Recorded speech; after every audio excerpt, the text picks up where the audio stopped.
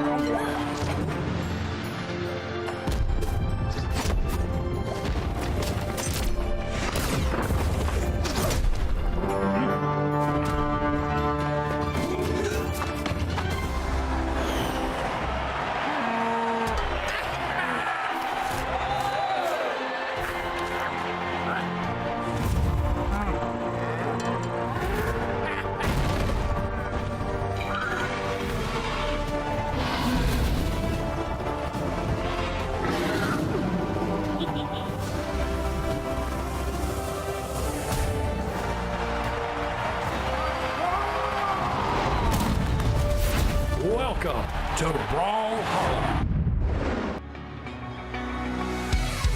It's come to the end of the weekend, and it's finally time to find out who will walk away with total victory. Welcome to Championship Sunday, live from Daytona Beach, Florida.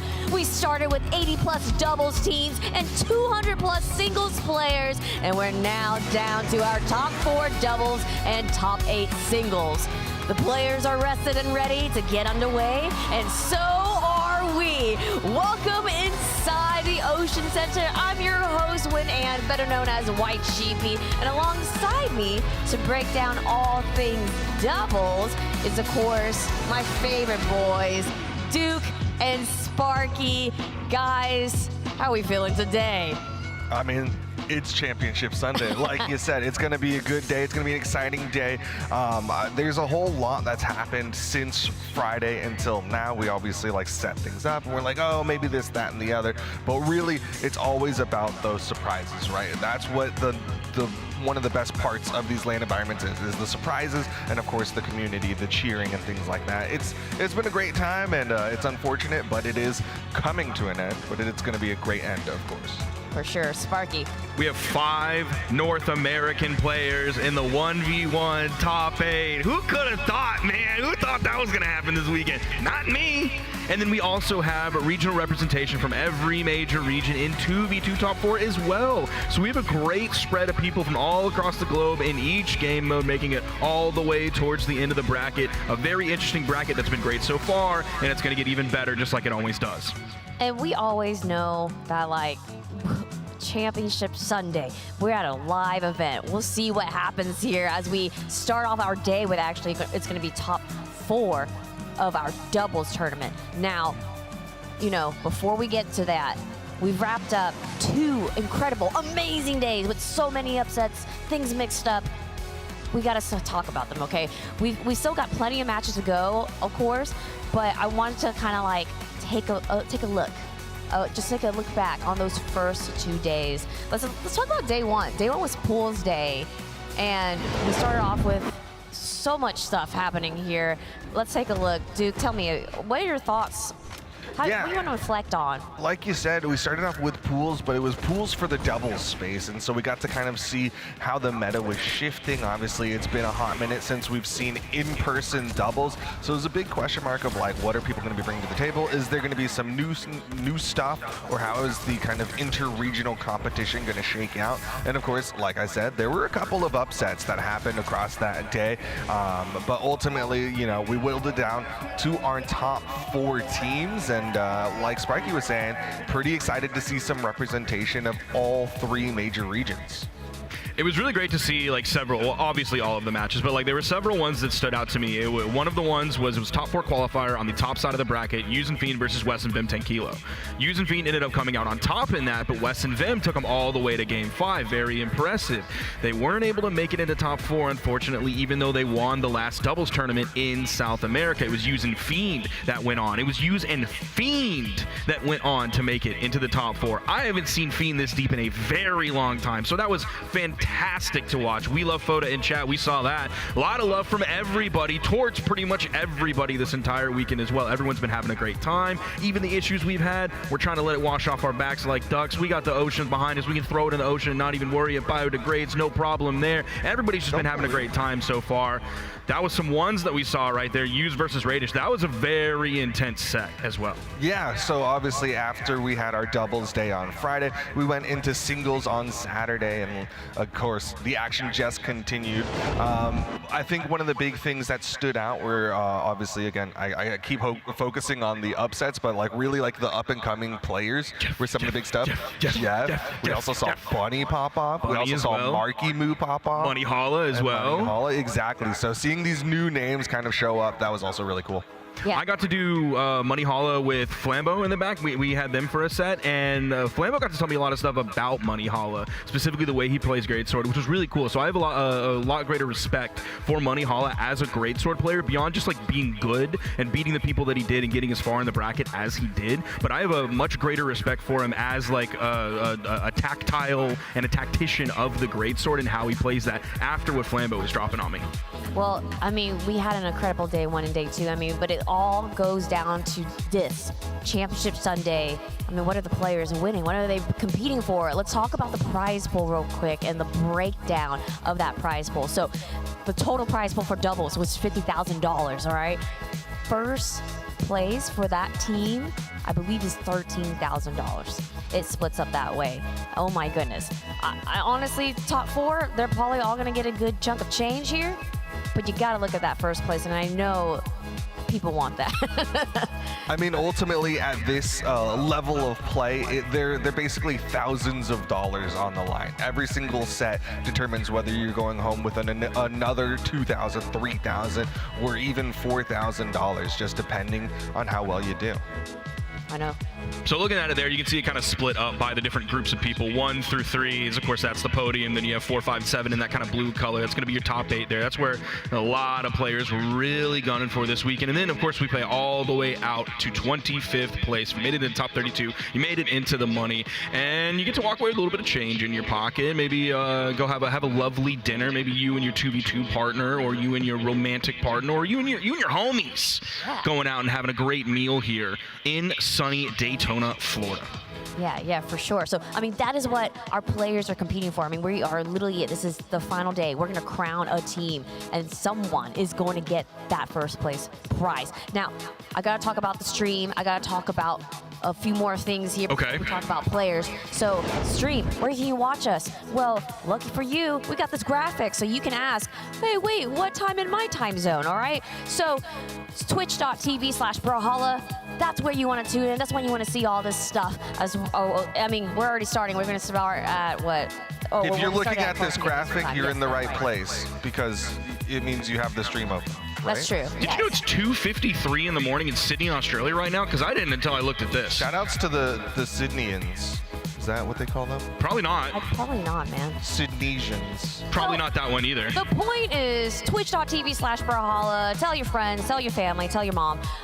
Tune in, and if they ask in what time zone, you got it right here. But we've already started. We're doing pre-show, and soon here in about 8 minutes, we'll be starting the tournament itself. So tune in, all right? Now, one more thing I want to mention real quick here is about merch, y'all, okay? Because the most important thing I have to tell you is that this Brawlhalla Fest stuff will be going away. So you have until July 5th. July 5th is next Friday before you can't get your hands on our cool, amazing, unique Brawlhalla Fest stuff. I mean, seriously, I love that logo design. It was literally a customized design by our illustrators, you know, Rachel and Annie. So amazing stuff here. Go to brawlhalla.com/merch. Mama Sheep's trying to look out for you. Please go if you want this merch now. Now, you can stop by the venue here to pick up some of the items like the sunglasses and the cup and the keychain. But I'm talking about that shirt, I'm talking about that hat, I'm talking about that tote bag, okay? So, brawlhalla.com/merch. Get it now before it's too late. Okay, all right, guys, now let's get down to business because we've got some champions to crown, okay? So let's talk about these top 4 that have fought long and hard to get where they are, okay? So guys, I am going to start off with you, Sparky. I want to know about Java and Fakey. Java and Fakey are the only North American team that were able to make it into the top 4 here, and they are on the winner's side. They have also beaten 2 of the other teams that they might potentially face here in the top 4. They sent Godly and Blaze down to the elimination bracket. They then had to fight down there to get in the top 4. They also took out Lores and Kaina. They had to go down into the elimination bracket and fight their way through that to get where they are now. So Java and Fakey already have a track record this weekend of beating 2 of the 3 potential teams they might face if they want their eyes on that gold medal, those giant white belts that are going to be around their waist. Java and Fakey are looking really, really, really good. Dude, when the sun's out, Java and Fakey level up. I mean, they first showed up on the scene at, I believe, DreamHack San Diego. That's when we first started really being like, okay, this is a team to watch. And of course, now that we're here in Daytona, they're still a team to watch. We didn't talk too much about them on Friday because most of our eyes were on the team of Experience and Zen, of course, because you had that 2v2 world champion power. But Java and Fakey right behind them, of course. They were the winners of Spring Spring Championship doubles. So, of course, not a team to sleep on. Now, I want to jump just straight into the next team here. This is the team that's actually going to be facing Java and Fakey on the winner side of top 4. Duke, tell me about Use and Fiend. Use and Fiend, a very interesting team. I think the big question mark about this team has always been Fiend. Use, of course, current 1v1 world champion. A lot of people just have general faith in him, even though he hasn't really been the biggest 2v2 player. I think he kind of specifically said he's not the biggest fan of 2v2s, but put him up with Fiend. That experience that Fiend brings to the table makes this team so incredibly solid. They're coming in here with an unorthodox comp, but if they can get their 1v1s, their separations, I think this team can go really, really far. But again, every team here is a dangerous team to run into. Now, both of these players are kind of like on opposite ends of the spectrum in terms of like Brawlhalla history. Yu's coming in, greatsword, one of the newer weapons in the game. Jaeyeon, still a reasonably new legend in the game, compared to Fiend, who's been around for a very, very long time. Who is he playing? He's playing that Hattori, one of the original legends we knew him for, one of the first original legends that came out in the video game of Brawlhalla. So we're getting to see Yu's the new world champion and one of the GOATs in South America, and we have Fiend, the old GOAT of South America, teaming up together and giving us a beautiful symphony of gameplay here as they made their way into top 4. And now, I'm going to keep moving through this because it's incredible to see Use and Fiend on the winner side for sure. Now we got to jump down to the lower side here. I know this team, people are looking out for them. It's Godly, Blaze, Sparky. I want you to tell me your thoughts about this team. I still think Godly and Blaze, I still believe in Godly and Blaze to come out on top of this tournament. I did that in my original predictions. I'm going to stick with that as well. Unfortunately, I also kind of like halfway attached Kaina and Lores onto that because both of these teams are in the elimination bracket. Of course, only one of them can make it through all the way.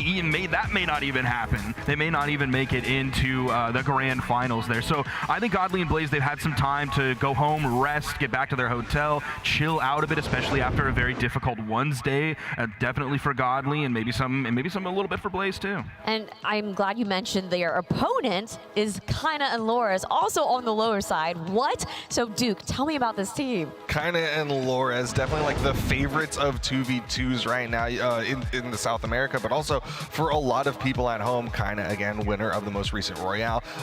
He's coming in here with that Barasa, and then alongside Lores, who's just been such a stable 2v2er for the South American region. Also, again, thinking back to DreamHack San Diego, where Lores came up onto the scene. We're like, okay, yeah, he can also play the 2v2s. We know he can do 1v1s, but interesting to see him do the 2v2s. I'm also interested in this pick of Kaina specifically because like Barasa has kind of fallen out of the scene, and yet kind of still running it. We've seen a lot of people who play the Axe, who play the Blasters, switch on to other things, but still kind of like, you know what? I think this Barasa is the pick. He can set up real well and then get those KOs with those side airs.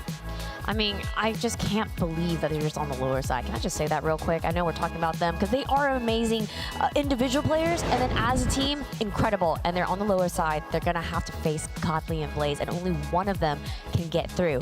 Now, those are our top 4 doubles teams. Now, I want to know about your predictions and how they're playing out. Okay, just a little quickly, we'll talk about that. I'm going to actually start with you, Duke. How are you feeling now about your predictions? Okay, well, my first place prediction was none other than Godly and Blaze. Yes, you got it. You did. My second place prediction was none other than Kaina and Lores.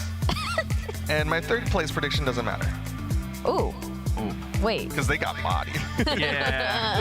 Experience and Zen. But, you know, at this point, I don't really care about my predictions. I'm kind of happy with any team winning. I think all of them are great teams. I'm excited to see any of those teams win, and I would not be upset if any team wins. If Godly Blaze wins, it means I was right in following Sparky. If Kaina Lores win, if Fiend and Use win, okay, South America stays winning. And then if Java and Fakey win, all right, North America's back on top. I'm happy. So there's really no losing here for me as a person emotionally attached to the game. but you know, I'd like my predictions to be a little bit more right. Well, Sparky, similar predictions here. I mean, how you feeling? How you feeling? How they're playing? I'm also in the exact same boat. Pretty much any result from this top 4 that happens is going to be a great day. North America winning would be fantastic, especially given that we're also crushing it in 1v1s as well, and everyone was like, NA is washed. I was kind of one of those people. I was being a hater there for a moment, but North America has really shocked me with their performances this weekend, from the people that we expect to do very well, but then also the new people. But then we also, like, Kinda and Laura's are in the top 4. Like, I'm gonna have a good time. Yuz and Fiend are in the top 4. I'm gonna have a good time. Godly and Blaze are in the top 4. I'm gonna have a good time. You can see my predictions right there. I should have gone one by one. They laid out the directions, but I just got excited. That's okay. That's okay. That's okay. But I mean, we'll see how it plays out, because I think I'm in literally the same boat as you guys as well. Now, I got a quick announcement to make before we kind of go on break and get into it. So let me go straight into it. My announcement is about something that happens at, you know, close to the end of the year. It's BCX. It's our World Championship. Let me tell you about BCX 2024, because guess what? It's back at the Cobb Galleria here in Atlanta, Georgia on November 15th through 17th. So start planning right now, because tickets are live on sale right now, okay? bcx.live. And you can actually register early for some early bird swag, if you feel me, okay? So if you register now and sign up early, you actually will get like a shirt, right, with your swag bag. Of course, this is for competitors only. You also get a title with this. Spectators also get this title. Now, competitors also will receive, this is on top of just the usual stuff, is the swag bag. We know about the swag bag, the event tee, water bottle, sticker, the bracelet, you know how it is, the pin, okay? So my point is, plan now, November 15th through 17th. BCX 2024, you know it's gonna be hype. You know it's the best time to come out and celebrate Brawlhalla esports. Come to the Cobb Galleria in Atlanta, Georgia. BCX.live right now. You can register, and I really highly suggest register early, y'all. Okay? All right. The last thing about that BCX stuff is that it does end. Early bird ends. I gotta mention that. Early bird registration ends at 11:59 p.m. Eastern time on July 31st. So you gotta sign up this month, okay? All right? Make sure you remember that. Now, that's gonna do it for us here on the decks, guys. Any final thoughts, real quick? Duke. Again, it's going to be a great day. It's going to be an exciting day. If you're a fan of 2v2s, you want to sit in and lock in, because it's going to be some amazing sets for just absolute banger sets. I don't think there's a way that any of these go right, especially because all the players are warmed up. I saw every single team has been here getting ready, so it's going to be some banger sets in the next couple hours for sure. We're going to crown our mid-season champions today. We're going to send 3 different players, potentially. Could be someone with multiple, but players will be going home with big white championship belts that y'all will see later. I don't know if they've been teasing the CEO belt, yeah. They're big, and they are big white championship gold belts. It's going to be impressive for anyone to take one of those home. They're also going to take the medal home. They're also going to take the prize pool that we talked about. Woo! It's the mid-season championship. The second biggest event of the entire year is about to conclude here in the next few hours, and I can't wait to do my job here and then go sit out there and have a great time. Look at those belts below, guys. We're gonna take a short break, but when we're back, it's gonna be time to find out who will be our doubles champion as we kick off our first match of the day in our doubles top 4 bracket with Java Fakey versus Yuz Fiend. We'll see you in just 3 minutes.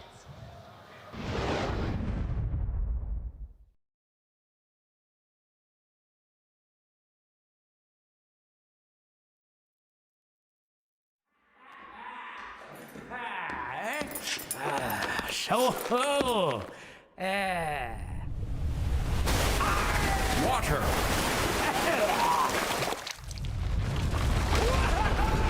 Earth. Fire. Air.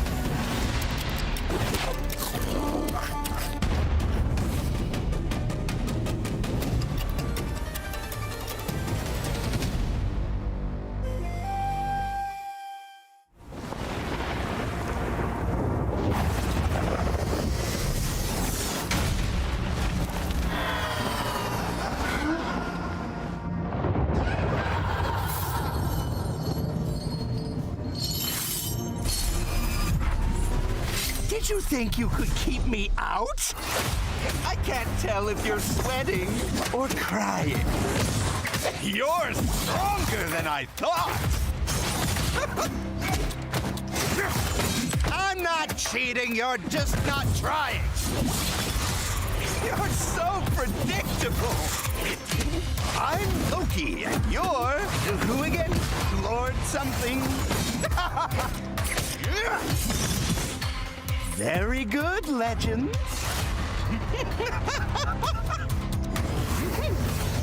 I think he likes you.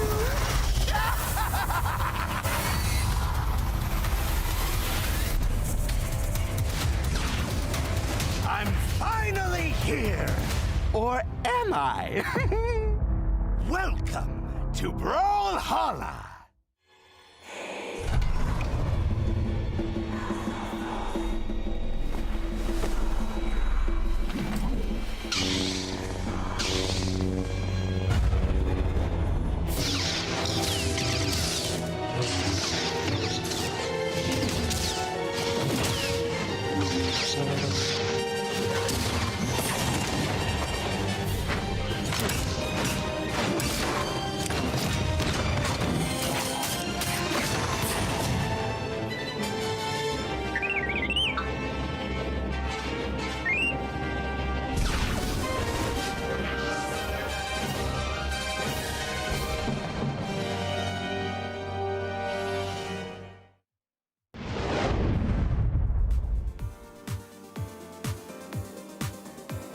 Welcome back, everyone, to the Brawlhalla Mid-Season Championship at CEO Daytona. We're about to kick off top 4 of doubles, and I'm joined by Taza and Sparky on the desk. Guys, are you excited for today's finals? Yes, incredibly excited. Having 2 representatives from North America going against South America here in the top 4 in doubles. It's going to be so much fun to see Java and Fakey, my favorite NA2's team, still doing it with an off-meta pick that might as well be meta at this point. Like, we've seen so many Onyx teams going in from NA, and now they're still being able to do it with Ajala and Kaya is really, really exciting to see. And then also just being able to have South America represent in 1s and 2s this time around, that's the coolest part for me.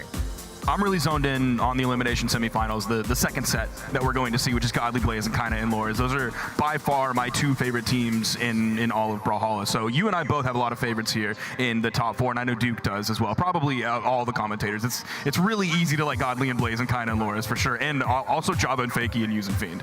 Yeah, Godly and Blaze possibly being able to make that run from elimination side all the way into the grand finals as well. It's going to be really important. So it's going to be fun to see how those matches shake out. And I just can't believe that South America is the one that's like the most represented in Yes, it's amazing. I mean, this top 4 is going to be so crazy indeed. Now let's actually go into the match schedule and talk about literally the next match you guys are going to be commentating here. And it's on the winner's side. This is winner's final. It's Java Fakey versus Use Fiend. Now I want to know the breakdown, your thoughts about these teams. Let's talk about Java Fakey first. Taza, your thoughts. Yeah, Java and Fakey, I think, as I said earlier, they're the only team in North America that I think is really pushing being innovative in a sense that they were like, okay, here's all the things that are being played right now, but we have a play style that we want to succeed with, and here's how we're going to do it. I think a lot of players look at Jala as like, okay, the weapon combination's ideal for 2s, but because of the stat distribution, they don't want to risk it, having that base 3 defense, and Java is aggressive enough and good enough at being able to play the character to avoid that weakness and turn it into a strength. And then Fakey is one of the best supporting players in 2s in North America, and it really shows with how he plays with Java.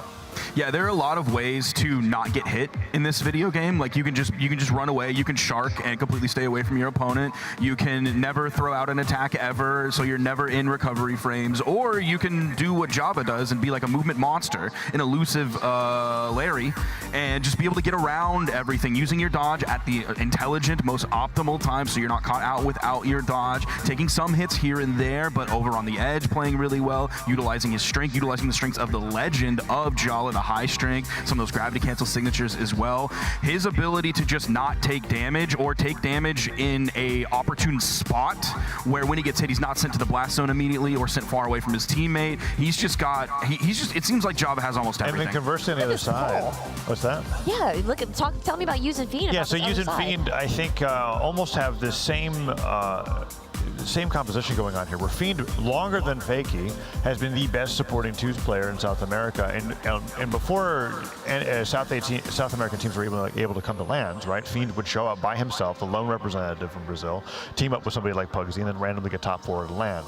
And no matter who he teams with, he's oftentimes playing that role where he's trying to get his teammates out of situations where they'd be losing their stock very early on, and it's usually with the spear, right? So him and Fakey both have a similar weapon main as well as a role in twos, and then Yuz on the other side is just a world champion player playing alongside Fiend. Fiend has made everybody that he's teamed with look very, very good, and it's no exception here as they're in the winner's final at the Midseason Championship. So let's talk about that poll. You're really getting interested in that poll. Tell me about that poll, Winan. I mean, I was pointing at it while you guys were talking, so bear with me, because that is probably the most kind of like even split that we've seen from chat. You know, throughout the whole weekend here, day 1, day 2, it's been pretty one-sided. But this today, right now, yes, it's kind of leaning towards Java and Fakey, but man, 46% is still good, and I still believe in using Fiend in the South American Dream, you know what I mean? So, looking at the head-to-head, I mean, my goodness, I feel like these are high caliber top tier players for sure. Now they're getting into it, so Taza, Sparky, take the action away. Is that a Rick?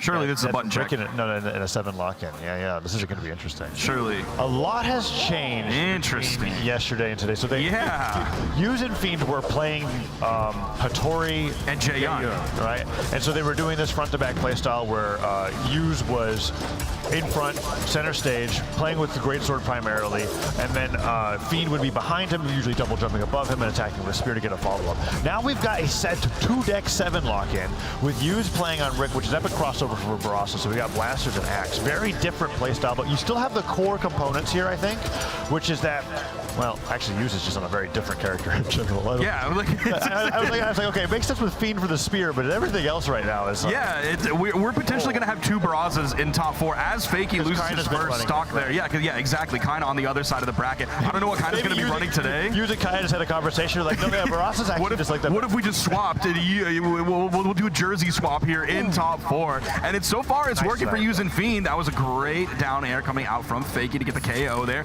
Neutral Sig tried to grab Yuz out of the air. I don't know if that would have gotten the KO there, but it would have at least set up for a follow-up or at least some juggle that leads to the KO right after that. Neutral Sig coming out, gets caught, but there's Fakey making sure the final blast of that neutral light don't hit. Nice setup with the end leg. Tries to go for the dare from Fiend. Fiend looking for those neutral lights in center stage. Java dropping sidelight in air and just ends up getting a knockout team combo. Goes to sidelight in air into recovery. The weapon almost stunned Fiend to get hit by the backswing. Just a little too delayed, but the damage there onto Fiend was incredible, and Java and Fakey have brought this game right back.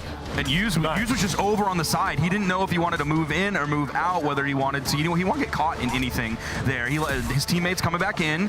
Fiend is now in the game with a weapon. Yuz, I'm really curious about Yuz's damage numbers here, at least so far in this game, because it seems like the damage output isn't that great just yet. Maybe he needs a little bit of warm-up time. We did see them playing on the pools stations out there. We do see the stance switch coming out from Fiend onto the spear with that signature. Hits him with that falling down there. Now Fiend up the right side of the stage. Java going in, dashing down light. Neutral light hits him back over to Fakey, and his side light in air. And then Fakey missing the sider right there, but they still got a 4-hit team combo onto Fiend, so Fiend is going to be the closest to go down here. And that neutral sig sniping him, punishes him with the neutral sig himself, and Yuz gets the edge guard actually pretty huge. Let's see if Fakey's able to get this edge guard. Okay, 1 knockout onto Yuz. Now Fiend has Fiend's by himself. Now, you pointed out the 4-hit that they grabbed on Fiend earlier. That's something Java and Fakey have been doing consistently throughout this entire time, is getting 3 or 4 hits in a 2v1 team combo on one member of the blue team. There, right there, and they keep it going. Fiend is here. You're talking about the best support player. He's still not able to get over there and shut down that team combo until 6-7 hits came out. It's really, really difficult when you're at 1 hit away from losing your last stock. But yeah, Fiend had to do something there to be able to stop Yuz from getting that much damage. Recovery sends Fiend flying. Yuz now over there to help Fiend on the way back to the stage. There's still a chance here if they're able to get a setup with that neutral light. That's a good save. Nice. Usually the slide, that was like a dash forward down light to be able to stop him from taking too much damage. And then the dare from Yuz to save him. That was incredible. Okay, they're holding on here. And now if a really strong charge signature comes through, okay, that Nair will take Yuz down. But still, Fiend Fiend made that stock last from what was 2 really brutal team combos at the start of the game. I'm feeling good about their performance going into game number 2. Yeah, definitely they leveled up right at the end. Those couple saves there from Fiend really kept this team going, really showed us like exactly why you were talking about Fiend as a support player there. Of course, this is just game 1 of the best of 5, so there's still a lot of Brawlhalla to be played between these 2 teams. You can see some of the damage numbers there. Let's look at Yu's damage. This is, okay, let's see. The damage from Yu's, he ended up doing 458 and 394, so a little bit low damage numbers. I'm surprised that with those damage numbers, it really was that close. That means they were pretty good on their KO efficiency against the red team. Yeah, actually, I was surprised that the damage was that high for Java and Fakey because there were some edge guards that happened decently early on. Okay, there we go. Tried it, and now we're back over to the Jeyun and the Hattori. So this is the comp that Fiend and Yu's used to make it into winner's side top 3, right? And so the playstyle that you'll be seeing here is Yu's almost primarily focusing on the greatsword, staying in center stage. Fiend is staying right behind him and then going in to be able to support him after he gets those hits, whether he whiffs or if he gets a connection, he'll double jump over him and find those siders. So let's see how this plays against Java and Fakey, as the comp that they tried in game number 1 didn't work out the way that they liked. We're also moving over to Fortress of Lions here, so there still is going to be a soft platform like we saw Fiend use the 7 signatures on Dernier. They seem really focused on trying to man advantage as much as possible. Like they sent Fiend over to the left side and Fakey moved over to the right to help out Java. Potential KO off the top, everybody's still living. Okay, recovery comes through. That's going to take the knockout onto Fakey on the left side of the stage. Going to get Java's landing. He just lands out of the way, sidelights the safety. Fiend gets the pogo. Does he go for the edge guard? No, he's going to switch right over. No, okay, Java did a good job recovering there. I would have liked if Fiend just focused on a Fakey with Yu's. Yeah. To get an opportunity to knock him out later. Now they got Fakey on the left side of the stage. They're not going to go off of that. They're going to go for the weapon starve instead. Go right back to center stage. There's a sidelight into the jump there from Fakey. Instantly shut down from Yu's down air, but out comes the signature from Fakey. Oh, that's the burn dodge from... Perfect way. Yeah, and there you go. Recovery off the top of the stage. What patience they have as a team there. They both waited out that dodge to be able to get that knockout. Critical, because Fiend was in early orange at the beginning of that. Now they've got blue team in center stage. Sidelight nair recovery. Java trying to get a third nair on there. Does not find it, but still good damage coming up from the red team as they're taking this lead back. Eyes are on Fakey right now, just took 2 hits. There was no finisher coming out from Yu's. He was moved off the platform. Oh, interrupted. Saved him there. That was huge. Fakey needs to live as long as he possibly can, or he's going to be a huge discrepancy compared to everybody else. Java, so creative. Got the sidelight, saw that he was going to get punished, so he did a chase dodge up and then a chain dodge back to the ground to avoid getting punished. Team combo onto Yu's. Fiend with the weapon throw to save Yu's stock, and then Yu's makes it back with the recovery. That's that support that I'm telling you about. You were asking where it was in game number 1. Well, Fiend is really warmed up here in game number 2. Nair sends Fakey flying and disarms him. D-Light side air, Java sent flying. Can Fakey help him get back? He can. Double chase dodge.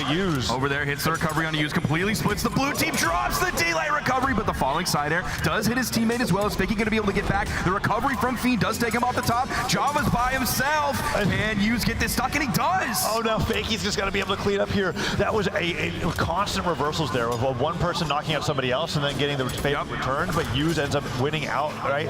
But being able to hold on that second stock just barely. This is the moment where if they're able to catch Fiend. You saw Java sitting up with that end light. He manages to avoid 1. Can he avoid 2? He does, and Yu's makes it back. All right. Even game situation here in game 2. Yu's is able to grab that weapon. He throws it away. Now he's going to get caught. Great follow-up from Fakey potential here. There's the down air. Misses just a little bit. Nice. Fakey was too deep. Chase dodge across the stage. Trying to get back to safety. Okay. Blue team starting to do what red team did in the game 1 with those 4 hits. A little bit of team damage. The sidestick comes through. Weapon throw puts Java down. D-Light down air. Java has so much damage to work through, and that end light finisher will take him off the top, and like that, Yu's and Fiend bring it to a tied set, 1-1. Really crazy game too there. They were going really back and forth, and that was, I think, one off of Fiend support play alone, like the weapon throws that were stopping Yu's from taking that was huge. Back. And then in one of those situations where Yu's was able to take that stock and then turn it into a stock of his own, got the recovery on the Fakey on the way back, took Java off the top of the stage. They're playing very well with this Jay and the Tori composition. Java and Fakey's follow-up game, though, I think is just a little bit stronger, at least so far at this point in the set. The fact that they're able to grab those 2v1s really quick, those 3 and 4 hits, and even just the single hit follow-ups as well, and even the like back and forth of target swapping. Oh, I'm going to attack Yu's over here. Fiend's going to come over here. He's behind me. I'm worried. I'm going to chase dodge to get through, turn it around. Fiend has to interrupt the combo when they happen because they are guaranteed to happen. And that's something that we were struggling to see from a lot of other 2's teams on the way way up into this top 4 that Java and Fakey have not. They almost grabbed it right there with the down signature from Fakey. Didn't quite get it. We're moving over to Demon Island here, though. No soft platforms like we had in the previous 2 games. Yeah, and in terms of like Yu's and Fiend's playstyle, it is very much like Yu's is going to do his thing, and then Fiend's going to follow up afterwards. And that worked out pretty well for the champ. Wow. Okay, dash forward, sliding down to be able to take Yu's down there. Now he goes in for a down. Oh, great grab pound for Fiend. Weapon toss. Weapon throw. Did Java get his back? Jumps back? Okay, he did. With the grab pound from Yu's is going to secure that. Can Fakey get the save? Gets the recovery. The grab pound from Fiend. Nice follow-up. Wow. And then the downlight into side air. Fakey has to dodge to be able to get back to the stage here. Java right there to get the double recovery. Exhausted recovery takes him off the top. And now Fakey with the D-line side air onto Yu's means that red team takes the lead away from blue team. So going into this game, of course, like whenever we're talking about 1v1 especially, we flat stages are for greatsword players. Like never take a greatsword player to Demon Island. Okay, the way Java and Fakey are able to grab those 2v1s so quickly, I think this actually favors them over Yu's, at least so far. Doing a great job. They're not too far behind here. They have Java over on the edge. GC inlet. It was like the backside of it. Oh, that was so quick. Clash comes through. NSYNC trying to catch Java jumping, but Java stays grounded. Yu's now in center stage doing a ton of damage to Fakey, and Fakey turns around the end lane, and some friendly fire means that the blue team is going to hold. Well, it's bringing the game back a little bit. Fiend waiting for an opportunity here to fall off of Yu's, but Yu's is not getting any wins there. Fakey saves Java from the D-light recovery by hitting with the bow neutral light. Great inlight there. The ground pound unfortunately bounces off the main stage. Fiend doesn't actually get the KO off of that, but there is used for the follow-up. The D-light into side air, a little bit of team damage caught in that one. Fakey's over on the edge. Okay, Fiend's looking to close this one out here. Ground pound coming in, or no, he's just gonna wait. He saw Java coming in. With the down sig, if Fakey jumped into that, that would have been devastating, but the communication for them was so fantastic. Yes. You just had to get out of the way. Fakey winning with the side air off that end light. Java looking for more setups. Recovery doesn't come through, doesn't get used. Gets the pogo on the Fiend. No jumps back there. Java and Fakey taking the lead, but it's so tentative, right? If Fakey goes down and Java gets stuck between both of them, that'd be huge. Nice job getting that neutral into pogo, but there goes Fakey. Java's got to run for his life. Oh.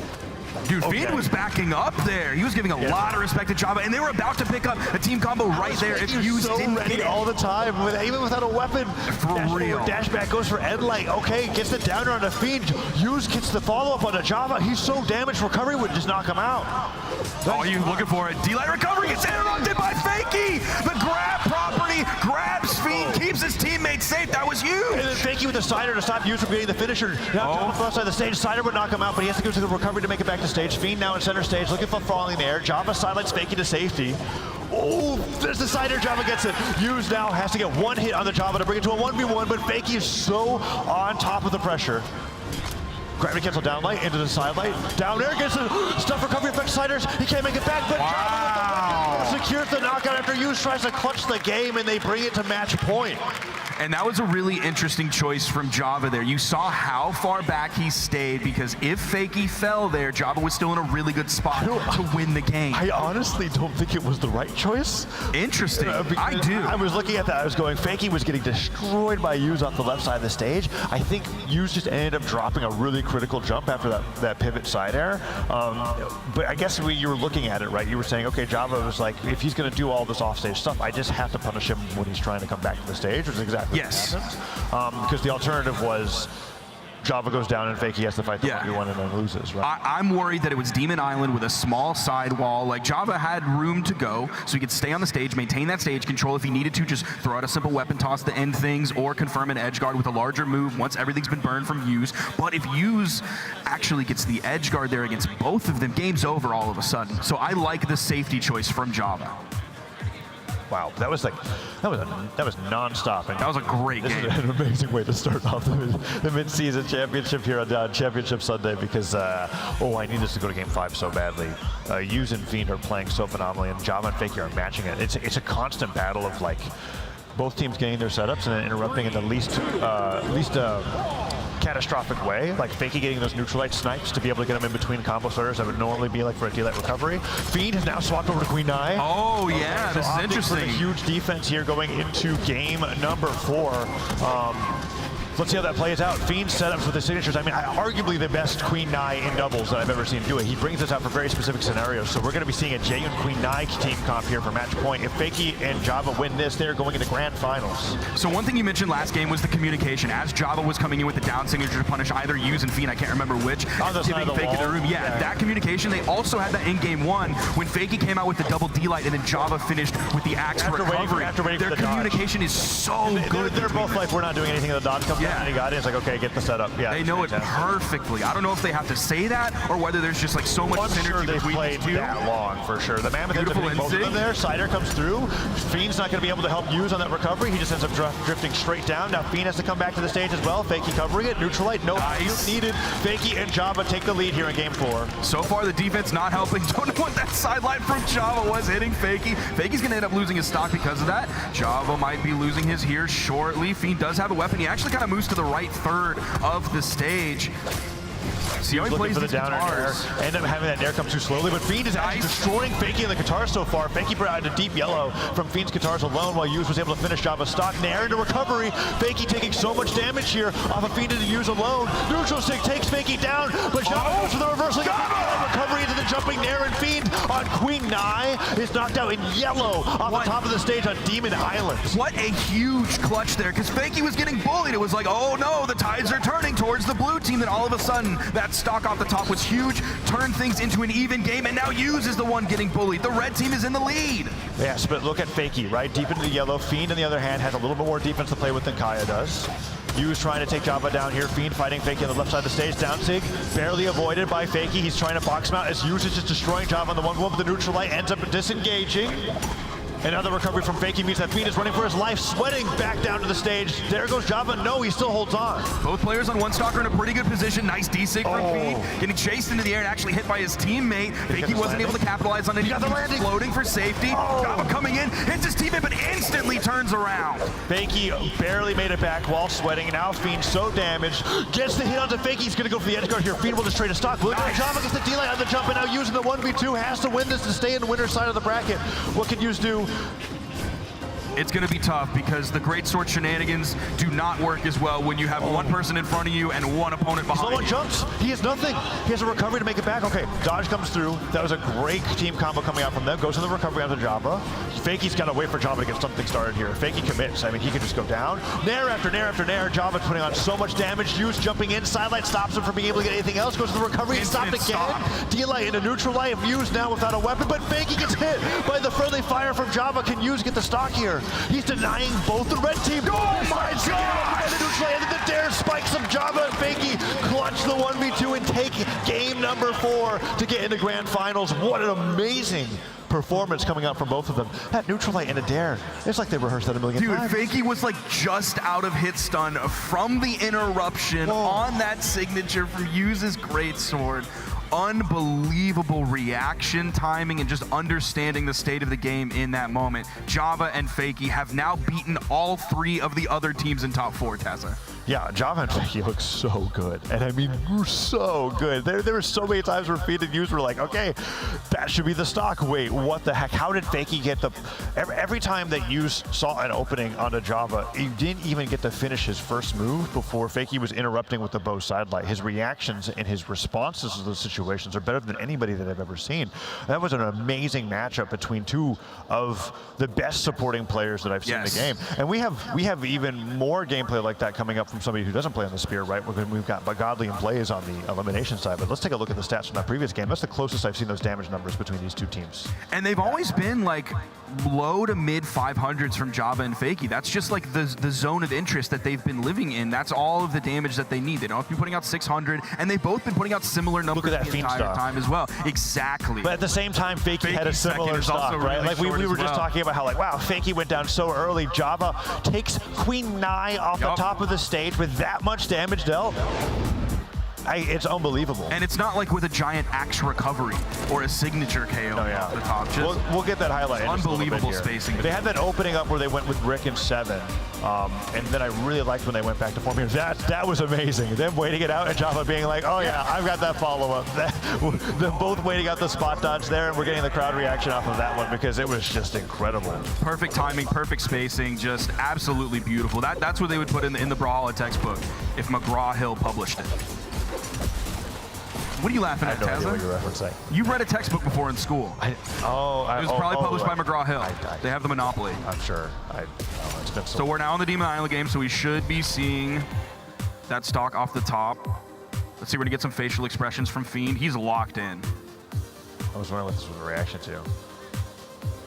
Oh, interesting. Goes the Nair, this, the recovery. Is this where Fiend gets taken off the top here after taking that stock?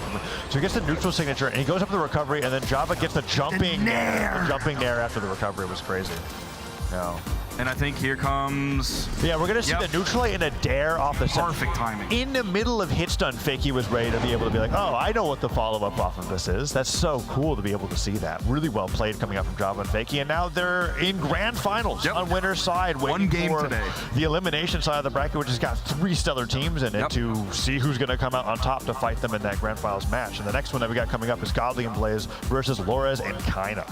This is going to be an interesting one. This is what I was expecting our grand finals to be. I don't remember if you put your predictions anywhere. Did you have predictions? No, I did not put my predictions anywhere. But if I put my predictions somewhere, it would have been Lores and Kaina versus Godly and Blaze. Okay. Like 100%. Okay. And Godly and Blaze was my favorite to not even lose a set going into this weekend. So the fact that that happened going up into this was a really big surprise to me. But with how Java and Fakey and User Fiend are playing, I'm now starting to understand. Yes.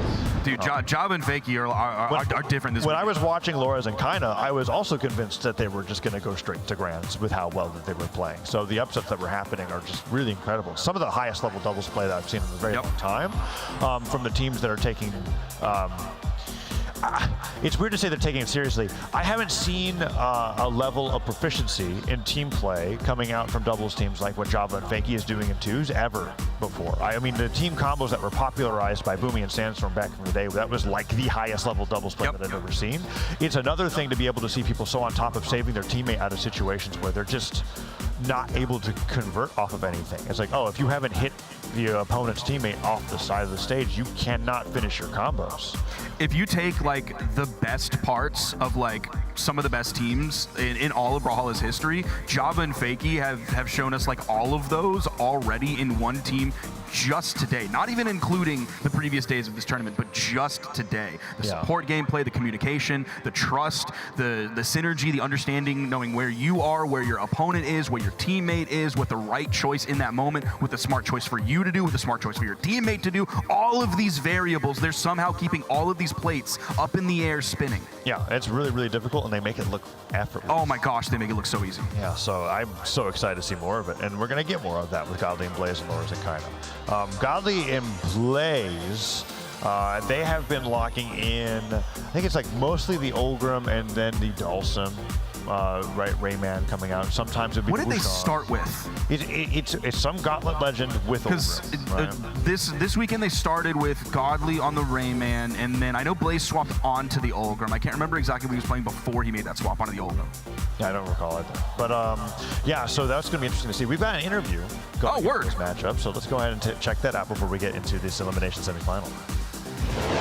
And we are back with the mid-season championship here at CEO Daytona. I'm Flambeau, and who am I joined with today? I'm Peaked on Xbox. One more time for me? I'm Peaked on Xbox. I'm Peaked on Xbox. Yep, that's my gamer tag on Xbox. Okay, no, that's cool. So what brings you to CEO Daytona?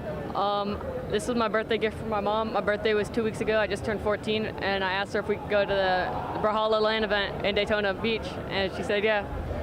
How did you find out about this event? I was playing Brawlhalla, and I really wanted to go to my first LAN event with my friends that are over here to my left, and it was my first time meeting them.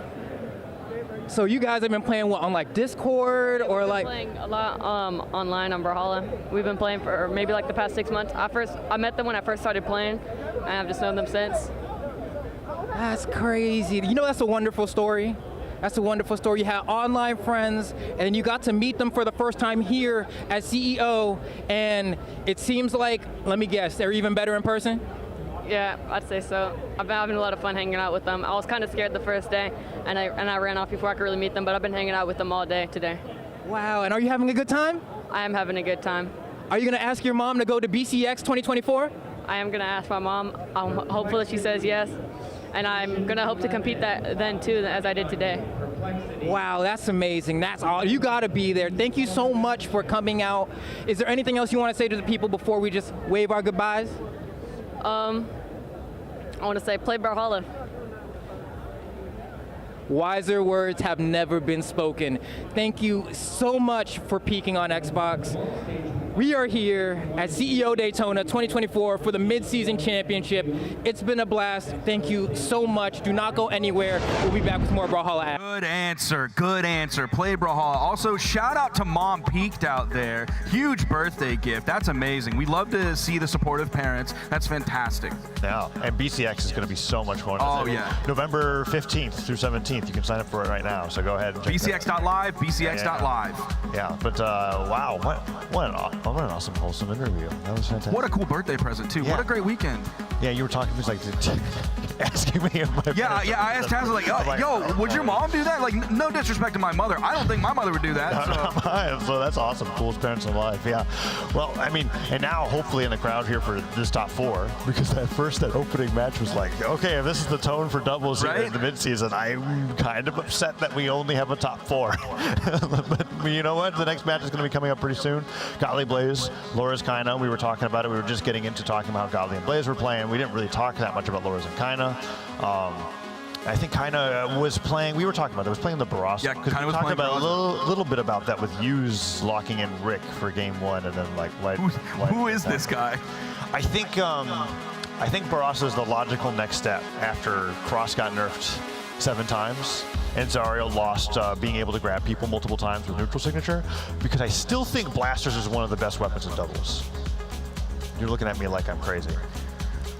I think it takes a very special player to play Blasters in 2v2. I think there are a lot of great things about Blasters. Are you going to say that after the Legion of Chronics that we had for like a year and a half, that it takes a special player to play Blasters in 2v2s? But a lot of the reason people were playing Cross were not because of Blasters. They were playing Gauntlets. They were hitting neutral signature, KOing in orange. There was a lot there with Cross other than just like neutral light is great to set up 2v2. Okay, and like, it's really good though. No, it is. There are a lot of good things about Blasters and 2s. I'm honest. At the end of the day, I'm honest. I'm not a propagandist. Yeah. Sometimes. But I think much to your point, there's a reason why Zariel then replaced Cross for a little bit, because the Gauntlets is the most important part, and that stretches the imagination. But for the folks that believe that the Blasters is the most important part, I think Barroso is a nice next step, because of high defense, you have the X to be able to confirm knockouts, and then the Blasters is able to do everything that Blasters is able to do in doubles, where their greatest weakness in singles is actually their strength in doubles. Very long-lasting moves that set up and always pop up people in the same place to be able to get a follow-up without hitting your teammate, right? And like literally just says, here they are, holding them in place, and above my head, dash jump side air. There you go. If you have that special worm in your brain where when you play Blasters, it feels good, it feels right, that's the logical next step. For all of like the normal people out there, the logical next step is like another Gauntlet legend. Another Gauntlet legend that just like has a signature that is easy to hit, right? And Zariel in particular, while not getting hit in singles, lost being able to grab multiple people with a neutral sig. How long ago was that? Wasn't that? That was a long time ago. 2 or 3 patches ago. It was this year.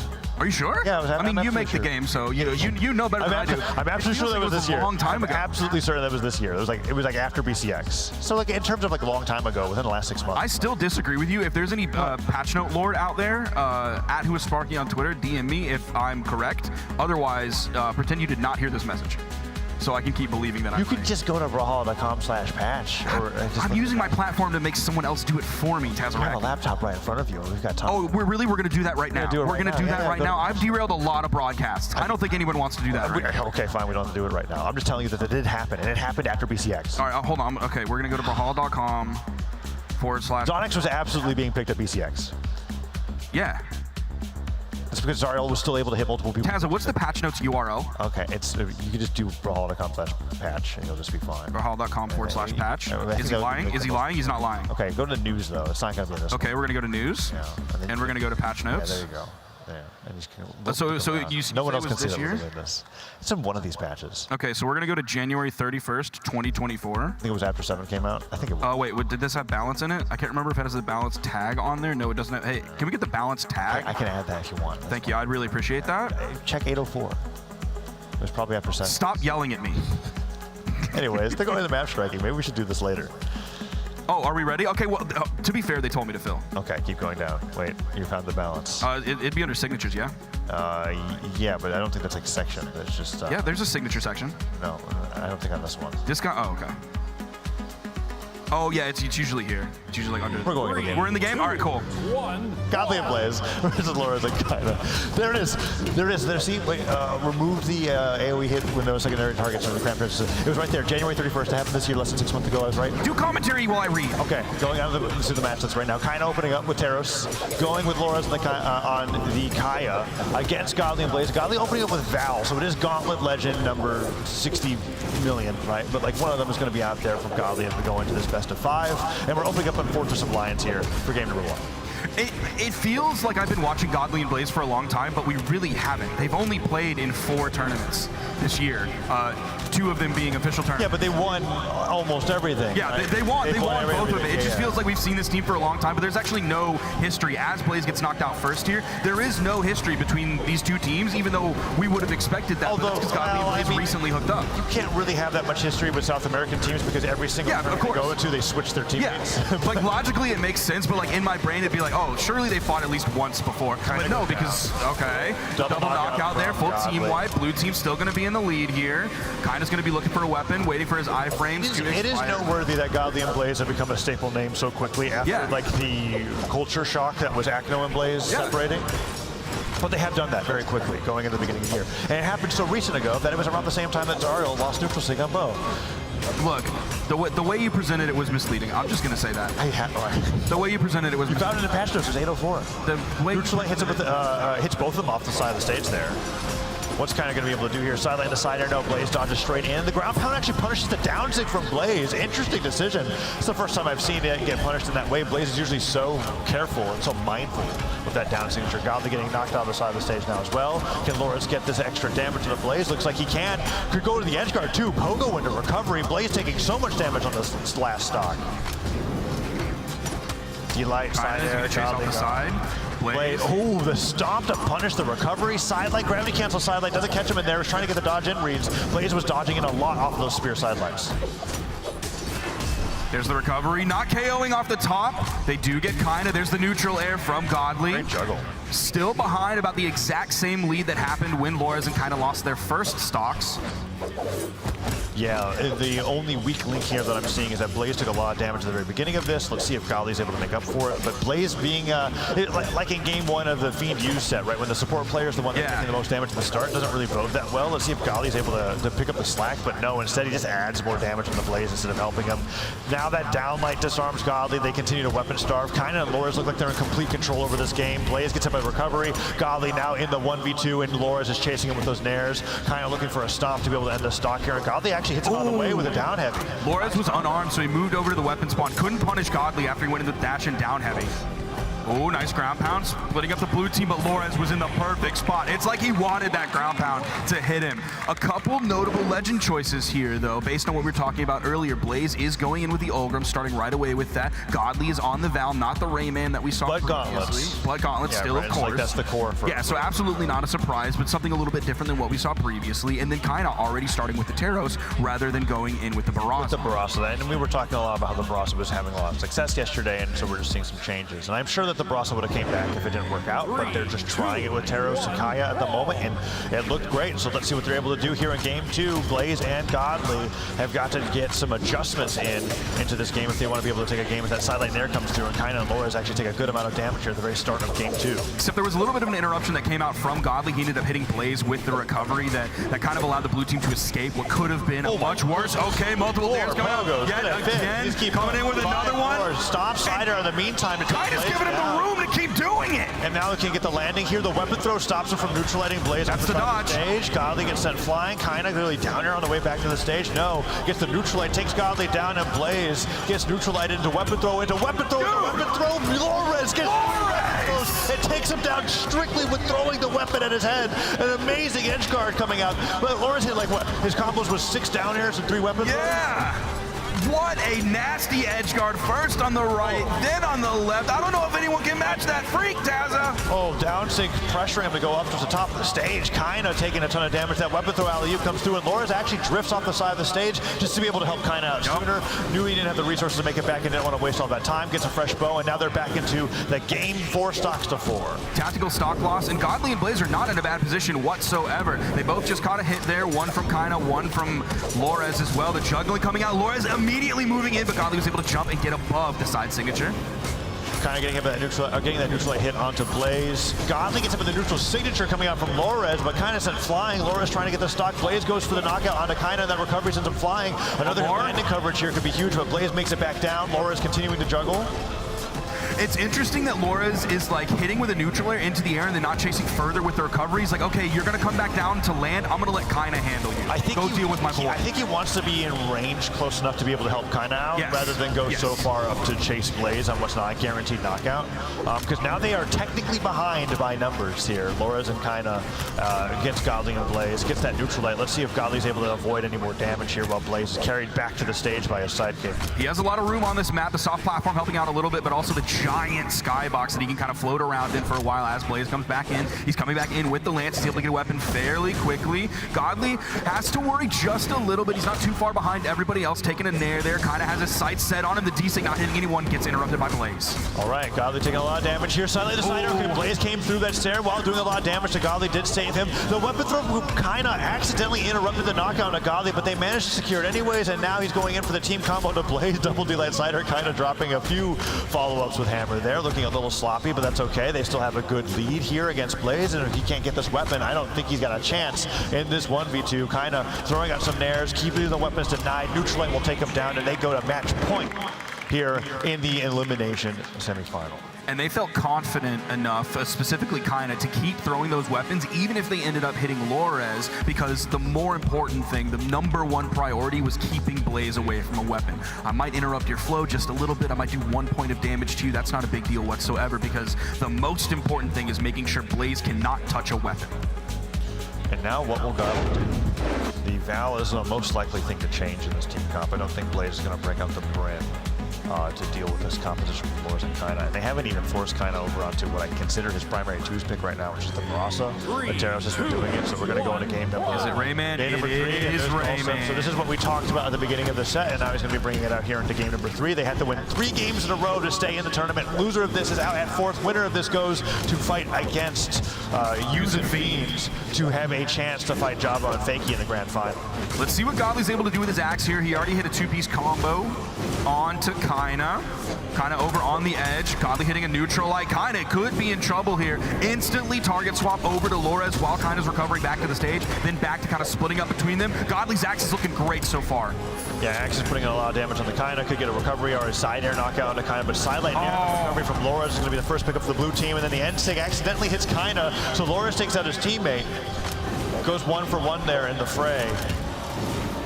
Blaze the most at risk of going down next. Sidelight from Kaina. Side air could knock him down. Lores makes it back out of the stage, picks up a fresh spear, and is right back into it. Gets hit by the haymaker. There goes Blaze. Can Lores follow afterwards, or is Kaina going to do a good job defending him? So far, so good for the blue team as they take the lead here in game number 3. Godly was trying to avoid as much damage as he could. Then Blaze spawned in. He went back into the fray and actually is taking quite a bit of damage here on his second stock. Does have to be careful. He's in the orange. He's doing his best. I haven't seen too much from the gauntlets yet. He started off early, really strong with the axe. Unfortunately, towards the end of the stocks, he was just hitting down airs when he needed to find KO options. Falling down air does not work out. Gets hit by the recovery there. Some friendly fire comes through. Lores not going for the recovery on the Godly, and Godly just makes it right back to the stage. Picks up the axe. A little bit of friendly fire there on the Blaze, and that sidelight puts off the side of the stage. It's a slow but steady lead for the blue team there to get that side sig. Will kind of go down at the same time. Lores goes for the save, and Blaze can't get the side air afterwards. Then the D-Light ground pound. This could be the edge guard coming in from Lores. Double D-Light save though, or interrupted. I think Godly ends up hitting Blaze. during all of that. So yeah, Lores not able to get that knockout. Yeah, that was a great save there on his teammate. Now Godly by himself for just a little bit. Lores, they're both chasing him into the air. There's the recovery coming out from Godly. Not enough to take Lores off the top. They got to get the second stock from Lores. And now Kinda is tacking on some damage. Sidelight some nairs, goes up for the recovery. Neutral light from Blaze. Recovery from Lores, disarms Godly. New weapon spawn comes through, but the side stick takes him down. Oh, I didn't think he'd get up. I don't know if Blaze can do this 1v2. Let's see what he can do. It's going to be really tough doing this with Lance. You're not able to rely on that sidelight neutral air because you're going to get punished almost every single time you do it. Sayers, he's been getting punished a lot on those as well. Even those neutral lights, there's a D-light into the side air, kind of chasing behind. They're not able to find what Jabba and Fakey did earlier, but they don't need it because Lores is that good to clean it up, giving them the 3-1 victory. Lores and Kinda making quick work of Godly. Oh, it was a 3-0. Was it a 3-1 or a 3-0? It was a 3-0. It was a 3-0. It was a very fast 3-0. Kinda and Lores are going to be moving now on to top 3 elimination final to fight against Using Fiend. So one thing, though, that worries me is the follow-up game from Lores and Kinda didn't seem that close to. Compared to the level of play that we were seeing from winners finals, I'm still giving it very heavily in favor of Using Fiend. But it could just be their play style there, right? It's going to be a matter. They were attempting it though, like we were seeing kind of like with a lot of hammer snares, axe recoveries coming out as well. The individual gameplay was absolutely stellar, and that's the reason they won that game. Especially like the support play in terms of saving was definitely strong from Kinda and Lores, but in terms of like the specific follow-up game, I didn't quite see that yet. And that's something we've come to know them for in the past. It just hasn't materialized yet so far today. Yeah, so the two teams from South America have not met in bracket yet. I was looking back at how their matchup. Yeah, Java and Fakey sent everybody down. Yeah, Kinda and Lores went game 5 with Java and Fakey in the winner's side. So they are looking for, both teams here are looking for their rematch with Java and Fakey respectively. And this is going to be the first time that these two South American teams are going to be fighting each other here in CEO at the Midseason Championship. We've got the stats from the last game there, and you can just see the decline over time as Blaze and Godly lost the lead, continued to lose the lead, and then just could not bring it back against Lores and Kinda as they were just so dominant. Yeah, really well played coming out from Lores and Kinda, and I wonder what the matchup from the Legend picks are going to be between them now that they're going to have that head-to-head, because they've shown that they've done a few different things throughout the day that they're willing to play. Highlights from the last game here. Neutral light getting that knockout on the side.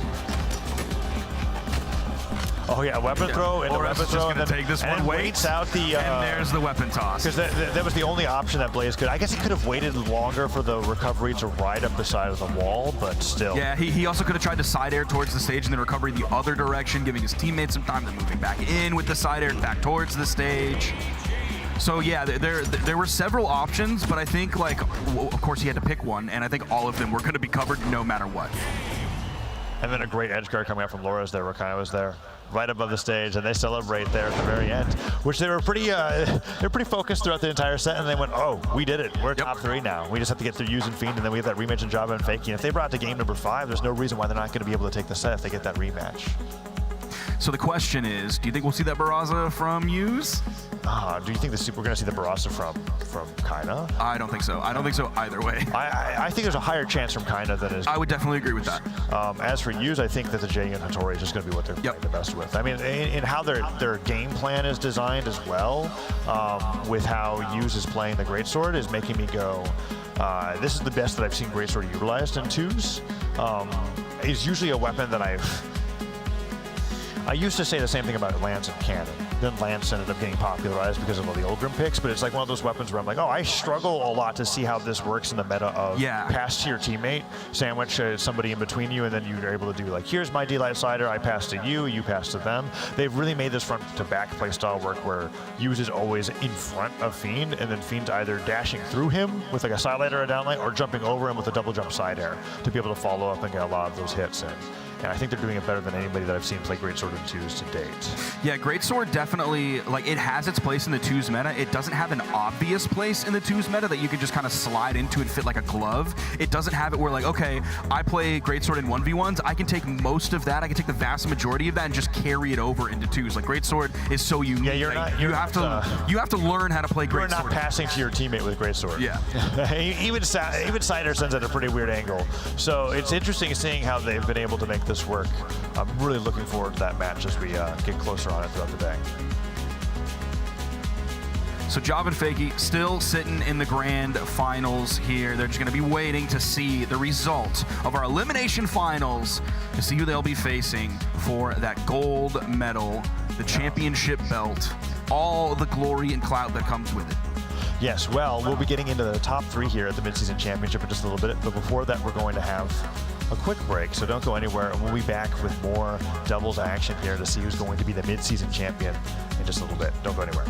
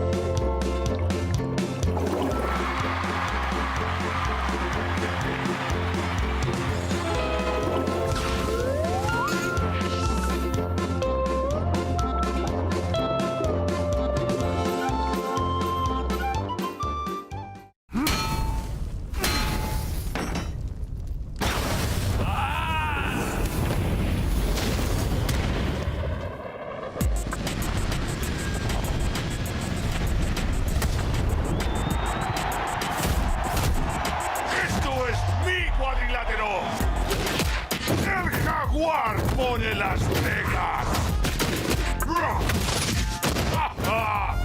¿Quién sigue? ¿Te faltan pantalones?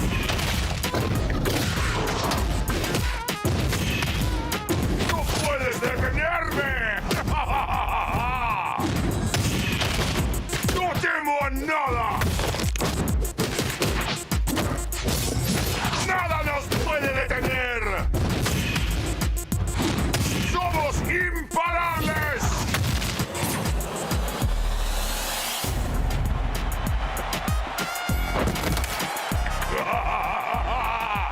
¡Bienvenidos a Brawlhalla!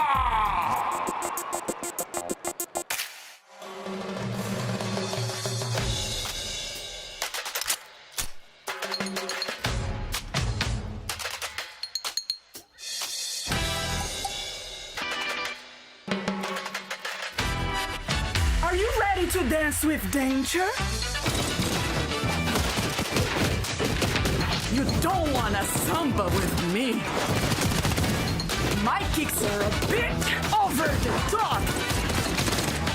Don't bother, this fight is about to get funky. Tá bom, let's dance. Ah, you can't dodge boots and bullets. My pistols make the best dance partners. You need a little splash of color.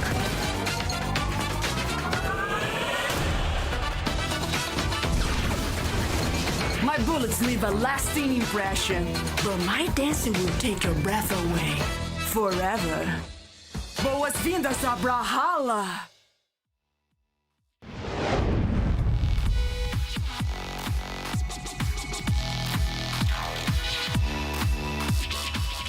Welcome back, everybody, to the Midseason Championship. We're here in top 3 of doubles. We've got Yuz and Fiend versus Kaina and Lorez in the elimination final. They're going to be fighting a best of 5 to go up against Java and Fakey, who have taken both of these teams down into the elimination side, waiting undefeated in the grand final side to see who's going to be the Midseason champion of 2024. I'm Taza Sparky. You're joining me here to be able to round out this top 3.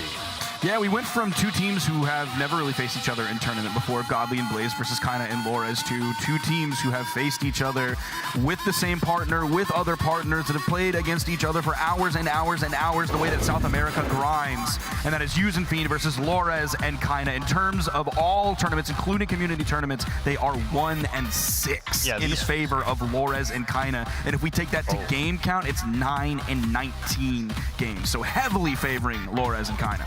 Wow, this is going to be a very tough match indeed. I was looking at these 4 players, and I feel like when it comes to South America, I can imagine there's a lobby where there's just like a rotation of them just like switching teams and switching against each other where they're playing ones or doubles the entire time. So they just have such a great idea of how each other wants to play. This is going to be the most in-depth, like, they have like a meta for each other more than any other team that we've seen on stage today. So we're going to see some interesting picks and some interesting options come through here in regards to how they play against each other. So we're going to be locking in with the Taros here for game number 1 for Kaina and Lores. And I'm curious if Yuuzhan Fiend are going to be leading with the Jaehyun and Hattori as like they did before. Yes, they are. Okay. I was wondering, like, maybe they might choose other things, even if the Barraza, like, didn't work previously, because, again, they know each other so well, knowing what works. Maybe the original pick doesn't always work against specifically this team because we played so much, but they are going in with the standard picks that we've seen today and that we know them for. Yeah, Fiend swaying there to the bottom of the stage. Kaina and Lores are taking so much damage at the very start of this. Okay, Yuuz getting some sidelines in, sideline finisher on the Lores, switches right over to Kaina, trying to take that stock out. Fiend knocks him out, so they're going to focus right over on the Lores, and Fiend is doing a double edge guard on both sides. Side air into the wall, Kaina can't make it. Wow. That's a clean 2-stock lead in the first 30 seconds of the game. And it's quite literally a clean stock from Fiend. He just got hit for the first time as Lores and Kaina were spawning back in. Yuuz got caught with a little bit of damage, but hardly anything whatsoever, so a fantastic start for this red team here. How is Fiend playing so fast and so untouchable? Nair after Nair gets the side air. Kaina can't land a single hit. Lores finally gets a neutral recovery, but he has to get hit by Yuuz in the meantime for being able to be rewarded for that. Stop sider will finally put Yuuz on the side of the stage. Can Lores get his weapon throw edge guard? No, the Nair comes through. He chase dodges and slides right back on the stage. Fiend avoids Kaina, gets the ground pound. This could be the edge guard into a 2-stock lead from Fiend if he's not careful. No, Kaina makes it back, doesn't get the recovery. Yuuz switches over to Lores instead. D-like ground pound. Oh, Yuuz no! Doesn't even have to finish off the stock, and now Kaina is stuck fighting against Yuuz and Fiend gets that stock as well. 6 stocks to 2 in game number 1. Finally, Lores is able to get the double knockout just to stabilize slightly. And we're seeing beautiful follow-ups coming out from Fiend and Yuuz as we expect, especially that side air from Fiend after getting hit by his teammate right out of hit stun, finding the side air, finding the stock. Incredible lead now so far in this game. Lores hoping he could get the dodge there. He did just burn his dodge. Should be back up now, hoping he can confirm this edge guard on Fiend. He actually finds the ground pound. He waited going for the GC. I'm a little surprised Yuuz didn't spend that time that he was fighting against Kaina to go after to help Fiend. And maybe Fiend was saying, I'm good, until he wasn't. But Yuuz had an opportunity there to be able to help him, and instead Fiend ends up going down. Kaina didn't take too much damage for a shovel there too, so blue team's actually making this comeback look very capable. Gets the edge guard on the Yuuz here, and he gets that, and they get Fiend in the 1v2. Are they going to reverse 6-stock? Fiend was getting destroyed by Kaina's axe there for like 15 to 20 seconds. It was like 4 or 5 completely unanswered hits, except Kaina's starting to take a lot of damage here. Oh, Fiend now trying to get Kaina on the edge guard here. Neutral comes into Lores. Lores dash lands away, falls in with an air. Nice job from Fiend, gets the deal at recovery. Now Lores and Kaina both severely down to the side. 6 takes Fiend down. No way. Yuuz is now in the 1v2. Lores and Kaina have taken all stocks in this game and been taking on these last 2 stocks from them. And it's now a 1v1 between Yuuz and Lores. Goes for the end light finisher, gets the Nair, weapon throw pickup. Yuuz now put into orange. Side light goes for recovery. Lores can't get the punish there, and Yuuz looking for the Nair himself. What is Lores going to be able to do? Side light down there. There it is. He's able to clutch it. Crazy that's an amazing comeback. that game state went from 6-2 to almost getting reverse 6-stocked. I've never seen that, and Yuuz was able to hold on at the very end. I don't think that bodes well for Fiend and Yuuz, considering that Kaina and Lores were able to stabilize off of that much of a deficit. So that's just game 1. You know, it's funny that Kaina is wearing a Tupac shirt when I think he's like 19. Why is that funny? Because he's young. Okay.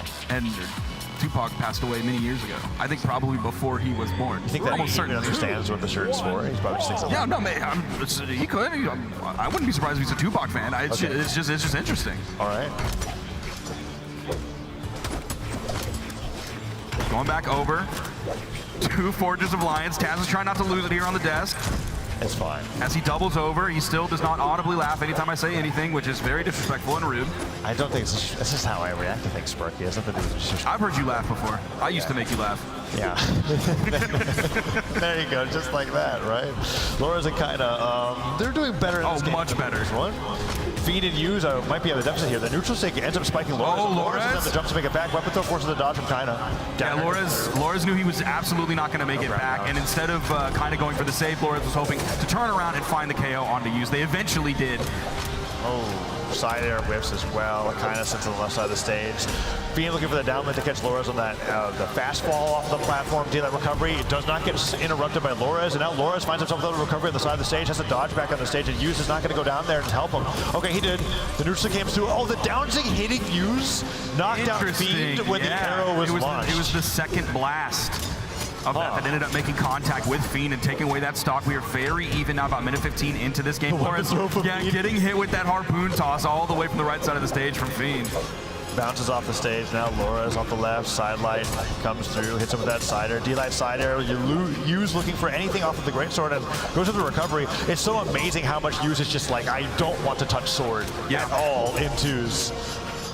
Well, it's like, I mean, like, look at down. Okay, that downlight hits. Gravity catch the downlight might just take Laura's down. No, they switch right over. Oh, wow. That inlight ended up actually making contact as well with Yuz, so kind of picked up both members. But you're able to find those like 2 hits, even if you're not able to find the finishers there. Okay, Yuz living, almost taken off the top. Inlight coming out from Kaina's axe. Oh, navigating these offstage scenarios is so difficult. D-light recovery is not interrupted by Lores. Lores goes down. Red team barely takes the lead here, but they can clean this up so quickly. They're going to try to starve the weapons out. Picks up the greatsword. Yuz gets kicked away. What is Fiend going to do? Gets 1 recovery, but nothing else afterwards, and that Nair sends Fiend flying. Fiend was actually really easily able to make it back to the ground. I think Lores thought maybe he was going to KO or try to go and focus on Yuz.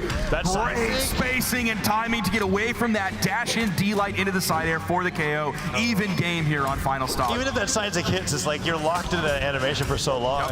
Sidelight Nair to recovery. Yuz running for his life. Finally picks up a greatsword. Had that primed and ready to go. Fiend on the spear. Sidelights to safety. Looks for a second sidelight and gets punished. Endlight into down air. That's so much damage coming on the red team. The blue team is really starting to run away with it. I almost expected a ground pound coming out from Lores here. Has to dodge back to stage, avoids the Nair from Kaina.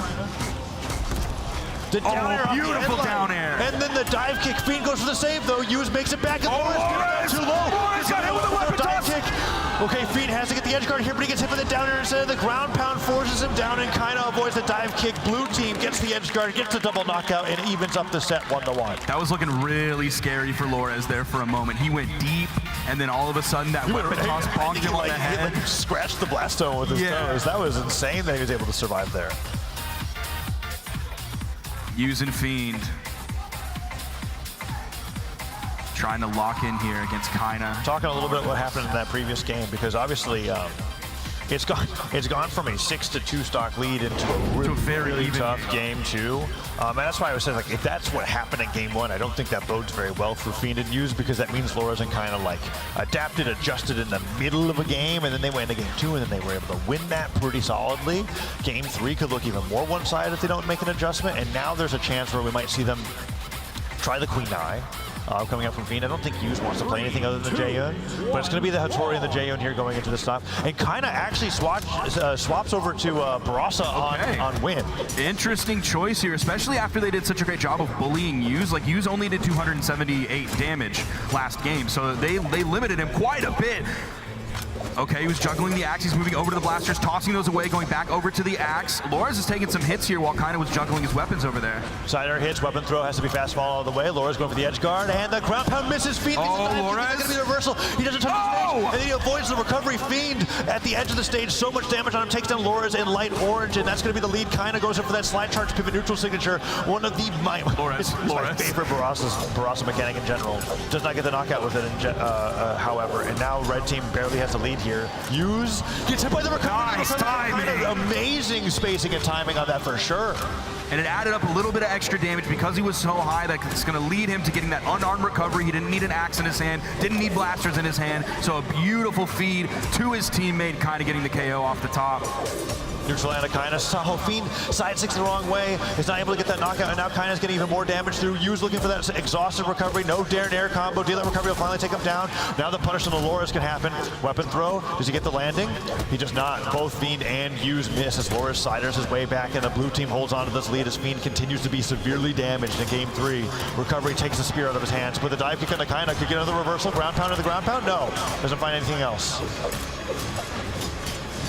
Oh, gets the three-piece. Kind of didn't get the interruption in time. He did get the punish onto Yu's, but Loras did take the hit. Great side air from Loras to get the KO onto Fiend. Team combo coming out from Loras, so fantastic. Yu's just trying to float. Will take him down, however, and Kaina avoids one down light. Side light, nothing else afterwards. Yu's dashed up forward with that side air and Kaina dodged both Fiend and Loras's, and Yu's attacks.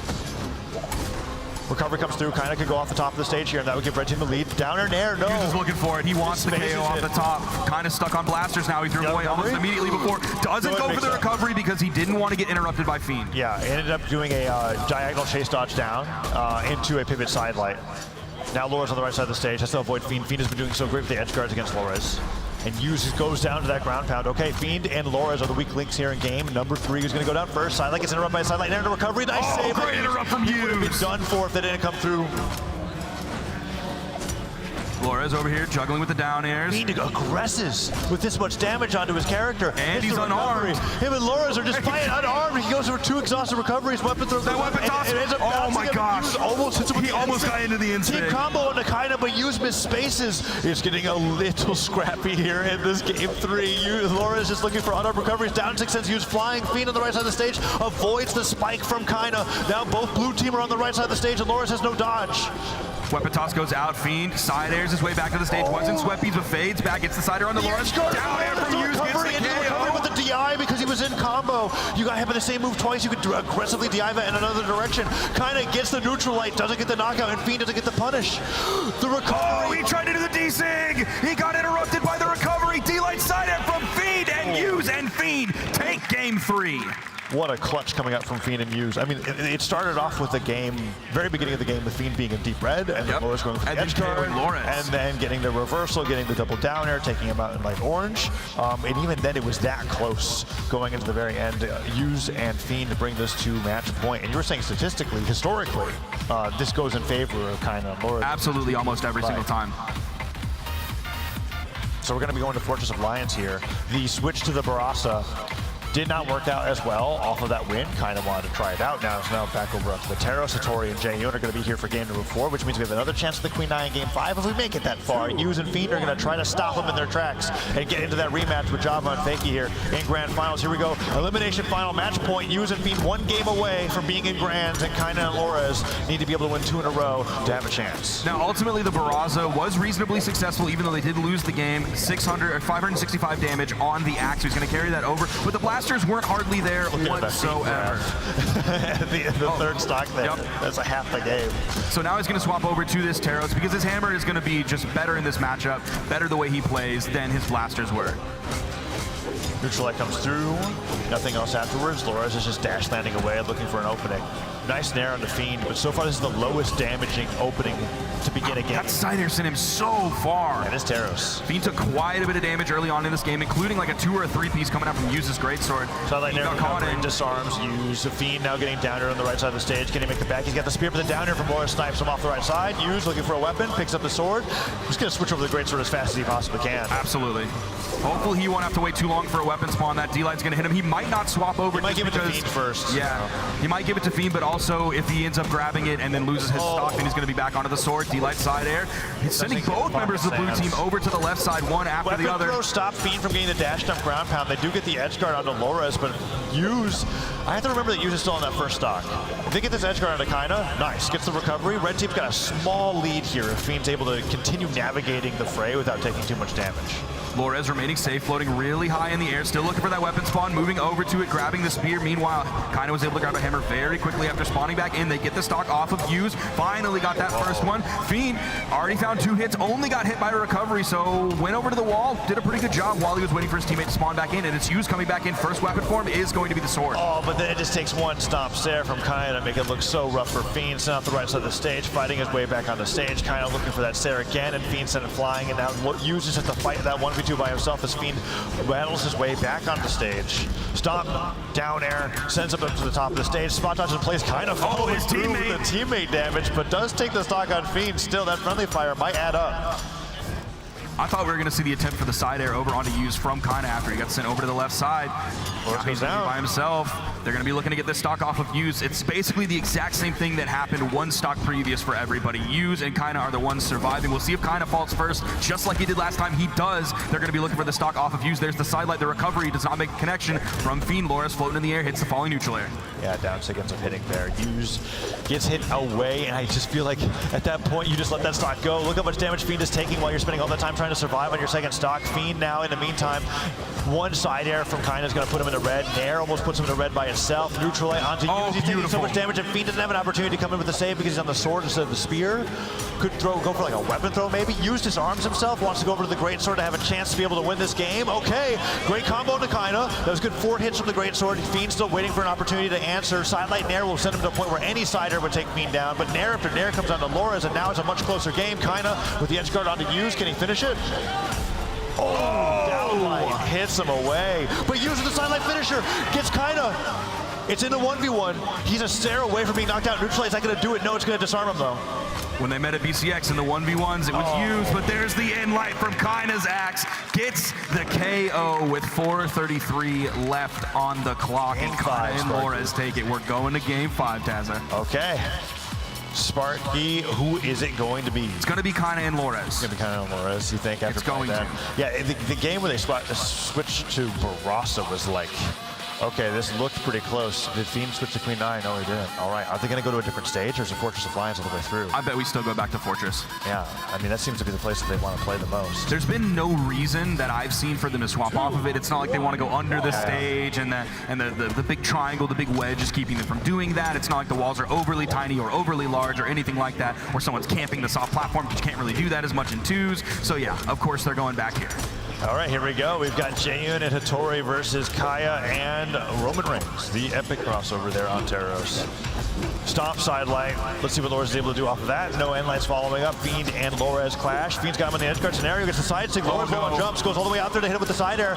Can Loras make it back? Ground pound comes through. Goes he's going to chase him. And Loras trying to escape the bottom of the stage. That actually mattered that the column was there. Loras had nowhere to go. He didn't have enough jumps either way. He wouldn't have been able to get to the other side anyway. He could have gone to the other side and have Kinda save him. No, because it would have been more than what he had. He got hit by the ground pound, got his jump back, and then instantly had sweat beads. Edge guard onto Use right now with the down airs.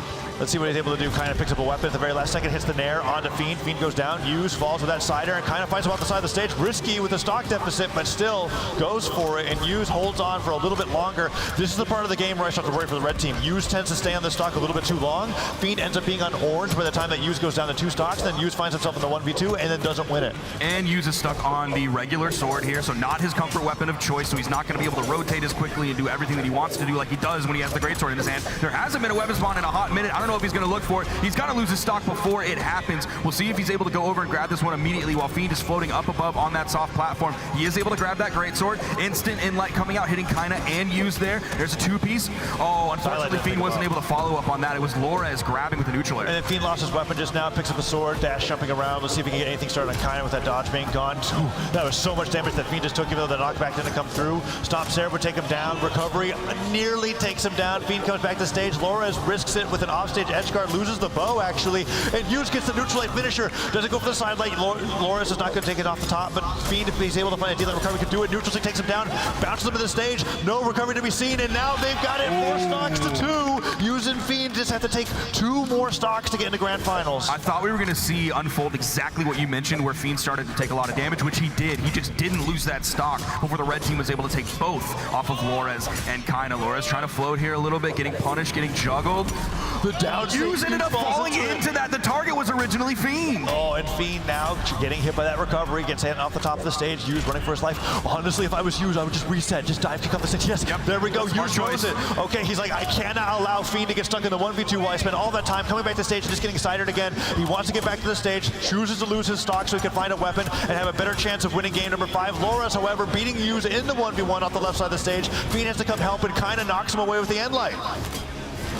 Dude, Loras and Hughes have been going at it on the left side. They've only traded like 1 or 2 hits. They're jumping, fast falling, and dodging. Down All there, their down engagement light. in these dodge circles. That's have so been much going damage to the crazy. Fiend. Oh, Fiend is so damaged. And there comes through. Fiend gets hit by the falling cider from Kaina and Hughes down in center. Hits the recovery. Kaina can't land back on the stage of the alley. Kaina clutching that stock. Hughes now in the 1v2 against Loras and Kaina. It's still winnable. It's going to be tough with Greatsword. I'm thinking a signature hit. The recovery hits. Does he get the recovery here? Goes for sidelight bridge. Oh, I thought he was going to go for it again, but he didn't. Recovery gets him again, but Lawrence is still living. Darren Air would be able to knock out. They can't hit him. Lawrence can get him. Oh, he gets hit away. But D-Light doesn't even sit on screen tap, but he still has room to go. But the gravity cancel end light ends up hitting Kaina away. The down sig hits and Lawrence goes down. Kaina gets the end light, and that's going to be the win. They hug it afterwards by barely clutching a 1v2 against Hughes, who I cannot believe it. Those 2 greats and recoveries were so close. They were so close to being able to do it. Lawrence and Kaina, however, beat Fiend and Hughes. Last stock, red, game 5. Compare their reaction at the end of that game to their reaction at the end of the previous set against Godly and Blaze. That hug of relief was well deserved. That is exactly what that was too. Absolutely. The down heavy came in from Muse, and I was like, is that going to be it? And then Kaina hits with the neutral, and I don't think there was absolute certainty that it was going to knock out. And if that didn't happen, it was back to a one-hit game. It was up in the air. It was absolutely up in the air. Now, one thing that was really cool that I saw Kaina and Lores do several times is like Lores was definitely taking charge on the edge. He was the one who wanted to push things down on the edge, sometimes to his own detriment, as Fiend turned things around several times. I've never seen Lores get reversal down to an edge guard than by Fiend. Normally, Lores is the one who's crazy on the edge with his bow ground pounds, with his spear as well. But one thing that was happening is Fiend chasing him down with the spear ground pound at the very beginning of that game, all the way down. I was like, okay. So Kaina would hit someone, send them over to the edge, and then they would basically do a cross-up. And Lores would go past Kaina. He would take charge over on the edge guard while Kaina was over on the main stage. There's that cider edge guard that was so brilliant. If you get hit into the stage, you don't get your jumps back, so that's why Fiend went for it. That neutral and a down air and a dive kick. Perfectly right there. And then with Fiend going in for the save, and then Lores going all the way down to the bottom of the stage. I thought it was over. I thought it was over right there once the down air made contact. Yeah, and then Kaina with the clutch axe ground pound saying, hey, wait, Lores, you're not that damaged. I can hit you and it'll just be fine. Gets the double knockout, and they're securing the game off of that one. There were so many close games in this set. Oh, what a pickup. What an amazing pickup there here. The down sig getting interrupted by the recovery and what could have been a really great 1v2 from Kaina on the Barasa. Forgot that there was a single Barasa game there. Yep. That ended up being that close. What was this moment? Was this the down air into the wall into... Okay, that was Loras going down. That's when they were almost able to win the game here. And then the 1v2. Let's see this again. Down heavy, and then Kaina is just like, I had to hit him with something, and it was just enough damage. And he was standing still because he was like, I'm not actually sure. And then they hug it out at the very end, celebrating getting in the Grands. South America could win the mid-season championship. They could. They absolutely could. They went game 5 with Java and Fakey, and that's who's waiting in grand finals right now. But Java and Fakey are undefeated. Dude, yeah, they were playing so well today. They're playing really, really good. It's got to be the best Brawlhalla they've ever played. We're talking about Java and Fakey, right? Yes. Yeah. Absolutely. It's the best doubles that I've seen in a very long time. Absolutely. I cannot believe Fakey has that much accuracy in saving his teammate. I keep watching that over and over again. I go, how are you saving him that many times?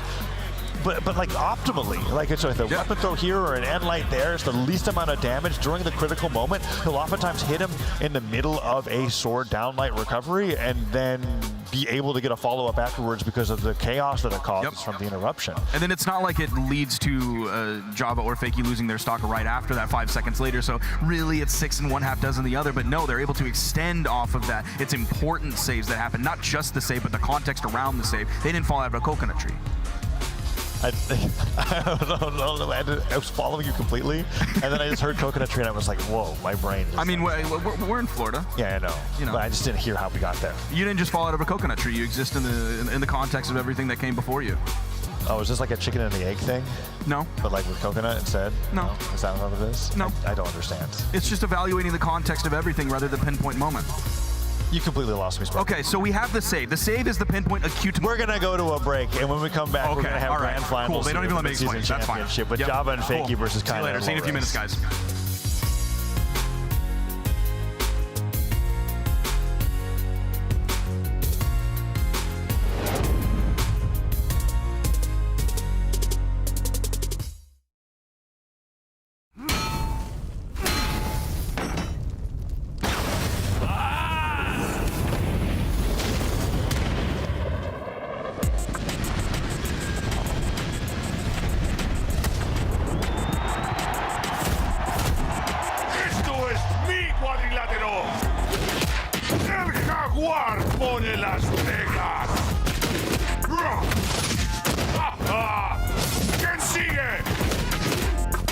faltan pantalones?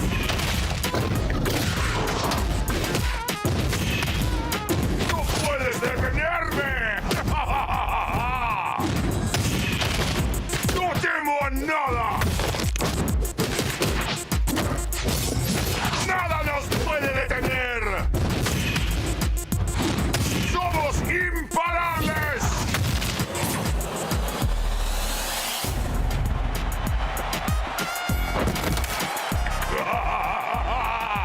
¡Bienvenidos a Brawlhalla! 期待を裏切られた仲間よ。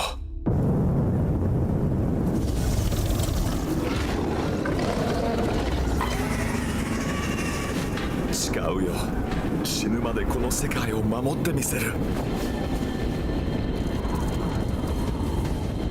失われた魂を見つけてやる。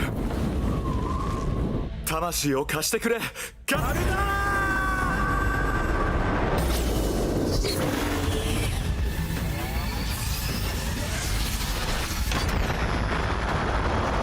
仲間が倒れたが俺は負けない。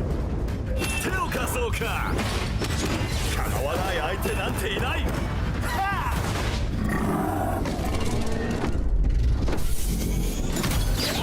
仲間よ、力を貸してくれ。多勢に無勢だが俺にはかなわないぞ。ラプターフォースの真の力を見せつけろ。お前の攻撃は強いが俺の意志にかなわない。まだまだ仲間のために戦う。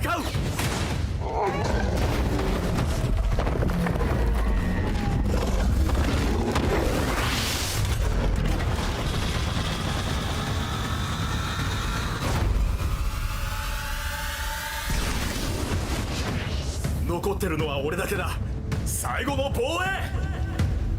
ブラルハラへようこそ。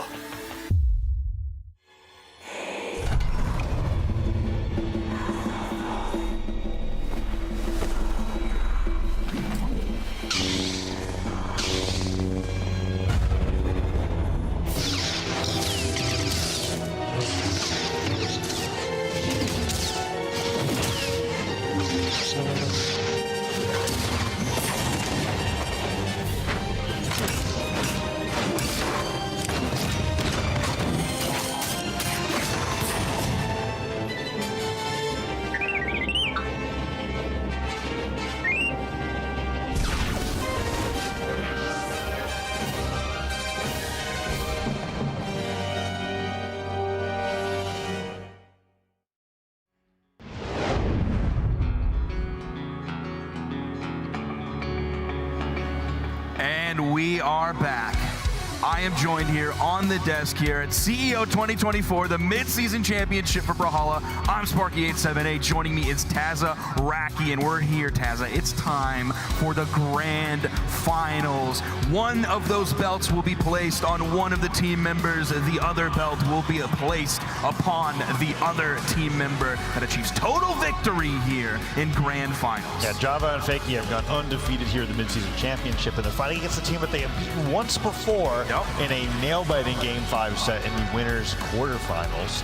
That's kind of in Lores, who have battled their way through the elimination bracket, beating Godling and Blaze, beating Use and Fiends to be able to get here for the final doubles match of the day. Winner of this set could potentially be crowned champion. If Lores and kind of win it, we have another set, which at this rate, watching Java and Fakey play is like a masterclass of doubles, so I am all for it. Sometimes, I'll be honest, like I get a little sleepy. When we get to day 3, it can be a little tough to get through all of these games. I'm enjoying myself, but here, I could go to game 10 and be very happy. Yes. I know we always say that. Sometimes it's a little bit in jest. Sometimes no, it's actually this is definitely it's information overload watching Java and Fakey. I want to see so much Java and Fakey. There's too much. I mean, doubles already has a lot to talk about, and there's way too much to talk about when I'm watching the interactions with Java and Fakey, just because I'm like, okay, there's like a bunch of like in-depth singles things going on here, and they're still keeping in mind everybody around them. The difficulty of doubles is that, like, because you have to pay attention to 2 opponents at the same time, and then also your teammate, and then you can hit all 3. There's a lot of noise. It's a lot of noise and a lot of decision making that has to be done. And a lot of the times, players will disregard one in favor of mastering the other 2. Like, I think about when Fiend and West had an incredible run, they definitely weren't caring about friendly fire that entire time, even though they still played very well. So watching Java and Fakey be like, oh, is this what happens when you master all aspects of the game? You get this team. They have all the infinity stones on their gauntlet of things that you need to be like the ultimate 2v2. And now it's just a matter of executing, right? We have the head-to-head between these two teams that won their one-time fighting in bracket was this weekend on Friday here at the Midseason Championship. So the winning record goes over to Java and Fakey, but it very well could go over to Lores and Kaina, right? Someone's going to end up either 2-0 or 2-1 at the end of this grand finals, and it's going to be really exciting to see. And this is one of the last opportunities that they'll have to really face each other in twos, given that they're not in the same region until BCX. So this is also an important time to try and learn as much as you can about both of these teams from the other one's point of view.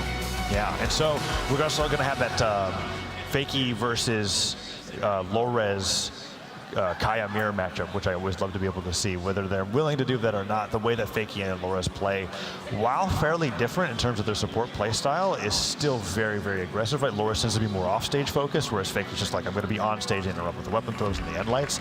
I think that unlike last game where we had Fiend getting the reversals and the upper hands, this might be a game where Lores is actually able to follow through with the edge guards. But then the last time that I watched this play, Java was the one that was actually willing to entertain Lores off stage.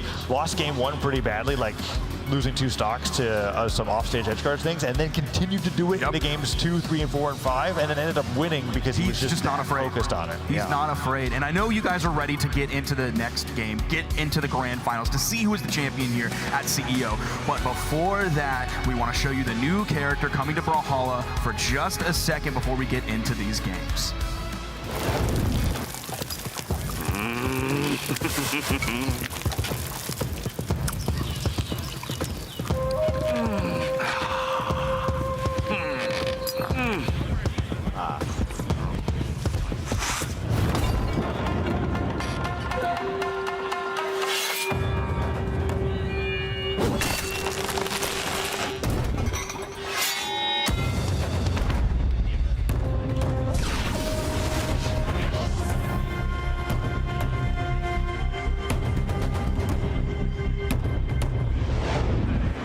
That was Imugi, the Warrior Chef, the newest legend coming to Brawlhalla, playable early here at the Midseason Championship. And if you are interested in having opportunities to be at more lands like this in the future, BCX has been announced. It's November 15th to 17th in Atlanta, Georgia. You can join us and get tickets now by going to bcx.live. And if you know anything about us here and with Brawlhalla and being at our events, we tend to have some really awesome reveals and things for you guys to play with if you're able to make it down here in person. So please, please, please, if you want to be a part of that, if you want to be able to see really awesome things like maybe an early playtest on a new legend, whatever it happens to be that we do at BCX, sign up now at bcx.live.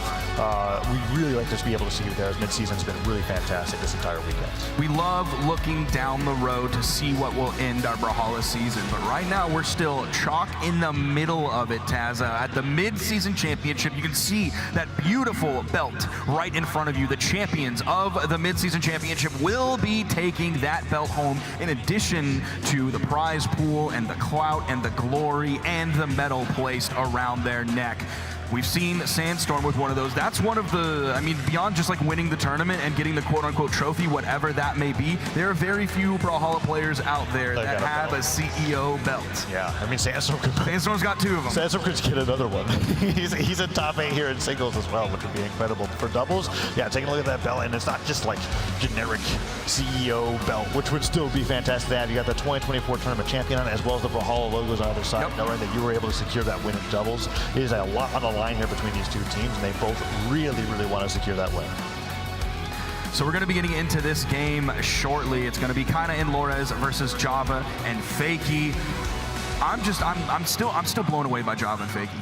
They were definitely a team I underestimated going into this weekend. My North American eyes were just really set on experience and Zen. I was expecting them to go crazy this weekend. I was expecting obviously a top 8 from Java and Fakey, maybe a top 6, maybe that 4th spot right outside of top 3, because my eyes were set on experience and Zen. But holy cow, Java and Fakey have not disappointed at any single moment during their games. And there's Java and Fakey right now on camera. There's their opponents, Kaina and Lores, right, getting ready to go up against them in grand finals from the elimination side, preparing themselves for what's going to be a very difficult and very well fought 2 sets if they want to be able to win the grand finals and be crowned the midseason champions.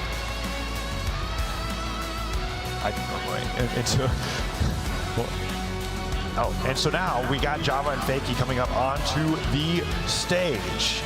It's going to be the winningest team so far here at Midseason Championship yet to lose a set. They're going to be going down there with the Kaya, with the Jala, going up against Kaina and Lores. Here they are, Java and Fakey.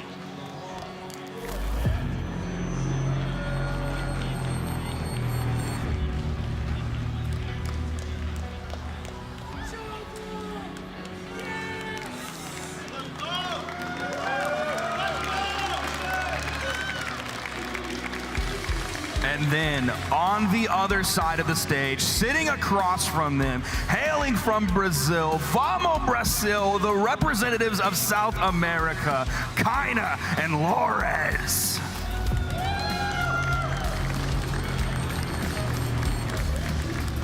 Come on, y'all, get hyped. What are you doing? There we go. The pressure is mounting. Grand Finals is approaching us, Tazza. I know I'm very excited for it. I know you're very excited for it. I can't wait to see the Brawlhalla that these players are going to give us in just a few moments. Yeah, Java and Fakey versus Lores and Kaina. The best 2 combos from Java and Fakey that I've seen in a long time. The best saves coming out from them, but Lores and Kaina, the most aggressive off-stage play, the most aggressive finishing of stocks that I've seen from anybody else. Once they see somebody in yellow or deep orange or even early red, their stock is going to be going down, and Lores is going to be going off stage until it's finally gone. We saw the quadruple, pentuple down air sort of spears and the triple weapon throws and those edge guards and the like. And Java and Fiend are the only 2 players that have been able to match that energy so far. We've got one of those players on screen to go up against them.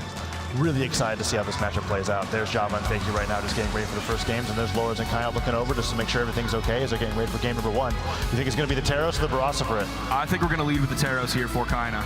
All right.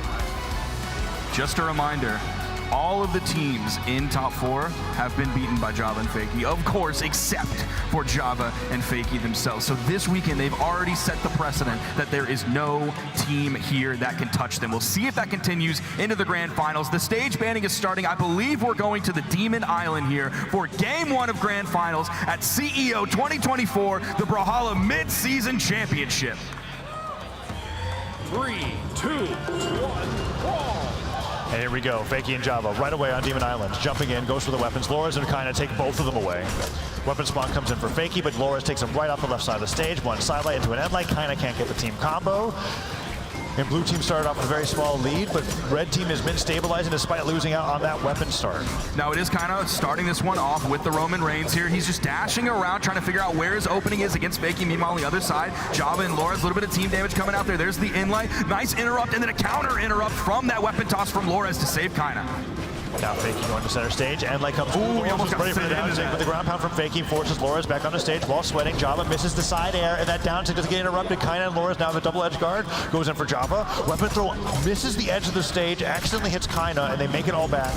Down take, Lores from center, sends him flying left and right. That's a double knockout to start off the game. A complete split of the red team there. One going northeast, the other one going southeast, but their ultimate trip into the exact same place, and that's the blast zone.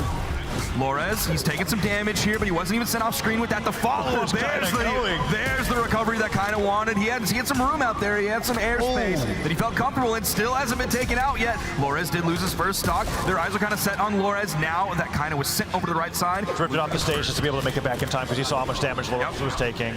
Really intelligent decision-making coming up from Kaina. That's something that I used to criticize from a lot of teams back in the early day. The only team that would do that would be Boomy and Sandstorm. Now many other teams are going, oh, actually, I don't want to use all my jumps when my teammate loses their stock. Kind of drifts over to the right, picks up a hammer. They continue to have the lead. Fakey gets the ground pound. Kind of goes for the save, has to go for the recovery, gets the chase to the nair, but Lores can't nair Java again. And another ground pound to Kaina to downer side. Java goes all the way off with the weapon toss, but the downer doesn't hit, and now Fakey has to make it back by Lawrence, but Lawrence gets a double knockout. And just like that, blue team, after all of that scrap, gets a team And combo. look what they're able to do here. Great interrupt from Fakey. They needed that, But the that's not unarmed neutral Jala. there. Jala taking, what, 5 hits on a fresh stock, kind of goes down, but Java already in deep yellow, almost an orange. Laura's just backing up. You can't really spend a lot of time over on that wall. That's not a safe spot for you to retreat to while your teammate is spawning in because it's so small here on Demon Island. The D-Sig off the stage. Java hoping to pick something up. Grab a stock in orange or yellow. Recovery falling there, catches Laura's on the way back down. The downlay interrupts Fakey's downlay, and that scoop sends Java flying, has to land with the downer, and Laura's looking to cover the landing. Neutralites Fakey away, kind of sends Java flying. The team combo, the Java with the gravity cancel stop side air. Now Java has to avoid the edge guard, spot dodges, expecting a dare, can't make it back, and Laura's and kind of secure game 1 of Grand Finals. And again, we see that thought process from Kinda there. This time, Lores wasn't the one chasing off stage after Kinda sent someone over there, but it's still Kinda staying back and really focusing on that main advantage so he could pick up that GC stop side air really high in the air on the right side. Helping his teammate is more important than trying to confirm that edge guard. Yeah, the follow-up play from kind of there as well It's stepped up. It's so much further than it was. That left side interaction on that stage, that's like a whole that's like a whole hour-long clip analysis there and understanding exactly what happened in that moment. Stingray, really, that's a video that you could do right there, please. I would like that. I mean, we're gonna get like possibly 9 more games of that. That'd be great. Yeah, because Laura's and Java just will not relent. Can we just change this to like a best of 7? Well, or like first to 15? Let's calm down, Spring. We're to stay within the rules of the game. We got game 2 coming up here. We can get to 7 games potentially if Kinda and Laura's are able to get the reset, but Java and Fake are going to fight very hard not to be able to have that. Kinda now with the hammer goes back to center. Everybody equipped here. Laura's sidelight nares and goes for recovery. No, reversals goes for the pogo onto Fakey instead. Doesn't catch that sideline on the dodge in, and Fakey is fighting against Laura's and that Kaya ditto on the left side of the stage, and Pogo's coming through. Fakey can go down. Kinda's got Java on the other side, gets him with one sider. Java swits back in. Laura's slide charge down heavies. Doesn't get the ground pound though, and Java barely manages to make it back into the team combo. No, Fakey misses the down sig, gets the recovery onto Laura's, and everybody's just sent flying. Yeah, it was looking really scary. Like Java was going to lose that stock much earlier than everybody else, but Fakey did a great job of relieving that pressure. Stop into side air, into another side air. Okay, just like game number 1, Kinda opens up with a double knockout. That time on the hammer instead of the axe down sig. Coming in back, making sure he has that axe in his hand. Oh, there's the D-light. He chose to back out of that because his teammate is in the red. Any little bit of damage he would have added up on the opponent would have been worse because he hits his teammate, likely KOing him. D-light sider into the recovery. Laura's and Kinda still holding on their first stocks. Kinda dodging back, doesn't want to go down there because of the deficit. Gets the D-light into recovery. Nicely done. Down sig takes Java out though. Oh, and Kinda, Java lost his stock there. Kinda making it back. The decision between game 1 and game 2 for Kinda not to drift off the side of the stage was that Kinda and Laura's had a 6-4 lead. Making it back there to be able to get an extra hit and possibly even get a stock was huge. The scoop on Java going down on a fresh stock. That was orange, There was 2 down airs in that team combo. And I don't think it really mattered how he DI'd when he was that close to the blast zone off of the dare. And now Laura's has got Fakey in the 1v2, 4 stocks to 1. This has been so dominant coming out from the South American team. And now the weapon throws to be able to extend things. Can Fakey even make it back? I thought that down air was going to make a contact. Sidelight goes in for that chase out to recovery. Fakey trying his best to fight off here and get some kind of He's dodging a lot of attacks so far. It doesn't get more hopeless than 4 stocks to 1. Pogo comes through, back to the recovery. That's going to be the game, and this is going to be the fastest reset we've had in a while. So one thing that definitely changed specifically with Lores from game 1 to game 2 is the Kaya ditto between him and Fakey. In game 1, it was leaning towards Fakey. In game 2, all of a sudden things started to change and it really started to lean towards Lores. And then Kinda was just able to go crazy and really focus on taking out Java, getting him out of that game as fast as possible with the early stock, the follow-ups that he was doing, that orange KO off the top with down air. When's the last time you saw a hammer down air KO in orange? A lot on World's End, but not in the way that we saw it there, where downer was especially not in on the combo, and then it was like, because the second downer, I'm pretty sure you could DI at that point. It was still an active combo, but like it's relative to the angle that you can. Look how tiny that. Yeah, Java's stock like length survivability got divided in half each time that he got back onto the stage. That was brutal. The glass cannon aspect of being Jala really came into play there, and especially when you're playing 3 defense legend against Taros. Yep. Java's unfazed though. He's going to hold on to it. They've got themselves a set to play with. They can still get the reverse 3-0 here, win Grand Finals undefeated, but Laura's and kind of look warm and ready to fight against this team that they barely lost to earlier on Saturday. Yeah, like you mentioned in Glass Cannon, because the way the day started, it was like, it was a subscript of Glass. It was in very small print. You would need a magnifying glass to read it, and Cannon was in all caps. And now that game, Glass is much bigger, and Cannon seemed to get a little smaller. Yeah, for sure. And so now... That was the most patronizing yeah for sure I've ever heard in my life. I don't know how to follow up on that one, okay, Sparky. But it made sense. Like, I had nothing to say about it, right? He's just like literally Glass at this point. Recovery comes through, Java on the right side of the stage, talking about the fact that he's taking so much damage. I mean, Fakey was nowhere to be seen in that stock. Weapon throw comes up, gets hit by that side air. Recovery from Java. He's going to get some extra damage onto the blue team, but he looks so vulnerable there. Nice job with that falling side air. Oh, Fakey was going to the ground pound, but he pulled out of it. Lores in sweat beads, but he's still able to get back. There's the D-Light, but it missed. He ended up getting punished by Kaina. And now Java makes it back to the stage, still on this first stock. Fakey so severely damaged. The thing to call out there is that Fakey went down in about like 20 seconds, and now he's as damaged as everybody else is on the screen while everybody else has their stock. Java goes down afterwards, and now Fakey in this 1v2 against Kaina and Lores manages to hold on for a little bit longer, but he's a good down sig, side sig away from losing this stock and getting the bracket reset. And Kaina and Lores are looking so strong here in game number 3. Fakey's overstuck on the ground, kind of stealing some weapons away from Kaina as he spawns back in. Okay, Lores again going off stage, now feeling more confident in the mirror match of Kaya versus Kaya against Fakey, especially after last game. Man, Lores is in a great spot. They still haven't taken him out yet until just now. Over a minute and a half into this game, he was able to survive. There's a stomp side air from Kaina. On the left side of the stage, bouncing off the wall. Java has to force his dodge. Laura's going to go for ground pound there. No, doesn't want to risk it. Goes over the weapon instead. They have time to play with. Fakey now down to 1 stock. Java super damaged, and Laura's taking some damage from Java.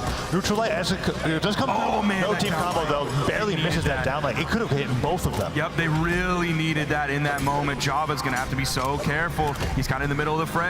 Blue team's focused on him. That neutral air did send him off screen. There's the side light. There's the down air. Could be potential edge guard against Lores here. He's deep. He's outside. Goes for the ground pound. Fakey gave him the hit. Recovery, and once the nair comes through, chase dodge activates. Lores makes it back to the stage. Sideline after sideline just cuts through. Weapon throw, pogo. Lores not only gets the save, but gets the stock. Fakey goes down, and while Kaina went down at the same time, that's going to bring Java down to 1 stock. Down there, doesn't matter. Lores still has another stock to play with. And he's going to have a weapon spawn right as he gets back into this game. Not a worry whatsoever. There was just the one piece coming out from Java. The chase dodge came after, so he didn't get counter punished by Lores. Okay, his target switching's looking solid so far. Even a little bit of team damage coming out there, but the down air, the setup, the dodge is gone.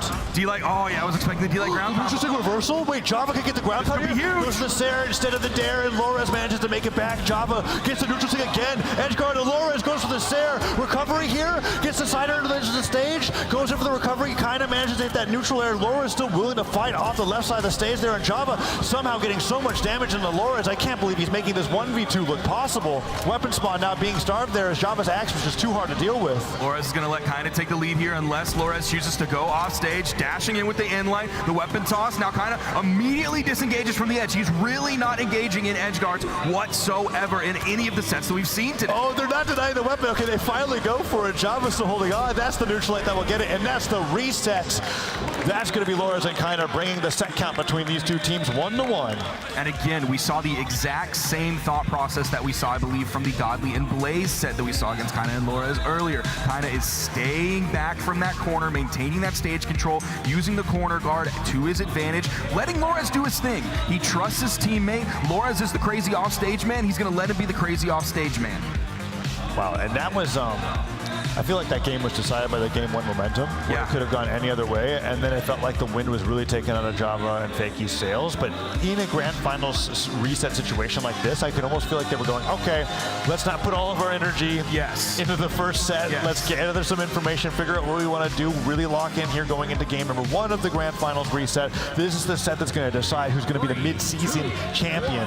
And this is what the reset is for. This is why the reset exists, is so the team on the winner's side gets their chance to take an L, wash their hands of it, come back here into the Grand Finals reset in their attempt to achieve total victory, hoist that trophy up, and slap that belt over their shoulder. And so far, a really strong start. Laura is taking so much damage from Java and Fakey, him boxing the left and right with the neutral lights. Kind of gets in and interrupted, but that dare comes through. Stop side light will tack on a ton of damage to Java, and he dodges out of the way of that sider. Now Java is taking a ton of damage. Endlight will disarm him. Java accidentally gravity cancel down sigs up the left side of the stage, has to wait for a weapon spawn, playing around the platform as it moves from left to right. There's the spawn coming through, and nice punish. A great punish for that side sig. Java, does he get punished as well for his down sig? No, he doesn't.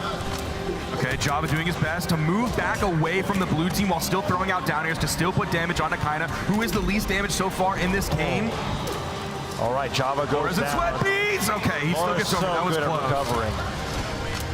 Weapon spawn comes through. Fakey manages to pick something up. Side left, but Kaina with the wake up stomp into the weapon throw from Loras. The grab comes through. Is Java going to be down?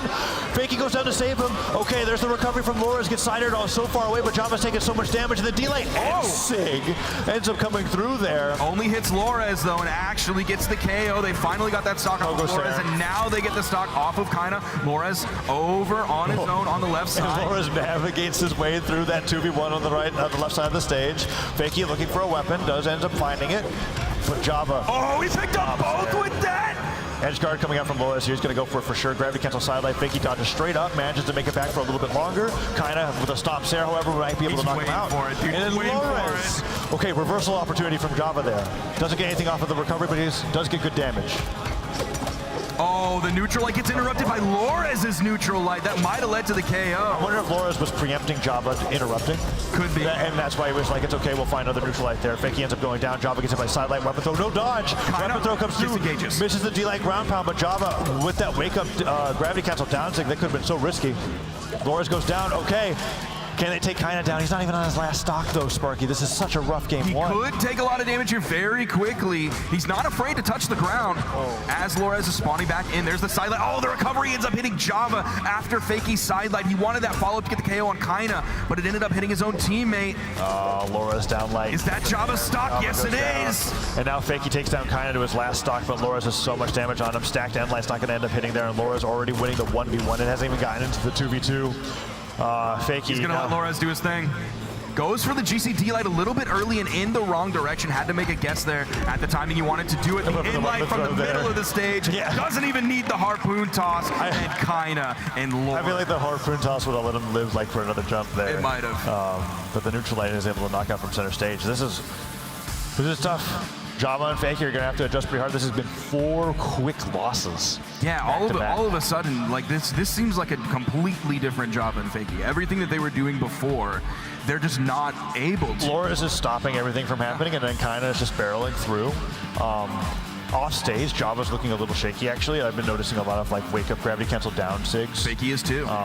And they're not really going in anything. And then with the dodge being gone, Loras is capitalizing with the edge guards. We're looking at the damage dealt that game. Loras only with that 302 compared to Kaina's 756. The Terros is really putting a lot of damage. And when the damage is that high against Jala, I mean, we can take a look here how quickly Java's stocks are flying. And it's definitely not just Kaina carrying either, because the offstage game is almost completely dominated by Loras specifically. We don't have a how much pressure you're applying statistic because it's a little subjective. It would be like going off. We can see that Loras is like, even the 2v1s where we're like, objectively speaking, wait for wall slip. No, Loras is never waiting for wall slip. He's throwing out all of his resources there, going in for the gravity cancel D-light stop to be able to get the edge guard.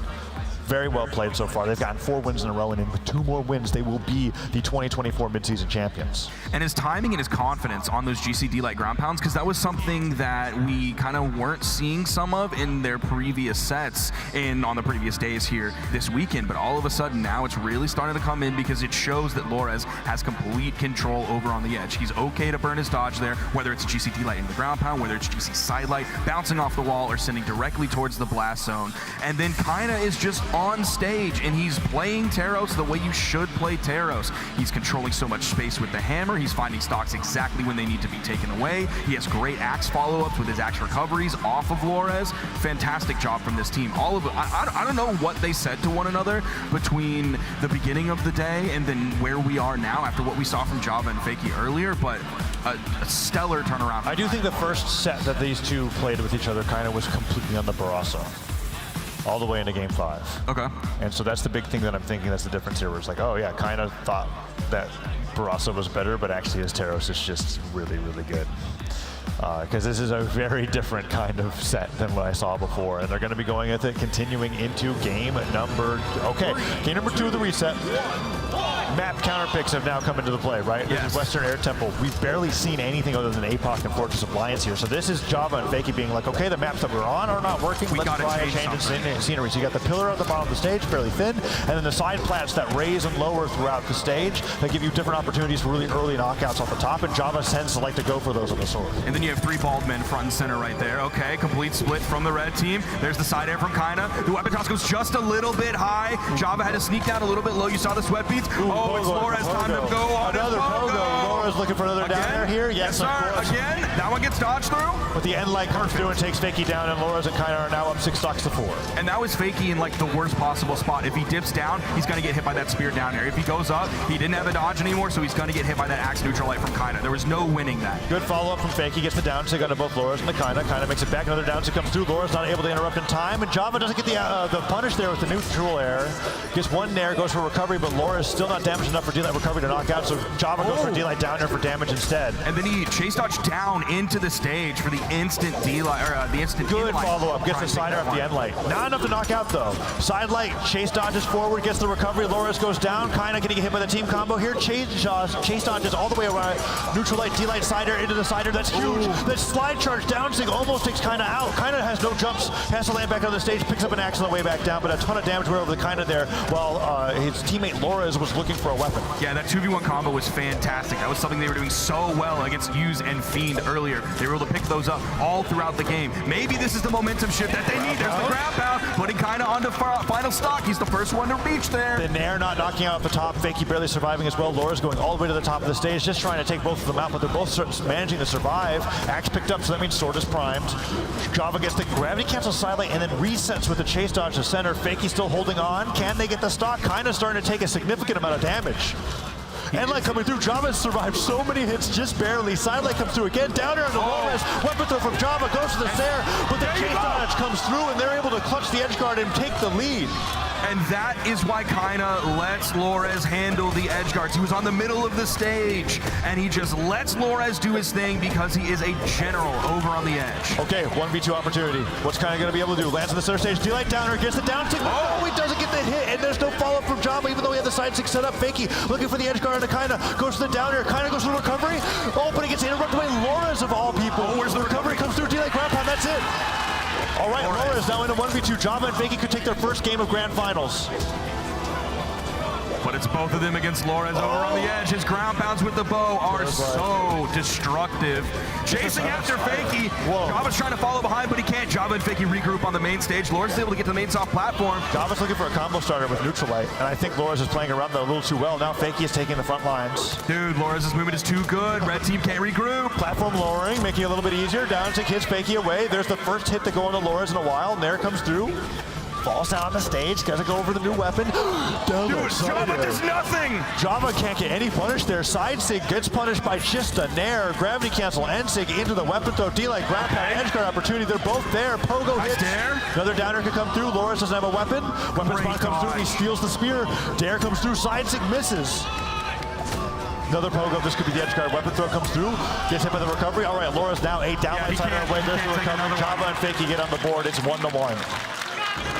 What a great 1v2 from Loris. Dude, he made it last, and he was finding damage, and it was getting very close, and he was not getting punished hardly at all, except towards the end. Once he got pushed onto that right side, out came the spear down airs. So much zone control in that area. I think Java and Fakey are going to ban single plat maps out the rest of the set.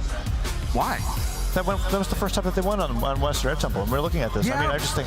But Lores did a great job of playing around those two soft platforms. But it was Kaina who was doing 800 damage a game that did nothing that game, right? They got to change something up. And if that's the momentum that they're going to get from there, well, let's go to Miami Dome. Let's go into Western... Wait, are they going to Suzaku? Are we going to Suzaku? They're literally refusing to go to APOC or Fortress of Lions because they lost there every single time. So Suzaku Castle is the smallest stage that you could play in the doubles roster. The blast zones are just barely bigger than World to End. I really hope that nobody watching right now has claustrophobia, because that is how I feel on this stage. You can't go into the stage. It's the smallest platform that you can play on in the doubles landscape, and they're like, like, okay, we need to go to small stages and we need to get off their comfort picks. It is clear as day that South America loves playing on Fortress of Lions and APOC more than anywhere else, so they're just like, we're never going to go there, and we're going to ban those maps out. So Western Air Temple was there before, Suzaku is here for game number 3. Here we go. Java and Fakey starting off with a deficit against Kaina and Lores, and that stomp there almost takes Java out within 25 seconds. He's still living though. Oh, the interrupt from Lores. I think he was expecting Java to be there when he threw out that GCD light. And here we go. Weapon throw comes through. Fakey goes flying. Java goes flying. So far, the map pick working out for a blue team. I mean, a small stage against 3 defense legend means that Teros is going to knock you out pretty fast. Yeah, but also Java has a lot of strength. Remember, we're talking about the glass part. There's also like the neutral sig almost knocking out there. Yeah, over to Kaina. That's where I don't know who this stage actually favors, because like low defense is going to get knocked out early, but like high defense will get knocked out pretty early as well. Those blast zones are close regardless. Yeah, it is just a brutal stage. This match is going to go fast, and so far it's going fast in favor of the blue team. Neutral sig hits, gets no scoop. Dude, Kaina and Lores are taking like no damage. This is unbelievable. Oh, and then Kaina ends up interrupting what would have been the knockout there. Fakey went down super early to Kaina. Oh, Dare in the recovery. Okay, recovery hits. Finally getting the KO off the top. They get Lores' first stock. There's the GCD light into the recovery, landing with sweat beats. Goes for the gravity cancel down heavy. Gets interrupted on that. He gets the edge guard here on the Lores, and this could potentially even things up, but he doesn't get the pick up on the D-light. Lores down the left side of the stage. Pogo's coming through. Java goes all the way down to get that down air and does not manage to get the spike with the combo on the Kaina, brings it to orange. Oh, they're doing great damage on the Lores. D-light down air, goes for a gravity cancel down to expecting a recovery read, and Lores catches the landing with the down heavy. Now Fakey on his last stock, chasing away from Lores, avoids that down light. Java looking for a weapon. No, he died. Fakey trying out for a ground pound. Lores, they're actually not going to chase Fakey over to the edge, even though he's red on his final stock. They wanted to focus on Java for a second. Fakey almost making contact with that neutral sig. Lores going with the down air just a little bit too low, the sweat beads, but Java lets Fakey get back on the main stage. Down sig hits, okay. Sends Lores onto his final stock. The comeback potential is so real. And we've seen Java and Fakey be able to get those team combos in the middle of a 2v2. Kaina looking for that side air. Fakey's just got to let Java start it.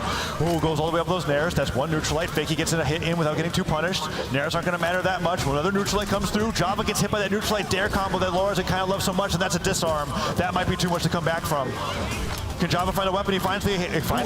the neutral air sent him off. Gravity cancel side light. Lores taking a lot of damage. That's not going to be the knockout onto Java just yet. D-light down air, avoids the recovery from Lores, but that's going to be Java's stock. No, he holds on just barely. The blast zones holding on, but that'll do it. The save for Fakey. Huge.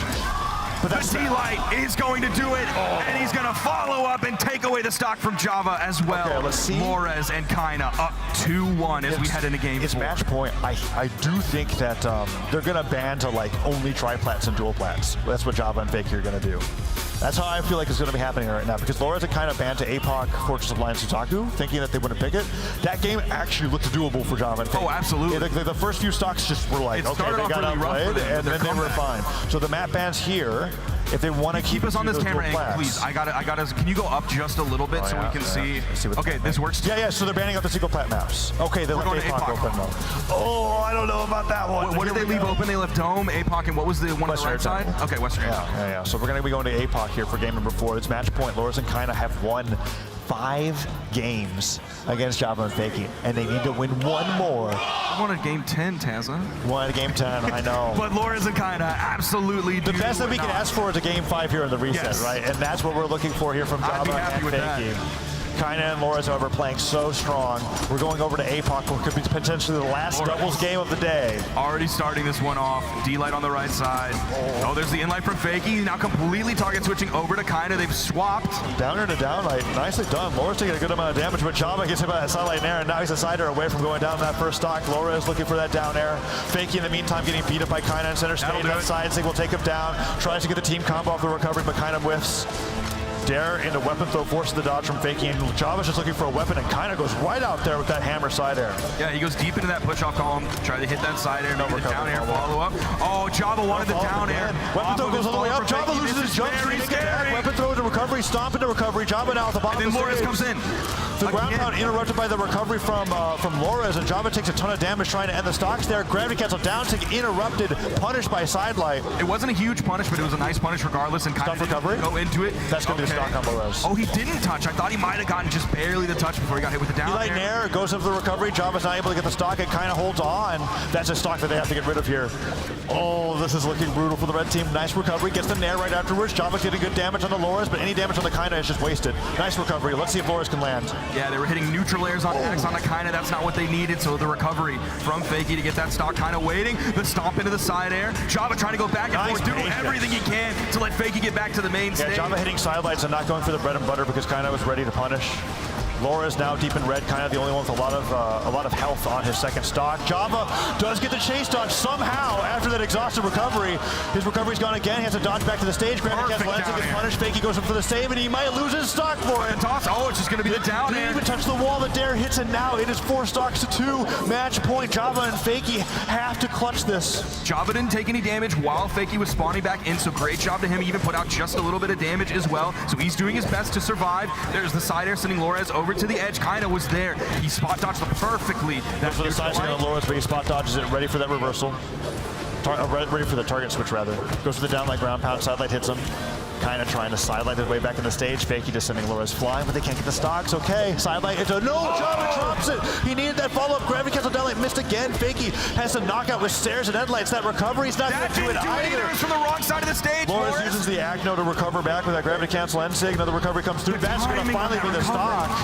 Nair's going to take the stock there too. Okay, Java and Fakey can do it. Let's see if they can isolate Lores. They have to push this to a game 5 here, but eyes are on Java, eyes are on Fakey. One more side air from Kaina is going to KO Java. Underneath the stage. First time that we see him utilize that in the entire set. Sidelight comes through, chase dodges for the down sig. Fakey ends up getting some friendly fire, and now it is one side air from Kaina away to get the double knockout here. He's looking for it on Java. That'll do it. Low Fakey now in the 1v2. He's 1 hit away, and that's going to be it, Sparky. Lores and Kaina are your 2024 mid-season champions. And Kaina knew exactly what was about to happen as that combo from Lores started. You saw the taunt come out because he knew. He trusted his teammate and knew it was over. Java and Fakey going down to Lores and Kaina on the terrace and the Kaya.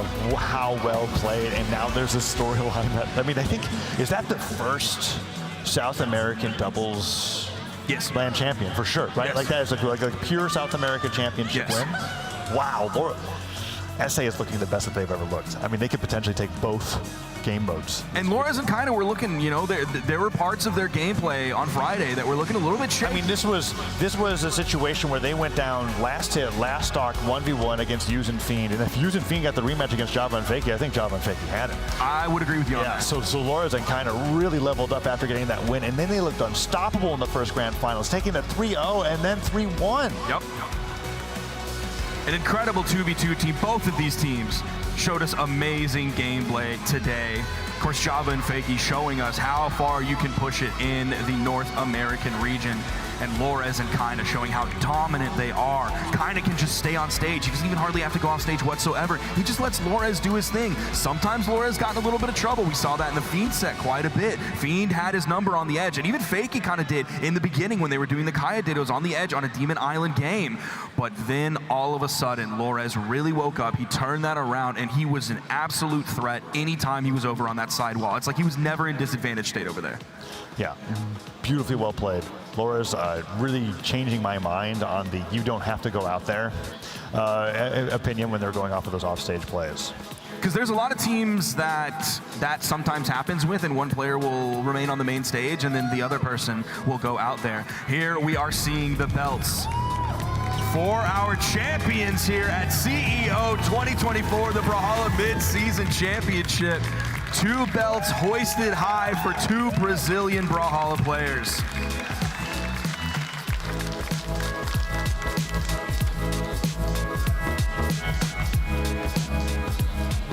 Congratulations, Lores and Kaina.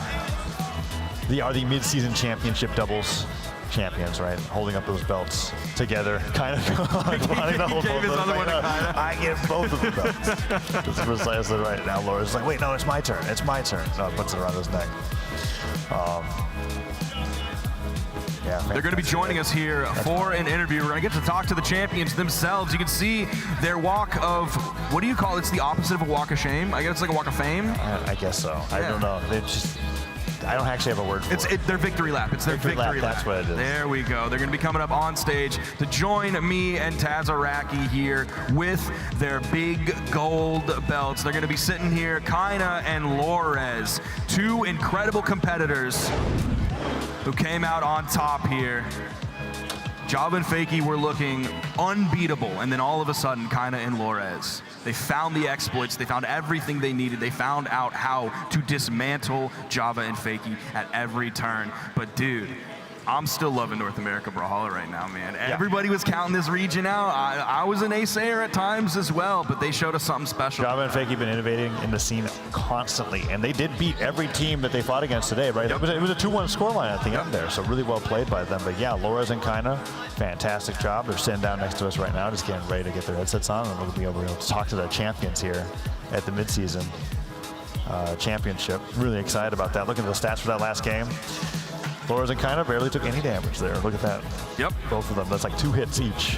I still can't believe we saw a game on Suzaku in grand finals. That wasn't the first. There was another one that happened where I was like, whoa, Yeah. okay. Because sometimes I think Suzaku's used as that like, great, we want to play on this map archetype. We're going to leave Suzaku open because who's going to pick that? And then they went like, we're going to pick that. And it was like, whoa, all right, that's the map we're going to play on? Oh, and it was very volatile. They started it off. I don't know how you take that little damage for that long of a time on that small of a map. Duke and I have Suzaku banned. When me and Frone play twos, we have Suzaku banned. When me and Magma play twos, we forget to have maps banned, and then we get on Suzaku, and I'm like, we're banning that stage right away. I actually banned Apocalypse. You're wild for that one. Apocalypse is a great map. APOC is like my least favorite. It's so literally my favorite map. My 2 bans, I think, are usually APOC and Miami. Because I just don't like the 2 jump heights from Miami. That's wild. Yeah, anyways. Yeah, it was cool to be able to see Suzaku there. Hey, that's a true counterpick map, and it worked out in that sense. So it was really nice to see. Man, look how small that first stock was from Java. It was very, very short. They had the same thing, but it's just like slightly afterwards. Anyways, we are now joined here, Sparky. Oh? On your left. My left. That's Kaina. Is Kaina. And on your right. That's Lores. Welcome to the stage, our CEO 2024 mid-season champions. What's your name? Kaina. What's your name? Loris. How are you guys feeling right now? Pretty good. Just pretty good? Yes. I'm happy. I won. Lores, how you feeling? Feeling amazing. Yeah, very well played from both of you guys. I have so many like gameplay related questions that I want to ask them, so that you should probably start here first, Sparky. Okay, I'm going to start with you, Kaina. You started Saturday out with the Barasa, That's my and then you question. switched over to the Terrace. Did I take it from you? You did. Why did you lead with the Barasa, and why did it change? Actually, I think Brawlhalla is pretty broken tools, but when I got here yesterday to play the tools, I was not feeling good. So I said to Lars, okay, I'm going to take Teros, I'm going to take one guy and you take the other one. And that's what ended up happening, yeah. What about Baraza's broken then? Side Sig on blasters to follow up with Kaya. You have a lot of options like in neutrality on blaster, set on both side Sig on blaster, and it kills like early orange. That's pretty broken. X, defense, strength, and I really like blasters. Good man, Blasters good are man. great, yeah, for sure. Going over to Lores now. Kaya has seen a series of adjustments, mostly nerfs going in the previous few years, but you've been playing Kaya for as long as I've been seeing you on the screen. And you're still having a lot of really wild success with it, both in singles and doubles. Is there any character that you've been kind of looking at as like a pocket pick for the future, or do you continue to think that Kaya is still very strong? I think Kaya is the best character in the game. Okay. Choose. So you're just going to keep doing it? Change. Yeah, that makes a lot of sense. Follow up on that. Why do you think that going off stage as much as you do for those edge guards is just the optimal way of playing Brawlhalla in 2v2s? Because there's a lot of times where like I think waiting for wall slip to happen is usually better, but you don't wait. You go out there, you throw your weapon 3 times, you try everything that you possibly can to get it. Is that you being impatient? Is this just the way you like to play, or do you think that's the best way to play? I think for me, it's the best play. Like I just attack, and there. There was that one stock where you had 6 dares, and then you were like, okay, weapon throw, wait for lance recovery, ooh, weapon throw, and then you got the stock. Like, spear so broken the edge, so I wanna there, and there. We see it all the time. That's fantastic. So then for you, kinda, while he's doing that, you're usually up on the main stage in case he needs help for like a save, or if someone peeks over the corner, burns their dodge, you hit him with an axe neutral light. What's going through your mind while he's off stage doing his thing? I think it's pretty good, but sometimes we lose by that. Sometimes, but we more because that then we lose. So it's kind of working. But sometimes I lose and say, why did you do that? Like, we're winning. Like the 1v2 we took from Java. Like, it was pretty easy. I was not even trying to go to off stage because I was like, okay, I can take it in the 1v1 if he keep trolling. I'm not going to help you. When you say keep trolling, are you saying Laura's was trolling? Yeah. Okay. That's because sometimes I think going off stage. Laura's thinks that it's good though, and you're just like standing there dash dancing back and forth. You're thinking, okay, I'm just gonna let him do it. Usually it can be, but he was white and Java was like black. Okay. Like, so, why? Okay. Yeah. There you go. Even kind of thinks so. You're crazy. You're crazy. Hey. I mean, if you can have fun playing the game and win while doing it, that's like that's the right thing, right? So. Okay, so you both fought Java and Fakey on Friday and ended up losing to them. They sent you down into the elimination bracket. What was the difference going into today with how destructive you guys were? Teros. That's what I thought. We talked about it because yesterday I was like, pretty sure you played Barasa yesterday. Yep. Okay, now it's gone. With the blasters, with a little bit more work. I think the Barasa is very optimal too. But it's a lot of harder. Yeah. And like playing Terrors, I feel pretty good because it's my man on one. So I know I will win the neutral. I can not play so good as Bahazing follow-ups and covering, but the neutral I will win. Do you think that like in community tournaments or in officials, you'll practice playing blasters in singles to get them up to speed so that you can do that in doubles? Or are you just going to stick to Teros when you're playing in singles? Because I think that was probably the hardest part when watching you was seeing like, oh yeah, your blasters are not as good as your axe or hammer yet. I think I will like keep the Teros. Okay. Because I want him. Why shouldn't I? That makes a lot of sense. All right, guys. Final thoughts. I'll start with you, kinda. Any final thoughts, any final words you want to say to the people out there? You can say it in English or Portuguese. Your choice.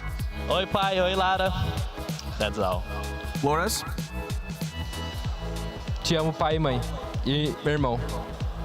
Two men of many victories, but few words here. Joining us on the desk, thank you so much, Kaina. Thank you so much, Lores, for joining us here. Congratulations on your 2v2 victory here at CEO. GG's, man. Thank that was you. great. Well played. Good job, guys. I think you're free to go. Yeah, that's going to be it. Not it for CEO, though. Oh, of course, yes. Championship. You at home are not free to go. We got you for 3 hours, maybe more. Yeah, Kaina and Laura's can go enjoy Daytona, but we are going to be going right into singles top 8 after a break from this. The midseason champions have been crowned for 2v2s, and that's Kaina and Laura's, but we still have to find out who's going to be winning in singles as we go on throughout the day. So that's been me, Taza, and Sparky. It's been a pleasure to be able to cast these 2 games. Oh, what a delight.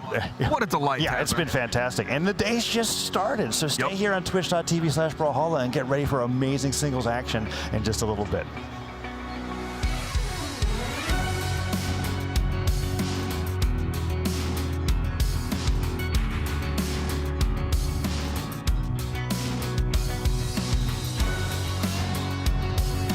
Taking so much damage here off a beat of the use alone. Neutral stick takes Fakey down, but Java goes for the reversal.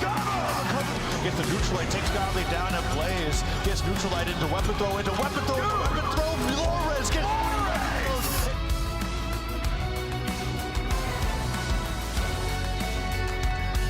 points in there from Kaina. Beautiful down air. And then the dive kick. Feed goes for the save though. Hughes makes it back. Too low. He's got hit with a weapon dive kick. Okay, Feed has to get the edge guard here, but he gets hit with the down air instead of the ground pound, forces him down, and Kaina avoids it.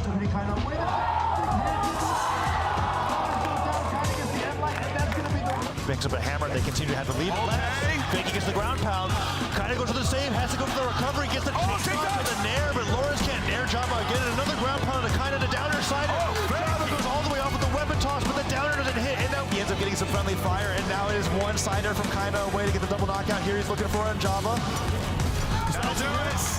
Low Fakey now in the 1v2. He's one hit away, and that's going to be it, Sparky.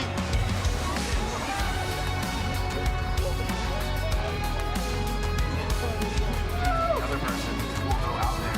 Here we are seeing the belt for our champions here at CEO 2024 Brawlhalla Big.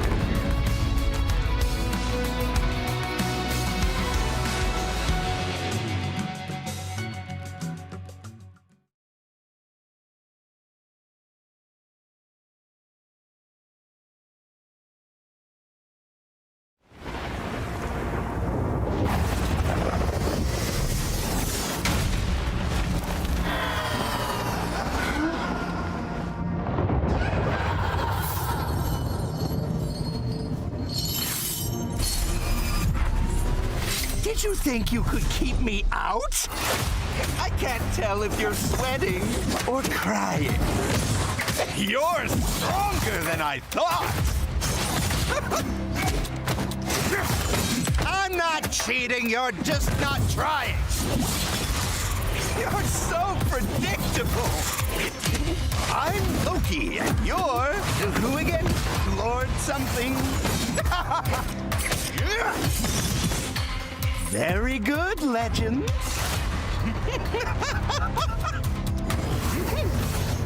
I think he likes you.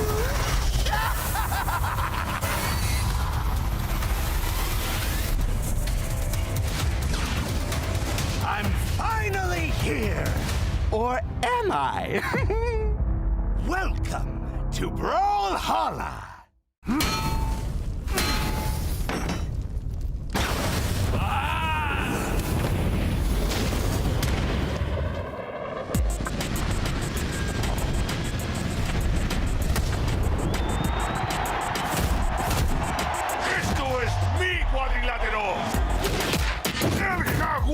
Pone las reglas. ¿Quién sigue? ¿Te faltan pantalones?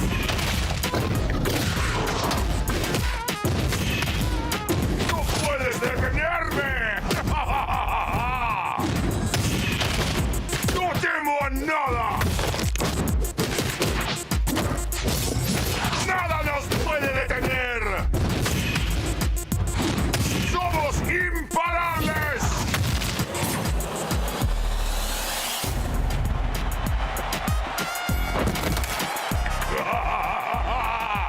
¡Bienvenidos a Brawlhalla!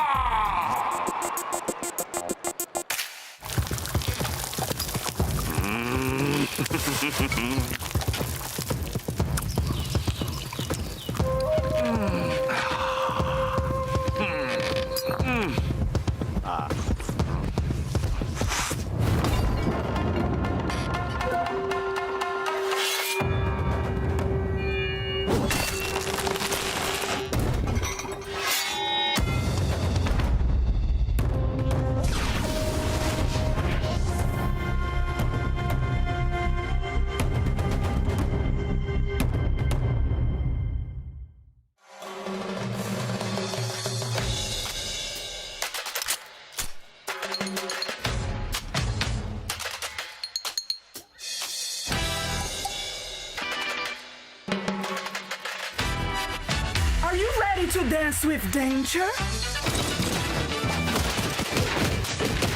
You don't wanna samba with me. My kicks are a bit over the top. Vambora, this fight is about to get funky. Tá bom, let's dance. Ah, you can't dodge boots and bullets. My pistols make the best dance partners. You need a little splash of color.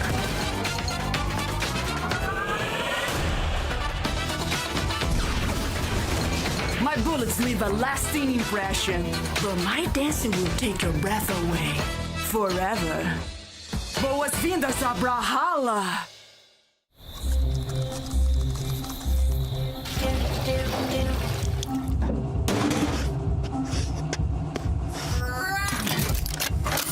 You almost died from a broken heart, so I installed a new one. I'm also working on a moral compass. It's like I always say, necessity is the motherboard of invention. Someone's waking up. Good morning. Failure is not in my programming. When life gives you lemons, build a robot to throw them back. I never break a sweat, literally. You may be fast, but I'm overclocked. Your moves could use some debugging. I don't let power go to my head. I use it everywhere.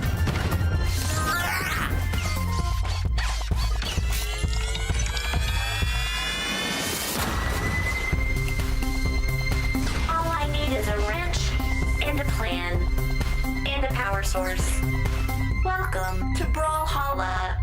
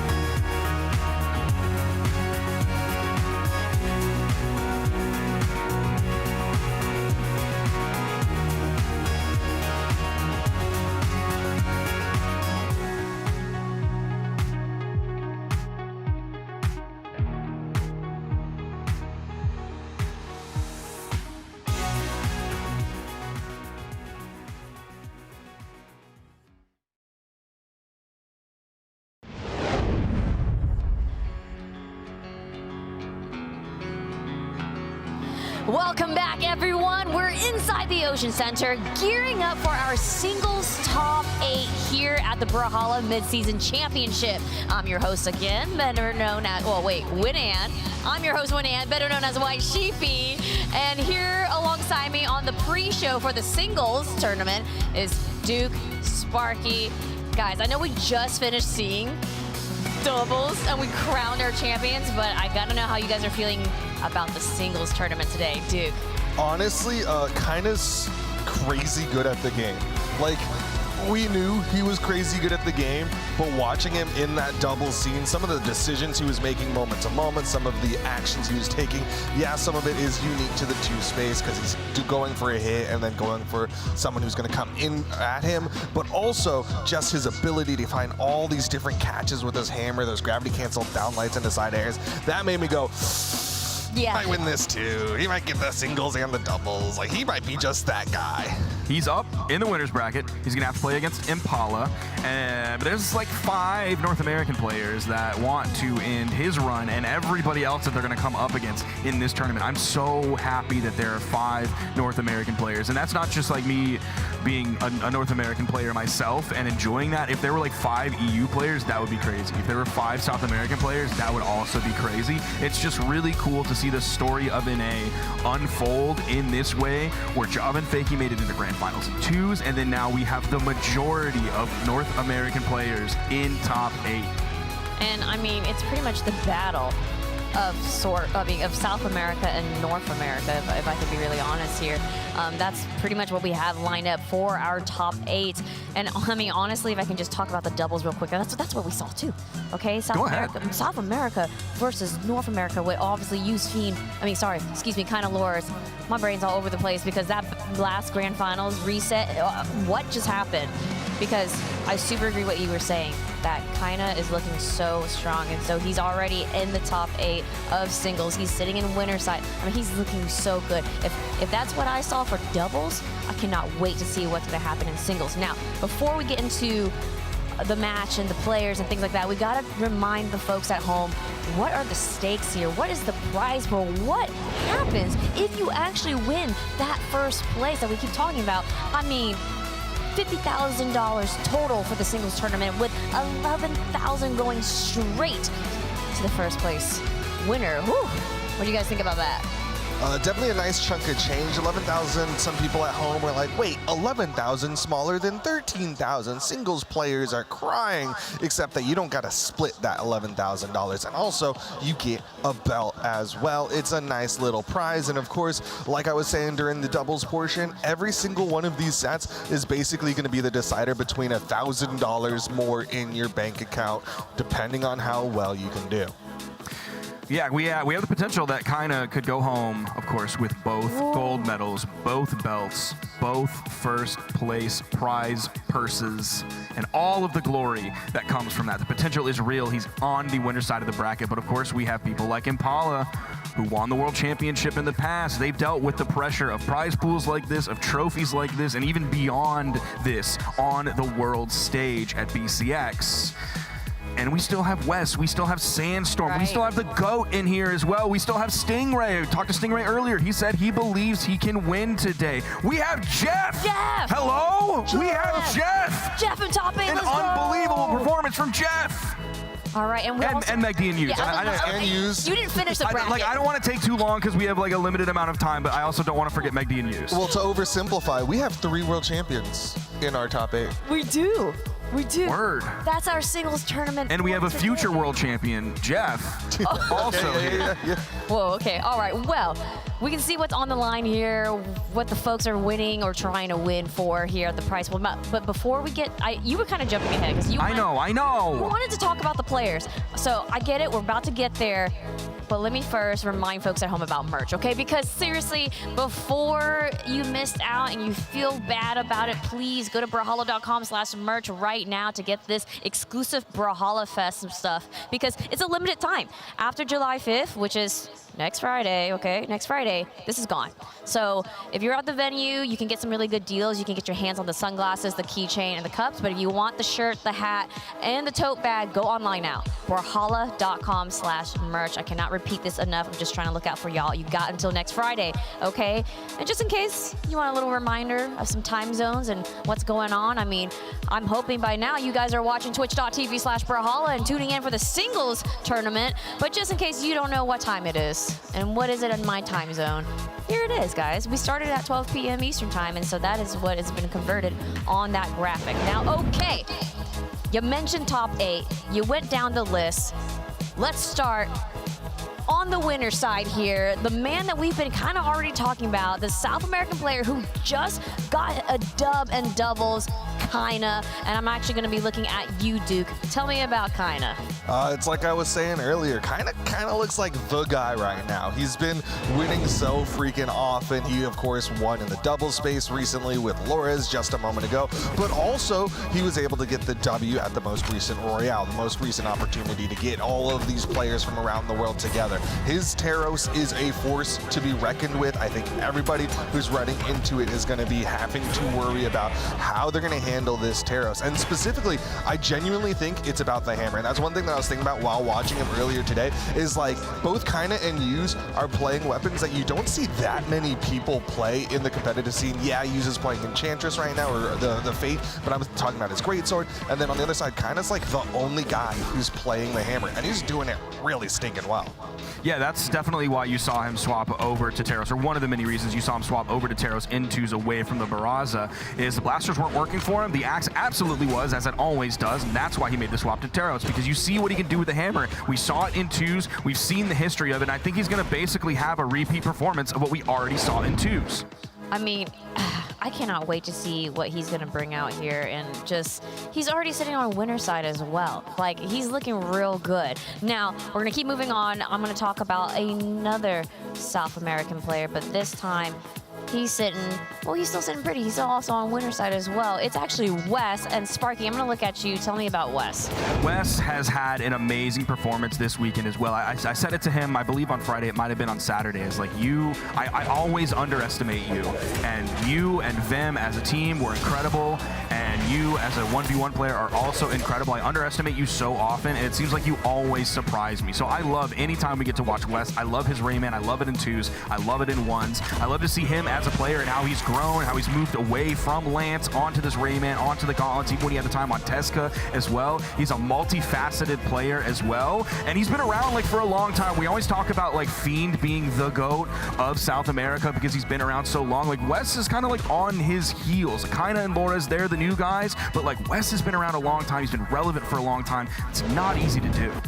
Yeah. Oh, go ahead, dude. Oh, I was just going to say, he's in the unfortunate position of being in just a really stacked region. And unfortunately, we as humans in 2024 have really small attention spans, and we can only limit it to Kaina and Yuz right now. But Wes is like right there.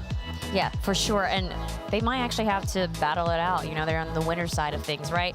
Now, I'm going to actually jump to North America now. I'm going to talk about a previous world champ. It's Impala. He's actually going to be facing Kaina here in the winner side. And I'm looking at you, Duke. Tell me about Impala. That was just an adorable shot of him just looking at the camera. But Impala is interesting in the sense that, A, I don't think too many people actually expected that much from him. Yes, he's a world champion, but he hasn't really been having the highs in the 1v1 scene. He was one of those people who kind of does that stereotypical of like, gets the W and then just kind of like, yeah, I'm good. I've hit the highest high. I don't have to try anymore. And so he kind of started to fall out of the scene. Now he's back. Now he's on something different instead of the Kaya, which he really put on the map. He's over to the Koji, playing that high dexterity legend. His sword's looking clean. He's able to get a lot of conversions off of his sword, but then he still has that bow, that kind of staple weapon for himself. Yeah, even though he's not always on that podium every single time, even though it's always not championship gold around his neck, he's still shown that he is not only a top 8 player in North America with regular 7ths, regular 4ths around that area, but also now top 8 here when you add everybody else from around the world in at the Midseason Championship. honestly, I'm always rooting for him, Paula. I'm just really excited that he is here in the top 8 and on the winner side too. Now, he does have a really hard first match here. It's against Kaina, but we'll see what can happen, right? Now, the next player here really needs no introduction. You know he's the GOAT. You know if you've been in Brawlhalla, you've heard this name before. It's Sandstorm. And Sparky, I gotta know, what are your thoughts about Sandstorm? You just said it. He's the GOAT. That's all I gotta say. Duke, your turn. He needs no introduction. Okay, your turn.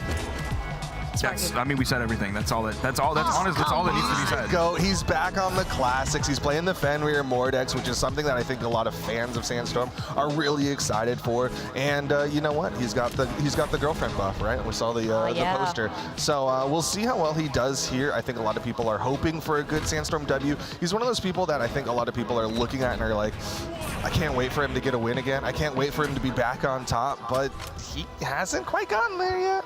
We were just talking to Zip a few moments ago and how KI ended up this weekend, and he said actually it ended up looking like it's 2017 again, with the old guys are on top yet again in KI. Is that going to be the same here in Brawlhalla with a Sandstorm victory? I don't know. I don't know. And there are a lot of people rooting for Sandstorm as well. I mean, literally, he's just the GOAT, and he has such a fan base too. So now I'm going to jump over to South America, and this is our current 1v1 world champ. It's Yuz. Amazing. He's here. Duke, I want to know more about him. He is an enigma. He's generally known for his for his Jaehyun, but today he's playing the Fate, or this weekend he's playing the Fate, something very different. I forgot who I was talking to, but they were like, why? Why is he doing this when we know he's got an amazing Jaehyun? And my honest opinion is that he's doing it because he knows the Jaehyun just wasn't quite getting the work done. It wasn't getting across that finish line, so he's like, well, I gotta try something different. So he's trying out this Fate, which, I mean, it's a pretty solid pick. I think he's gonna lean a little bit more into the Scythe. So far, his orb has been a little hit and miss in my opinion, but overall, I'm just glad that he's trying something different. He's still trying to keep up with what's going on because, like we said, like he might be the 1v1 world champion, but he's not consistently getting those golds. Yeah, I'm glad you put out the orb because it seems like something that he does want to commit to, but it's just not quite there yet. Because like even at Spring Royale, he pulled out an Ezio of all legends. If he wanted to lean on the Scythe of Fate, he could pick any other Scythe legend out there. There's a lot of really good ones, but what he chose to do was grab that orb and he chose to pick up a sword and play Ezio. So yeah, he is an interesting player right now. That orb, I think, just needs a little bit of work until it's up to the level of everything else, and that's a tall ask. All right. Well, now I'm talking about all these players that I'm about to ask you guys about. They are on the lower side of top 8, but that doesn't mean they're any less incredible players.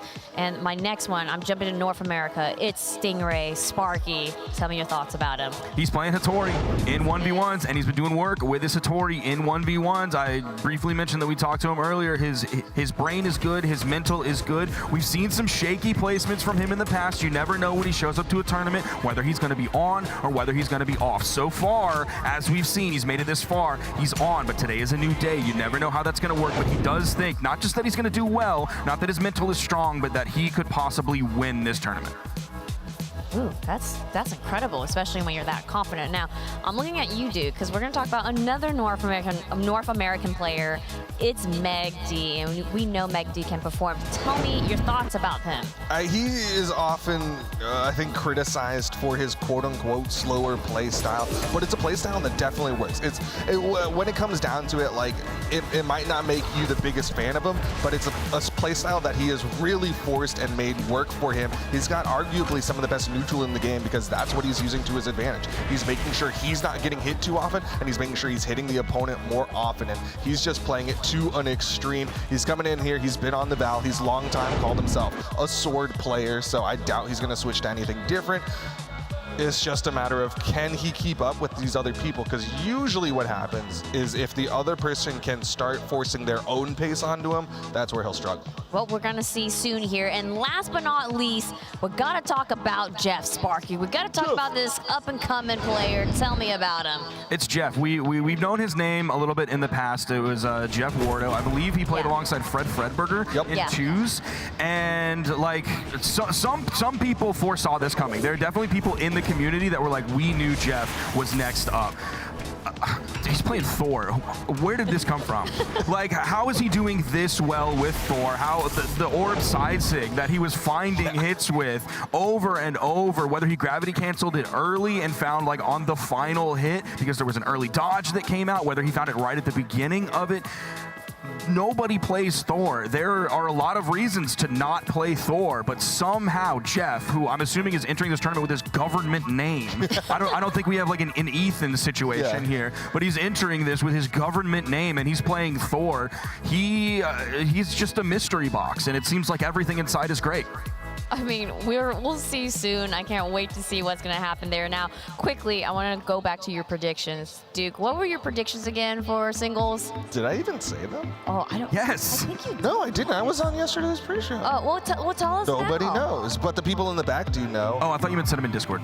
Oh, yeah. I said Okay, Okay, we'll tell us now. In first place, drum roll. Drum roll. You don't remember. Someone's going to tell me. Drum roll. It is. Oh, well, this says Flambo. What I put? Wait, The actually, Flambo. what did Flambo put? pick, actually?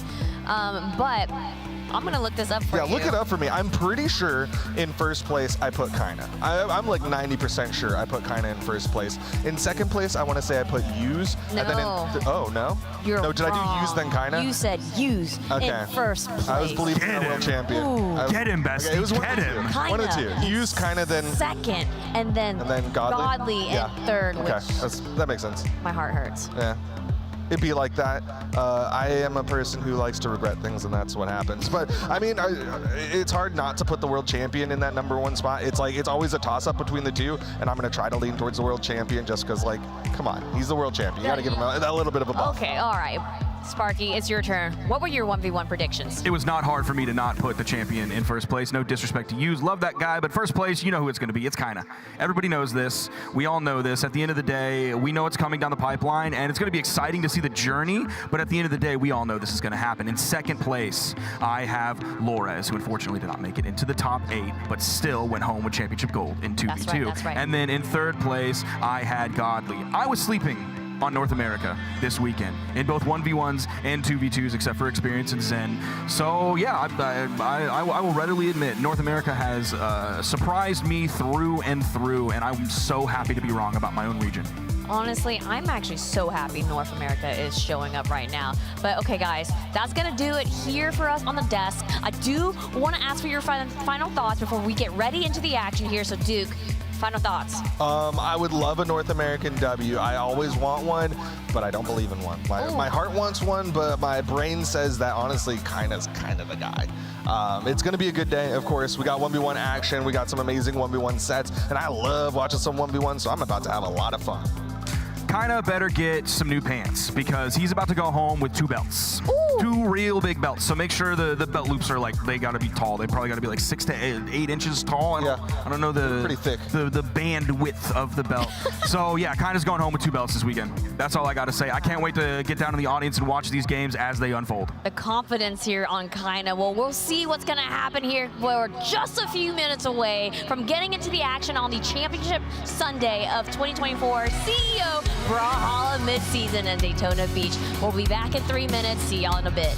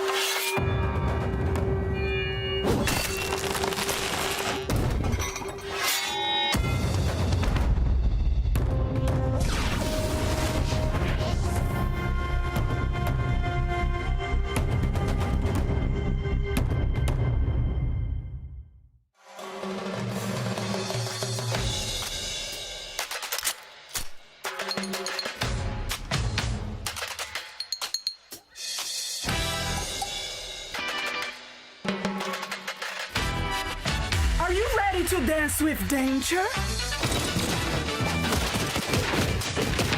You don't wanna samba with me. My kicks are a bit over the top. Don't bother, this fight is about to get funky. Dabong, let's dance. Ah, you can't dodge boots and bullets. My pistols make the best dance partners. You need a little splash of color.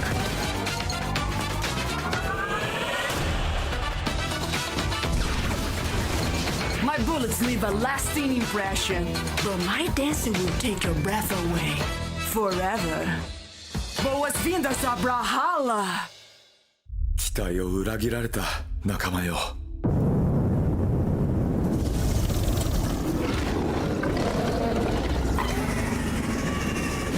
誓うよ。死ぬまでこの世界を守ってみせる。失われた魂を見つけてやる。魂を貸してくれ。カルダ！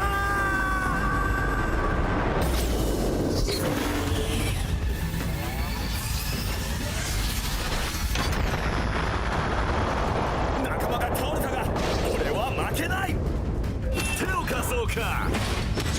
かなわない相手なんていない。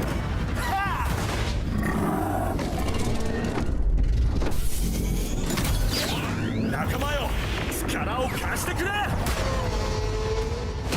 多勢に無勢だが、俺にはかなわないぞ。ラプターフォースの真の力を見せつけろ。お前の攻撃は強いが、俺の意志にかなわない。まだまだ。仲間のために戦う。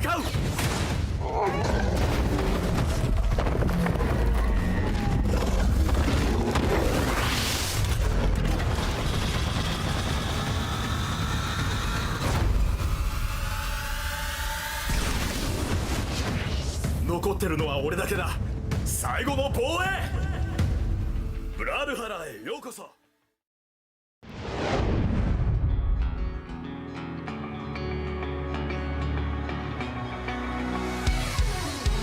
We're back with Championship Sunday of Brawlhalla's Midseason Championship. It's time for our top 8 in the singles tournament.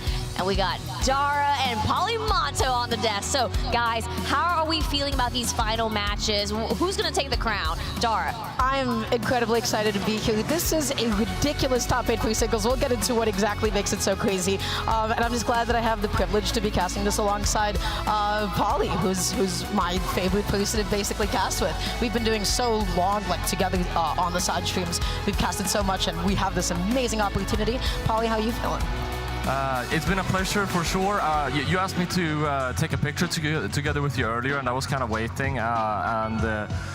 I'm really nervous and excited for this 1v1. I mean, as you mentioned, we've already had so many upsets. It's been a very unpredicted turn of events so far this tournament, and as you may be able to hear, my voice is already strained from 2v2, but there's still more gameplay to go. We're not done yet. There's so much more to have. Yes, we are not done yet. We're just gearing up here. We're getting the players over. That's right. We gotta make sure. I love this sign here in the support. We gotta talk about this next matchup, and you may have been able to figure it out if you know who she is. West versus, give me a second. West versus Sandstorm is the next match that's coming up here. So let's talk about these players and what we can expect. I'm going to start with you, Dara. Tell me about West or Sandstorm and what do you think? So West's run to be able to get up here into winner semis of top 8, it's a little bit unprecedented. This was a little bit unexpected.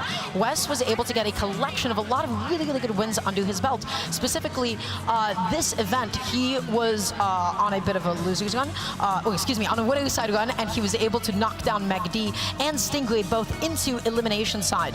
West underperformed slightly back at the Spring Royale, and now he is back and he is sitting in winner's side and he is doing amazing. So really excited to see him here.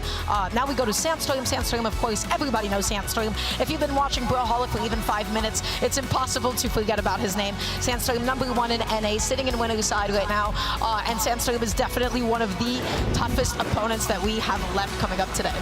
And Polly, I gotta get your thoughts on this too. West versus Sandstorm. I mean, these guys are legends, and they're fighting right now in the winner's side to see who's gonna make it to the finals. So, Polly, thoughts?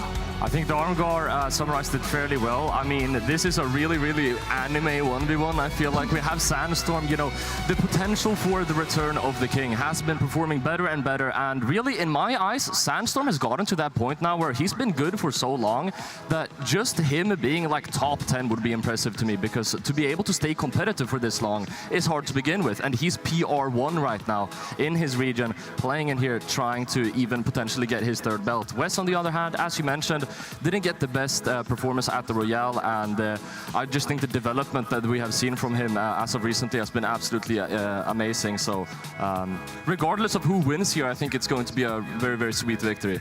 Yeah, and that being said, you know, even at the Spring Royale, this was a Game 5 set in the favor of Sandstorm. This is honestly the kind of a set that can go either way. Sandstorm is currently the king of NA, but SA has risen to become the most powerful and the most dominant region in both 1s and 2s. We just saw the victory in 2s, and so I guess I'm just really curious to see how this set is going to go today. Either way, I think there is no bad outcome out of this set. Everybody would be happy to see either one of them win going into this. Well, it looks like the game is ready to go. We are entering our top 8 of the singles tournament here at the Brawlhalla's Mid-Season Championship. Dara, Polly, take it away. We barely even got time to speak. I was going to talk about the return of the Nordic Sandstorm as well, but I mean, we're getting into it.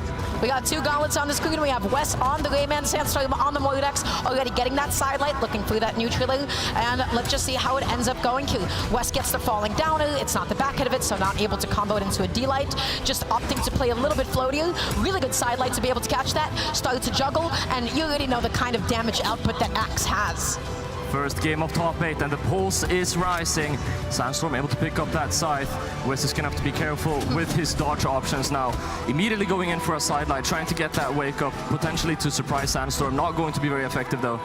Yeah, the game plan with Scythe going up against Axe is how many times can I land against you with Downer? How many times can I get away with this? Wes is going to be opting to go through the gauntlets, looking for the GC sidelight. Sandstorm with a Downer, weapon toss, D-lights off the stage, and now is left without a weapon. Still pops out a sidelight, 2 kicks. Wes just keeps jumping into all of Sandstorm's hitboxes. Sandstorm keeping great stage control right now, making sure that Wes is struggling to get back up, but he gets that end light, going to give himself some space to work with, only to get knocked down again as Sandstorm picks up the first knockout in the set. He put himself off stage with that downer. That was a bit of an overcommitment, and now the question is, how much damage is Sandstorm going to be able to deal? You already know the kind of damage output that Mordex has. Looking through that end light, the recovery somehow not KOing off the top. Sandstorm getting that sidelight, backing off a little bit. He's trying to lead a dodge in. Wes being nice and patient. Typically, people they dodge in as a panic option when they get hit off stage. I mean, right there in the very first interaction that they have, Sandstorm, the end light didn't connect, but what is the end light? It's a soft read for going inwards, which Wes did. He dodged up and in, so Sandstorm potentially already having a little bit of a download. Wes needs to be careful here. And you saw that adaptation. Sandstorm went through the end light into the recovery, tried to cover the dodge in and a dodge up again. Wes that time was able to get out of it, close out that stock with the end light, and now it is 2 stocks apiece. Wes has a lot of damage to make up.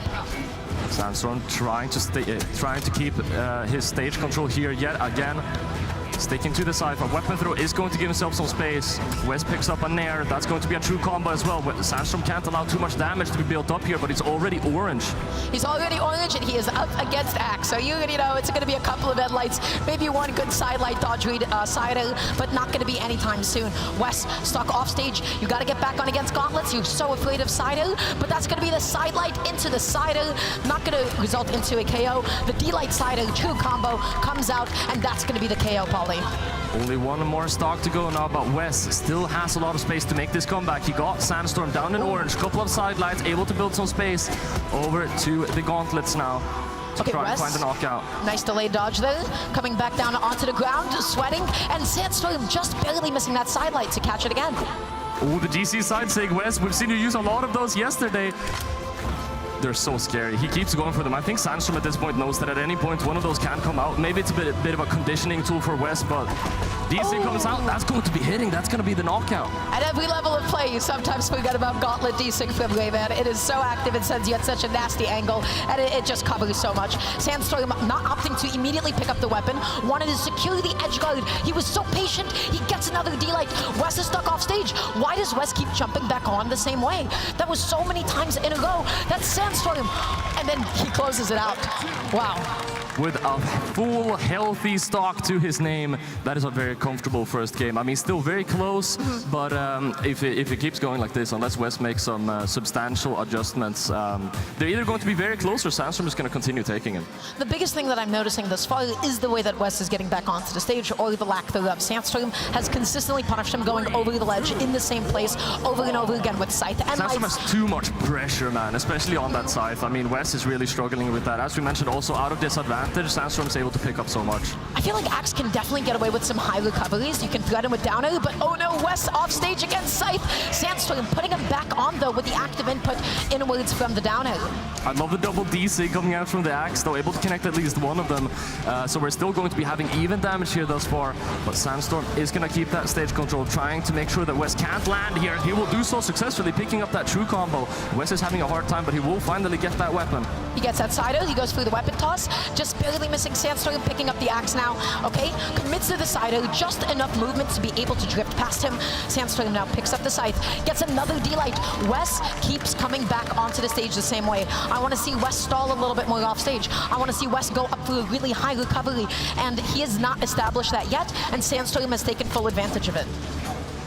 Is going to be getting back to the stage now with a new stock and a new opportunity to potentially get this one first stock off of Sandstorm. He's already gotten that initial disadvantage in the scoreboard, and yeah, he's going to need to pick up some hits soon or it's going to be all over. As soon as Sandstorm starts getting those hits, it can escalate very quickly. Great catch on a dash back with that side sig. Wes is definitely feeling a little bit pressured in disadvantage, but when it comes to neutral, he's able to go toe-to-toe. He catches a lot of dash-ins, he catches a lot of jump-ins as well. Just like that preemptive end light. He understands that Sandstorm is the aggressor. He is the one that keeps on closing space, and now he's doing a good job playing a little bit more defensively. Especially Sandstorm, very nice wake up there to be able to get out of Wes's advantage. And man, you said it. I mean, Sandstorm is just pressuring. As soon as he gets one hit, he never backs off. Okay, Wes, there with the aerial dodge, able to get back onto the stage. He has a lot of damage on him now, and he is definitely still moving like he is afraid. I don't know if he wanted to pick up the gauntlets or maybe wanted to go opt for the Axe at this point, but right now Sandstorm just going to be picking up the Scythe. Looking for that side light. Oh, what a huge commitment. Wes, excellent punish with the end light, but not enough damage to even put Sandstorm off stage. Scythe almost knocking out at this point. A gauntlet recovery should seal the deal, but it's not going to be connecting. Wes spacing around it beautifully, trying to catch that landing, but Sandstorm will be able to get down. Picking up the Axe, nice side light into end light, and the D-Sig again. That D-Sig, man. Sandstorm's getting hit by those. He was getting hit by those? I can't believe that. He didn't get spiked off stage. The angle of that was a little unfortunate. Oh, and there we go with the side sig too. We got the entire Rayman signature kit being used here. That's right. And guess what? Wes has a lead. I think he was playing a little nervous in the beginning. I think he was playing a little bit pressured, and now he is beginning to find his own. Once Rayman is comfortable to pop out all of his D6 and his slide off side 6, that is when you know that they're in the comfort zone. Oh yeah, we're seeing a more confident Wes now for sure, trying to get that weapon throw into a combo, but Sandstorm is going to be able to turn that interaction around, get that knockout. Very important. With a weapon advantage now, if you can get a string started, this could be very deciding. What an overshoot from Sandstorm. What a beautiful wake up from Wes, catching Sandstorm off guard. Sandstorm keeps on waiting after one of his end lights and side lights, but I'm going to stop right there. That was a side air. Wes off stage, sweating. Barely any options. The dodge gets caught. Oh no, Wes. That could be it. Sandstorm, one more hit, the ground pound. That's still not going to be it. And like Wes is still back up. All that work, and Wes, it's still so even. NC comes out, GC side light. That could have been it, but not yet. Sandstorm back on the gauntlets. Wes looking for any way to land. He is using up so many resources. Tosses down the gauntlets just in case Sandstorm decided to dash in. Gets the end light, punishes the dodge. He goes off stage, backs up. He doesn't want to commit too heavily. The side light just barely whiffs Polly. The recovery comes out, but Rayman just defensive enough. sticking to the axe now. Enlight comes out, trying to get this edge guard, interrupting a ground pound with the weapon throw. Beautiful option by Sandstorm. Still going to take that Enlight though as Wes takes stage control once again. This air comes out, and that is going to be 1-1 on the scoreboard. Wes played so patient. He got up in Sandstorm's face, he backed off, he scared him into dodging, and then Wes was able to establish himself and close out that game. I loved the way that he was moving in the end of the last stock. He was able to make Sandstorm feel a little bit nervous. You mentioned earlier Wes having a hard time getting back up off stage whenever Sandstorm is edge guarding. I'm seeing a little bit of a discrepancy, which is that towards the end of there, Wes got Sandstorm off stage several times in a row without being able to stop Sandstorm from getting back up. Sandstorm has proven to be very, very difficult to edge guard for Wes, and if Wes can tap into that and figure out a good way to get those extra hits whenever he tries to get back up, that could also change the tides here. There is also another thing that I would love to point out, and that is the offstage interaction that happened when Wes was on a nice clean stock and Sandstorm was on Scythe. We've seen this time and time again, what happens when you have one bad option offstage against Scythe. Wes, that is a big mental block. That is a big mental thing that you have to get over. You have to be ready to fight against Scythe in such a nasty position. You have to be not afraid of it. You have to keep all of your options because you absolutely cannot let the same thing happen again. Sandstorm immediately with a low read to get Wes down into orange here. As we go into game 3, both of these players have proven themselves in their confident abilities. I can't lie, after the first game it was looking a little bit rough for Wes, but he surprised me with that second one. Sandstorm though with the ground pound, massive call out. Wes, you can't be recovering with axe off stage like that. Wes went for the neutral though. He was trying to preemptively stop Sandstorm from coming back on against him off stage, and he wanted to get that chase dodge. He missed it, he put himself in an awful position off stage, and you already know how exploitable the end lag on axe recovery is. Sandstorm, so comfortable, got that edge guard, and now he has a big lead. Able to pick up a nair, not able to get any massive string off of it. Sair comes out, Sandstorm still clinging on to this stock. Yeah, he was sweating. Wes didn't get the biggest punish, but he got the neutral. Okay, the NSIG comes out, not enough to be able to KO quite yet. I'm sure Wes doesn't feel that good about that. Ooh. Good weight. Not able to pick up a big string off of it though. Still, the psychological effects of just always getting red, I mean, you can never dodge the same way twice, and so much of your mental energy has to go into that. Look at the high recovery. Wes has mixed it up. He has stopped jumping directly into the gauntlets of Sandstorm. Oh, but Sandstorm gets the last second sider. It gave him just a bit of momentum. Wes baited it, and he punished it too.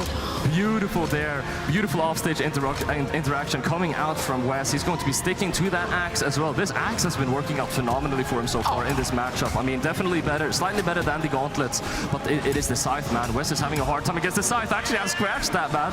Look at those aerial attacks. Wes is just slashing Sandstorm up right now. The end signature would have been a massive call out. He doesn't even need it. The Sair is gonna seal the deal, and just like that, look at the momentum of I Wes. love axe advantage tape, baby. That's what I'm talking about. You see that many dodge callouts, you see that many downers. It feels good. Anybody fighting against axe, they don't feel that good. But Wes on axe now, this is where we have established has been his most comfortable weapon. But he is off stage against Sandstorm Scythe, and he just has to eat that at that point. He has to eat it, and that's going to be the stock. Now, actually, I don't remember. I'll be reminded very, very soon if Wes did prime another axe, or if he's going to be picking up gauntlets here, because that could definitely be a deciding factor of how this last stock goes. If he's even able to pick up that weapon, I mean, Sandstorm is doing a really good job starving him out right now. He is denying him again and again. He's finally able to pick up these gauntlets. If I am Wes, I'm honestly going to toss these away, right? Because you get a downer, you're not getting any of these long strings, you're not able to match Sandstorm in that damage output, is what I would say. Wes is shutting me up. Wes definitely is shutting us up right now, doing a really good job getting a couple of strings. There we see the weapon toss, but I was just about to say, do you really want a weapon toss when Sandstorm was doing such a good job at weapon starving you? Wes was doing the thing where like he's getting comboed and he really wants to pick up the weapon, so he started dodging in again and again. Wes dash jumping, Sandstorm able to catch him with the recovery. Wes has been off of a weapon for so long. Sidelight recovery comes out. That's going to be the stock. That's going to be the game. And Sandstorm is now up 2-1. But Paulie, I have to say, this still feels doable for Wes. Tracking him in the air with a GC sidelight. What a call-out option from Sandstorm. Yet again, that last stock, a beautiful showing of the way that Sandstorm will just follow the opponent around on the screen with a GC sidelight at that, just to add more and more pressure, make sure that he's choking out Wes and he doesn't have a lot of space to play with. There's another habit that I'm knowing coming up. So Wes, first of all, amazing job. He was able to mix up his recoveries. He's not getting edge guarded as as much, and I love the bait that he did on Sandstorm's ground pound, and he was able to react and punish with a downer. Amazing way to take a stock. The thing I'm seeing happen now, Wes is looking a little bit uncomfortable when he doesn't have a weapon. He's dashing towards it a lot, he's dodging in towards the weapon a lot, especially when he's in the middle of a combo, and Sandstorm has punished him, especially on that last stock quite a few times. If he didn't have Axe on hand, if he is left without a weapon, that is where Sandstorm is just kind of dominating in terms of the pressure being applied. Yeah, there's definitely a lot of variables that are in favor of Wes, but it's really hard to tap into those because, as you mentioned, what variables are not in favor of Wes? It's whenever he's on those gauntlets and Sandstorm is on, especially that scythe, things usually get quite rough, and also the weapon starving. I mean, what are you supposed to do? You're supposed to fight him with unarmed instead. You don't really have that much play around it. And Wes, I mean, we've seen him on so much Rayman this weekend. I'm not sure if he's going to be swapping off. I don't think so. I don't think he'll be swapping off.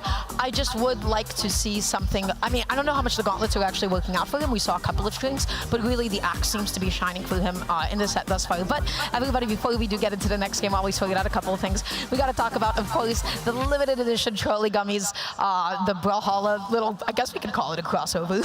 Yeah, basically at this point. I also want to say this is the first time that I've had Trolley since they don't really sell them where I'm from. They're really, really good, honestly. I would recommend if you haven't tried them, you definitely should. Yeah, wonderful. Let's take them to Sweden. Go ahead and get yourself a couple of packs. Make sure to distribute it and let everybody else know. Yeah, I love the chew. The really, really like tactile gummy, I feel like is the best way to describe them. Okay, yeah, so we're just waiting for them to get into the next game. I feel like right now, Wes, the biggest thing is, oh, you know what? Enough about Wes. Let's talk about this. Polly, what do we have? We have BCX, as announced earlier, BCX 2024. The tickets are live. You can get them at bcx.live. Meet your family this November. I've been personally the last 2 years, and it has been an absolutely amazing experience. If you have the opportunity to go, I would definitely recommend you go. And either, doesn't matter if it's as a spectator or as a competitor, you're going to have a blast either way. I can guarantee it. I was going to say the same exact thing. The beauty of BCX, everybody, is that there is something for everybody. You can take your friends, even if they don't play Brawlhalla, as a spectator sport. The energy is amazing. There's so much stuff to do in the venue. BCX, I've already been 2 times as well, and it was such a special event each and every single time. So please register. Everybody, we're waiting to get into the next match, so thank you for your patience in the meantime. Now, one thing that we did not talk about earlier was how stacked the top 8 is, right? Of course, we all know that it's stacked, but we have so many storylines that we are going to be getting deeper into later. I feel like we shouldn't spill too much of the beans. We should talk about it more when the players come up, but if you haven't taken a look, you definitely want to see that. There's enough people that haven't actually looked at the start GG yet, and honestly, that's okay. We will keep it that way. I want to reveal how absurd this bracket is and all the different runs that people had to go on to get here. But Sandstorm, he is one of the people that was seeded to be up here in top 8. Hint, hint, there was a couple of people that were not and went on a couple of insane runs. Wes being, of course, one of them. Wes, he got that upset over Megdi. He got that upset over Stingray as well, which, by the way, 2 incredibly respectable wins. And even then, he got those 2 wins. Megdi and Stingray are still in this tournament at the moment. Now, on pre-show, we were able to see the predictions that the other casters had, but I don't think we've shared ours yet on stream. What do you have for 1v1? So, my original 1v1 predictions were Kaina, Godly, and I believe I also had Use in that order. So Godly didn't actually end up performing the best this weekend. Godly will always be back, though. He has an event that's a miss, and then he comes back better than ever. But I have Kaina winning the whole thing this weekend. Kaina is the one, I mean, he got the first at the Spring Royale. He did amazing. He won in 2s as well. Kaina's a lot of people's #1 right now. Yeah, and I've got to agree. I mean, I love Kaina's gameplay. I play Teros myself as well, and I couldn't agree more. Kaina's been playing absolutely phenomenally, and with some of the things that he's been showing off, both in 1v1 and in 2v2, he might be one of the best, if not the best, Axe and Hammer and Teros players right now. And that's kind of hard to top in a lot of aspects. It's just good, and it's just consistent. Also, kind of plays the game a lot. I mean, I'm not sure if they've said this earlier on stream. Kaina has 600 150 ranked 1v1 games with a win rate of 95%. Like, that is not supposed to happen. He's gaming. He's gaming. He's definitely gaming, yeah. I guess I'm also curious, like, if there's anybody else that's grinding quite as hard as he does. We can check out the stats on that at some point or another later on. We're still waiting for them to get into the set, everybody. Again, thank you for your patience. It's been a really, really long weekend, and we still have all of top 8 singles to go ahead and go through today. So Sandstorm is somebody I feel like of all of the different competitors that we still have in top 8, if Sandstorm were to take the set, he might have the strongest chance against Kaina. He might indeed have some of the strongest chances against Kaina. Now, I do believe that they should have fought each other, right, at different royales and such. Also, one of the things that we did not talk about is your second and your third predictions. The reason why I glossed over them was because I think it's really, really hard to say, honestly. I think it was slow motion. How do you feel about the lack of EU in top 8, Polly? Dude, I don't want to talk about it. We're not going to talk about it. Listen, I downloaded a GIF of the sirens so I could go, you know, do you hear the sirens? EU, EU. And I never got to show it. But enough about EU, enough about Europe. Everybody, the Brawlhalla Fest 2024 merch is amazing. It is incredible. I did forget the link as to where you could get it. I'm sure somebody in chat is going to be able to provide that for us. But you got hats, you got a bucket hat, you got a couple of nice t-shirts, some water bottles, the new sunglasses, and the keychain as well. So go ahead and get you some. All of the drip that you need if you're going on a vacation, and honestly, this is the kind of drip you need if you're going to be pulling up to BCX as well. That's right. You need to be covered head to toe in Brawlhalla. Yeah, Brawlhalla merch. I mean, come on, it's fit for the event, isn't it? That's right. Oh gosh, walking around with like a CEO pass outside of Daytona, it's like all the people are asking, "Are you here for the convention? Are you here for the gaming? Do you play that Brawlhalla video game? My son is here for that." I love it when they ask. Yeah, especially whenever the parents are like, you're in the elevator, like, "Are you here for the fighting game convention game thingamajig?" And you're like, yeah, we are. And there's no way to talk about it with them. But everybody, I think we will be going back to the set shortly. We're still figuring out a couple of things. I guess we could talk about the rest of bracket because we still have a couple of minutes to use up in the meantime. So on one side of top 8, winner's side, we have, of course, West going up against Sandstorm. We're waiting on game 4 of that now. On the other side of it, we have Kaina up against Impala. Polly, how do you feel about these two players' runs? Kaina versus Impala. I mean, Impala, not the most recent, but one of the most recent BCX champions, right? You can never count Impala out. Impala is an absolute beast at the game. And on top of that, I mean, Impala has the LAN buff. We've seen it time and time again. Impala will perform better at LAN than he will at online. So it's someone that that casters, spectators, and competitors alike fear. Yeah, and he got one really, really amazing win. I mean, every single one of his wins was excellent, but he got the win over Loris, and then he got the win over a certain somebody else, which we'll talk about in a second. But he is now fully switched over to the Koji. He's no longer representing the Kaya as he once did, and he is doing exceptionally well with the Koji. And so I'm really curious to see how he'll do up against the beast that is Kaina. Yeah, and I'm especially curious to see how their play styles will go up against each other, right? You have Kaina in a lot of senses is like an immovable object, and Impala, you know, schmoving around with his bow. It's going to be interesting to see if he's going to be able to break that neutral bubble that so many players have been unable to do against Kaina. But everybody, before we do jump into game 4, we will be quickly tossing it over to Junebug, who's going to be conducting a little player interview for us. So June, take it away, please, and thank you. How's it going, everyone? I'm here with Sapdragon. Sapdragon, I saw your tag. And how long have you been playing Brawlhalla? Since the age-old question, I've been playing Brawlhalla since at least 2019. I'm an experienced player. I'm not good per chance, but I'm hoping to bring my all, bring my A game today, and hopefully get some wins. Okay, that's cool. And I'm going to ask you 2 different questions for your picks to win the tournament. One is your heart pick, who you really want to win the tournament, and one is the brain pick, who you think is going to win the tournament. So let's start with the heart. So for me, I see a lot of players here. They've been, travel from all over the world. Honestly, my heart pick would be, I would love to see Stingray win something again. He's been on the grind. He's, day in, day out Brawlhalla, eat, sleep, eat Brawlhalla. So, yeah. And then for the winner for everything, I really want to see maybe Yuz come back. Shout out Brazil. I love the Brazil boys. They're my goats, so yeah. I mean, I'm a great fan of Stingray. You love his content. He's been popping off on YouTube recently. And I'm a big Great Sword fan too, so I feel like the Yuz pick is a good one. No, thank you for that so much. And any last shout outs that you want to do? Shout out Bread Mafia, you know, they're my boys. Shout out AJ Moore, his birthday was yesterday. Hope you had a good one. And just shout out Brawlhalla, you know, for hosting everything. So Shout outs AJ, shout outs Brawlhalla. Yeah, thank you so much. Yeah. Welcome back, everybody, to the Midseason Championships. Junebug, thank you so much for the lovely interview. We're still going to be going into Wes and Sandstorm. They're going to be going into Game 4. I guess we could do it like a little brief recap on some of the things that we saw. We're seeing Wes on the Rayman, and he's doing exceptionally well with Axe. And Sandstorm's pressure is better than ever.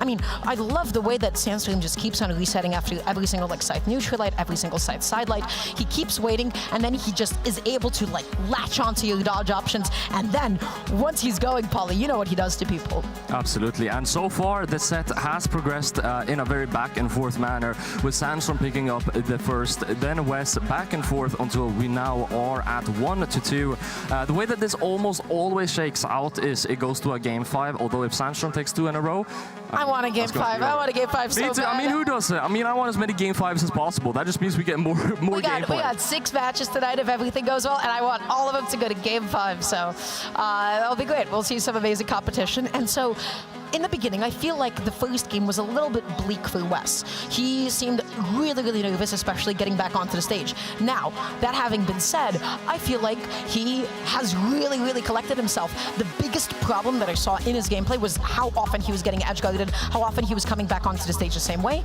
He adapted, he changed it up, he started going for some more high recoveries, and also, I'm not gonna lie, whenever I see Rayman go for that many signatures, they miss them. They don't hit them. Wes has hit so many side sigs and down sigs. He's making them work for him. He knows how the Rayman signatures work, and yeah, as you mentioned, also the Axe gameplay, getting some flow state every now and again, a lot of momentum backing him up. As you mentioned, there are still a couple of things that Sandstorm is just doing ever so slightly better. As we mentioned previously, Wes is having a little bit hard time with the edge guards, not only on the receiving end, but also on the giving end. Sandstorm is having too much of an easy time getting back up from Wes whenever he's knocked down off stage, and that's definitely not something that you want whenever they're on site, right? Being edge-guarded by Sandstorm, even if you're a top player, I'm just gonna tell you right now, it sucks. It's not a good feeling. You don't want to be off stage against Scythe. You don't want to be off stage against Gauntlets. You don't want your dodge red. You don't want to be stuck off stage without a weapon, and then you're sweating, and then you're like, I have nowhere to go, and my health is still in the white, it's still in the yellow. Why am I getting edge-guarded? And so that almost happened to Wes, and that was such a scary game. Yeah, and as you mentioned, one of the largest clips that we got so far throughout this set was in that edge guard, which I believe, did it even lead to a knockout? I'm not even sure if it did.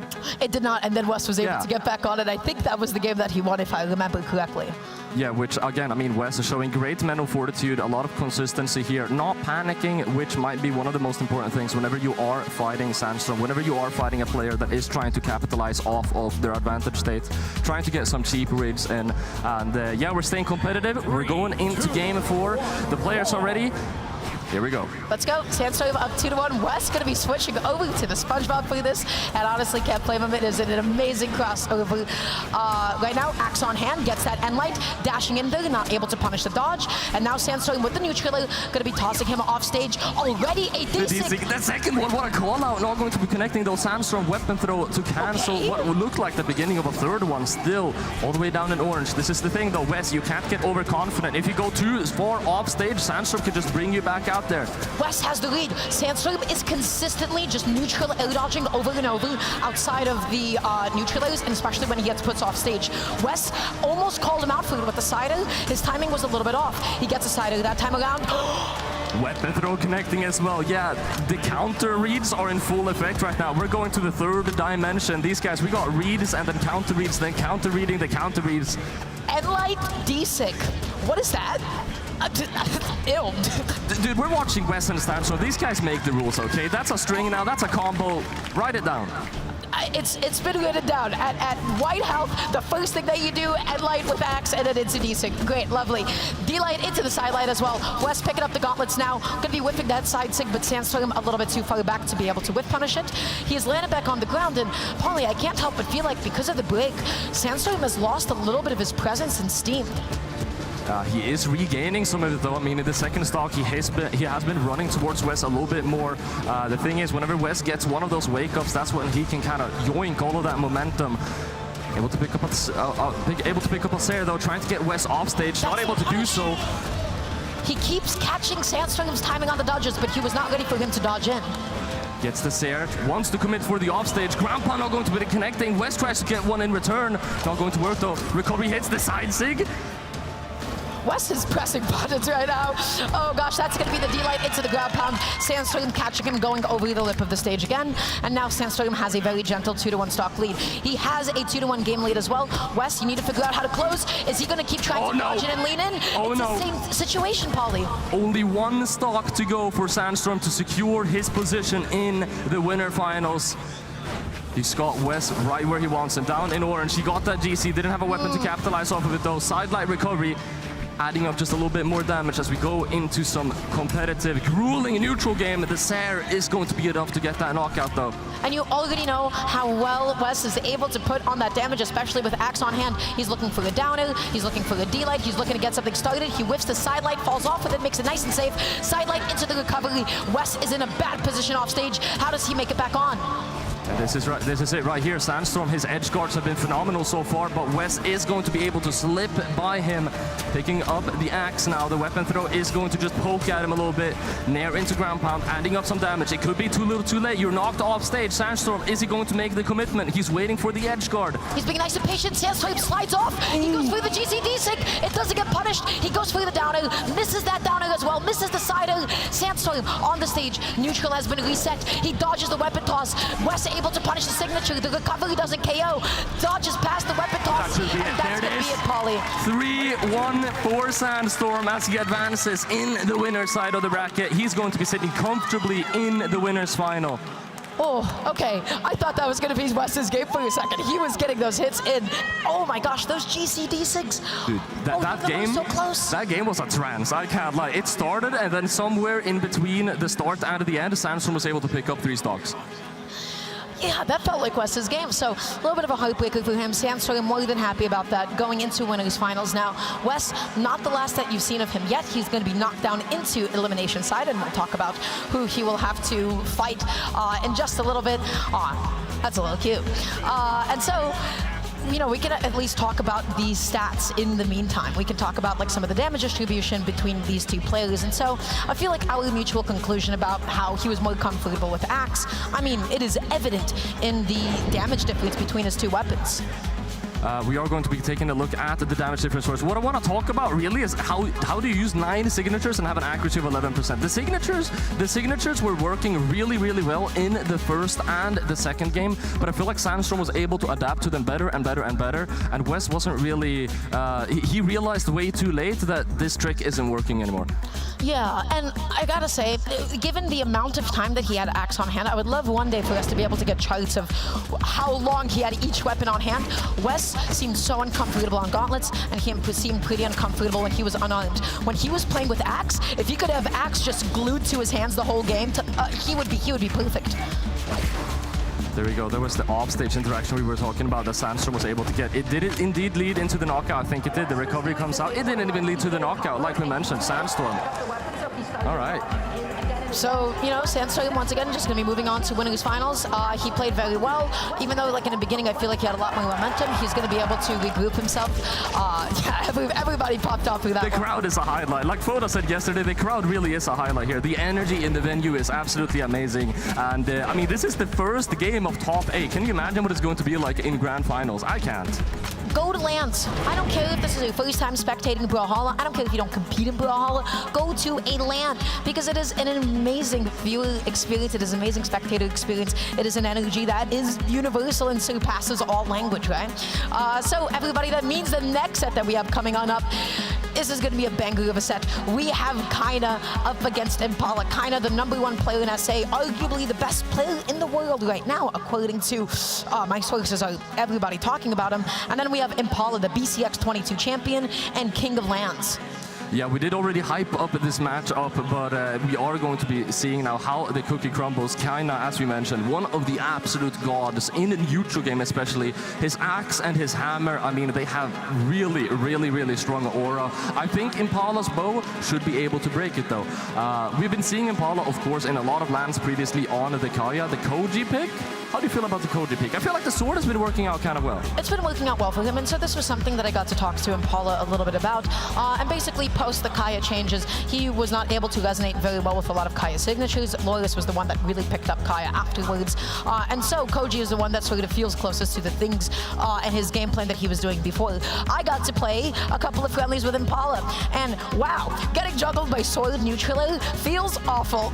It is so difficult. That move is so disjointed, and Impala is so good with the spacing and juggling. I can confirm juggling with Sword Neutraler feels amazing though, just FYI. Either way, Impala should be looking to do something similarly on Kaina. The thing is, especially, I mean, when you have things like juggling, would that be something that would work against Kaina? Do you feel like his hammer dares are going to be able to beat that out, or is he stronger on the grounded game? I think he might be stronger on the grounded game, but where do you think Impala wants to put him? Yeah, the real consideration is just what you said about, like, you know, the fact that you have such a disjointed downer.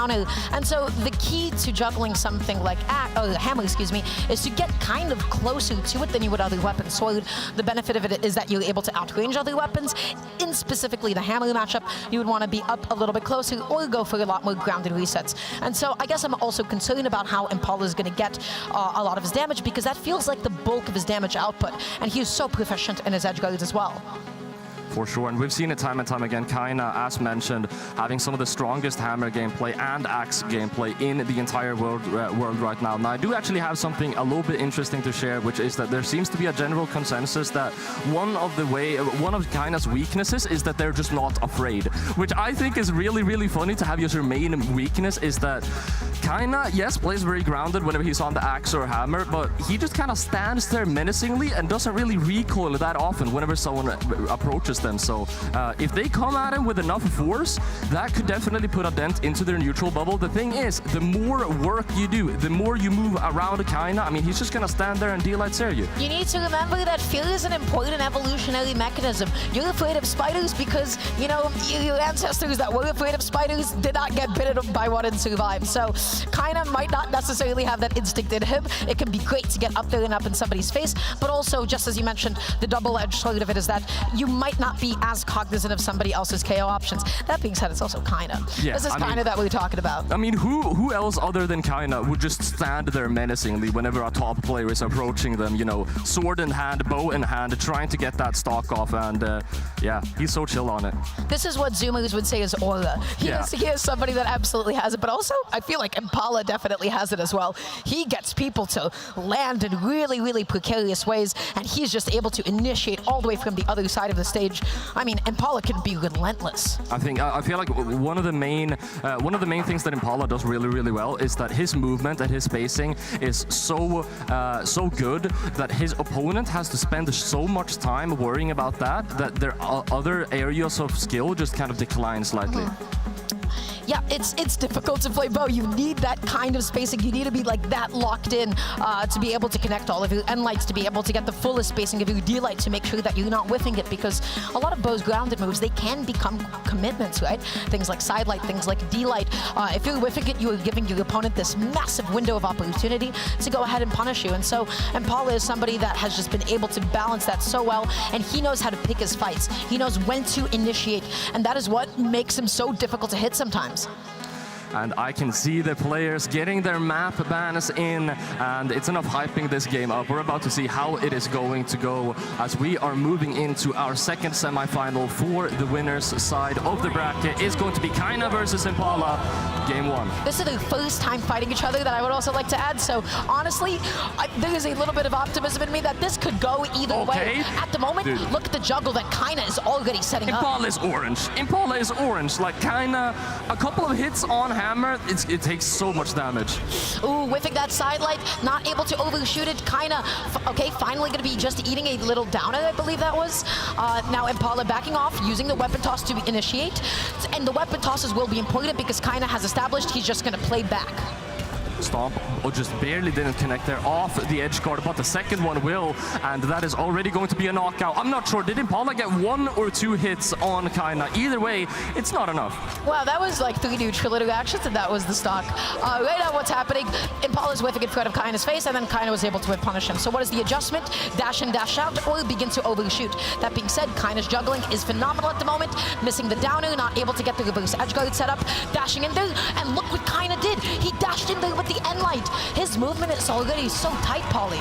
Stomps there as well, and just like that, I mean, Impala, he's just scrapping to get back to the stage right now, knocking him off just a little bit. It doesn't matter at this point. So many attacks will knock out for Kaina. He just needs to find it. The dare is going to seal the deal, and he has 3 stocks against 1 right now. And this has been a minute and a half. This game already, Impala's definitely going to need this one just to be able to adjust. Of course, comebacks can always happen, but it's going to be a bit of a big adjustment. The ground pound to be able to cover so many dodge options by holding GC and lights off the landing as well. Impala is unable to break this neutral bubble that we were talking about. Landing there is going to pick up an attack as well.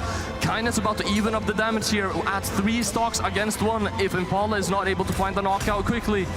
Oh, Impala eating another end light, just one of those, and that's going to be it. Oh no, okay, landing with the side O, that's going to be the stock, the D-Light side O. If anything Sword brings, it is consistent KO setups. D-Light, recovery, D-Light side O, you have those options. I was about to say, if anything, this is not going to be a 3 stock. I mean, Impala, it's going to take a true master to be able to reverse something like this. Impala is starting to put some of the work in, but it's too little too late. You're just not going to be able to do it against Kaina.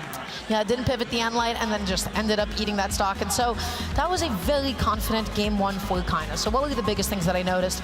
Just as you said, when you said Kaina holds his ground and is fearless, that is exactly what we saw. He did not feel pressured over the course of that entire game in neutral. Impala was not able to really threaten him. He stood his ground, and when Impala was starting to adjust with his movement, Kaina started getting more aggressive with his dash and end lights with Axe. So moving on to the next game, already Impala is able to get a couple of hits. Kaina starts off with the neutral air, GC D-Light into the neutral air, another neutral air. Love these juggles. Okay, able to get some stray nairs here in the first couple of seconds into the game.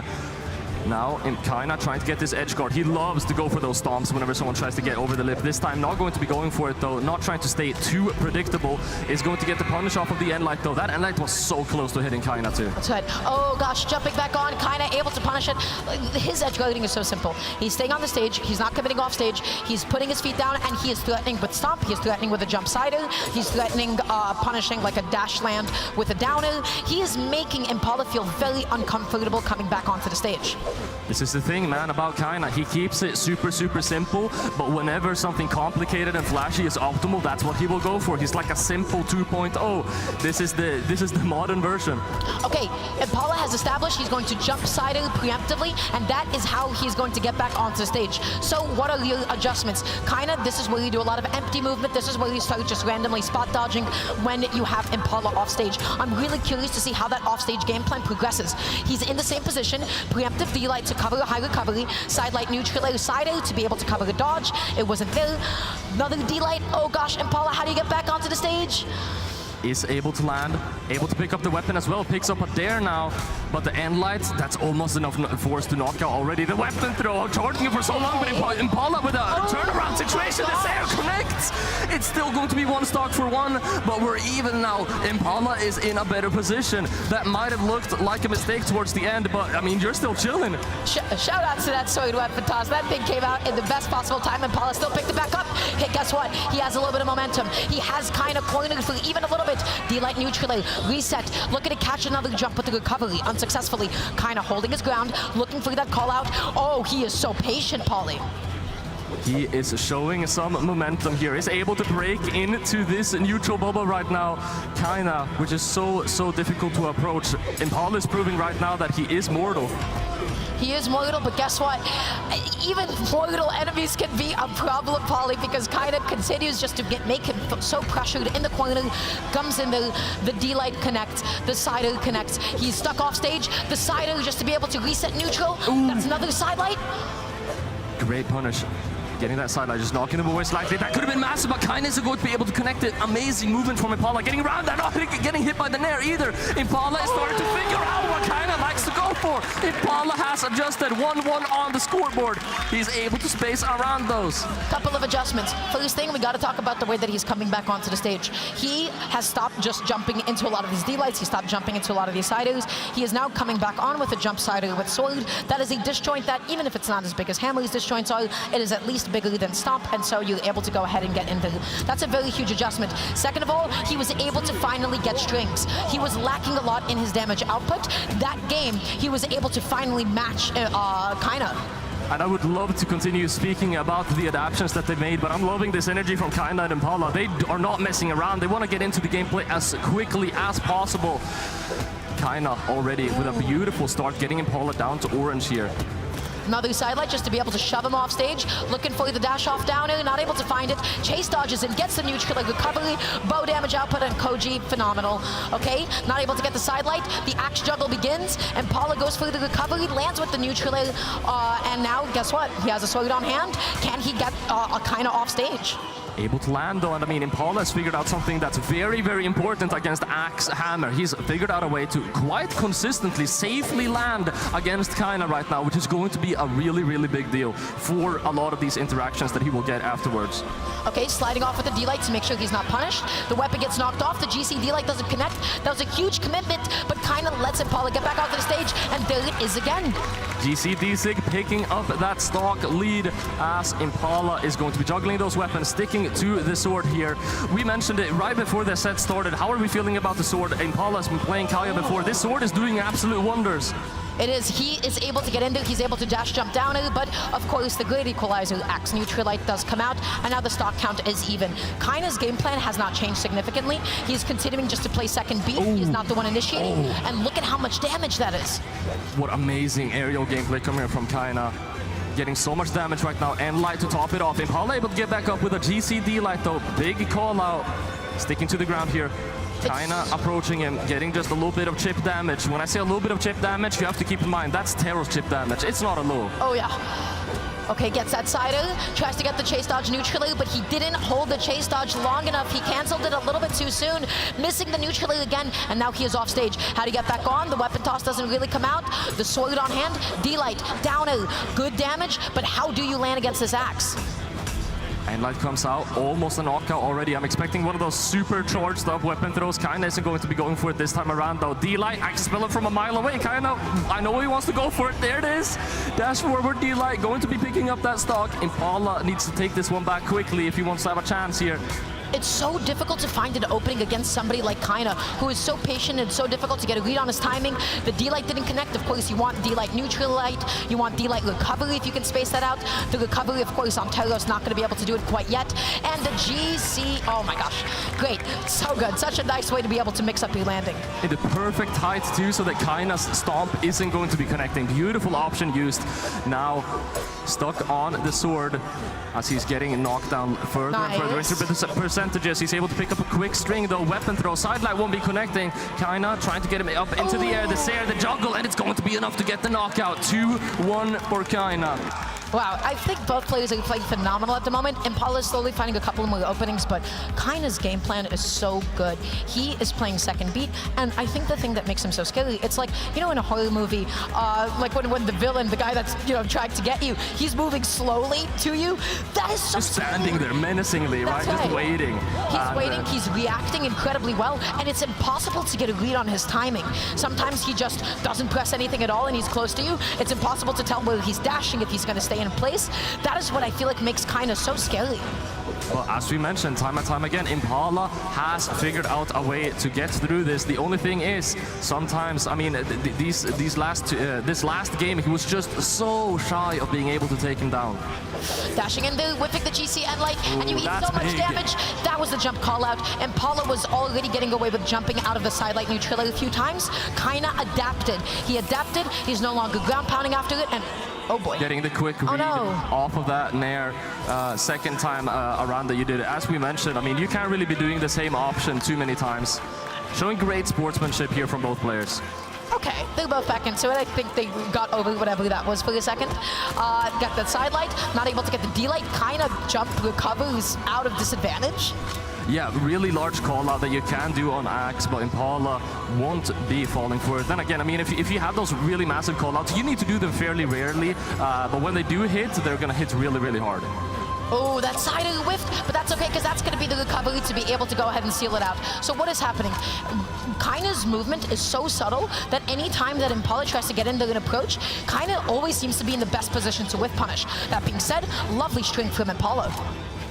Both players fairly even HP right now. Kind of gets that end light. Second one as well. Impala wanted to get back up with the GC. He's used that trick a couple of times. Kind of started to adapt to it, and this is it again. Impala is having a harder time getting back up against Kaina. End light connects as well. All the way down in red now. This is where KOs can start to come out. We're talking about a Terrace player here. D-Light tries to go for the Nair, not going to be connecting. And Light will though, swapping over. No, actually sticking to the hammer. How does he get back onto the stage? This is so scary, Polly. He gets back on. He's able to just barely avoid that. He gets the side light for a bit of stage control, picks up the sword, gets the sider. There's a whiff punish on the whiff side light, but he misses the falling sider. Kaina, again, he just is playing second beat. He is in the best possible position to whiff punish again and again and again. And Light will seal the deal for that one, as Impala is picking up a bow to try and potentially get this stock off of. This is it right here. You need to get this one off if you want to have a fighting chance to go to game 5 and face off Sandstorm. The most difficult position. He comes back on. Such an aggressive sider. He put Kaina into the corner. Reset neutral temporarily. Side light, D-Light, the classics. Misses the recovery. Kaina no whiff punish on that one quite yet. Weapon throw unarmed there. What a beautiful option Impala used just there. Still so damaged, gets that Nair out, going to be evening it out, 1 stock to 1. The dream is still alive, but Kaina, he's proven to be so efficient at getting these knockouts. Impala needs to act quickly, he needs something big. Oh, that movement speed is coming in so clutch. The hammer is so scary. Okay, gets that end light, backs off, just playing it really safe. D-Light sider, not gonna do it, but it puts him into a nasty position off stage. Kaina keeps on with the same game plan. Oh no, Polly. Kaina trying to edge guard Impala right now. He's gonna be able to get back up successfully. Stomps there, comes out though, and Kaina is going to be taking it home. 3-1 on the scoreboard. It is going to be Kaina going up against Sandstorm in the winners finals. That was a pretty confident Kaina victory. Kaina seemed so comfortable. He did not seem like he had to deviate much from his game plan, but I feel like Impala started to really figure out the thing that you need to do against Kaina. How do you get back onto stage against somebody who's playing so reaction-based? How do you get back onto stage against somebody who's really exploiting those kinds of disjoints? He did the best possible thing, which is gently and non-committally landing on top of somebody. When he stopped landing with hitboxes, when he stopped going for like GCD lights with bow, when he stopped leaning in with a lot of siders, there was nothing to whip punish. Kaina has primed himself to reaction punish and to space around solid sider. He has spaced himself around solid side light, those kinds of options. But if you get as close to him as possible and don't commit to anything, that was how Impala began to really start escaping disadvantage. That being said, Kaina still was able to find so many D-Lights. He was still able to find so many of these neutral wins. It feels so difficult to get a neutral win against Kaina. Yeah, and I mean, yet again, as we mentioned, I was very interested to see how Impala would square up against Kaina. Now, we had a very, very competitive 1v1. Impala did get very, very close. It kind of feels like we're playing King of the Hill, where we're going to the next round now. And now I want to see what Sandstorm is going to be able to do against Kaina, because it feels like for every single round, of course, the games are getting tougher and tougher. They're putting a bigger and bigger dent into it. I think that's said it's going to be very, very hype. But before that, we are going to be taking a look at the highlights before we move down into the elimination side and take a look at some more matches. Yeah, gets that D-Light side. I mean, again, his edge guarding time and time again. Impala just seems he was struggling to get back onto the stage. He has positioned himself so well again and again. Oh gosh, this stock was ridiculous. I don't know why Impala felt the need to go all the way out there, but sure, they traded up. Why not? Yeah, and the Seer off stage there as well. Super, super beautiful. Kaina, man.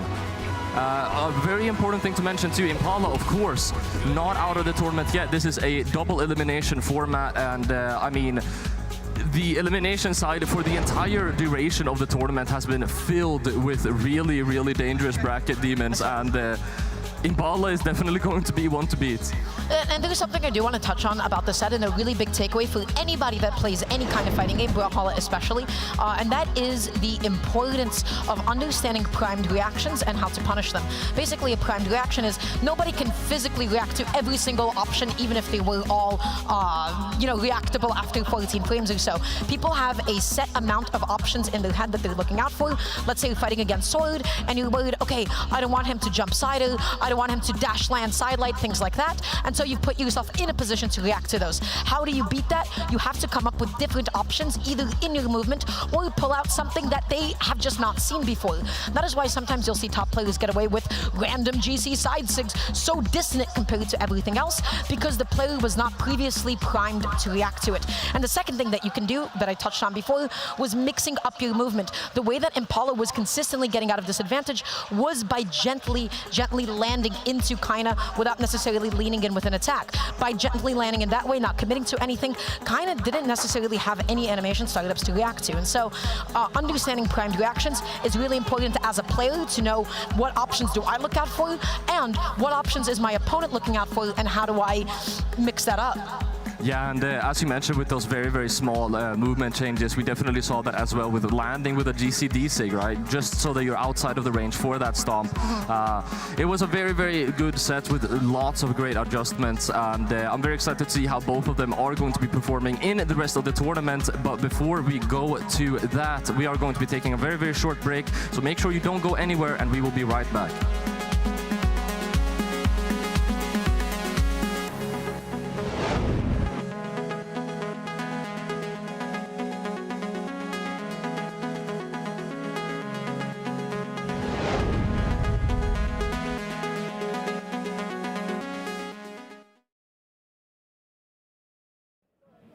Welcome everybody to the Mid-Season Championships. I am Daria, joined by the one and only Impala. Impala, you just made it into top 8 winners side. You took it over Jeff. How are you feeling about that set?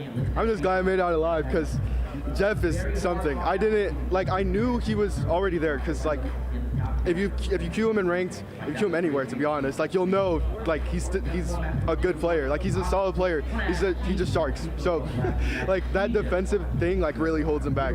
Other than that, I was scared, but I remembered he's just Jeff, so I could at least walk forward and continue my engagements. Thankfully, I'm just glad to know that Koji is one of the top picks that I can definitely bring out there, especially here at LAN. You know what I mean? For my first mid lane on Koji, I just feel really glad, and overall, I'm very, very happy that all this work wasn't for nothing. You know what I mean? Yeah, that's actually something I wanted to ask about that. So you've switched off of Kaya, you're on to the Koji. I saw that you got that win over Loris as well. That was something that we talked a little bit about before. And I guess I just wanted to ask about how you felt before that set, and if that was a set that you felt that you would be 3-0ing so confidently in.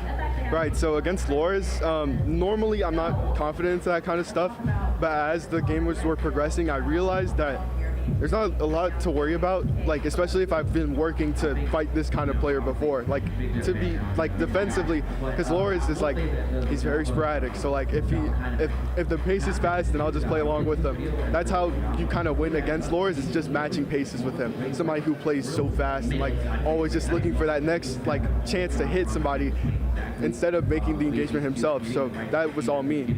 I was just relying mostly on my coverage for that to work. And thankfully, Koji is super consistent in that regard. So I'm just glad that it went well. Game 2, I almost lost. Game 2, I almost got destroyed. I'm not gonna lie. But momentum doesn't work that way. If you're coming back from something, your chances of losing are still high. Because you're not supposed to be there in the first place. So that's why I'm relying on my own information to just keep the lead and avoid being in a situation where I have to clutch. Other than that, against Loris, he's really good. Thankfully, I found my work to actually, give me the victory. So you made it to top 8 winners side. You weren't particularly seeded to make it into top 8 winners side. I feel like people keep having this effect with you where they forget for a little bit and then you go to a LAN and then you mess things up again. So I guess, how was your mentality going into this event altogether? Did you think you would make it into top 8 in this way? If nobody knew, if anybody who's roomed with me knew, I was at the BNB literally eating my feelings until eventually I went back to sleep, because I didn't know what to expect. You know what I mean? Ones is crazy.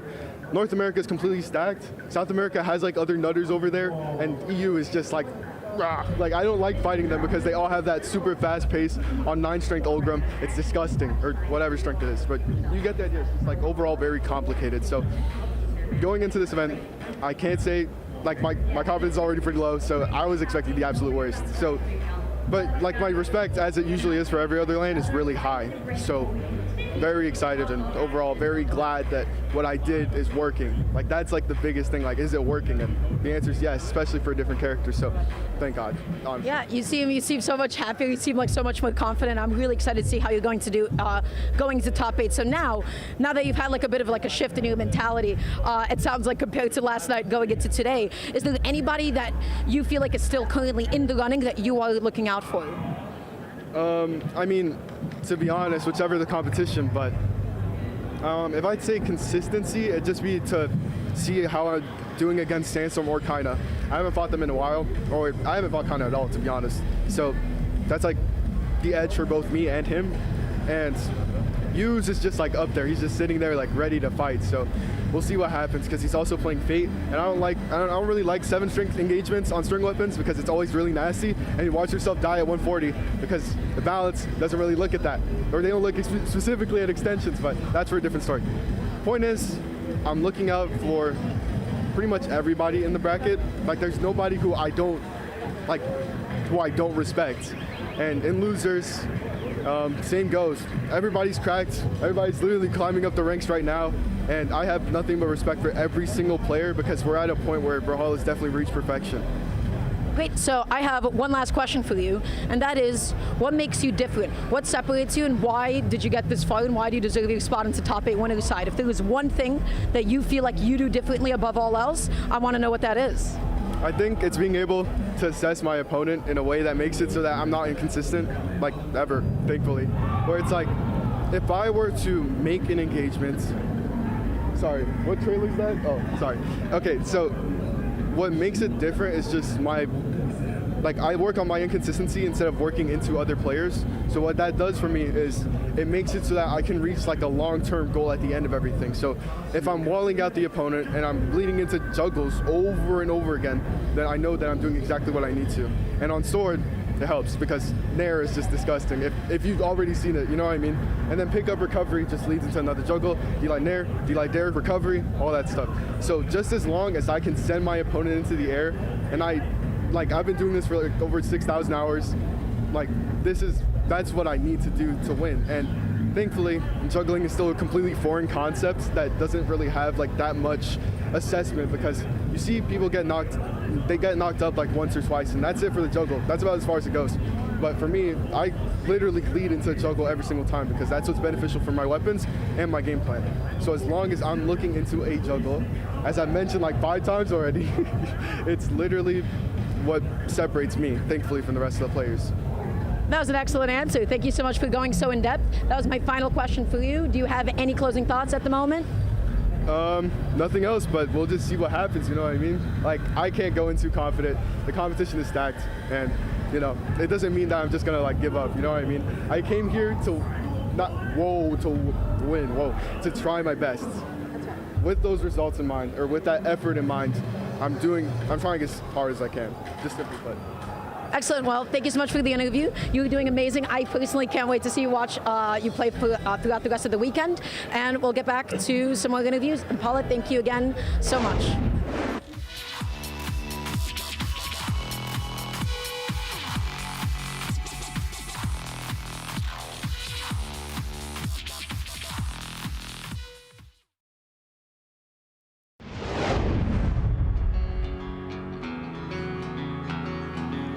What's up, Brawlhalla, and welcome back. You're watching the Midseason Championship 2024. We're coming back to you guys here live from Daytona Beach. The crowd is hype. I'm hyped.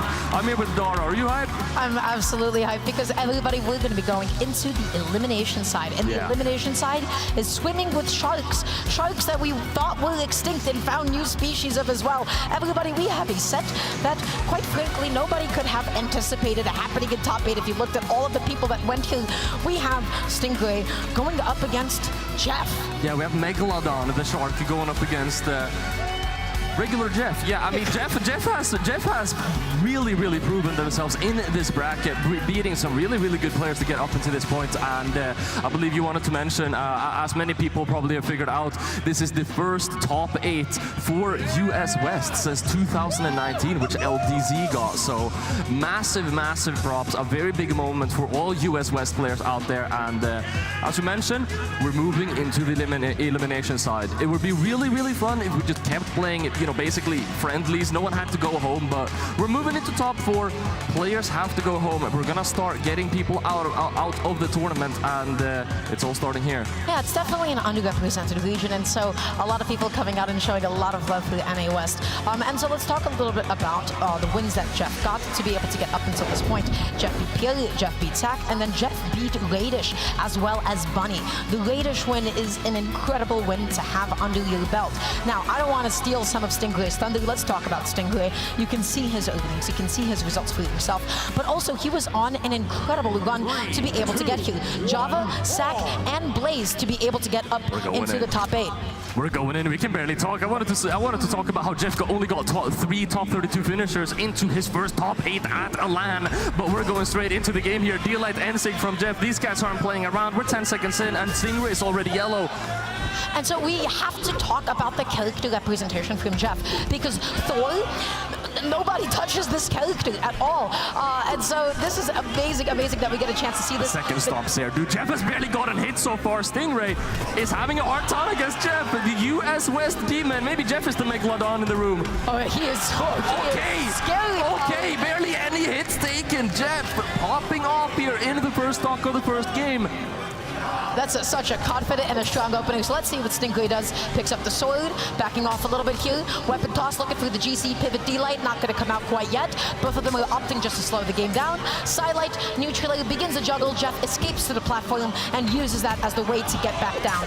There's some damage build up here. Stingray is able to not go for even trades here, but actually catch up a little bit. Sidelight comes out. Jeff opting to jump out of that. So now Stingray might be able to get a read if Jeff does not adjust in time. Gotta stay unpredictable at all times, especially when you're fighting Spear. Okay, Jeff is just moving around, and Stingray has not been able to catch him quite confidently yet. Picking up the sword now, gets the downer, not able to follow it up into the side. Going through the weapon toss to be able to get some space in against Jeff, and Jeff catching Stingray, dashing on in and with the stomp. I love the use of signatures coming up from Jeff as well. As you mentioned, you know, the character representation for Thor has been low for quite some time. So every time you see these things coming out, it's like, remember me? Do you remember how to space away? Do you remember how to punish these options that I'm going to be abusing?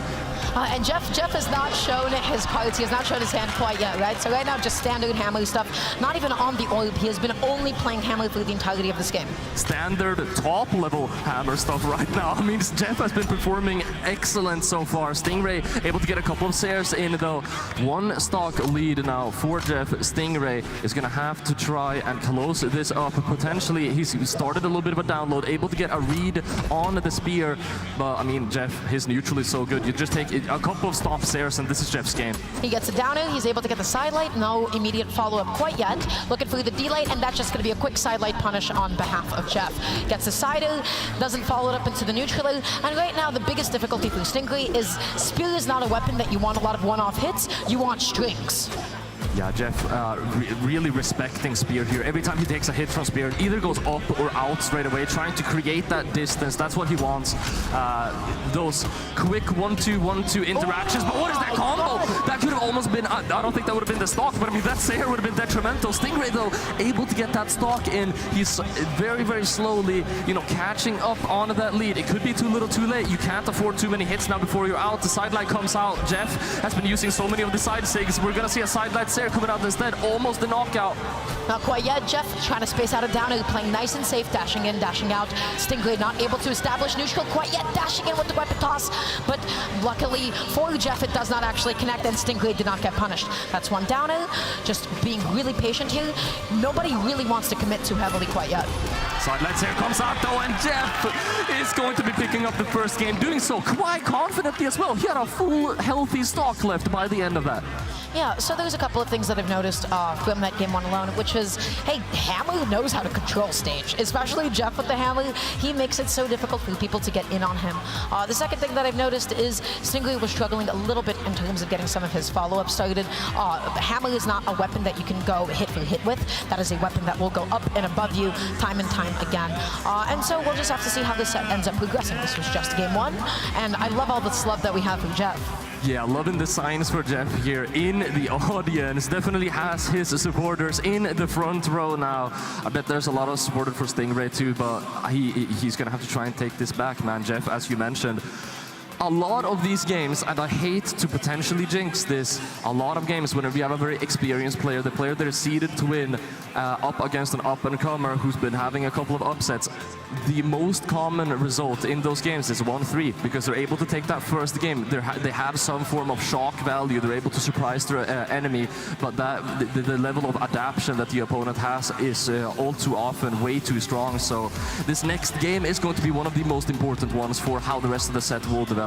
One of my favorite tweets ever is going up against an old head in a fighting game, and you have to suddenly realize 20 years of character tricks that you're going up against. And so when you're fighting against a top level player, they are the ones that are able to adapt, and they're known to adapt over the course of the set. And so I guess I'm just also curious if that is something that Jeff will be able to go toe-to-toe with alongside Stingray, or if this was just going to be the one game that he gets. But honestly, given how dominantly he was controlling neutral, given how he was just spacing out Stingray and just going hit for hit and lapping him in terms of damage, I gotta say, Jeff has a lot of momentum behind him. I also really like to mention and talk about, you know, the mental fortitude of the competitor. I mean, Jeff, as we mentioned, this is their first top 8, and it's a top 8 at LAN. Stingray has a lot of achievements under his belts. I think that his nerves are probably a little bit stronger than Jeff's, and it's going to be interesting. Potentially that is going to be playing a role, but we're going into the next game. We're not waiting any longer. We're gonna see how it goes. Am I seeing a character switch? Who do we have? Who's it gonna be? Oh gosh. The Zol. We got the Zol. We got some cannon representation. We have barely had any cannon all weekend. That's right, and here it is now in the form of Zol. It's a nice time to play Axe, and also at some point or another in the set, if Stingray sticks with the Zol, we're gonna see an across the stage side sig connect. It's just gonna happen. D-Light and Sig already from Jeff. He got this. He got that the first stock of the second of the. He got that the first stock of last game as well. Got it 2 times this time around as he picks up a very small damage here. Stingray can definitely even this out, but not if he take a D-Sig to the face. He's knocked away off of the stage.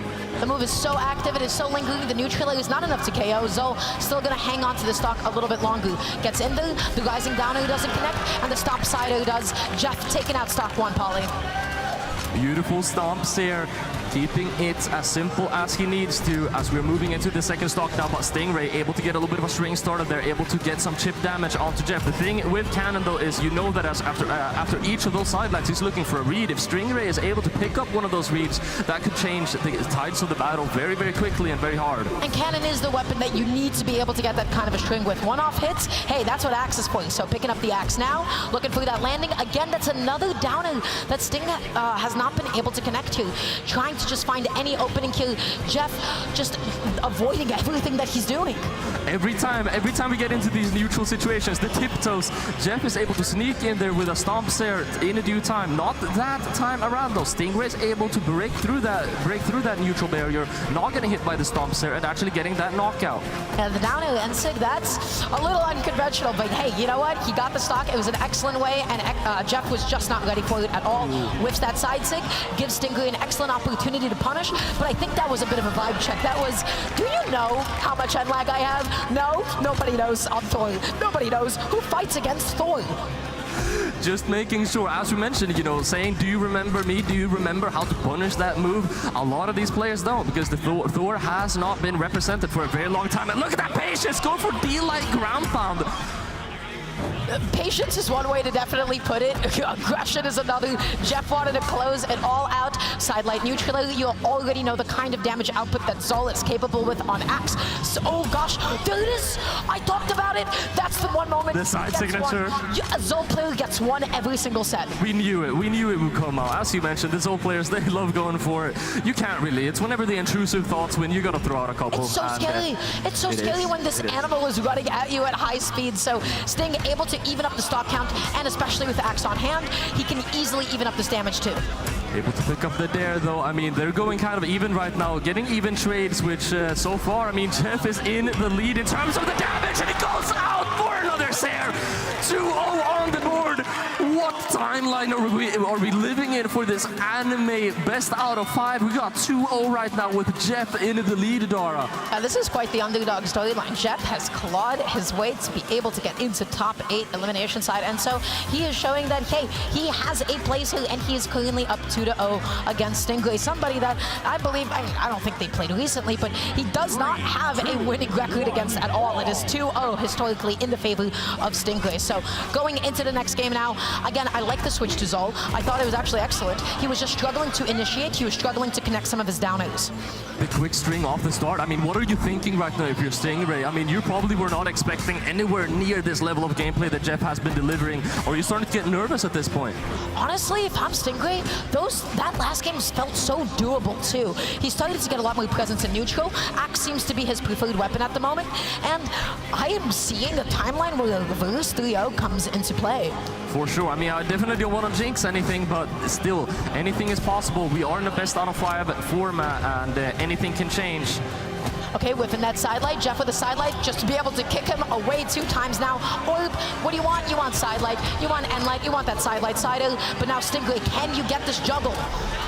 I mean, when we were watching Jeff yesterday, one thing that I think is very interesting is there's either been a change of Jeff is deciding to play less Orb because it's Stingray, or he decided to play more Hammer overnight. He was like, you know, the Hammer's feeling way much better. I'm gonna stay off the Orb. But the sidelights here is still going to do the job. His Orb is still solid, and he's actually going to be sticking to it now as well. I don't know what I'm on about. Doing something a little bit different. Now Sting is going to be on the cannon and not the axe, which he was so proficient with before. So we're seeing the 2 weapons that we did not get that much action from. Sidelight sider, Jeff backing up, resetting. Jeff, honestly, not all that aggressive. He is just backing up and resetting, taking a page out of Kaina's book. Sidelight Sair coming out, and I mean, he's starting to get some chip damage against Stingray right now. Another Sidelight Sair comes out. He's keeping it as simple as he needs to. And Light for the landing, recovery in the air. He's starting to build up a lead. He gets a Sair on the landing, and that should be the stock. He is up 2-0 in game count. He is up 3-1 in terms of stock count, but you cannot count out Zol, my friends. So, no weapon in hand. Looking to pick something up soon. Gets the axe, but at what cost? No, Jeff, don't do this. Don't do this. Not right now. Not on top 8, not on land, not on stream. He's getting a first That was the most sportsmanship-like thing. He just wanted to, okay? You got it. You got the set. I don't want it that bad. You get this 3 stock. You get to have the 3-0. It's all yours, buddy. What a set from Jeff, man. I don't know what to say. I'm starting to get a loss of words at this point. Jeff, time and time again, proving himself against some of the top level competitors.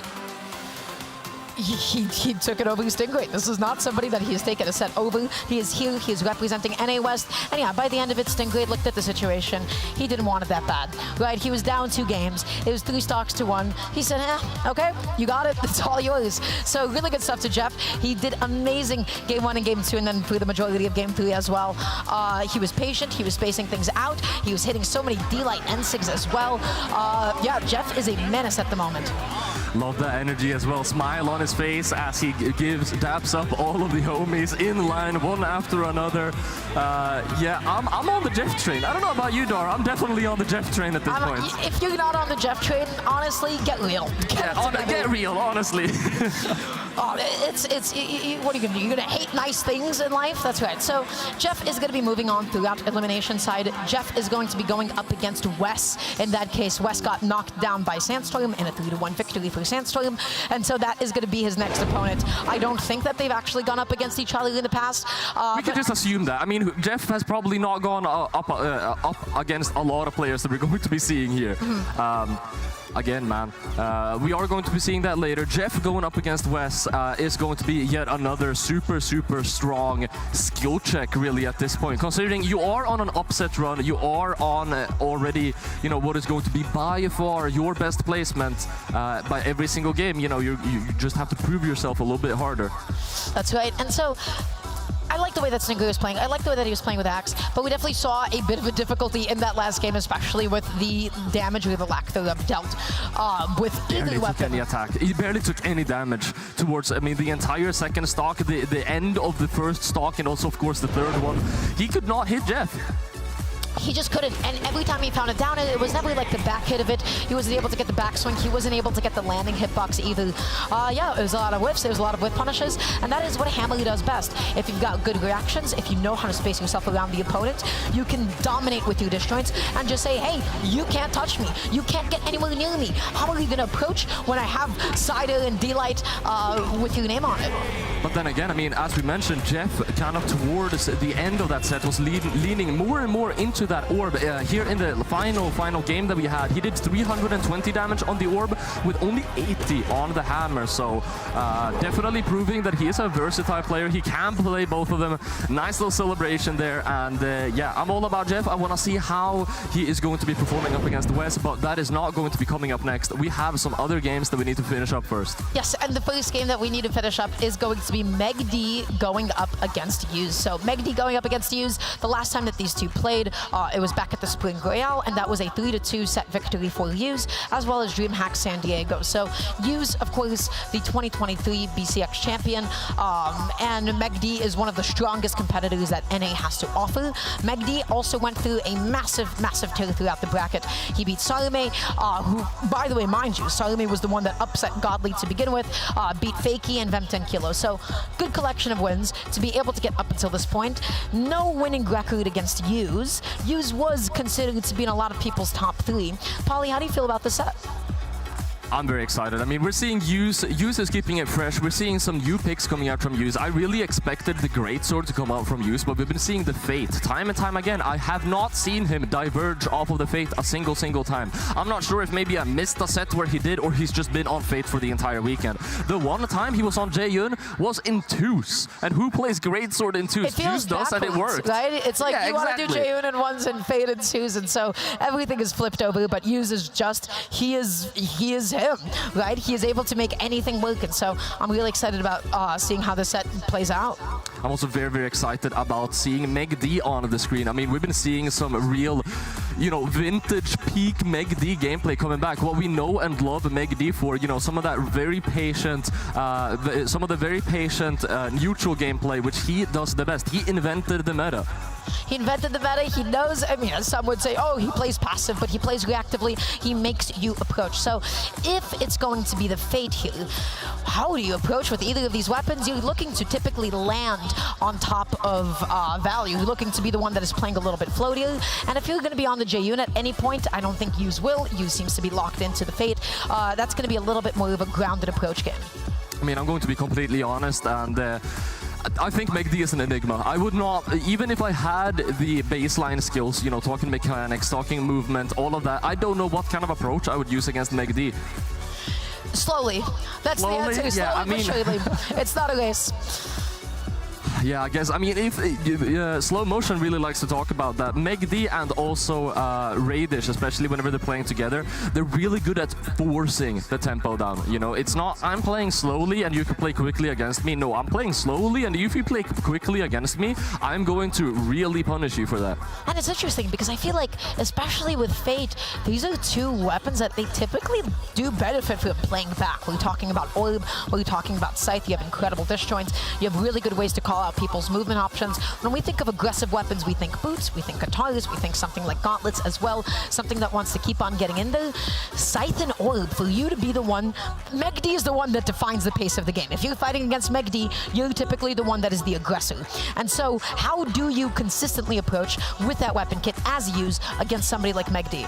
Well, I mean, if you're playing against, in this matchup, Meg D versus Hughes, one of the things that you can really do, you're going to have a lot of stray hits, right? You're going to be doing tiptoes around each other. You're going to be floating around on the screen, and you want to grab basically, one attack in between all of this movement shenanigans that you've got going on. And I feel like Scythe can actually be a really good tool for that, because you have Nair and Dare, which have a ton of drift potentials. You can jump away from someone and drift away from the enemy with a Nair, and you're putting out a hit hitbox that is, fairly safe. And I think that might be a good technique that Use could apply against McD with some of those safer attacks that you can use. Down air is especially tricky because I feel like it has a deceptively low amount of end lag, and so sometimes when you fall with down air, you can last second pop out like another jump instead of always landing. And so let's talk about some of the matches that we've just had. Let's talk about the upcoming matches. So Kaina and Impala, that is how we got the second set of today, 3-1 victory in Kaina's favor. In elimination side, Jeff had a clean 3-0 sweep against Stingray. Jeff is on the bracket run of a lifetime. Look at that PR placement in a sea of 1 and 2, like everybody from here on out is top 14. Jeff 38 on the PR, definitely the anomaly here. And upcoming, we have Megdi up against Use. After that, we will have the final 2 matches before we lock into top 4. Now, I know it was a while ago, but let's not forget what 2 players we have chilling already in winners finals have already got themselves I believe that should be a top 3 or top 4 finish confirmed. Top 4 finish confirmed. Kaina and Sandstorm waiting in the winners finals. All already have a really good chance at getting to grand finals. These other players are gonna fight really hard. There's a lot of games remaining. Even for Wes and Jeff, they have 4 games remaining for this tournament if they were to win the entire thing. I feel like Sandstorm is the best shot that we got right now to defeat Kaina. That is the narrative going on. It is Kaina going to take his place as the #1 player in the world that everybody keeps talking about? It's really difficult to surmount that. Or is Sandstorm going to take back his place? And all of that we will be finding out later on. Now, that might be the obvious storylines that we have coming up in the winner's side, but anything can happen still in the elimination side. Specifically, the 2 players that I do have my eyes on in the elimination side are Use and Impala. For sure, man. Use and Impala. Impala also, we only saw Impala versus Kaina, which yet again, Kaina, as you mentioned, has had such a strong performance against all players. You have to keep in mind, in situations like that, you cannot undermine the skill of Impala, despite the fact that he went down to Kaina. Impala versus either Megdi or Use, I mean, they're gonna struggle against Impala, I think. Anybody will struggle against Impala at any level of play. Only Kaina never looks like he's struggling because of how much presence he has and how well he holds his ground, right? So Impala is definitely going to be a menace. Megdi and Use, they don't have an easy path. Nobody has an easy path. Nobody has an easy path. I mean, it's CEO 2024. The tournament bracket is stacked. We've said it time and time again. And yeah, there's no easy way to top 4. That's right. And so I guess the wild card pick here is also Jeff. Let's go with Jeff. Dude, I don't know. I don't want to talk too much against Jeff. It feels like Jeff is still a myth. Jeff is still a legend. Are we sure Jeff is really? I haven't met him. Have you met him? I have not met Jeff. I have actually met Jeff. I was gonna play along, but I feel bad. I have actually met Jeff. Yeah. Okay. Well, I haven't. So, I guess it's all about you, Polly. Yeah. So we're still waiting for both players to be able to jump into their seats here. It looks like they're finally able to get in there. They're locking into the legends. I am curious if Use is going to be sticking with the Fate throughout the rest of the tournament. If we'll see the switch back to the Jaeyoon. But either way, man, both of those characters approaching against somebody like Megdi, I could see that being a bit of a difficult time. And so I actually don't know the way that the set is going to go. Use definitely has the recent record, right? But that was a Game 5 at the Spring Royale. That was also the event where Use didn't necessarily perform the best, and he was still able to get the win here. So honestly, I still feel like this could go either way in my mind.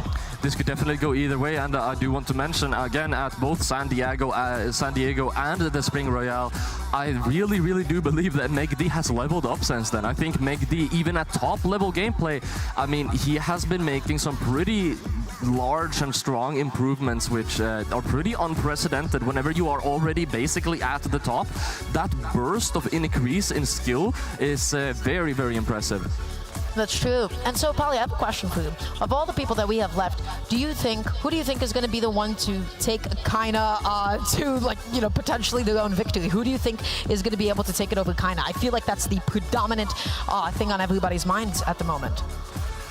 Sandstorm. I honestly think I think if either Sandstorm or Kaina wins the tournament, it would be the best storyline. And also just Kaina versus Sandstorm is such an amazing storyline to have in winners finals. You have the legendary South American against the legendary North American. It is like, what we have anticipated and what we have been waiting for. This is a very legendary matchup indeed, and we're gonna have to wait a while until we get it. Of course, it's in top 4.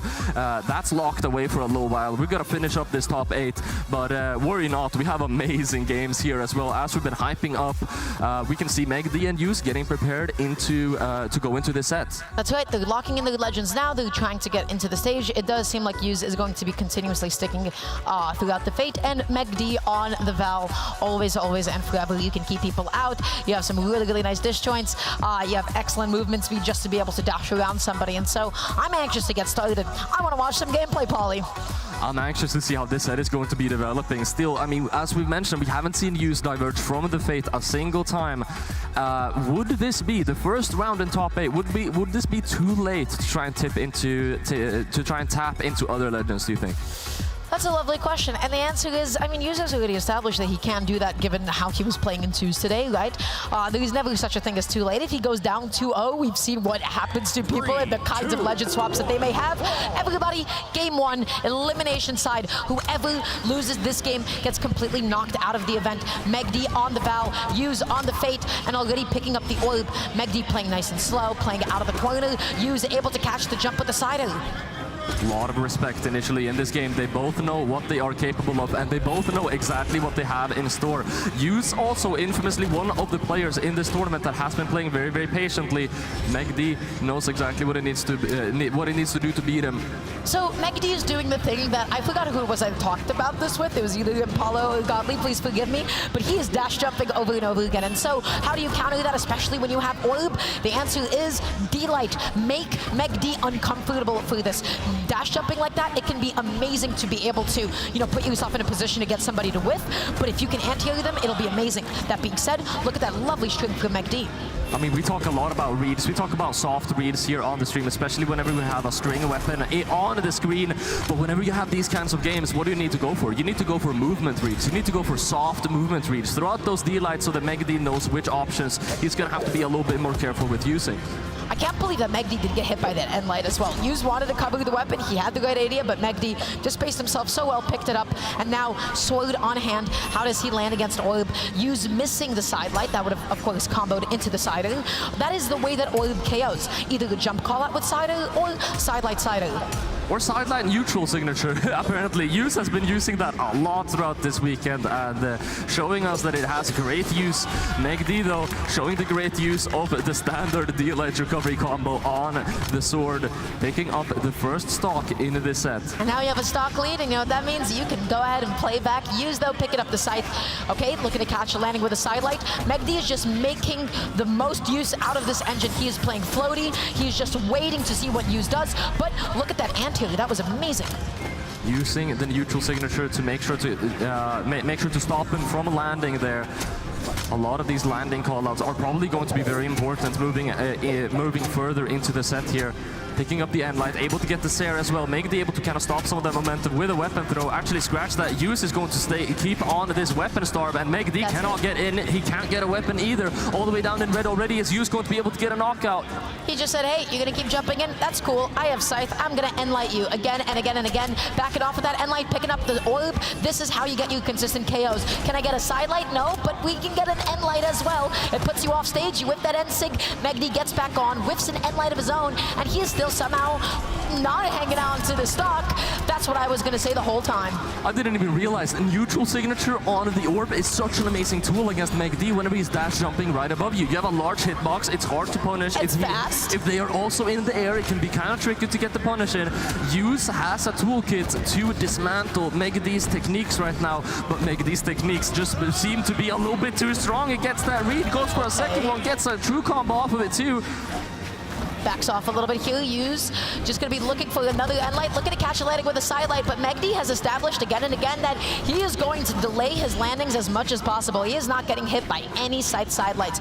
Yus backing up a little bit, jumping into an end light of MegD's own. He's opting to play a little bit more grounded, gets the neutral, missing the side light. Good punish with the orb D-Light. D-Light, very nice to try, and again condition out some of that diagonal movement that MegD is using a lot of. trying to catch the landing, unable to do so. Megdi using a dare to land safely, able to get back with a Seer as well if he gets this knockout, but the dare hits hard, and the unarmed dare to follow it up.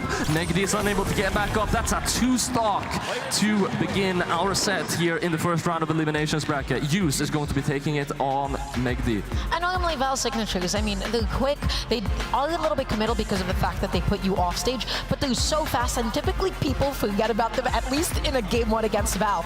Not Use though, he was in the best possible position to avoid it, and he got the best possible punish with the down air as well. He knew the space that it would cover, and he did not just get back onto the stage, but he won the game because of it. And I mean, we're also on Demon Island. Like, Use would not be playing Demon Island if he was uncomfortable punishing side-sig off of Sword Val, right? That's one of the best maps for Val for that reason, because you can cover such a large portion of the wall. In general, just maps with small walls, but either way, Use able to pick up that landing again. We've been talking about these catches that he's been getting off of the landings. That's where he picks up a lot of this chip damage. Sidelight Sido comes out, putting Megdi off stage, catching him, overextending with the Sido, and now Use backs off once again. Right now, it is Megdi alternating between grounded and floaty gameplay, and Use is just trying his best to catch onto his tempo. Able to pick up yet again the landing with the sidelights there. Able to pick up the attempt to get back as well. Ooh. The dare. Use is using it, and there it is. The initial lead, and I believe it, forgive me if I'm wrong, Megdi got the initial lead last game around, so it looks like, you know, whichever train Use started in that first game, it hasn't stopped yet. Look at these neutralizers. Use is jumping in preemptively, putting himself into a position. He said, enough, stop it. You want to dash it on the ground? Sidelight Sido, stop landing on me with those downers, man. He is now the one that is kind of confidently dominating the pace of this game. His spacing is so good, and Megdi can't figure out how to get these landings. Every single time, Megdi loves to play super floaty, but every single time he touches that ground, Use is able to picking up with yet another sidelight Seer. He gets that down, but Megdi didn't get much else off of it. He's slowing it down. Use is saying, okay, you're going to be the one to approach me. He's holding his ground here. He knows to respect that end light. Megdi gets a huge opening. How does he get this edge guard now? He's being nice and patient. He jumps out there, seeing what Use is going to do. Use, okay, falls into that end light. I mean, they know that Use doesn't have to do anything. Gets that dare off, though. I was almost expecting a large call out. He knew that that side sig was going out. He was just baiting it out at that point. What an amazing offstage interaction from Use. Masterfully played. Yeah, he's getting outplayed. I think I'm going to say it right now. I think Use is pretty heavily outplaying Megdi. He seems so confident off stage. He seems so confident in neutral. He's not getting hit by any of these, and Megdi, at least he didn't get punished for it that time. And the recovery hit as well. The exhausted version gives him the chase dodge, and Light finally able to pick up that knockout. But Megdi already fallen so far behind. He's going to need he's either going to need to start winning neutral consistently, which has proven to be almost impossible against Use, or he's going to need... just start winning. He might, yeah, basically. I mean, he's going to need a large read or something to get started here, which then again, we have seen Megdi time and time again, not only in this set, but also yesterday. He's able to pick up these reads and quickly turn around the game. Silent recovery though, sorry, Endlight recovery, going to be taking that stock off. Can't believe that KO from across the stage, my goodness. Yeah, Use is up an entire stock at this point, lands with the Sido, and he continues to be the one that is controlling the neutral. Megdi, how do you change the way that you approach? When Use has Orb on hand, he catches Megdi falling on him with all these Endlights. When he's falling in front of him, he catches him with all these sidelights. Megdi can't land on him, Polly. Getting a couple of nairs as Megdi is trying to stay above him. Sidelights are coming out, pushing him away just a little bit. And Light coming out, patrolling the side of the stage. Another one. I can smell the dare. Use loves going for them. Megdi is so afraid of it, but he's still able to get back up. Sidelights here. Use is beating Megdi at his own game right now, and the time is running out. Use is getting closer and closer to finding this knockout. Yeah, this one was quite the defense mechanism from Use, finishing it off with that Ensig as well, going up at a 2-0 stock, 2-0 game lead with a 2-0 in that second game as well. So what's happening here? Use, he's spacing Megdi out. Megdi is not able to land on him. He's catching all of his landings with both Scythe and Orb. Orb was the one that was catching so many landings with Sidelight and Endlight as well. And then when it comes to offstage edge guards, Megdi has not been able to get any of Val's solid side six, which, I mean, it's quick, it can be really unexpected, but Use is expecting the unexpected. I mean, the thing is, you know, Megd's playstyle, being quite floaty, waiting for the opponent to attack, playing with a lot of movement especially, it's a very, very simple playstyle with a very simple solution, which is you need to catch the landings and you need to stop them right in their tracks. The reason why it works is because, mechanically speaking, that's nearly impossible, especially whenever you have the movement and spacing of Megd. He's amazing at doing this. He is the best, if not one of the best, at doing this. And Yus appears to be one of the only people that has the mechanical skill to be able to stop this. He's playing his own game a little bit better, it feels like. He does not seem threatened. He does not seem, you know, anxious to approach, especially because Yus was the one that came up in a lead that game around. Megd is dash jumping like that. I understand why people said, like, hey, what are these dash jumps from NA when they dash jump over and over? I'm seeing it. I'm seeing it happen now, and I'm seeing it get punished. I like this from Megd. Swapping over to the orb. You beat me at my own game, I'll swap over to the orb and beat you at your own game too. I don't need that sword. And then, I mean, to be fair, the sword, from Megd as well, it wasn't doing that much work. The gauntlets were looking very, very solid. And so swapping over for an orb, I'll say it time and time again this weekend, it looks like orb is probably going to be higher up on a lot of people's tier lists. It's good, it's consistent, it's solid, it's nice and disjointed. And right now, Megd and Yus are fighting for the next hit. Sidelight recovery, landing back down, looking for that end light, not going to be successful. Gets that sidelight, looking to catch a landing, missing that end light as well. This is a very patient game for both of these players. Megd has stopped dodging down after getting hit by Scythe end light. Okay, he dodges out that time. Yus, this is where you do end light recovery. This is where it hits. Side signature comes out. Megd is going to be able to space around that, going for a high recovery that time around, waiting for that weapon spawn, trying to go for an end light. Yus is not able to get a punish in though. Has an orb of themselves now though. Okay, dashing it through with the sidelight. The sidelight comes out once again. Megd just gets put off stage. Yus has not been able to close. Megd wanted to go for a bit of a cheeky GC and Sig there. It did not connect, but it at least gave him the opening to get back onto the stage. Able to pick up that Nair. Still anyone's first stock at this point. Sair comes out almost enough. Megd is going to be able to come back to the stage from that. Gonna have to try and get over the ledge as well, though. I can smell the N-Sig from a mile away, but Yus didn't go for it. Megd spacing around it quite well. It's going to be an N-Sig from Megd, and he's picked up a stock lead in the beginning now, which he did in the first game. Orban Hannah, I'm wondering if this Petru switch is paying off, and it already is, but let's see how Yus is just able to adapt at this point. Sidelight puts him off stage. He's used up a recovery. Yep, gosh, Scythe recovery. It's so active. It is out there. It is sent you at such a nasty angle. It is so difficult to avoid. At the two-part angle as well, right that the recovery has. Very, very dangerous off-stage indeed. And Yus has been making amazing use of it so far. Megd able to get that landing, picking up an end light. Wanted to get that edge guard. I think if he did get that Nair, it would have been the dodge call out as well. Would have been super massive for Megd, but unfortunately it won't be connecting. That is a dodge expended from Yus. He gets the Nair as well. Very large offstage commitment, and that's actually going to be the stock. Megd has secured himself a much more comfortable lead. That is the magic of Gauntlet. That's what Gauntlet can do to you off stage sometimes, and Megd now has that stock lead. So let's see how Yus is able to play from what looks like a pretty significant deficit. He is left weaponless. He eats that end light. He picks up a scythe, looking for the neutral aid call out. Megd has hit so many end lights. Sidelight recovery, landing back down, resetting. Oh my gosh, this is so much damage.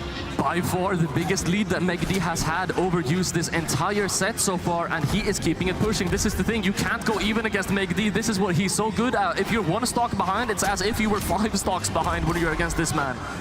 Yus' weapon gets knocked off, now has to go up against this orb. He eats the N-Sig, and Megd has put himself back into the game. This weapon switch was phenomenal. He was denying Yus, and I love the way that he mixed up a lot of his dodge options, especially out of Scythe and Light. He made sure that Yus was not getting away with some of the follow-ups from before, and as a result, Yus struggled to match Megd in damage output that game.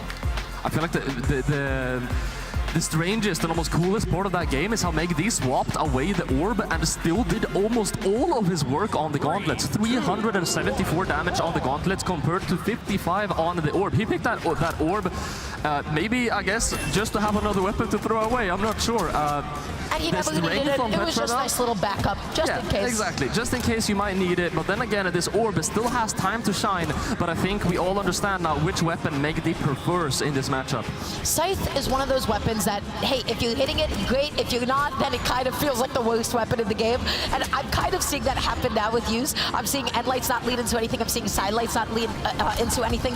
And as a result, definitely struggling to make up some of that consistent damage that Megdi has by comparison. For sure. I mean, Megdi has been proven almost immune to Yuse's Scythe gameplay so far. As every single time that Yuse is trying to go for a read, we see I wish I was immune to Scythe. Okay, Yuse already going down. The Sair off stage is going to be it. That's such a nasty angle too. Megdi once again has another lead. I mean, the Nairs into the read as well. He gets so much damage off of this. Almost a full stock lead yet again. Oh my gosh, that's another one. That's a sidelight recovery. Megdi gonna be looking for the neutral. Okay, what? Oh, okay, I guess that hit. Another red light connects on behalf of Yuse here. Jumping around, sidelight sider, putting Megdi off stage. How do you get this edge guard? Yuse playing nice and patient. Neutral looking to scout out that dodge, puts himself off stage. Megdi whiffs and light, goes the wrong direction, and Yuse has the best possible with punish. He needed to turn around. Very, very optimal with punish coming out from Yuse there. Getting the stock there as well as Megdi is trying to now get a stock of his own. He did build up a very, very significant stock lead, and there it comes. He's able to get the knockout really quickly. The reads, I mean, Megdi has figured something out. Some form of pattern. I'm not seeing it. Are you, Dara? How many sidelight recoveries has he hit already? And where is Yuse's dodge? Those are the questions that I have at the moment. He keeps taking that dodge. I mean, Yuse uses one dodge in neutral, and Megdi is somehow able to sneak in there in time and pick up a gauntlet nair. I don't know how, but guess what? He is able to make it work for him, and because look at this amazing lead that he's built up for himself. Yeah, I feel like the switch off was amazing. He is also the real switch that Megdi did. He changed up his defensive options. Yuse is opting to play a little bit more on the orb now, but even now, he is struggling to land against Megdi. Able to pick up an Endlight, tried to go for the follow-up there as well, but Yuse is not going to be falling for that one, keeping his escape options as random as possible, as Megdi's reads are getting more and more dangerous so far. Very, very patient game. They're trying to go evenly here, but Yuse is not even able to do that so far. Sidelight Sider finally catching that whip downer. Anytime you see Gauntlet whip downer, you're like, oh, thank God, that is my opening. Thank you for giving me this gift. That's their one moment to try and get some damage. Yuse now right below Megdi, able to get a landing. Sidelight Sair on the punish, sticking to the orb, and the N-Sig is going to do the job to finish the stock off. Nice, quick, and disjointed, and I love the fact that Yuse is sticking it out with the orb. This is elimination side. This could be Megdi's final game if Yuse makes this comeback. Yuse wants it. Yuse is hungry for it. Let's see if it happens. It's going to be so hard. Megdi is performing so incredibly well right now, and as we mentioned, I mean, he's in Yuse's head at this point. He's got so many other dodges figured out. Yuse knows he needs to be careful. Dodge up and in. Almost got a read off of that. Sidelight N-Sig is going to be applying some chip damage, though. Yuse is kind of catching up. He's catching up, he's getting that end light, he's backing off a little bit. Megdi gonna be stuck in the corner for just a second, looking to gently reset neutral here. Dash jumping in, out. When is he gonna approach? He whiffs the jump sider, and as a result just eats a quick little punish, but nothing substantial. The game is even, he eats a sider, he is off stage. There's no way. Yuse has been slowly but surely creeping up further and further at this point. I mean, Megdi's approaching knockout rate, sidelight N-Sig. That's it. Megdi is finished 7th in the tournament, and Yuse is advancing through the bracket. What a comeback. I said it's barely possible to get a comeback against Megdi, but Yuse proved it possible. He proved it possible. He proved us wrong. He made an incredible comeback in that last game. And I have one question. What's the dodge window on sidelight N-Sig? I'm not sure. I think it's quite. I'm not confident in answering that. I don't know. I don't know. I have no idea. I have no idea. No, but that was like a suspicious. That was a suspicious KO, wasn't it? It was a little bit suspicious, but then again, I mean, it's a strong option. Yuse, yet again, he's been showing how useful Fate really is in the 1v1 landscape. 75% accuracy on the signatures, with 4 of them being used. Did he use anything other than M signatures on Orb? I don't think so. I don't think so, and they all for hit. the entire entire set. They're quick, they're incredibly disjointed, and even with Fate's limited KO power in a very clutch situation, if somebody's landing on top of you, if you need something to follow up out of sidelight, you still can close, you can still do it at the end of the day. So amazing stuff to use. Megd looked like he was about to take it to a game 5, and Yuz said that he absolutely had enough of it. Yuz's Scythe started to struggle against Megd towards the end of that set, and then as he opted to play more on the orb, he then began to excel once again. So I love Megd's adaptations, especially defensively, but Yuz still just going to be coming out on top. Yeah, and I mean, we were hyping Yuz up a lot in the first game.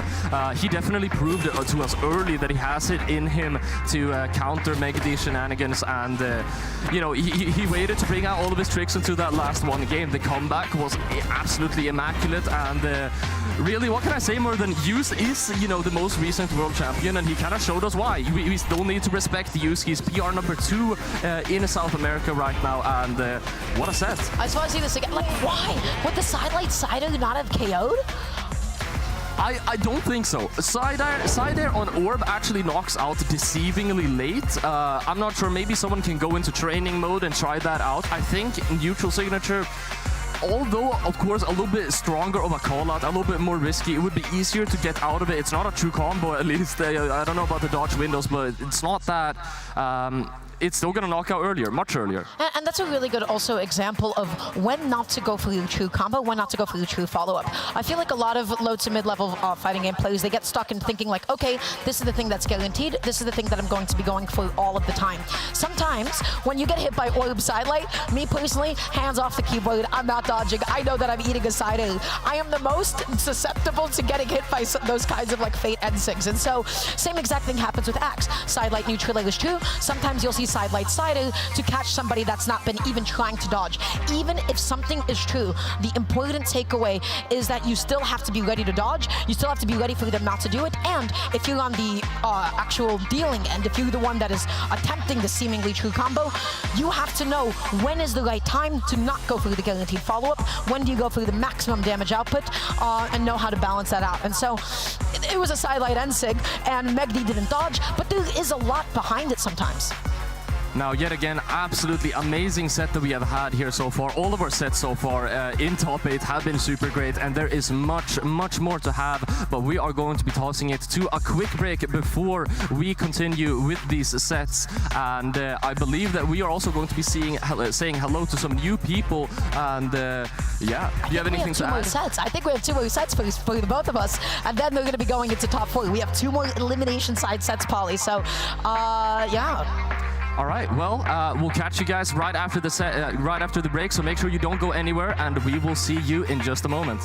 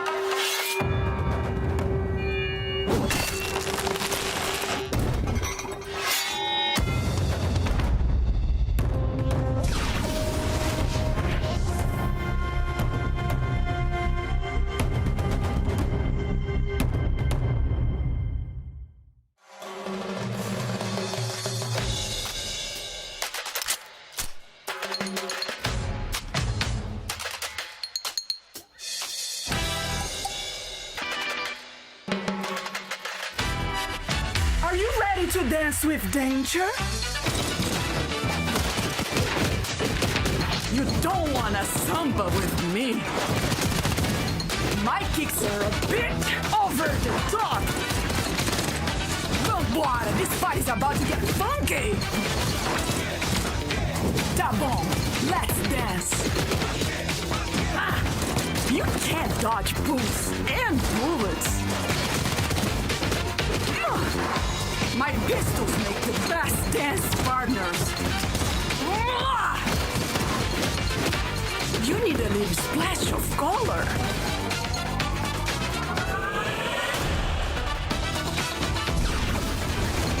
My bullets leave a lasting impression, but my dancing will take your breath away forever. Boas-vindas a Brawlhalla!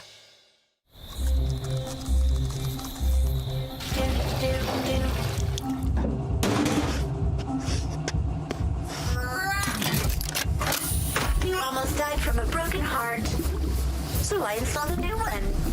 I'm also working on a moral compass. It's like I always say, necessity is the motherboard of invention. Someone's waking up. Good morning. Failure is not in my programming. When life gives you lemons, build a robot to throw them back. I never break a sweat, literally. You may be fast, but I'm overclocked. Your moves could use some debugging. I don't let power go to my head. I use it everywhere.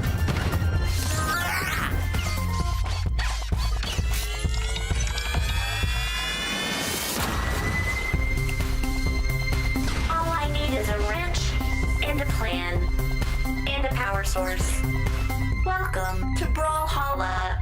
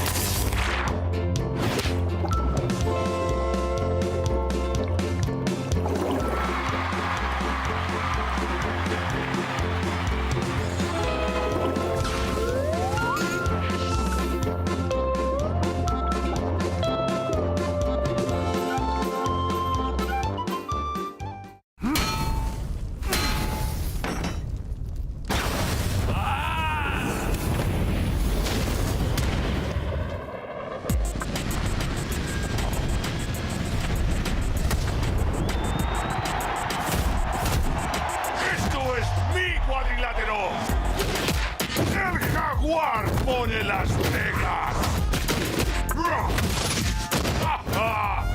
¿Quién sigue? ¿Te faltan pantalones?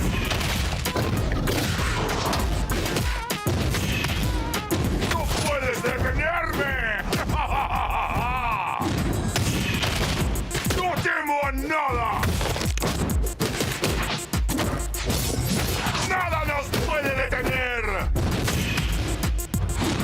¡Somos imparables!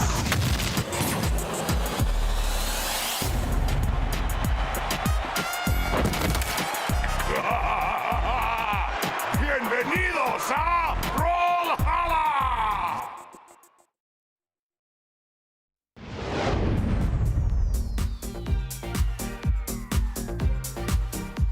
Welcome back, everybody, to the Midseason Championships. I am Darla, joined by Paulie. He and I have the pleasure of casting two more amazing sets of one of the most stacked events of all time, the most stacked event of all year. Paulie, how do you feel about some of the matches that we've already had? I mean, we've said everything there is to be said. This tournament is super stacked, and unfortunately, people have to get knocked out of the tournament. We're going to be continuing into the elimination side of things. So far, Stingray versus Jeff. Jeff is going to be taking that one, and Megady versus Use, which Use advanced from. We're now going to be able to follow them further into the bracket and see who their new demons are going to be.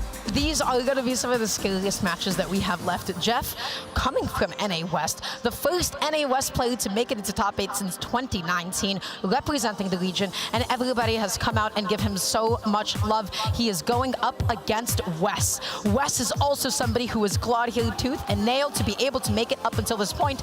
Jeff took it over Stingray in a 3-0 victory. It was so confident, and of all the characters that he could be representing, it's Thor.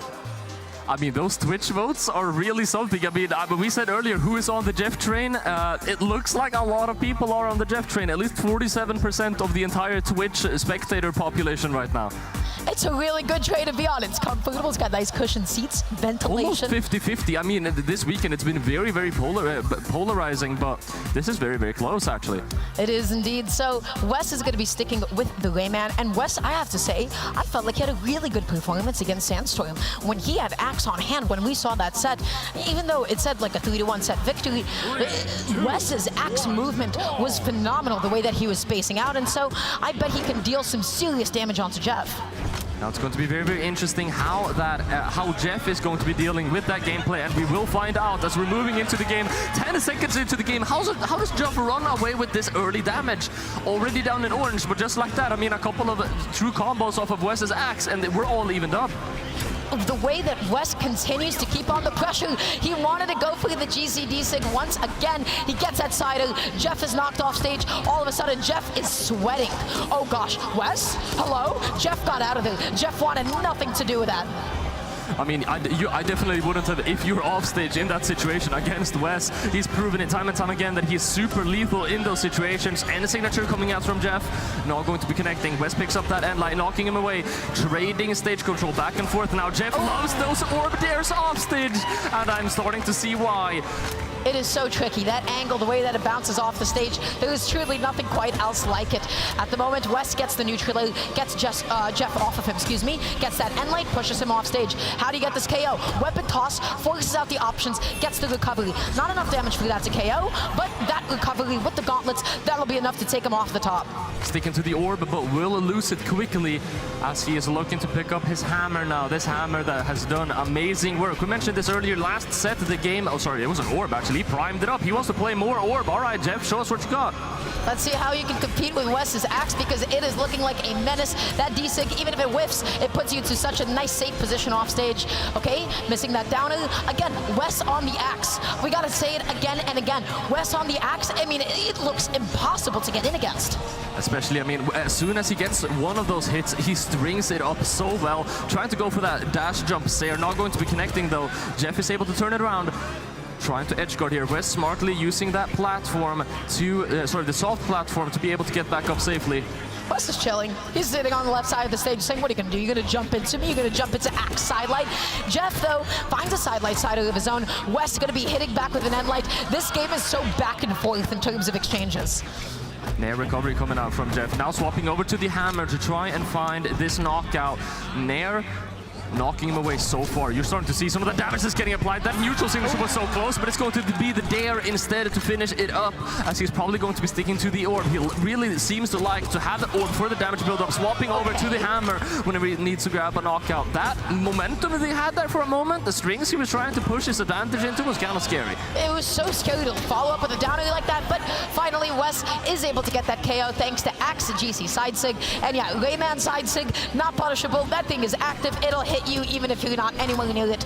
Jeff picking up the hammer, Wes on the gauntlets. This is not Wes's most confident weapon. I want to see how he does against Jeff this time around. Wes swapping over to the Axe, as we mentioned, one of his more confident weapons that he has in his entire kit of weapon pools. Sidelight tear comes out from Jeff, though. He picks up that stage control. Recovery could have been very, very good, but it's not going to be connecting. Sidelight tear, yet again, he picks up that stage control right where he left it off. Jumping, being nice and patient on the way back down. He is playing second beat, initiating with the weapon toss. Okay, the game is just about even at this point. Really good with punish, dashing in, dashing out, punishing the dodge down. The D-Sig doesn't connect, but that is Jeff's whip punish. Now, how do you keep Wes off stage? The answer is you don't. Jeff almost taking that stare to the face. The second one will do it, and that's going to be a knockout. That knocked out very, very late. Yeah, I'm also very surprised that Axe there. I love being an Axe play. I love Axe. I love Axe so much. This weapon is so funny sometimes. It's like, oh, you whipped your recovery at how much damage? That's okay. That's my stock because I angled it to the side. So good stuff from Wes. Good stuff for him to be able to close out that game. His damage output is scary, Paulie. I'm going to be very interested to see that Sair in the highlights later, indeed. But yeah, I mean, as we mentioned, the damage output is really scary. Wes's Axe we're hyping it up a lot, and I mean, I feel like we don't need to hype it up at this point because he's just displaying all of the hype. We don't need to cast over it. That's right. His movement, especially with Axe, the way that he spaces, the way that he catches defensive options, Wes really makes sure to outplay people. Now, hold on. What is this switch? We're seeing the Dulcim crossover coming out instead here. Still same legend, but Still keeping it fresh. We're getting some new signature animations. I forgot for a second, that's my fault.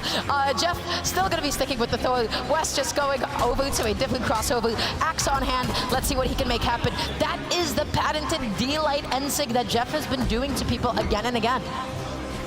Yeah, I mean, he's been using that so much with great success as well. D-Light Sair, I see he wanted to go for another Sair there. We've seen him do that massive call out a couple of times earlier.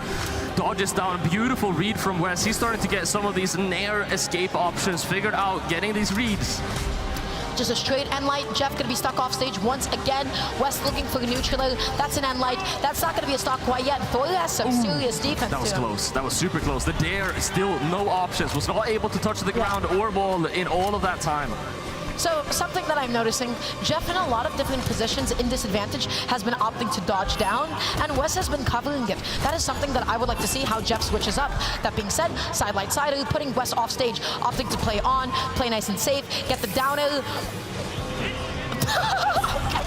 Looks like we're gonna have the quick GC taunt into the SD there, as we might be experiencing some form of difficulties here. Yet again, amazing sportsmanship coming out from Jeff, giving some time off here. I mean, really, should have done that taunt whenever you got on stage, but That's Jeff way would to probably represent Brazil, by the way. Yeah, hilarious way to represent Brazil, you know. DC taunt into SD is kind of crazy, but you know what? You go, Wes. I support you, I guess. All right, we're back on neutral grounds now, though, with both players being even on the second stock. Wes able to pick up a lot of good grounded attacks, ground pound as well.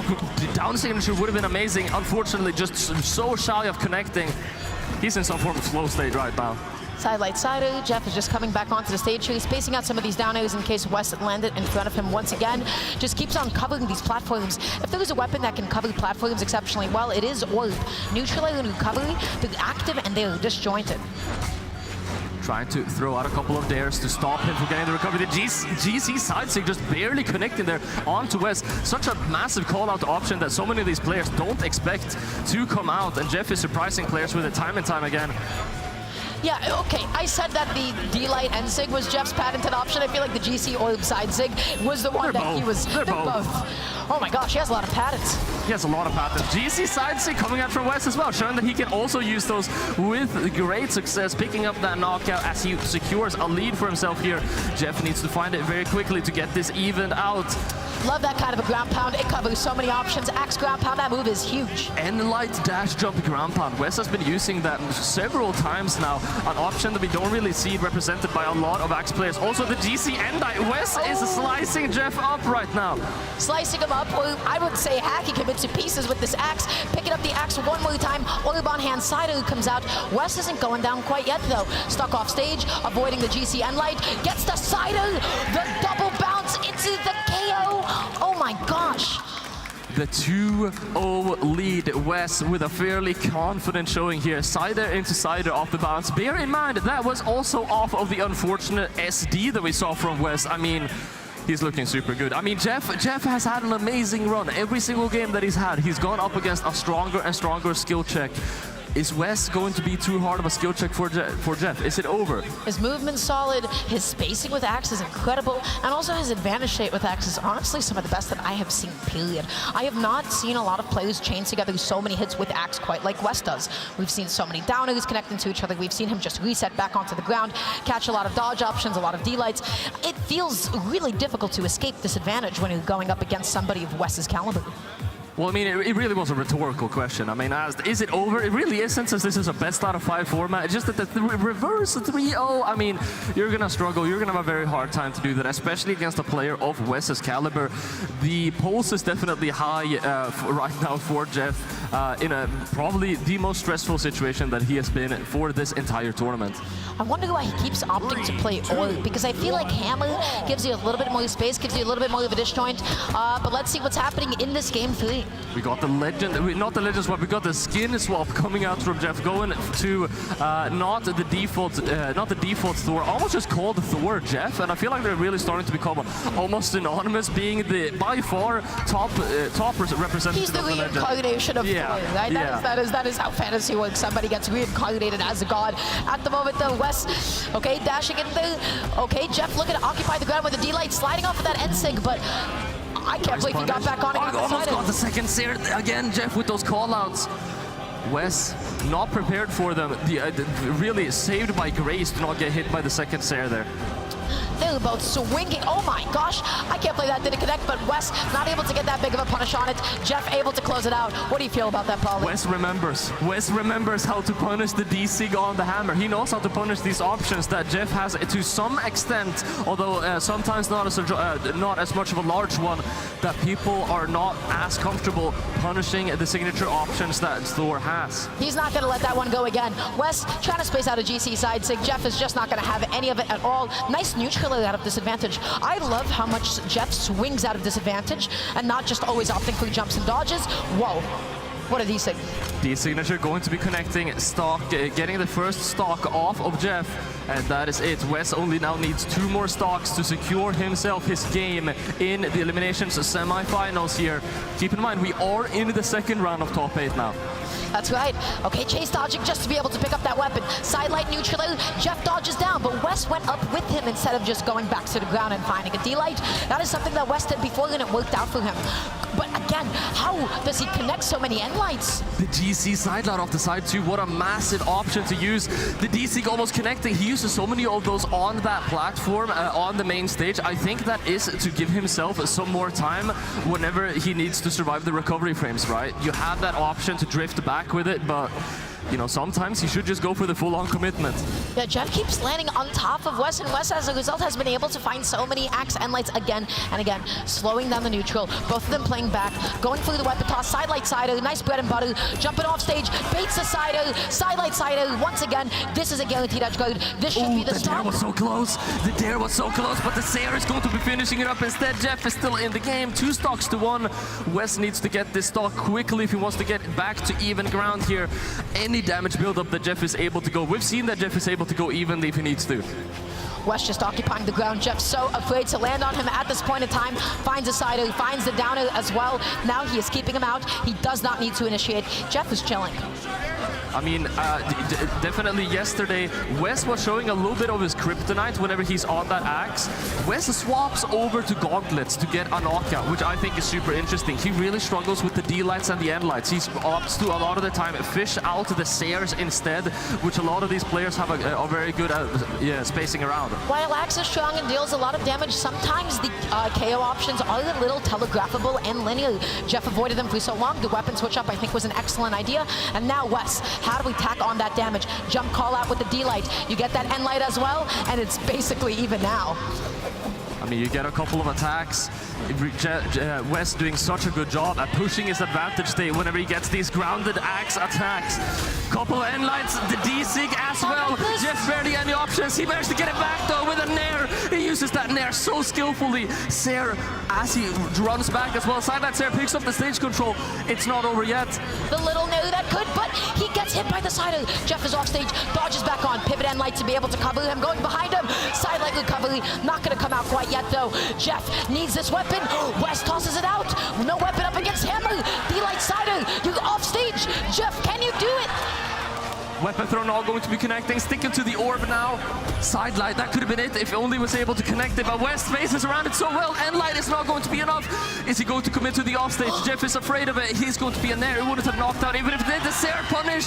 Still not enough to get the knockout. The downer didn't connect, neither did the sider. Wes is swinging. He's swinging and he wants that KO. Gets a sidelight as a get off me option. Gauntlets on hand. Doesn't get the recovery. Jeff, is that going to be it? Yes, it will. Wes clutching it out for SA, ending Jeff's elimination bracket run, but Jeff fought tooth and nail. What a heartbreaker for Jeff.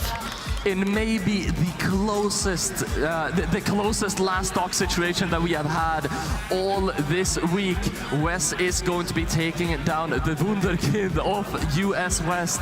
Jeff, man, what a run. Even though it's over, I'm sad that it's over. I'm just as sad as everyone else. This run, it's a run for the books, man. If Jeff won that game, he won the set. Yeah, the way that he was playing defensively, the way he was coming back onto the stage, I mean, it was phenomenal. So Wes, amazing job just being able to hold it down, to be able to clutch out that set. But Jeff's run this entire tournament. He already won my heart. He might have not won that set, might have not won that last game. Jeff has won my heart, and I'm sure Jeff has won the heart of many spectators all around. But let's not take it from Wes either. What an amazing performance from him. 43% accuracy on those light attacks. Also, Jeff quite high on those numbers too. That's right. I mean, listen, by the way, 43% accuracy when you're predominantly playing Axe, that's not a problem at all. Half of your attacks with Axe hitting, especially when you're swinging that much. I mean, your damage, look at the damage that he has dealt purely with Axe alone. Wes, so proficient with the weapon, hits so many different endlights. The way that he spaces and moves himself, I mean, it is phenomenal. Also 665 damage to get that last game for Wes. This is not 2v2. You might be intrigued to say, you know, a lot of damage is good, but really you want to get those knockouts as fast as possible whenever you're in a 1v1 setting, of course. So definitely struggling there, and it's going to be interesting to see if Wes is going to continue to struggle. That might be something that his future opponents might be able to exploit. That's right. We need to see how he is able to adapt and overcome when he is in those high pressure situations. When he wants that KO really badly and wants to clutch out that game, we saw Wes be a little too hungry for the KOs. When we saw him on gauntlets and without a weapon, I mean, we saw how Sandstorm was able to take advantage of that. I believe in Wes. I believe in Wes to be able to adapt, and I believe in Wes to be able to overcome. I want to see the kinds of adaptations that he makes, because honestly, he has a shot. The way that he is playing with Axe is unmatched. I mean, we've been talking about the amazing storyline of Jeff. We mentioned it earlier, man. Wes had a pretty poor performance in the most recent Royale, where, you know, now most recently he started to really prove himself. This is confirmed top 4. That was a qualifier for top 4. Wes has made it that deep into the tournament. This is the kind of a redemption run after the last event that he desperately needed, and Wes is he's proving himself. He's actively showing how much of a threat he still continues to be. So I'm really excited to see who Wes is going to fight next. Wes's opponent will be defined by this upcoming set. Impala up against Hughes. This is the 22 champion going up against the 23 champion. This is going to be an amazing set. I didn't even think about that. We have 2 past world champions going up against each other, and it is for a top 4 qualifying set in the elimination side. And a very reoccurring theme that we're probably going to be seeing for a lot more of the tournament at this point is only familiar names. I mean, we've seen both Impala and Hughes thus far in our block in this top 8, and yeah. It's going to be great. This one's going to be amazing. And so I wanted just to check out like a little bit of the set history, because these are definitely 2 that have run into each other in recent time, I feel like. Impala and Hughes. When was the last time that they went up against each other? Well, that was back at, oh my gosh, they only have a 1-1 set history. The last time they played against each other was DreamHack Dallas 23. That can't be right. So it's already fairly even as well, right? 1-1 in your match history, 50%. They faced off at Dallas and at San Diego, so they have some LAN experience against each other. I mean, 2 LAN sets, I mean, is that a lot? 2 LAN sets, but that was a year ago. I feel like the landscape of Brawlhalla changes so much, especially in this last year. Look at that voting from the Twitch chat. 52% to 48%. We have no idea who's going to be taking this. Yeah, I don't know either. Everything is even. I mean, the earnings are even, the medals, the top 8 placements, the lifetime score, the PR. The Twitch chat votes. This could go either way. This is almost even like a top 3 match. Yeah, they're both world champions as well. This is almost a coin flip game, it feels like. This is a bracket of champions right now. We have some heavy hitters right now. We have Sandstorm, we have Kaina in winner's side, we have Wes waiting on the elimination side of semis, and then we have Impala and Hughes going up against each other. And so this one is going to be a little bit interesting. I'm curious to see how Impala is able to adapt a lot of his defensive options around some of Hughes' side game play. I'm curious to see how Impala is going to be able to juggle Hughes. Honestly, if I am coming out of that set with Kaina where I was not able to execute my game plan because of the kind of playstyle that Kaina has, if I'm Impala, I'm feeling a little bit better about this one. Yeah, definitely feeling a little bit better about this one. And as you mentioned, this is going to be our last game before we have a fully established top 4 in this bracket. What do you have to tell us about the players that we already have that have advanced? So Kaina and Sandstorm are sitting in winners finals. They both had an incredible bracket to get here. Sandstorm, to be able to get here, was the one that actually knocked Use down into elimination side to begin with. Right. And that is why we're seeing this kind of a set. Sandstorm was originally projected to be an elimination side, but also that's the best player in NA. This is one of historically the best players of all of Brawlhalla. Sandstorm made this game what it is today, and so he is going to be going up against Kaina. That is going to be an incredible set. Now, what I really love about getting this deep into the bracket is, especially later in top 4, we're going to have some wonderful opportunities for rematches, right? If West wins this round and the next one, we're going to have, for example, the West Sandstorm rematch. If Sandstorm also wins winners. A lot of ifs here, but I mean, there's a lot of ifs happening at the same time that we can have a lot of different rematches occurring here. Hopefully some answers soon. So yeah. we're waiting on Impala and Use Less now. and less ifs for every single game that gets finished here. This is going to be a crazy match. This one, Impala Use. This one might be my favorite one of tonight. I actually have no idea the way that it's going to go. I'm a big Impala fan, but it's also pretty difficult to not be a Use fan considering the way that he plays and how much he has been succeeding. This is one of those matches that no matter who gets eliminated here, it's going to be an amazing set no matter what. Yeah, I mean, then again, we have to keep in mind, what have we seen from them so far? We've only seen that one loss that Impala got against Kaina. What did we say whenever Impala played against Kaina? Yes, Impala did go down 3-1. We can't forget that he was going up against Kaina. That does not undermine Impala's skill, and you can't underestimate him. I see a timeline where Impala gets back into winner's side and he makes those kinds of gentle movement adaptations up against Kaina, and I see it where he takes it all. I think he's capable. I think there's anybody that can adjust like that over the course of a tournament, because even though that game 1 was a little bit tough, he was making those adjustments. He needs that little bit of extra time. I can see it, Polly, I can feel it.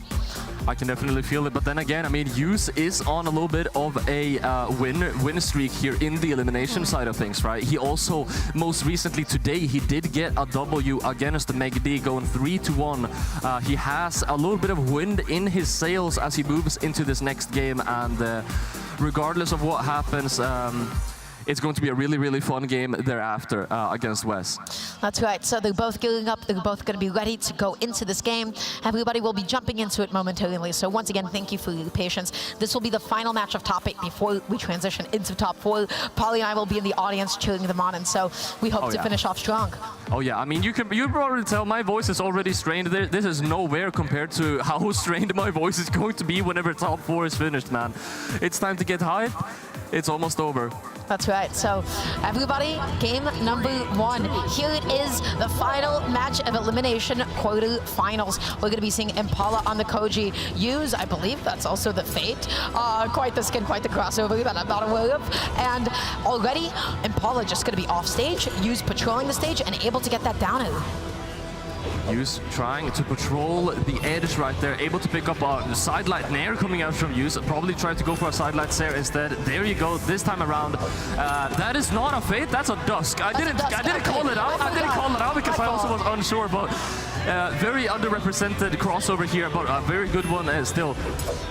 Yeah, I was going to say, my fault, guys. Dusk, we have the legend swap. We've been talking about this so much. Are we going to see a legend swap? Yes, and it's going to be swapping over to the Dusk. So no one would have seen this coming. Not even us. So I wonder why. I'd love to be able to find out some of Use's reasoning, but right now, everybody, we have a live match. Sidelight Sido, not enough to be able to KO. You said it was deceptively weak. Well, there it is coming into play now. Impala able to get back up. He still has a little bit of chip damage to go though before he's able to start looking for those knockouts. Able to connect a recovery. The GC Ensig, what a massive call out. Not going to be connecting though. Use able to pick up a snare off of the landing. Will he go off stage? It's going to be with a signature, but Impala was ready for it. Okay, okay, back to the game. Use still not able to close out this KO. Try to be nice and patient. Impala, love that dodge. Able to avoid the down air. Okay, looking for the end-light jump call out. Impala not going for a lot of end-lights at all. Finally, the side air KOs, and Use has a gentle but subtle lead. Very gentle lead indeed. Moving forward here in the first game. They're gentle enough for Impala to be able to take that off with only a D-light Sair coming off the left side of the screen as we're moving into the second stock. Now Impala with the weapon advantage, looking to get something started on the bow. Okay, missing that end light. Yu's gonna find an end light of his own. Comes in with the side O. I wonder why Impala's opting to go for so many end lights. Yu's has not been really jumping into a zone where that could cover.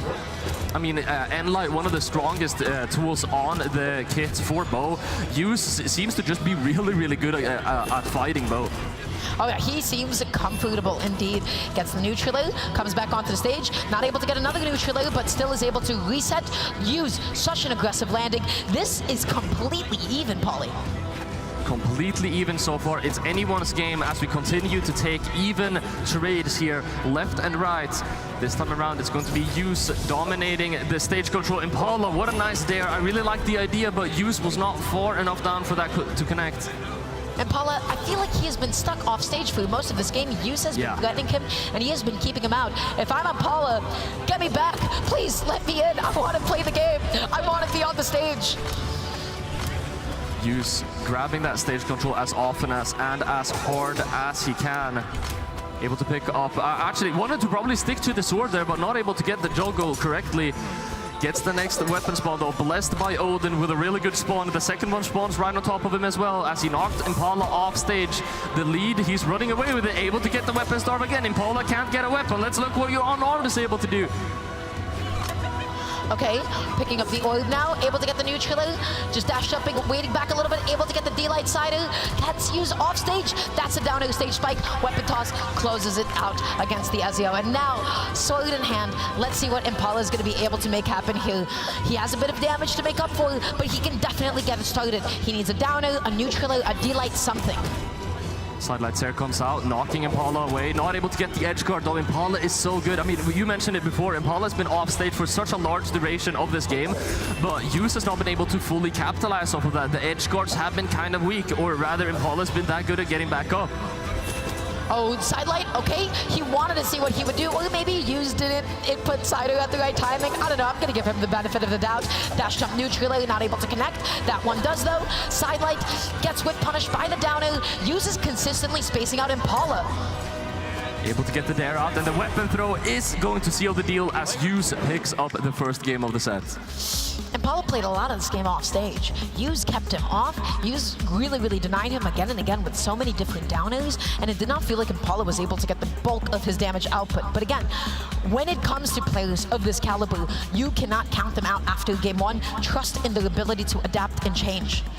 Absolutely, and I do want to quickly correct myself. I misspoke earlier. This is an Ezio and not the Dusk that we are seeing. It happens to everyone. Hey, either way, Yus continuing on this sword now. The signature, I believe that was almost picking Impala up. The signature usage, I feel like it's stronger here, at least more frequent than we were seeing from the Fate earlier. Yeah, the only thing that we saw out of the Fate was a couple of N6s, and now, okay, just able to get it. Yeah, Yus definitely a comfortable Ezio player. Not what I would have expected, but hey, you know what? It is definitely working out for him. That being said, when we're talking about comfortable, Impala looking so much more comfortable. GCD like to get back onto the stage. Yus patrolling, slowing it down. Impala trying to get a preemptive jump call out. D-Light side pushing him off. This is so back and forth now. Now, one of the large adjustments that can be made, we're already seeing one. Yus utilizing that down signature way more than he was before. Let's see how these edge guards have developed. Impala not able to get back up. There you go. That's a better edge guard. That's an excellent one, and Yus has, once again, a pretty comfortable lead. Orb on hand once again. Impala has been struggling to get in against it. Just, again, I love that Impala doesn't opt to immediately pick up a weapon. He wants to keep on pressuring somebody off stage because it just leads to more damage that way. Yus patrolling the ground right now, able to pick up that Sair, looking to get any kind of extension on this lead that they have so far. They just have to sustain this stock for as long as possible. Throwing out a couple of aerials, getting that chip damage, and Light comes out, signature into the recovery. He loves that combo, it keeps working. Impala isn't spacing that signature. Yeah, I wonder what Impala could be doing differently, maybe, I don't know, jumping out of it, but that's okay. GCD Light into the side, good classic solid bread and butter. Impala has brought himself back into the game. He is still opting to play with the sword and not at all the bow. Yeah, the sword has been working out phenomenally for Impala so far, and the bow was definitely, you know, the cracks were showing in the first game, and we're starting to see why Impala is sticking to it. I mean, I go on a monologue for like 15 seconds, and Impala's been able to close out this lead pretty much. Okay, being nice and patient, looking for the down air, doesn't find it quite yet. Yu's backing off for just a second, eats an N-Light. Impala dashing into D-Light down air, puts Yuz off stage, tries to back up, trying to get a whiff punish. Yuz just finds a side air, shoves him back off once again. So much of this game is played with Impala trying to get back on. Able to pick up that nair, going into the true combo as well. Yuz using those D-lights very, very well. Able to pick up the landings off of Impala. And yet again, we find ourselves in a very familiar situation. I'm starting to get some deja vu because Yuz has a slight lead and is trying to push it. Gets that sidelight just to be able to kick him off stage. Picking up ult is what I would say. Yuz continuing to starve Impala. Impala finding that sidelight, opting to give up the stage. Yuz wanted to go for a bit of a tricky GC Ensig. It did not come out. Crossing him up, finds that side. Impala, you need to close. How do we close? How does Yuz keep avoiding us?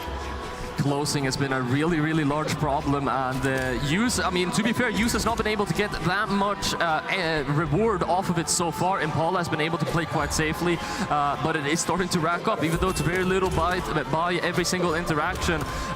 It's taking way too long. Impala is down at orange now. No edge guards, no KOs off the top, not even able to connect these D-lights. How many of those have we seen so far today? So many. Yuz is using that so much against Impala, and it keeps working. That signature, I mean, it's in the correct frame that Yuz needs, and it keeps working. He tries to go for another one, and Impala is not letting that one hit, not letting it slide. Very doable game. Sword on hand. You can make long extended combo strings happen. Yuz doesn't find the sidelight. Impala finds one of his own. The recovery doesn't come out, and that's going to be the whiff punish. That is the tragedy of any recovery in this game, which is, hey, it's active, it's got a nice big hitbox on it, but if you whiff it, even if you want to like fade back with it, it's so reactable and punishable. I was wondering if Yuz is ever going to be swapping off that Fate. He did, and I mean, I feel like I've been rewarded. This Ezio has been super, super good. One of the things I do want to highlight though is that Impala still has it in them. We saw some really, really good moments of almost enlightenment coming out from Impala, where he was playing incredibly well. This is still anyone's game, but Impala has such a long way to go. He's down 2-0. Question is, how much does he want it? Can he keep himself focused? Can he get these KOs? That is the thing that I feel like if he figures out, that will give him the biggest fighting chance. It's a battle of world champions right now, but Yuz, the most recent one, has himself a significant lead so far in the set. Let's see if he's able to pick up a lead in this first stock as well. N-Light recovery, just a nice safe string to go for. Sidelight dashing off with that N-Light as well.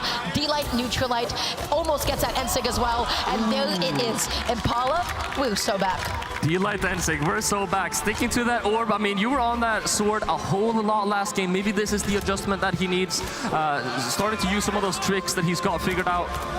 The damage lead is insane. Yuz is unable to do anything about it. The juggling, as you know, Impala mentioned on the interview himself, whenever he starts to get that juggle, he does not stop. This is the game plan. It's all coming together, baby. But right now, Yuz wanting to put a quick stop to it. Sidelight sider, goes off stage, dash jump down, it doesn't come out. And Impala, love that Neutralite, fading back with it. It's so active, it still hits people in front of you. GC Desig as well to be able to close out that stock.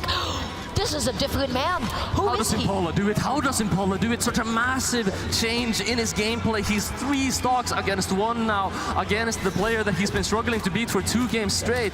You've got to stay flexible. You have to stay flexible and you have to adapt.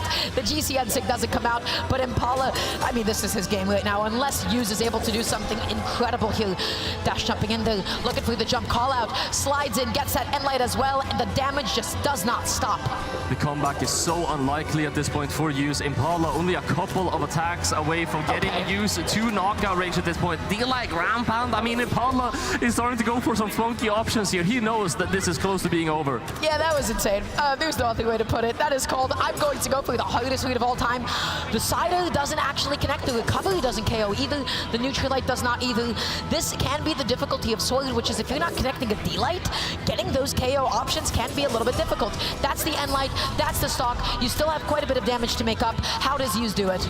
I mean, you have more than damage. You have damage, then a stock, and then damage again. All the while, you can barely take any attacks from Impala. It's going to be near impossible as Impala is just looking to close this out. Signature could have done it, but Yuz is able to get that punish. GC D-Light recovery. Impala is still in the game. He puts himself on the scoreboard. He's not finished. We're so back. This is the adaptation that we've wanted to see the entire time. And so what happened? Impala opted to play a little bit more with the bow. He was catching Yuz leaning into him so much. much.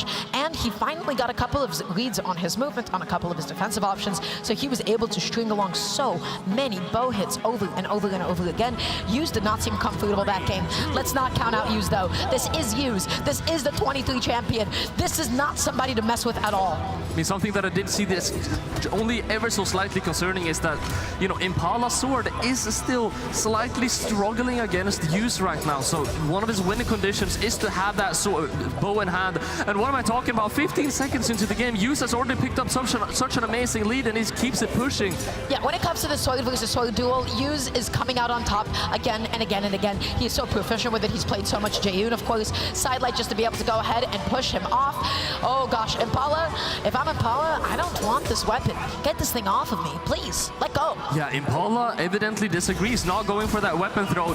The signature is going to be picking up though, and that's almost a full stock lead here in the match point for top 4. That's right, and I do wonder if it is as simple as, hey, if he has bow, he wins. If he has sword, he doesn't. Let's go. Probably isn't. Yeah, it's maybe not, but you know what? Let's go find out if that's true. Okay, GCD light again. The amount of GCD lights he has gotten away with to come back onto the stage. God, I wish that was me when I play bow. Let's indeed see how true that is. I'm keeping my eyes glued on Impala right now. He can definitely do this, but Yuz has proven to be a very, very tough force to be reckoned with here. Picking up the sword. Okay. The true combo as well. That's right. Oh gosh, Impala needs a way to be able to make it back onto the stage. He is so afraid. Yuz, that move has so little end lag that Impala just has to respect it. He's reset neutral. He doesn't have a weapon on hand. He gets the end light. That is the opportunity to pick up the sword. End light again just to be able to push Yuz off. The problem in game 1 and game 2 was the closing. Impala, how do you close? How do you KO Yuz like this? And Yuz, I mean, is building up more and more damage. He's still ever so slightly winning these trades, winning these neutral interactions. He's getting close to a knockout. Sidelights there. That's going to seal the deal. We got 3 stocks against 1 right now. Yuz is dominating.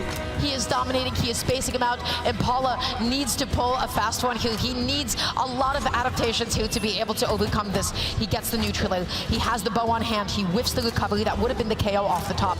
That recovery way too low, close to the ground. And maybe the first one wouldn't have KO'd either. Sido just to be able to push him off stage. Weapon toss. Is that enough? Yes, it is. Basically a fresh stock. Pauly, do you believe? He's got a far way to go, but it's not over until it's over, Dara. Impala has showed us what he's capable of, and he's capable of a whole lot. Yuz has been looking incredibly good this game, though. It's very hard to say. Impala not able to get the neutral Yuz, finding so many of these hits. He is winning so many neutral exchanges again and again. Sidelight is a good off me option. Okay, picking up the sword once again. The D-light, it's just spaced far enough that Yuz was not able to quick punish it. Okay, catching the jump. This is a duel. This is a duel and a half. Still going quite even. Impala, he's gonna need to start pushing this advantage, getting some reads or something, because, I mean, if this goes on for any longer, Yuz is getting closer to finding this knockout. He loves that GCD light. It's how he keeps coming back on. But, oh my gosh, there it is again. Yuz has gotten so much mileage off of it. This Ezio switch is amazing. Impala, no weapon on hand. Finally gets a side light, but GCD light, grab pow, chase dodge down, and light whiffs, picks up the bow, misses the D-light. How does he get this next hit? Trying to get that weapon. Sidelight to push him away. Has the orb in hand. I smell the dare. It comes out, knocking Impala away. Wants to commit for the offstage. Recovery won't connect though. Sair, that's going to be it. 3-1. Yuz is going to be advancing into top 4, meaning that we have 3 South American players in top 4. Amazing, what a set. Incredible previews. It is SA all the way. It is Sandstorm versus this entire legion, which is something that we talked about way earlier in this weekend. Amazing stuff to use. Knocking down a player of Impala's caliber. Impala had an amazing run to be able to get up here. He played exceptionally well, but I gotta say, Yuz on this Ezio, it was incredible. His spacing with sword, the way that he was dashing in, dashing out, his sense of neutral and his spacing, I mean, it was perfect. I mean, as I've said before, I was really, really hoping Yuz has got to have cooked something up more than just the fate for this event, and whenever he went to that Ezio, I mean, I'm definitely not disappointed. I'm not disappointed either, but you know what I am disappointed about? I'm thinking about that D-light, N-light that whiffed. Every bow player that saw that felt that in their hearts. They felt that in their souls. D-light is such an amazing move to connect. If you space it out, you get an N-light or recovery. You space it close, you get an N-light. But at that closest possible spacing, when you dash through them and they're just behind you like that, and the N-light whiffs, that was it. That was over. That is like any Bo player's mental defeat at that point in time. And so that could have been the KO for Impala. He didn't get it then. And then Hughes was just able to take advantage of his second lease on life. Yeah, I think the one stock that we just saw there just a moment ago was the game where Impala really popped off. Other than that, though, I mean, to a large extent, this set was the Hughes show. He's performing incredibly well so far today, and we see them getting a quick hug after the game as well. 3-1 on the board. Hughes is going to be advancing, and that means Impala is completely out of the tournament, finishing at 5th. Finishing at 5th, but this was still an amazing run for Impala nonetheless, so congratulations to him. He made it so far. He still got himself a generous little bit of the money as well. That means that we have 3 South American players left in the running. In winner's side at the moment, we have Kaina going up against Sandstorm, and then fighting in elimination semifinals will be Wes up against the aforementioned Hughes. This is a pool of sharks at the moment. They've all played incredibly well, and I'm just excited to see how everybody does throughout the year. There's only good games to look forward to at this point as we're moving deeper and deeper into the bracket. The grand finals are getting closer and closer, and I can definitely feel the anticipation building for every single set. As can I. But everybody, thank you so much for listening to Paulie and I talk about video games. We're gonna be quickly switching on over to Sheepy to go ahead and take us out of this block. Yes, oh my God, you guys did excellent. And those were some matches, y'all. And you are so right, Dara. This is pretty much Sandstorm versus South America at this point, as the North American players have just been slowly being picked off. We're going to Brazil this week. Yeah, we're definitely going to Brazil. We're in Brazil. They have somehow taken the entirety of Daytona, Florida, and put it in Brazil. That's okay. They'll make it better. They'll fix it. I do, before we take a break, I do want to grab y'all's final thoughts, because yes, we are going into our top 4 here, and it's only going to get even more intense. So, Dara, how you feeling about this one? This was an incredible block. I just want to say thank you for the opportunity. Thank you for listening to Paulie and I talk about video games together. This was really special. And so I'm excited to see, Foda's stealing our thunder. Foda's tossing some t-shirts to the crowd. Paulie, how you feeling about this weekend so far? I'm feeling great as well. It's been an absolute blast to be on here and have the pleasure of casting these games with you and all of the other phenomenal co-casters. But more than anything, the absolute best of this weekend has been the gameplay. The gameplay has been phenomenal. The storylines in this tournament have been great, and the absolute best experience I've had is sitting in the audience. This is a bunch of spin-off series. This is even like one protagonist. This is like we're following everybody throughout this entire tournament. So this was an absolute treat. This was such a privilege to be able to watch and talk about this video game. Thank you guys so much. You guys are awesome. So now we're gonna take another quick 5-minute break before we continue through to the top 4 of the singles tournament. Don't go anywhere.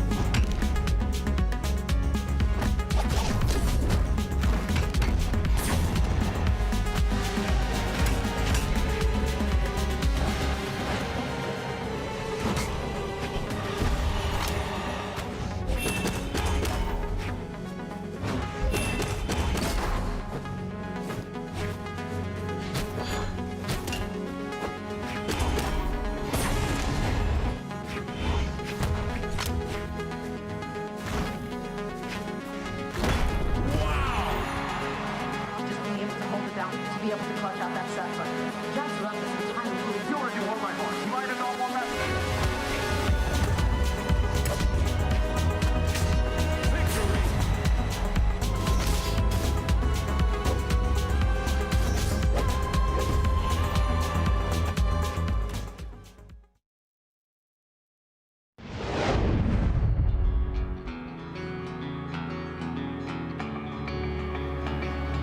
We are back with the top 4 of the Mid-Season Championship. Our final commentators for the day are some of the coolest dudes I know, Duke and Flambo. Okay, guys, I need to know your thoughts about the tournament as we head to the end. Duke, how are you feeling? It all boils down to Sandstorm versus South America, and I obviously am rooting for Sandstorm. North America. And Flambo, how are you feeling? I don't know. I mean, I don't think anyone could have predicted kind of the way this bracket went. We had the wild ride of Jeff, right? We have Sandstorm still kicking, Hughes versus Impala. Impala looked like tip-top shape, so I'm just kind of gonna keep my mouth closed. My predictions are already in shambles. I'm just gonna let it play out. Well, I mean, let's take a look really quickly at the bracket, the match schedule here, just for the folks who might be tuning in or unfamiliar of where we are. We're actually going to be now heading into our top 4, starting at the winners final, which you'll have Kaina versus Sandstorm up there, and they're sitting nice and pretty. And of course, if you look at the lower side of this bracket, you'll notice that the South American players, they're coming. They're coming. They're trying to make their way all the way up to Grands, as well as you can see West versus Hughes on that lower semifinal side. Okay, so let's actually let's talk about winners final here. Kaina versus Sandstorm. 2 amazing GOATs, legendary names. Thoughts about this, Duke? What do you think about this matchup?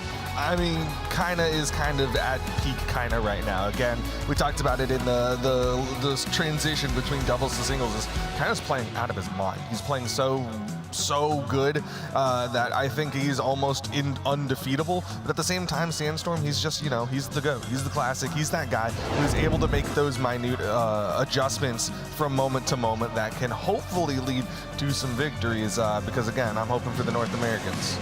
Oh, okay, and Flambo, what do you think about this matchup? It's like Kaina has actually kind of bled a little bit more over the course of this bracket than I kind of used to. I feel like normally, we had a Game 5 versus Java, right? Which is like, all right, cool. Game 5s for Kaina are like a little bit rarer these days. And so I'm feeling like, okay, if it's prime Sandstorm, then there's a very realistic shot that this could be the day. It could be. But you never really know. I feel like with Sandstorm, it depends on the day. It's like, did you have coffee in the morning? Did you not? It's the stars aligning astrologically. I don't know. But I think Kaina got it. I don't know. I don't know. The fact that we do not know which way this could go. We could only listen to our hearts and root for the ones that we want. But I definitely know we got some fans, of course, of Sandstorm sitting out here really wanting that 3rd belt. By the way, if he does take it, 3rd belt. Third belt. Incredible. But just like you guys mentioned, Kaina has been, oh my gosh, so consistent, playing out of his mind with the Terros, with the hammer. I'm just losing it. It looks like he's unstoppable.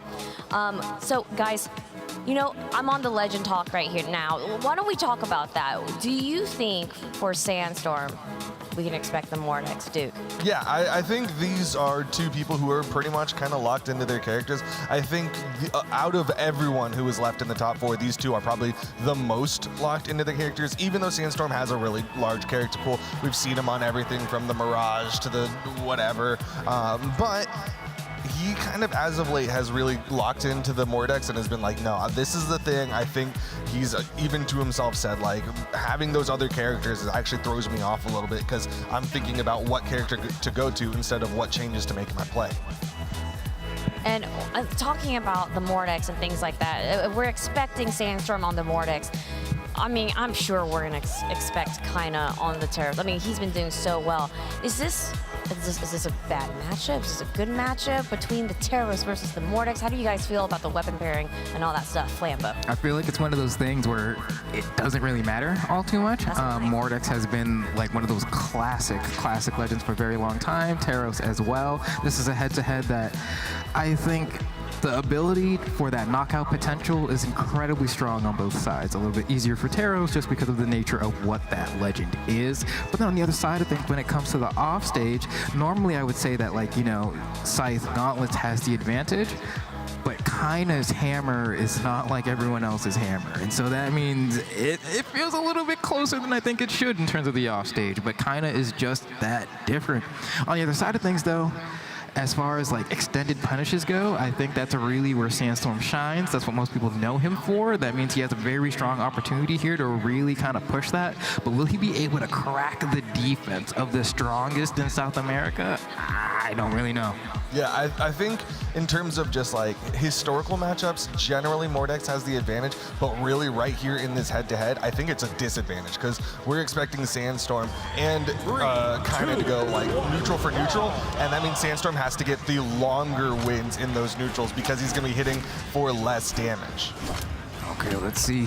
We go ahead and we're having the very first match start off here on Demon Island. It looks like Kaina has locked in this Roman Reigns, and Sandstorm is absolutely going to be on that Fenrir Mordex we have come to know and love, and things are fairly even so far to start out. Yeah, just a little bit more damage from Kaina onto Sandstorm. I did see Sandstorm actually go for a weapon toss. There's another one. That's one thing I'm actually kind of expecting from him. It seemed like that's what he's been doing a little bit more as of late, is really utilizing those weapon tosses. And I like that side air there to shove Kaina off stage, but Kaina able to get back onto the wall. Ooh, okay, Sandstorm. Kind of looking for an opportunity here, manages to get that Enlight and the Starve as well. Looking to go ahead and get that stock, and that recovery is going to be the first one to fall as Sandstorm has taken the first stock off Kaina. It's looking good for North America right now. That was a really good weapon starve coming out from Sandstorm because he was floating right on top of the weapon, and then the second he saw the opportunity, made that swap over to the Gauntlets, hit that recovery. Okay, let's see. I mean, kind of known for the approach to the way that he plays this axe, right? A lot of grounded gameplay. Oh my gosh, forget about what Kaina does. Look at what Sandstorm's doing to him right now. Kind of making him look a little foolish to start out here. Has gotten so much of a lead already in this game one, and still going even further. Kaina finally gets a counter punch, goes for a pump fake with that weapon throw, and Sandstorm does not fall for it. Doesn't spot dodge, and is still holding the stage. Yeah, you can see Sandstorm really wants to keep Kaina off the stage. Like Kaina kind of notoriously has a really strong neutral game where he stays very grounded, goes for a lot of axe neutralites, and Sandstorm's like, oh, you can't do that if you're in the open air. Okay, we already see one attempt at a read there. It's not going to work. Kaina does find the stomps here to get the first stock of Sandstorm, but I mean, just the confidence to go for that side sig in game one, no less. Kind of shows where the GOAT's head is at right now. D-Light, gravity cancel, unarmed. Ensig is going to secure the second knockout, and Sandstorm is on the verge, potentially, of securing game one. That's a really nice lead for Sandstorm, up a full stock over Kaina, and Kaina going to be looking for that weapon spawn. It is going to be the hammer, and I don't think this is what he wants against Sandstorm, as he gets caught again from Sandstorm. Oh, Sandstorm making him look foolish, bro. He's like, when I get my hands on you, he don't let go. He's just pummeling and pummeling and pummeling. And I'm just looking for Kaina to, honestly, looking a little bit uncharacteristic right now. It never looks this easy. Yeah, and an odd drop actually from Kaina there. He did a really good job spot dodging the weapon toss down from Sandstorm. Oh, wait, weapon toss not going to hit. Might be a deal like Rampart moment, sidelight. Oh, he actually goes for the M-light. Okay, word. Oh, you see, he does the gravity cancel sidelight the other way. Says, I know you're going to ride the wall. Let me just lock this one in. Sandstorm secures game one for North America. Locks in the win, and he's locked in himself. He is not missing a beat. He's just going in there swinging all over Kaina, and I'm really curious how Kaina's going to make an adjustment. Yeah, no, same here, bro, because like there was a lot of adjustments to be made after watching that game one. It's never looked that bad for Kaina ever, I don't think. And so hopefully game two will be a little bit different. We're going right back to Demon Island for game two. That means no platforms, very tiny walls as well. They just want to scrap. Yep. They just want one stage to have to worry about. All right, Kaina trying to play a little bit further back there. Okay, nice. Opportunity. Oh, he doesn't go for the starve there. Actually tries to go for a little bit of an extra hit and advantage and ends up losing the ability to starve Sandstorm, but still has this axe in hand. We love this kind of axe, right? Gets that side light, gets that nair. Hasn't really been able to super extend it though. And then once Sandstorm gets that hit, you know how bad it could feel. Yeah, he fast fell a little far there on that down air on the right side. Now Kaina is the one with the stage control. This is what he loves to do. Starve you out and just hit you with the neutral lights because you keep landing back down onto the stage. Nice, man. Just to actually time that dodge perfectly to go through the weapon throw and wake up the gravity cancel to get that end light. So great value out of that singular play there, but Sandstorm still with a better dodge of his own. If he went for the recovery there, that might have been the stock of Kaina, but Kaina retaliates with that end light, is holding the corner. Will Sandstorm make it back to the stage though? No D-light I thought we were going to see from Kaina there on the anti-air, but you ask for what you want and then sometimes you just get it. Then he's going to starve out the weapons, delay that next weapon spawn, but he was so damaged on that axe that he gets disarmed immediately. Fortunately, able to pick up that axe, and he's going to go for the 3-piece, doesn't get the ground pound. Oh, okay, this is what I'm talking about. This is kind of that kind of gameplay I'm looking for. That N-Sig almost finds the mark there. A lot of patience kind of shown by Sandstorm here as kind of makes his way back to the stage, but kind of N-Light galore. This is that classic kind of gameplay I'm talking about. Just N-Light and D-Lights. Let's not complicate it. I'm actually really surprised after that downlight that he chased up into the air. Whoa. Throws out a gravity cancel down sig. Might be just trying to feel out Sandstorm, see how he's going to react, but Sandstorm burns a dodge there and kind of full capitalization. The weapon toss up recovery to finish that one off. And I like that option a lot because we did see Sandstorm burn the dodge earlier there, and so the weapon throw is going to make it so that actually, like, if you want to go for, like, I don't know, axe recovery to KO off the top, there's a lot of startup to that. So go for the weapon throw, go do it unarmed, and that's exactly what Kaina did to go ahead and secure that. Speaking of axe recovery, the nair is enough off the top. The nair? What? I thought that was illegal. I don't, that has like no variable force. Never happens. That literally never happens. Dude, the only time I've ever seen an axe nair KO off the top was in like 2015 when axe nair had variable force and Bryn would just do nair recovery, nair recovery. And that is like almost a decade ago, right? Like that is wild, but we have to give it up to Kaina because what a prompt response after that game 1 victory from Sandstorm. These two are clearly here to play. We were talking about Sandstorm making it look easy in that game 1. Kaina made it look easy in game 2. Yeah, that was a solid rebuttal coming out from Kaina. Sandstorm now into game number 3. He's got the gauntlets to go up against Kaina. Both of them playing a little bit closer to each other. Sandstorm obviously wants to stack up onto Kaina. He's trying to fast fall on top of him, but Kaina going for the stacked options, whips the down sig.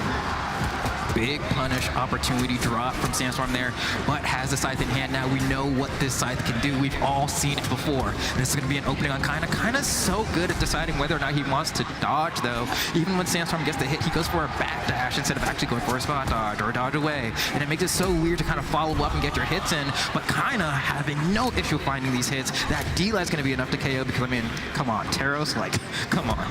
Comes in here with the base 8 strength, but he's actually going into it for that 9th point of strength, which means he is hitting so hard every single time he connects on the Sandstorm. Oh, I want to talk about hitting so hard. I mean, look at Sandstorm's health right now. Watch him turn orange. And he's still looking for that final KO. He needs a recovery, he needs a D-light, and there's the D-light that he was looking for. Comes right on time. The GOAT is back into this game number 3, but has quite a bit of a damage deficit to make up for it. I gotta give him credit though, that downlight into the recovery while grounded on gauntlets is very hard to do, and he is very consistent with it. He was hitting that earlier today as well. Okay, stops there, and that's gonna be it, man. Taros. Okay, takes his time, delays the weapon spawn, over to the axe again, but he goes to the corner there. Actually gave Sandstorm a lot of breathing room. Oh.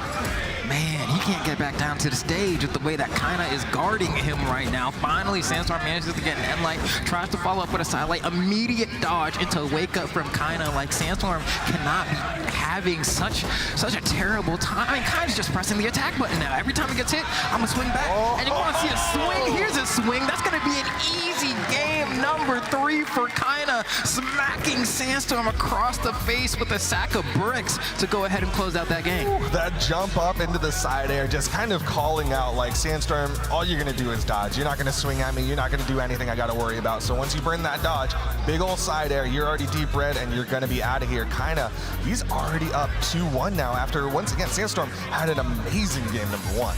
Yeah, no, this is kind of scaring me a little bit because I'm like, did you just like lose game 1 and then just like gamer lean into your chair and say, oh, I gotta lock in?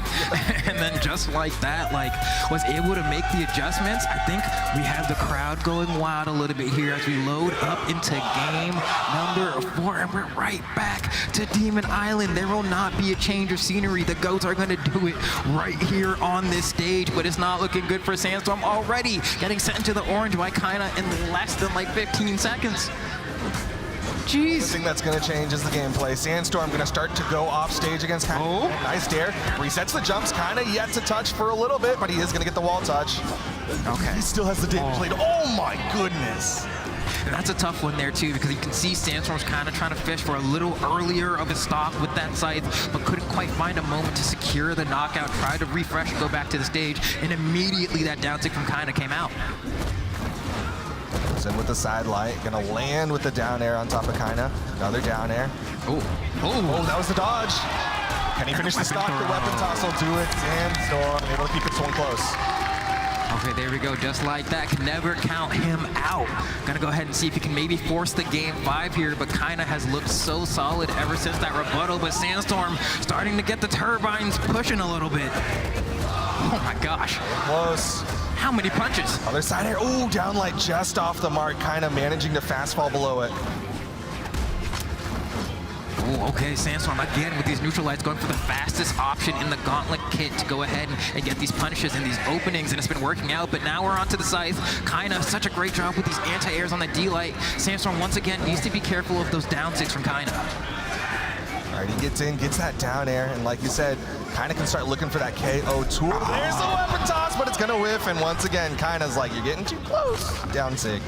Yeah, a little bit too close. You put your hand on the stove once, you better learn your lesson, is basically what Kaina's saying here. Sandstorm's so close, knew to look out for the down sig, but still couldn't find quite the answer. Nice chase there, and I don't, like, why? You're like recoveries, right? You're thinking like just will KO him off the top, but you know what? In the scenario where it doesn't KO, if you side air at that much of a damage range, like you're gonna have to expend a lot of resources to get back, right? I think that's what Sandstorm's looking for here, and he's brought it back. Can he bring the game 5 though? Needs to get this stock off of Kaina. Kaina with the ground control, floats up, lands right on top of Sandstorm for the neutral light. And the crowd, I hear the chants, I hear the let's go Sandstorms. They really want the boy to win, but is it going to happen here? He is down by a lot, dude. Like one down tick, that's game. One side air, that's game. Like Kaina's trying to tuck him in right now.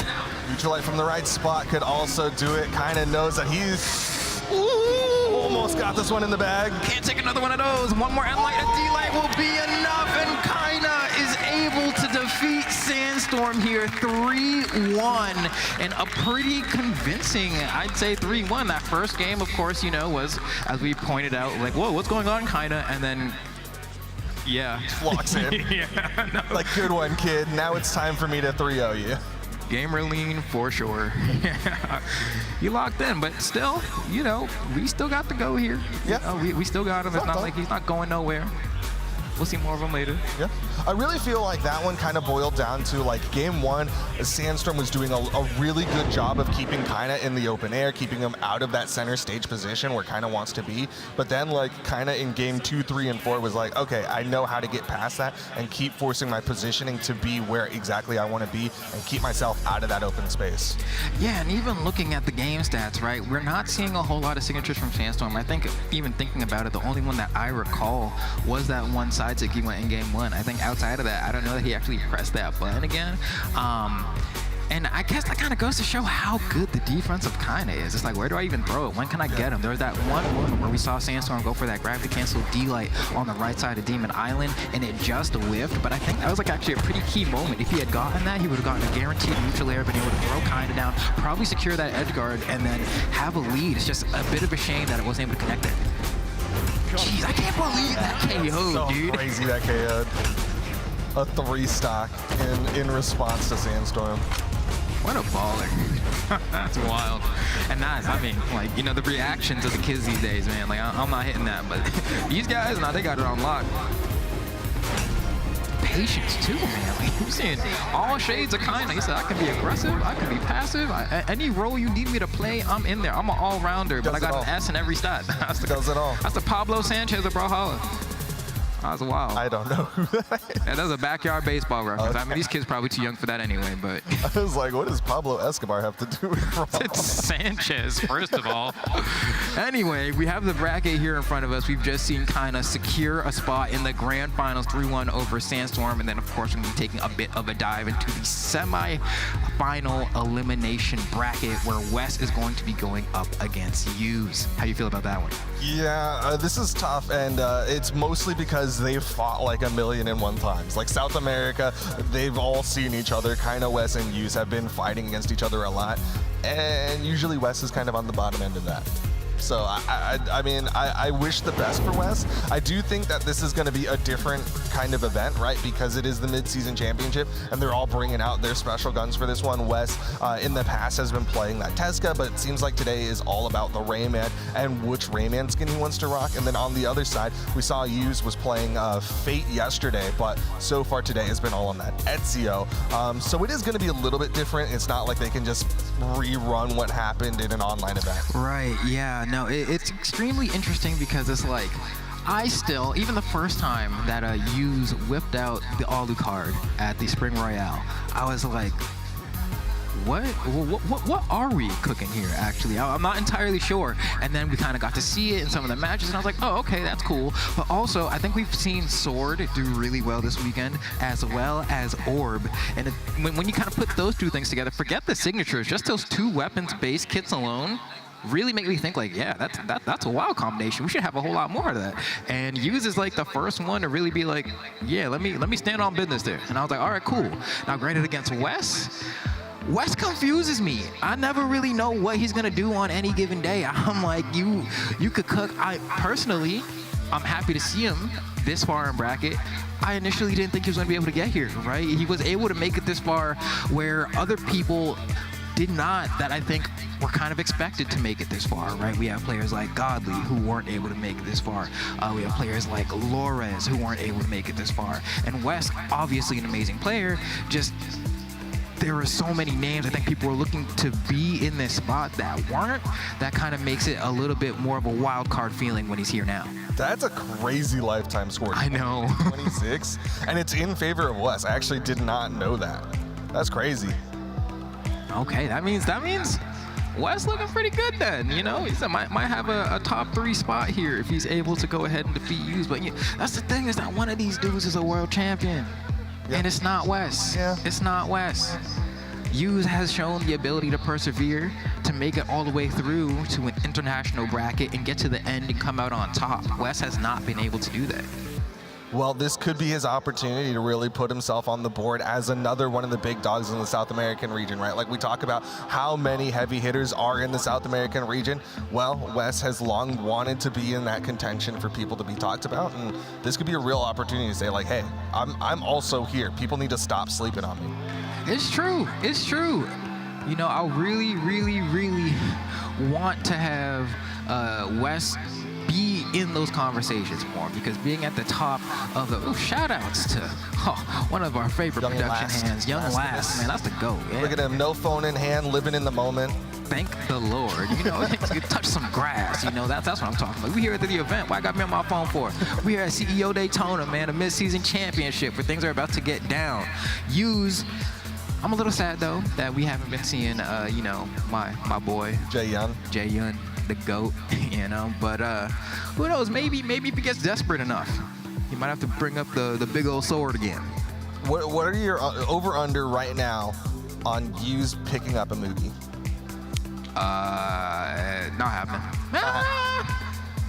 Not happening. Okay. Just a gut check. Maybe someone else. Maybe Money Holla. Maybe Scouter. Okay. I don't see that like a Hughes legend. I don't really see Hughes on axe like that. That's the biggest thing. That's fair. But Wes does have quite the axe. That's kind of been the big standout thing. Like, yeah, we know he's got gauntlets because of the Tesca, but really when he locks in with the axe, that's where he gets these really long engagements where he's able to pick up like some 6 or 7 hit strings onto opponents sometimes. Yeah, and I think a lot of that has to do with all that time spent playing Ogre. You know, like I feel like there was a time where you saw West, you just assumed you were looking at Macho Man. Like that was the staple for West. And then West started mixing things up a little bit, started playing different legends, and I think people kind of allowed the association to dissipate a little bit. But in my brain, I still see Ogrim when I look at West, and so I'm like, that axe is always going to be one of the best weapons that guy can play. Similarly, if he ever wants to go back and flirt with his ex, the Rocket Lance, he can still do that. He'll probably have a grand old time. But in recent times, doesn't really seem to be what he likes to do, as we're about to hop into the elimination semifinals here at the Midseason Championship. Hughes versus West. Let's see who comes out on top. It's a battle for the podium. We'll see who can get it, as Hughes once again onto the Aloe card, wants to be that vampire to defeat West.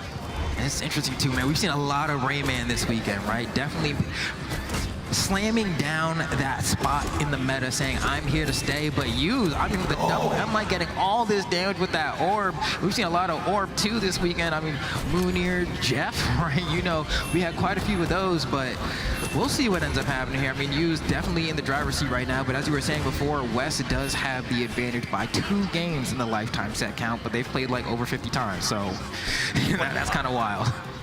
I am really curious how much the SIGs are going to come into play for Hughes, just comparing it to his earlier match against Impala. Like, he was really utilizing that sword SIG, like almost to the point where I was like insulted for Impala. Yeah, you know, I believe it too, because I feel like it's interesting. West also a pretty big SIG user, and I remember one of my earliest memories of West on Axe is actually when he first whipped out. Oh yeah, you got taken out. Said goodbye. Yeet. Right to the KO box there. The pit. I love that SIG. That's definitely one of the cooler ones in the game, for sure. Oh. Okay, well, West got 6 of his own, like you said. More than willing to throw those out. He's been doing the gravity cancel side SIG off stage a lot, but still will do it on stage as well. Because that's what I was going to talk about. His Volcog. His Volcog was an absolute abomination. He was cooking people with that. He was mashing that SIG button like it was something he was trying to just eat for breakfast, you know what I mean? But now he's sitting here on the Rayman, and he's getting beautiful conversions with these gauntlets. You're like, all right, fine. Okay, I guess you don't have to play Volcog the way you're doing it. On the other side, use his sword. He plays Jae-Yun. It's not like you don't know how to play sword. And on top of that, you're going to have that N-Sig on Orb, which is just like basically a light attack. You know, you just smash it, covers right above you. Exceptionally strong tool to have in your arsenal. Yo, I'll say some stuff, and you gotta follow me on this one. I think Hughes is playing sword the way kind of plays Axe, where he stays very grounded and lets the opponent burn a lot of movement, and then once they come in close, hits him with that neutral light. I almost got jump scared by West there, but I follow. I agree. I feel like Hughes, especially, you know, I always say like death by 1,000 cuts is kind of a way that you can play sword, and I think Megdy's also really good at it, where sometimes you just gotta KO somebody with M-Light. You know, sometimes you just gotta pop out and show them. So hopefully this time around, we'll see if kind of Hughes is gonna be able to maybe get this stock lead here. He's trailing by a little bit, goes for that N-Sig. It doesn't quite connect. West responds with an N-Light of his own. Oh, ooh, a D-Light. I thought it was going to be an N-Light. He got me mixed up. Well, unfortunately, the mix-up didn't lead to much there. West now with that stage control. Not going to throw out the down SIGs just yet. Waiting for he got past it for the neutral light to connect. Yeah, was able to like get in that like kind of blind spot. Yeah, where I was like, oh, it goes a little bit further, but I'm in your face right now, so let's get personal. Ooh, and you're gonna get the conversion into the recovery. It's not enough. Oh, it always feels like it should like lead to a KO because you press the SIG button to lead into it, but he drops. Okay. How's he gonna finish it? Another recovery, still not enough. Needs to get to that final blow here on the West, and it's going to be a Nair of all things. I know, right? Like, he was like, I just did 2 recoveries, nothing. But a Nair, yeah, that's the one that got the enough force to do it. I mean, I'm happy for him, though. He was able to get the stock. He tried to starve West there and couldn't quite get the other weapon in time, so kind of ended up in a bad spot. Odin's blessing, though, always here with the assist. Ooh. I love the patience there from West. Kind of fast fell down, jump Nair to get that 3rd hit onto Hughes. Ooh. And they are willing to get close, but they're willing to not press a button too. They'll just look at each other. They'll hug each other. They'll dap each other up and walk by. But pressing that attack button, they're not going to press unless they are sure. Oh! What a call out from West, throwing out the down SIG, long active frames, and Hughes just throws his entire body bat form into it. And this is why people don't like playing against Rayman, man. It's because you always gotta respect the down sig. It don't matter which weapon he's on, whether it's the axe or the gloves. But then you also gotta think about like, oh, the past like 3-4 times I came up from the side of the stage, they didn't press the button. I think I'm good. And then the one time you think you're good, I'm gonna do an aggressive play. You're eating a bunch of boxing gloves in your face. And also that's why Demon Island is such a good map for Rayman as well. Like, it is a very short wall. If there was a longer wall map, Yuz doesn't have to go so high and get caught by that. Oh man, we got to swap over to Mr. Yoga himself too. So this is gonna be, you know, a little bit same legend, but you know, just a different, I guess. Yeah, different fit. Yeah. Different fit. Yeah. Dripped up in a different swag today. Coming in onto this one, Wes. Oh, so wow. far keeping this one even. Down sig connects, Yuz doesn't have the movement, and Wes is gonna get the first stock. And that was quick. That was about 30 seconds into the match. You're already seeing Wes get a stock.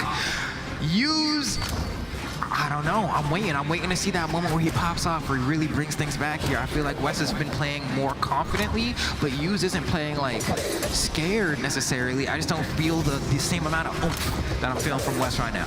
Yeah, for sure. Uses it just feels like he's playing from behind, which like objectively he is, but he also has like the energy of somebody who's like, I don't want to get hit. Because I think that's a, you know, just a shout out Moonier. I think that's one of the reasons that made him so unpredictable, is that he'd be behind and then playing like he was winning the entire time. And that would really trip people up. But Yuz, I think, plays a little bit more of a methodical, calculated game and approach, especially to the way that he plays Sword and Orb. But Wes seemingly not having too tough of a time right here. How does he get this weapon? Nice, he waits for the whip from Wes, gets the pickup, and a little bit of damage to boot, so not bad, all things considered. Yeah, perfect dodge. All right, comes down with that side air, doesn't go for more there. Instead, Wes able to trade back and forth. See, this is why I love lands too, because just the crispiness of some of these dodges and the timings that we're seeing is so hard to try to achieve online, man. But these guys are locked in. Beautiful response from Wes there on the reaction. Tries to get a little bit more damage. Yuz gets burned again. Get away from the stove. Get away from the stove. Stop putting your hand on the stove, Yuz. It's hot. It's too hot. It's glowing red, and Wes has one stock left to take off of Yuz before he's up 2-0 over the current world champion. Yuz wants that down light. Unable to find it, can't get the M light either. Is trying to go for some reads now. He understands he needs to do something larger to have a comeback into this game. He has stage positioning here. Can he keep Wes off to the side? Wes uses the side air to mix up his drift coming down, and it totally catches Yuz unaware. Down sig leads to the recovery. It will be the KO. Yuz has his pick of weapons. So far, the sword's been the one that's doing more work. Yeah, he's gonna stick with it. Okay, now the question is, can he get a game on the board here? Because Wes is playing confidently. Here's an opportunity for Yuz. He's doing a good job of at least trying to stay close to Wes. I don't know so much about the accuracy of some of these light attacks. And speaking of, this one right there, Wes capitalizing yet again in the orange, and he's off stage. Gotta look out for that down sig. If I'm Wes, I'm just gonna let it rip just because you keep running into it, right? He just does it because why not? I'm gonna do it again. Yeah, I feel you. I'm in the same brain space as Wes right now, but on the side of Yuz, you have to do all the mental math to get around it. Yeah, you gotta figure out the timings and get in and out around Wes's Yoga Fire right now. Goes in, gets that neutral air, but Wes gonna make the swap over to the axe where he's gonna hit hard. Down sig, not gonna connect. Oh, he's disarmed. Okay, hold on. Okay, kind of takes a moment there to say, hold on, I just saw Wes burn his dodge. I'm unarmed. I'm going to go for it. Says, you know what? I'm not. I'm going to go grab this sword instead, and I think that was the right decision. And light's not quite enough, but one more. Oh, the weapon throw. Hold on. He still has it. He has a recovery. No. Still? No, he doesn't. All right, he got sniped. Sniped so good. I mean, Wes, hey, he was up in the head-to-head. Barely, but he was up in the head-to-head. He's about to be more up in that head-to-head with the way this is going. Currently up 2-0 over Yuz, about to knock our world champion out of the podium here at the Midseason Championship, and it's all off the back of this Dhalsim. And I do really want to go back to that one reaction, because that one like legitimately blew my mind. He did the side light, wait, and saw the dodge down, and then hit that side air, and I was like, bro, okay, you're locked in. You are playing. Because I always say there's like 2 ways to play Brawlhalla. And when you are locked in, that's how you play. You know, where like you're hitting someone and then you're relying on your reactions to what they do out of disadvantage from your hit, and then just making sure that you line up your next hitbox correctly. That's where Wes is. The other way to play Brawlhalla is you kind of have your kind of like muscle memory set play that you've done from playing the game over and over, and you just try the thing that you think is going to work, and that works sometimes, or sometimes you just get kind of bodied like Wes is doing to use right now. His gauntlets are really lighting up Use. All right, good movement coming out from Wes, even utilizing that soft platform. Use trying to find a way in onto Wes right now. This is so interesting to me too, because I'm like, at this point, Use has been almost exclusively sword, and I'm like, if that's the case, is Alucard really necessary? You know, I don't think we've seen much of that orb in recent time, and at that point, it's like, well, maybe, I mean, who cares? Because at this point, he has to win with it, right? Otherwise, that's going to be it for the bracket longevity. Yeah, I mean, he's in shoulda, coulda, woulda territory, right? Like, there's no other options here, because this is game number 3 and uses down 2. Also down in the damage department, Wes doing a really good job staying just above those downlight approaches from Use. Oh, no way he was able to get the end light on the other side as a punish there, isn't it? That's ridiculous. And Use definitely running out of stuff here. Okay, on the very last exclamation point, man, just to find a way in. Probably gonna see an end sig in the near future. Any fans of the down sig? Wes not high enough with that side sig. Did get past that neutral sig from Use. He's likely gonna be looking for a recovery setup, but Use with a couple more side airs could take out Wes. Oh, wow. Beautiful weapon throw from Wes. It creates this opportunity for the turnaround, and Use has to burn the dodge very early there. Because of that, Wes knows he can go out there for the gravity cancel sidelight without contention or fear of it being dodged. Great play from Wes to go ahead and turn things around. Yeah, that's twice now where Wes has burned a lot of Use's options, hit him with that weapon toss, and then gone out there unarmed to get that last little bit of a hit to deny the wall touch and get that KO. Oh, man, Wes, I mean, still pretty damaged here. That side air hits off the stage, so it's not going to be enough to KO. The weapon throw's not good enough either. But, I mean, at this point, yeah, you get even an end light maybe in the corner with this orb, it'll be enough. But he's probably going to start fishing out the falling side airs, looking for something here. Ooh, weapon throw, push him to the corner. I'm with it. I'm with it. Another weapon throw. All right. End light will KO too on the sword. Going for some from side to side, though, that's kind of fly. Yeah, he's like, maybe not from that distance. Not from over there, you know. All right, not going to go over the corner for the down air. Instead, just waiting here. Nice toss on the recovery. Will connect. Didn't drop it on that one. Staying even here. Has his pick of weapons. He's going to try to go in with the orb. All right, let's see it, because we were just talking about that orb earlier, right? It was like, we ain't seen much of it. What does it have to bring to the table here? Throwing out some safe jump down airs. Really hard to punish. A lot of spacing on that as well. But then Wes finds a way in. And he was sweat beating as he came back down. Okay, double nair. Didn't go for the recovery there. Saw that Wes was going to come back down too fast. I like it. So far, I mean, the orb's doing okay. Gets caught by a side air right there. I think the great affordance of this character is like, it's kind of like playing Caspian, but instead you have 2 really strong neutral-based weapons, right? And so, like, if you want to play a neutral-based game, I mean, this is the perfect legend for that. Orb, sword, really hard to punish in the neutral game. Are they slowing it down? Yeah, they're really picking and choosing now. Obviously, Use knows what's on the line here. 2 stocks left in his tournament life. But on the other side, Wes is like, well, I can't rush this, otherwise I'm throwing away a game. And that's one of those weird spots to be in, right? When, like, you are up as far as game count goes, and you can see your opponent slowing things down, and you kind of just have to let them sometimes, because otherwise then you're going to be rushing toward them, and then it makes it easier for them to come back. And that's exactly what Use is doing. He's icing them out. And let me tell you, icing out your opponent is a perfectly viable strategy. I mean, North America knows. I ain't got to name names, but North America knows. Yeah, I think almost every North American has played against someone in bracket who will ice them out. But I'm really thinking about maps right now. I think that's what this will boil down to for Wes, because like longer walls on this map means that his down sigs, like he hasn't done them on this map really. And then also there's just a lot more flat ground where Use's been able to back away from him. Oh, And I'm thinking about that now too, as I'm looking at Wes really struggling to come back into this game. Just needs a recovery or a D-light or something.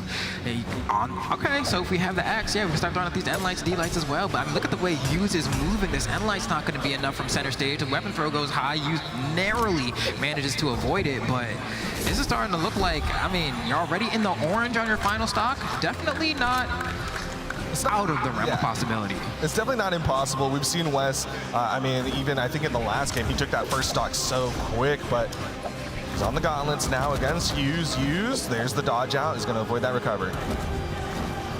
Okay, and Hughes is like, I need to get back to center stage. Uses that platform to refresh some of those options. And there we go, just like that. Wes also trying to kind of win this tug of war for center stage as well. Manages to find these nairs and has been going for the gravity cancel and light every single time. He's trying to get as much guaranteed damage as he can. And he's brought it back pretty much at this point. Hughes hasn't hit him enough times. Yeah. Oh. Missed the weapon throw though, and yeah, that recovery is going to help Hughes get back up onto the stage. But man, Hughes took a lot of damage there. Wes, he could put this one away. Oh. No dodge from Hughes. Oh. That was scary. This could be really bad. He used it so much to go ahead and get this lead, but now it's anyone's game. Oh, and he tries to go for the gravity cancel side sig as well. Hughes gonna hit him with that recovery. It's not gonna be enough, but he gets disarmed. Oh, he's riding out. Just the unarmed side air. It's like, where's the spawn? Where's the spawn? He goes for an unarmed. He's crazy. Missing stairs, both of them trying to go for it. Dodges through it for the gravity cancel sidelight. Talk about reactions. The perfect timing. Not only does he dodge the weapon throw, but he gets the sidelight punish all in one fell swoop. I'm not gonna lie, I thought Wes was about to make the comeback. Hughes, I mean, had such a large lead going into that final stock. I started losing hope. I think a lot of Hughes fans were sweating in that final moment, but he hit the God mode and got that perfect spot dodge, then canceling to the sidelight. That was incredible. That was wild, man. This is why you don't play games with people who shave a little part of their eyebrows. You know, they got that beast within them, man. Hughes is ready to bring things all the way back. We might even go to game 5. We'll see. We'll see. So far, Hughes at least able to get one on the board, and we still sticking with this Alucard. Yep, he's working that vampire on the, honestly, kind of the vampire map in my head because it's all like red and spooky red. I agree. All right, Wes back to the gauntlets, but he's not getting the dodges that he wants out of Wes. Oh, that was a stuffed recovery there. Oh, and Wes goes for kind of a Hail Mary ground pound there, kind of understanding the risk reward. Super worth it in that situation, but Hughes doesn't fall for it and instead actually picks up, I believe, like a D-Light Sarah of his own, so good damage. Yeah, just a slight pacing advantage in the way of Hughes. The recovery not going to quite do it, but it does disarm Wes. This is a nice opportunity, but he throws out the N-Sig, and Wes is staying low. Oh, okay, throws it high. Oh, and actually lets that rip a little bit early. Might have been able maybe to catch Wes with that down sig, but it's going to be fine. We're swapping over weapon. He's getting tricky, and he tries to catch the landing with that down light. That was the correct play from Hughes there. It's just so hard to kind of line that up properly. Yo, he burns the dodge, but man, Hughes is giving a lot of respect to Wes. Did not want to get caught by a nair on the approach down. Whew, man, they are playing the game right now. They're really trying. Perfect weapon throw is not going to be enough, though. Not going to go for a ground pound, just going to wait on stage. And that's something that I've noticed from Hughes throughout the entirety of the set, right? Not really wanting to just throw out a dash jump, Hail Mary ground pound every now and then, trying to mix things up. Always wants to stay on the stage. Is always trying to play a little bit more calm, a little bit more calculated. Yeah, he's playing it a lot closer to the chest. He's making sure his feet are on the ground, and he's trying to make sure he gets all just the right hits. But right now, he's got that stock advantage over Wes. Where's the weapon spawn? Right on top of Wes. Oh, wow, perfect dodge against that side air. I mean, it is a slow move. Whoa. Still active. Levinsky's. Oh, he lost the weapon, though. Makes this a little bit harder to get through, and just like that, Wes capitalizes by throwing out that axe down there, saying, yeah, I don't really have much to be scared about. I haven't taken a whole lot of damage, and you're unarmed. I should probably just throw out this move. Yeah, there really weren't a lot of vertical threats that Hughes could have had besides maybe the unarmed recovery, but I think Wes was confident he could have stuffed it out in that situation. Ooh. And Wes doing a great job of breaking the mold with these weapon throws as well. Kind of caught Hughes unaware. And now at this point, the damage has once again been evened up. Wes with a slight damage advantage, but it's still anyone's game. Dude, Wes is doing this thing where he burns literally all of his in-air movement before landing down onto the stage. That is his neutral game. It's pretty floaty right now against Hughes. And it's like, you know, a lot of the times the mix-up ends up being, when are they going to land on the floor? But for Wes, he's like, I'm going to use everything, every side air, every, you know, like, I'm going to make you have to work for it. And if you're used, you just have to be extremely patient, which he has been for the majority of the set, but it definitely does take a toll on you after a while. Yeah, it definitely takes a lot more discipline not to just want to swing when they get kind of close enough. This is scary. Next time Wes lands a side light, I think he's going for immediate recovery because of the way that Yuz has been refusing to dodge out of those side light setups. So we'll see if that happens. But so far, Yuz is like, weapon spawn, please, please, please. And Odin does not give him the blessing. It's on the other side of the stage, but he manages to pick up this orb. And we're right back in the neutral. Deep red for both players here. A little bit deeper for Yuz, though, and the recovery is going to be enough from Wes to take him out. Just the raw recovery. Kind of recognized how Yuz wanted to play that orb game deep red. He was looking for a lot more of those dares to kind of just keep Wes boxed out, but Wes gets underneath it. And now Wes with the weapon advantage. Once again, one stock away from taking Yuz out of the tournament. All right, Yuz needs a D-light pretty bad right now, and you can see Wes having a pretty good time just kind of camping around this platform as he waits for something to spawn. But Yuz does find the D-light. It's not enough. He needs to find another one, or just a raw recovery even, maybe a signature. We haven't seen a whole lot of those from Yuz. I don't know what options he's cycling through in his head right now. Another raw recovery still doesn't KO. The ceiling just too high. That has to be frustrating for Yuz right now. You're just trying to bring things back to even Stevens, and the game is saying, listen, man, you got to do your homework. You need a little bit more damage.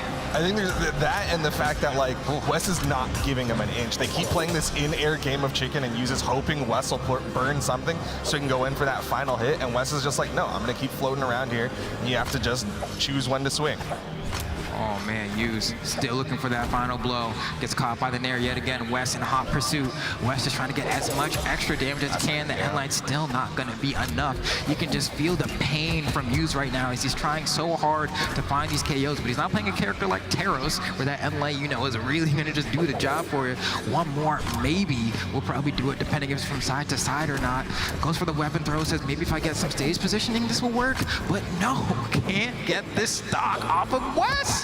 Oh man, Wes with the sweat beads does throw out the neutral air, but he's getting hits onto this final stock of Yuz. He finally takes down that second stock with the sword neutralite, but look at the damage Yuz is taking compared to Wes, who's coming in fresh. If you're Yuz right now, you got to pop off.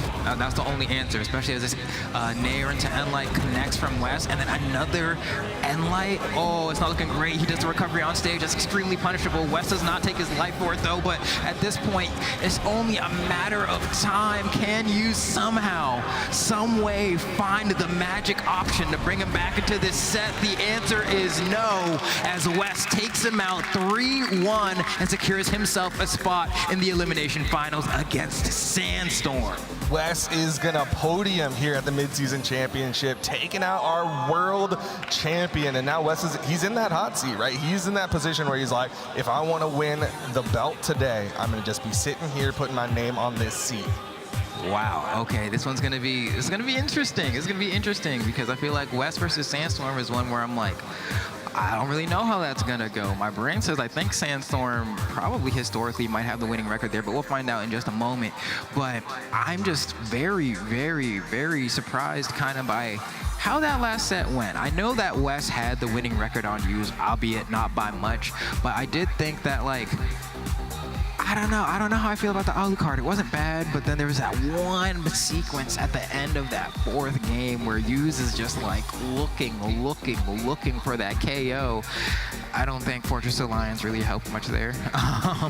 But it just like, that makes it feel a little bit rough for me, where I'm like, I don't know, I feel like there's other Sword Legends or something that would have gotten the job done here. The Orb N6s are not connecting. Really, we're not seeing much of any signature really connecting outside of, I think, a couple of like Sword down SIGs. And like, is that enough? Is that enough to make the Legend worth it? I'm not quite sure. I really, like, I'm just reminded of Spring Royale, where Godly goes, he plays different against me. And that's kind of how I felt about Yuz. It's like, this Alucard was a completely different Alucard than what went up against Impala.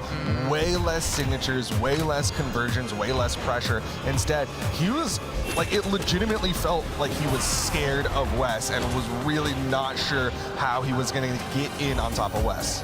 Yeah, no, I mean, definitely levels of confusion for sure, right? Like, kind of, I don't want to say deer in headlights-ish, because at least he was looking around, maybe more like Velma, but she dropped her glasses on the floor. Yeah, a little bit more like where, rubbing the floor. How do I hit this guy is kind of what we ended up seeing. And ultimately, ultimately the response ended up just being like a lot of patience, right? Like I can't really seem to find the way to hit this guy. So instead, I'm just gonna like dance around him a lot, you know, be like, ooh, look at me, and then hopefully I can get him to whiff something. And then if I do, well, then I'm gonna punish it. But it didn't really seem like the punishes were hitting hard enough, and that really added up over time. Because meanwhile, on the other side of West, we saw so many weapon throws, especially in that last game, be the opener into like a gauntlet end light, that then led to maybe a following side light, that then led to like a conversion or a chase or something. Meanwhile, Yuz was not able to find those opportunities. So maybe it was like maybe you need a weapon throw more, question mark. It's hard to say. You got outclassed. I think my oversimplification of what I wanted more from Yuz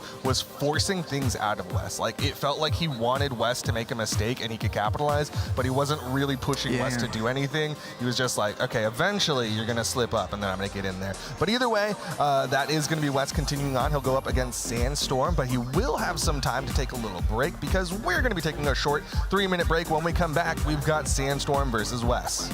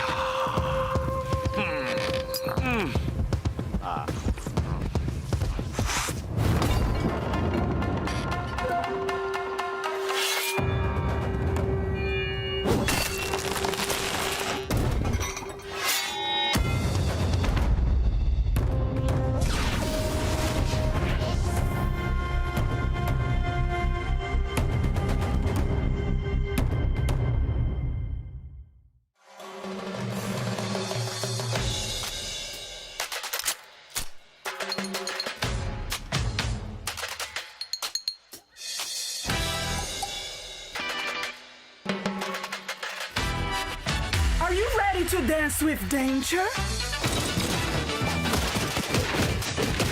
You don't wanna samba with me. My kicks are a bit over the top. Vambora, this fight is about to get funky. Tá bom, let's dance. Ah, you can't dodge boots and bullets. My pistols make the best dance partners. You need a little splash of color.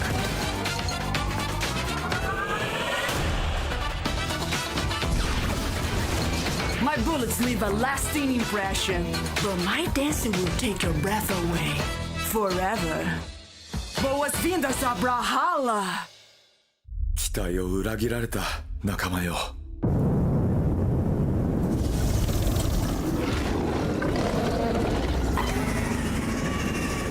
誓うよ、死ぬまでこの世界を守ってみせる。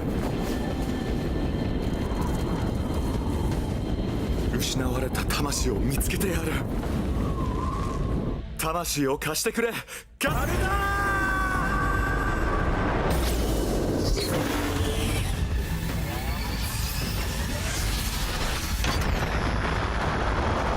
仲間が倒れたが、俺は負けない。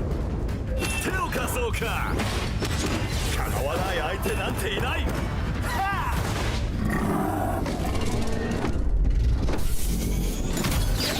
仲間よ、力を貸してくれ。多勢に無勢だが、俺にはかなわないぞ。ラプターフォースの真の力を見せつけろ。お前の攻撃は強いが、俺の意志にかなわない。まだまだ。仲間のために戦う。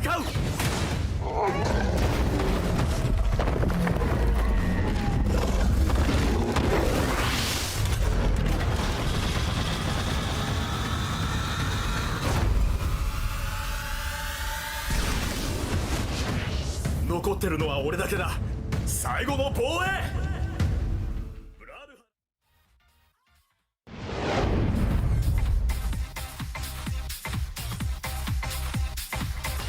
and we are back with more of the Midseason Championship here at CEO Daytona, and we have whittled things down to our final 3 competitors here.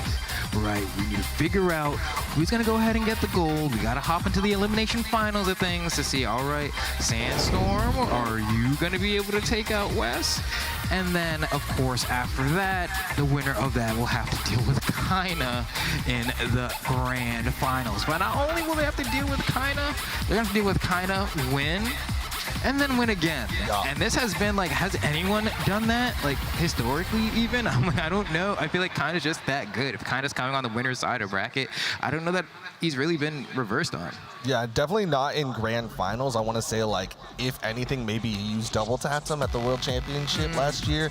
But other than that, I don't think Kaina's ever gone into grand finals winner's side and gotten reset to taking an L. So it would be a tall task for either of these players. I think Kaina would rather go into Sandstorm considering he 3-1'd him. Because on the other side, Sandstorm beat Wes to go into that finals. So I think, if anything, maybe Kaina's a little bit more nervous about Wes just because they haven't had that matchup just yet. Yeah, on the other side of things, I'm like, is there anyone that like wants to get Sandstorm in their grand finals? Especially like, I don't know, yeah, sure, you were able to get me on the winner's side, but I think everyone knows that like when you're this close to winning the tournament, Sandstorm versus like, oh, okay, like, you know, there's still a little bit more Brawlhalla to be played, Sandstorm. Those 2 different Sandstorms, especially one that's had some time to go to the shower, recollect a little bit, sit under the waterfall, be in the mountains, train after a loss, and then come back. Could be a completely different dude. He's at his Hashira training arc, and we'll see how well it pays off. As we get into game number 1 of the elimination finals, we'll see who's going into the grand finals to challenge Kaina, and Wes kicks it off with a flurry of gauntlet blows. Is it going to lead to a KO? Sandstorm does get the wall touch, gets past him, but he has yet to pick up a weapon. Okay, finally manages to pick up that side, but Wes is still pummeling him, bro. Like, he has not been touched yet. Wes says, give me Kaina right now, bro. Like, you need to stop all this Sandstorm glazing. You gotta talk about me more. I'm like, all right, bro, you got it. Ooh, hold on, reverse from Sandstorm, though.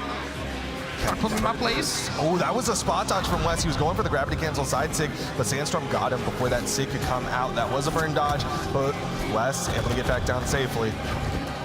And Sandstorm, of course, you know, with that, I mean, at this point, it's been in the game for a while, but that trajectory that the gauntlet down air sends you now is a little bit weirder dodging out of that now if you're so used to the old one. But looks like Wes, I mean, was able to have a really strong start, but then Sandstorm was an even stronger rebuttal. This game is much closer than it feels like it should be with the way that Wes started.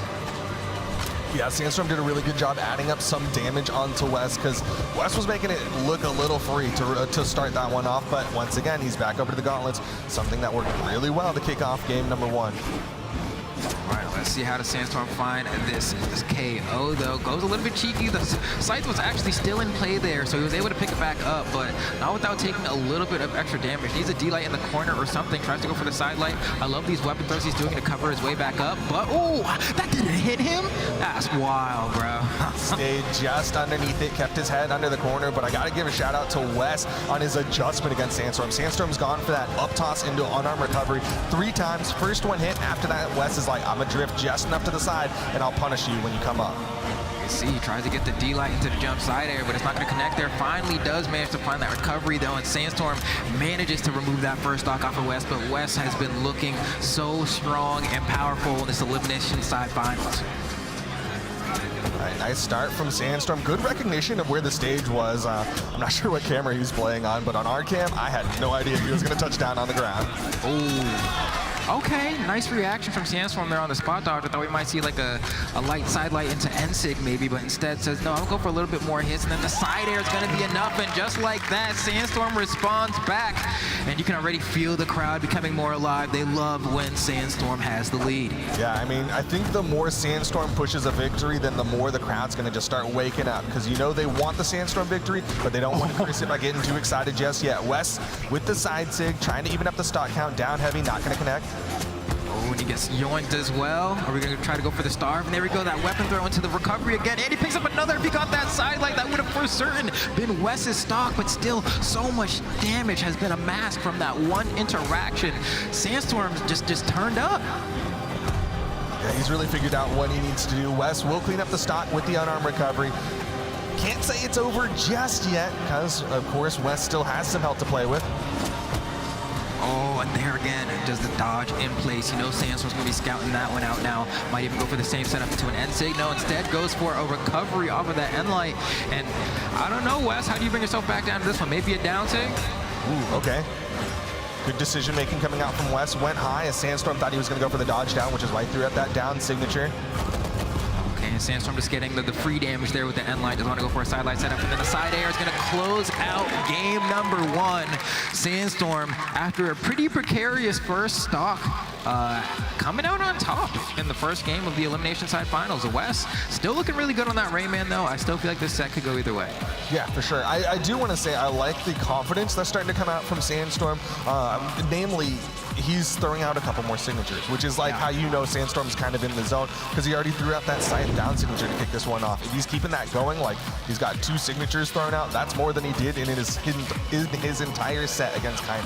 You can see on the side of West throwing out 9 different signatures with 11% accuracy. And really, that's all just because West really likes to go for a 1. If you're going for down sig over the corner, that's just going to count on your accuracy counter. But also those gravity cancel wake up side sigs that we see from West happen a lot. Even if they don't hit, he does go for the block. So, I mean, we've been known. Wes is a fan of the signature kit on the other side.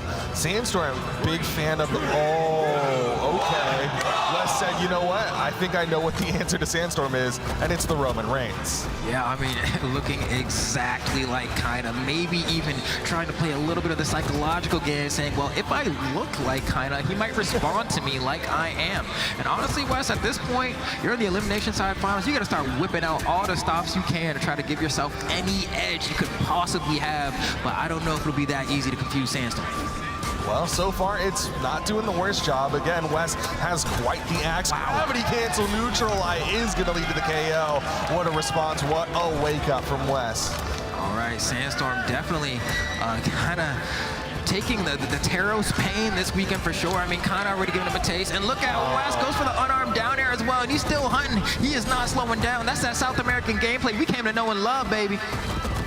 Wes feeling real good about this Taros, going full on aggression. Sandstorm, though, has Wes unarmed, and that's going to be another down light, but Wes was high enough in the sky. Yeah, had to go for extra there to guarantee the KO. Yeah, active frames on that side recovery, always lingering a little bit more than you think it does, man, just to catch out that unarmed down air from Wes. And now Sandstorm has brought the stock hat back to even, but still has quite a bit of damage to make up for here. That side air is definitely going to hurt.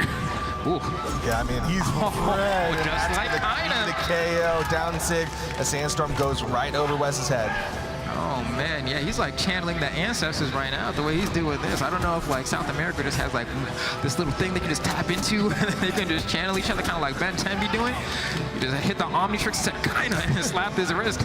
No, it's the hive mind. All South Americans have just that pocket Roman Reigns. Oh. 2 hit. Get some more there.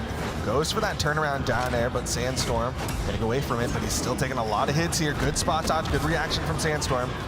Can he finish this?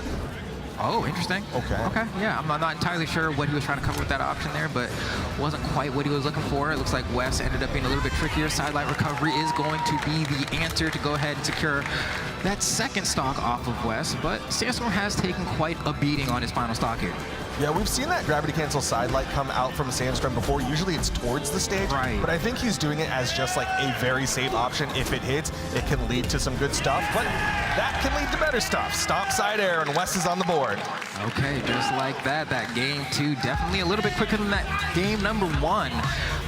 Wes, I mean, clearly here to play, saying, all right, made a very smart and confident decision in switching that Taros. Sometimes you see people kind of, after they lose game 1, there's a bit of a freeze, or looking at the character select screen a little bit. Oh, which legend am I going to play? I don't know. That wasn't Wes. Wes was like, no, I'm just going to grab Taros and I'm going to just lock in. I know exactly what I need to do. And then he did it. And if there's nothing scarier than someone deciding, like, this is the plan that I need to do, and then immediately executing it, that's what lets you know they stand on business. You know what I mean? It's like, man, he's really coming for me right now. I respect that decisiveness, coming out from Wes, and also the fact that he didn't have any lead-up time. He just came in and just immediately was swinging. He didn't have that kind of awkwardness of he's like, oh, I don't know what to do unarmed in this situation. He was like, I'm just going to keep playing aggressive against Sandstorm. As we get into game number 3, Sandstorm versus Wes, and Wes, not liking the start of this one, going to reset. Yeah, I'm thinking maybe it's probably the Western Air Temple pick. I don't know if necessarily they wanted to go back to that stage. Maybe they did, but my brain's saying I don't really know based off of how that last game went if I'm really trying to run it back there. Well, who knows? I mean, sometimes hubris is a really powerful thing, and sometimes you do just want to run it back. I've been there, but we're going to find out in just a moment. We do, of course, still see that Teros locked in this time, though. It wasn't Roman Reigns. Yeah, now we a little bit more Santa helpery. That is the holiday skin coming out for Teros this time. All right, we're going back. Going back to Western Air Temple. How do you feel about this, dude? You know, this isn't traditionally what I would have expected for Teros, right? Like, usually if you're picking Western Air Temple, it's because you have something that reaches up to those soft platforms, which Teros doesn't really have, but he's able to swing hard, so I think he's happy to have it anyways. Yeah, and the way he's just talking to him like that, too. The down air goes for the down sig immediately. I like it, too, because a lot of people like to dodge down and in off of those down airs. And so that was just kind of a quick little chump check to see if Sandstorm was autopiloting. But he did not fall for it. Oh, man, with the instant just dash land onto the platform cancel that down sig. Like, how is Sandstorm supposed to react to that? So hard to react to. I think one of the other big things about this map is like he's trying to take away that from Sandstorm because the ceiling is so high. That gauntlet recovery is going to be a lot harder to KO for Sandstorm. But he said, you know what, I'll just do it again. You know, like it still eventually will. I still have the button, you know. And it's like, all right, Sandstorm, you got that. And now he's sitting here with a little bit of a lead here, wanted to get that star. He doesn't even pick up those gauntlets again. He thought it would be too scary, and then he gets a little bit too close. And you know what they always say, every time there's a Teros on the screen, you mess with the bull, you get the horns. That's it. It's that simple. Dude, Wes, I mean, he's just going big on that social distancing, saying, you're getting too close to my bubble. I don't like it. Gonna hit you with that down sig every time you get just a little too close. Oh, my gosh, man. He's getting chopped up like the lumberjack really in town, and Sandstorm is every tree in the forest. Like, we gotta slow this one down a little bit. Sandstorm trying to get something with this side, and he's just getting juggled over and over. These nairs have been so oppressive. He tries to do the left-right game, gets caught by either a side light or a neutral light from West. Well, hold on, opportunity for some huge scything. Nope, not quite gonna happen, but hold on, active input is my friend. He got the dodge. He could have done something wild there, but Sandstorm's still cooking here. Hold on. Ooh, that's gonna hurt. Tried to go for a big player at the top of the map, went for that gravity cancel side light, does manage to get past the down air, and this is gonna be a nice position for Sandstorm, but respects West. Could have gone for a greedy gravity cancel neutral sig if Sandstorm got over eager.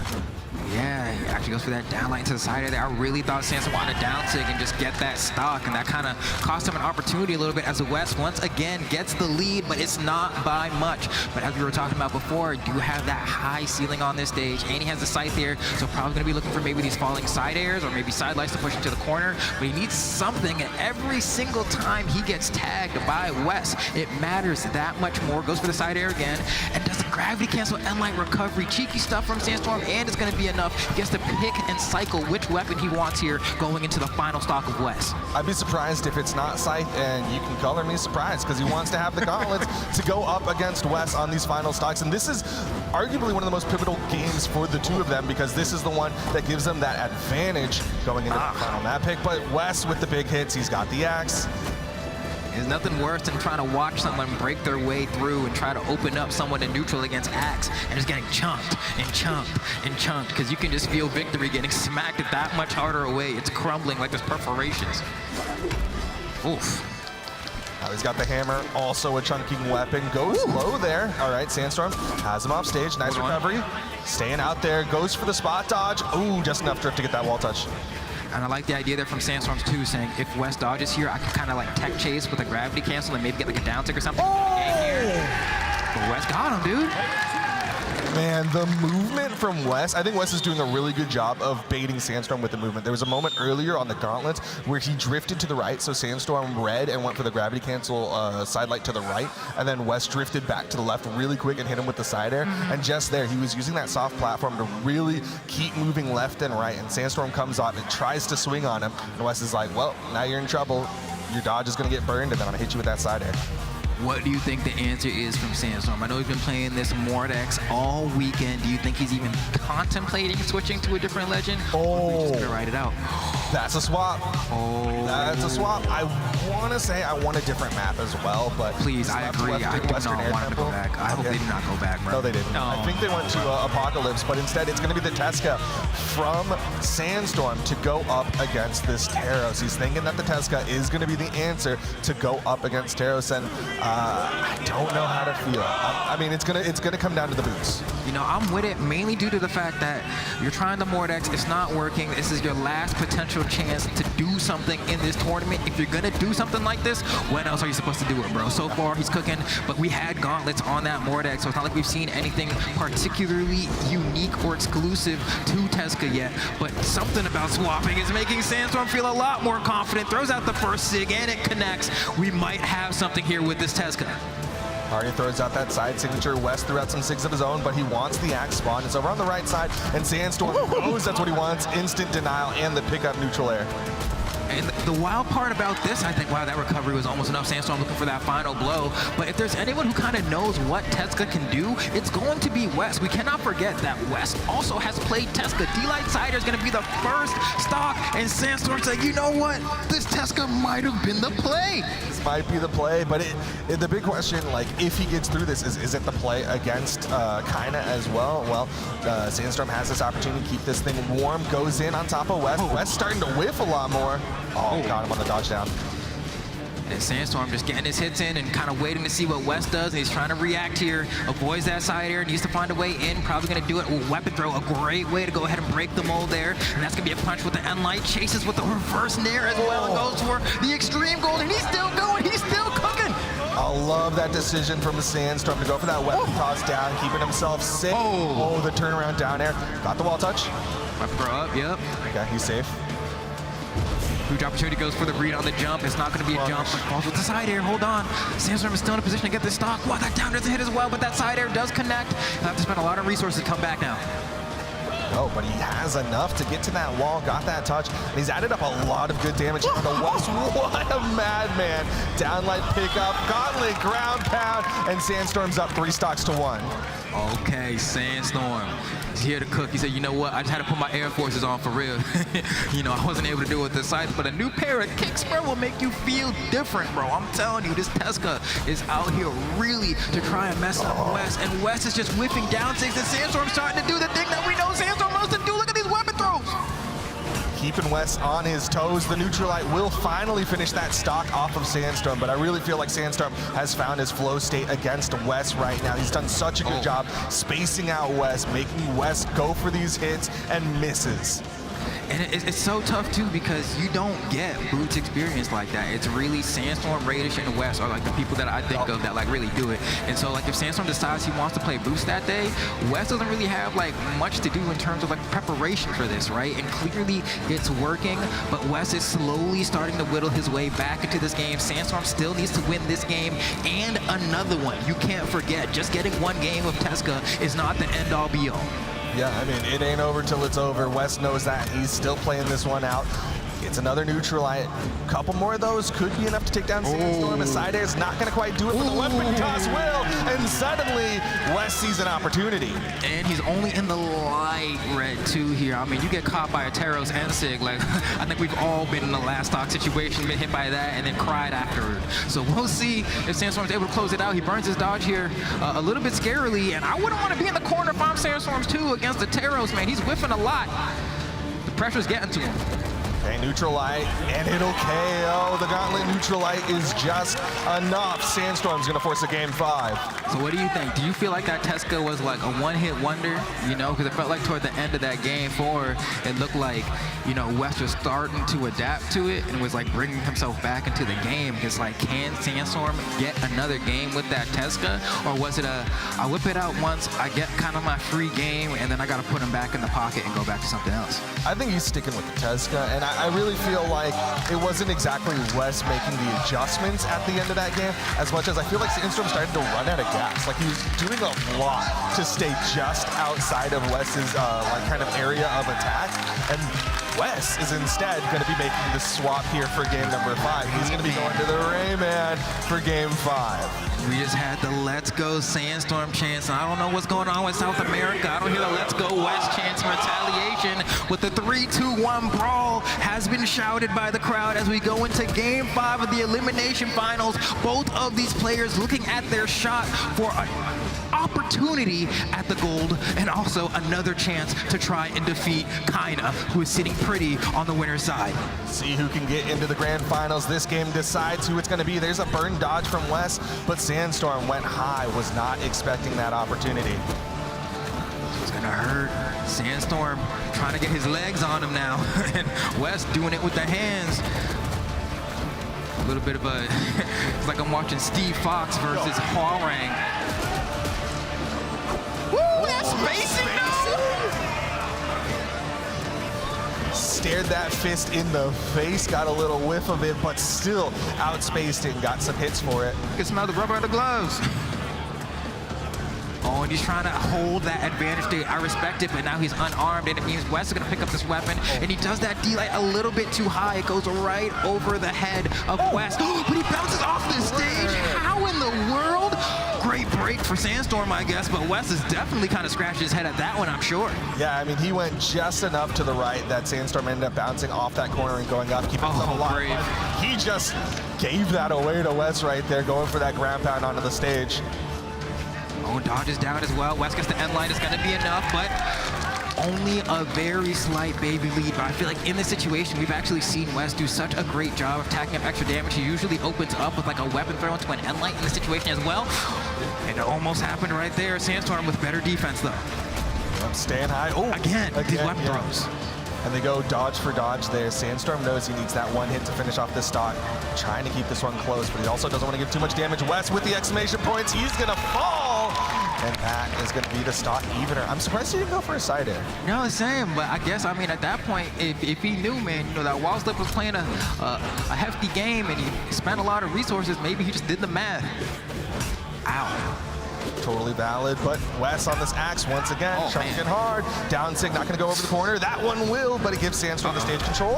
Oh, up toss. Up toss has been saving this dude's life all tournament. Right there, another example of it. He's trying to cook again. Gets the nice side air as well. He's getting a pretty decent read on Wes right now, and he needs this because he's behind by so much. He carries him off stage, and is he just going to play the game? He goes for the ground pound. He does go for it. Oh, but he gets caught by the axe recovery. You knew he was scouting it out as well. Oh, the turnaround, but he's out of resources. Yeah, you saw him go for that turnaround recovery, but it was not enough. You know he wanted to chase for more, but he's deeper red than Wes is. Nice nair, gives him some safety. Wow, what a weapon spawn, and the end light is not going to be enough. We're going to need one more from Wes, but Sandstorm burns it out early. Oh, whoa, okay, what an option from Wes. One real there's the sig, but it's not enough. Whips Wes over to the right side, but he's got enough movement with these gauntlets. He'll get to the wall. Oh, Sandstorm just off the mark there. Oh man, they are trying to hang on to this stock because they really want to make sure they have the chance to get a little bit of extra credit. And Sandstorm being so patient, he misses the down air. Might be enough. He gets around the weapon throw, he's still alive, but the down light will be enough to secure this stock. Now we are at tournament stock here for Sandstorm. One stock left for Sandstorm. Wes not quite in that KO percent, but he's already adding up the damage. Downlight recovery, not going to do it. Apocalypse ceiling just high enough to keep Wes alive. Right, Sandstorm has to fish some more, and every time he tries to fish is another opportunity for Wes to get something. Great spacing from Sandstorm yet again, but he's not able to get the final hit. He needs that final hit so bad right now. Another neutral light comes out from Wes. Recovery, okay, we're going to final stocks here. Sandstorm half a stock behind. He's just a little more damaged, but if he gets the right reads, he can take this. All right, playing from behind here. Strap on your seatbelts, everyone, because Sandstorm's trying to cook. Is he going to be able to end it right here? Is it clutch? Is he clutch? Is he clutch? He's not clutch enough. He gets a lot of damage, but Wes is still in the game. And Wes still has the damage lead. He's over to the axe. Sandstorm. Oh! Side air. Sandstorm trying to get back. It's gonna be it! Wow! Just like that, Wes is able to secure himself a spot into the grand finals, defeating Sandstorm and North America's hope of winning the mid-season championship, as South America has solidified the fact that they will go home with the gold. They're getting both gold medals in doubles, and they're going to be getting the gold medal in singles. And potentially 2 of them could go to 1 person. He's still here. He's still sitting on the top side, and Wes, he's been doing such a good job in that hot seat. Oh man, and that was a huge gauntlet moment, man, because Sandstorm got like the illest read. We saw with the boots, we were waiting for a play like that all set, but gauntlet side air is the difference, right? I burned a lot of resources, but I can side air closer to the stage. I can side air closer to the stage. And Sandstorm's like, how do I cover this? How do I get it? He tried so hard, but Wes's defense was on point to not let that one slip away. Boots believers are mauling because they're like, look how many things he did right, and he still was behind in the damage. He didn't get the KO, and all the Gauntlet haters are like, dude, Gauntlet side air, it's OP. We need to nerf that. Like, there's so many people who can be at home mauling right now, but the South Americans got to be feeling good because they are up currently, both of them in the grand finals. Well, 2 of them in the grand finals. And I don't think anyone thought, I mean, no disrespect to Wes, but I think we all thought maybe that we would be seeing Lores kind of in the spot, or maybe Hughes in this spot. But Wes proving once again that, like, you cannot forget about me. And this is kind of like the South American Classic as well, where they're like, we all agree they're just kind of better than every other region right now, right? I mean, the proof is in the pudding. But with that said, it also means that, like, you can grab like anyone from any top 8 from South America, throw them in an international bracket, and any one of them homeboys can end up at the top, and that's so much fun to watch. Yeah, dude, the concentration of just raw player skill at the top of South America is so much. They're so good. You can pick any of them, and they're clearly showing how strong they are. Wes popping off after that W, after he got that gravity cancel neutral light. Wow, and so we finally made it to the final bout of this bracket. It's going to be Kaina versus Wes in the grand finals. Kaina, of course, sitting on the winner's side of bracket still. Wes needs to win not 1, but 2 different sets against Kaina, which we were talking about earlier is something that just like does not happen once Kaina's made it this far. So we'll see if it could happen, but man, oh man, if he keeps playing like that, there may be a way. Yeah, there really might be a way for Wes to steal this one out. My question is, what is the character pick gonna be? We saw he had the Taros. We saw he had the Rayman. We know he has the Ogre. We know he has an Orion.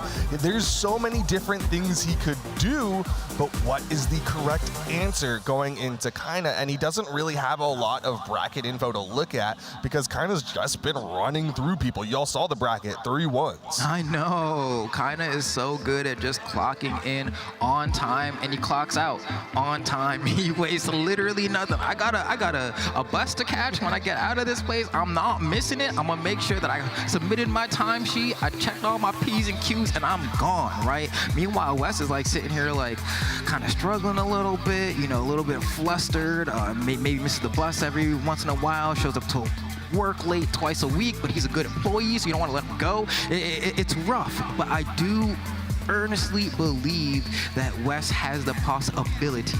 Now, the possibility. I'm not gonna lie to you, I'm a Kaina believer through and through. There was a period of time where like Sparky was that person, like 5 ever, and then I was like, yeah, you know, Kaina's kind of cool, but you know, I'll mess with like Stingray and like Sandstorm and Boomy. Now, I'm like Kaina.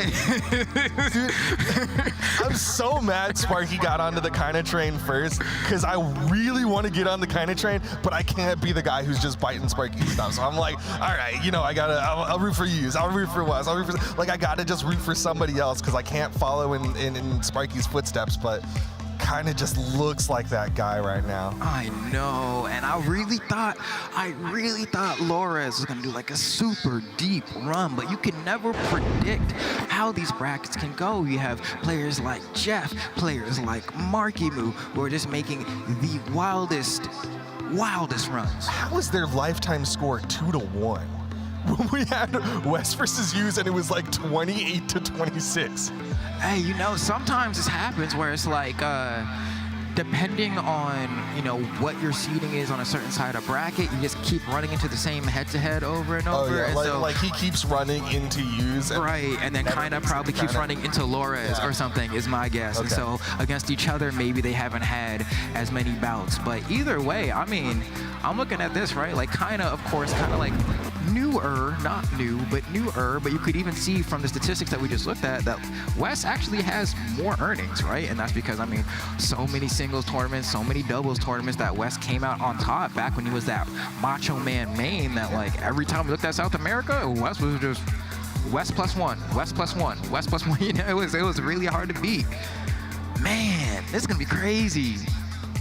Wow. It's going to be good. It's going to be exciting. I mean, it's going to be one for the history books, for sure. Because, again, this is the mid-season championship. The winner of this is going to be setting the tone for the second half of the season. This is one of our 2 LAN environments. So whoever wins this, we get to just point at him when we go to the BCX. And we're like, that's the guy who won most recently. That's the Speaking of which, make sure you sign up for BCX if you haven't already. BCX.live? BCX.live. It's out there. Y'all can hop in there. I already saw some people on x/twitter.com going on there and posting the fact that they've already registered. Every year it is the event to be at, and you do not want to miss it. I mean, we have, of course, I know we've had like people like Baron show up and start giving out like lore master titles. We've had in the past we had those like caricature artists, and I got like a sick photo of me on top of Orion's head, or Orion's body. It was my head on Orion's body.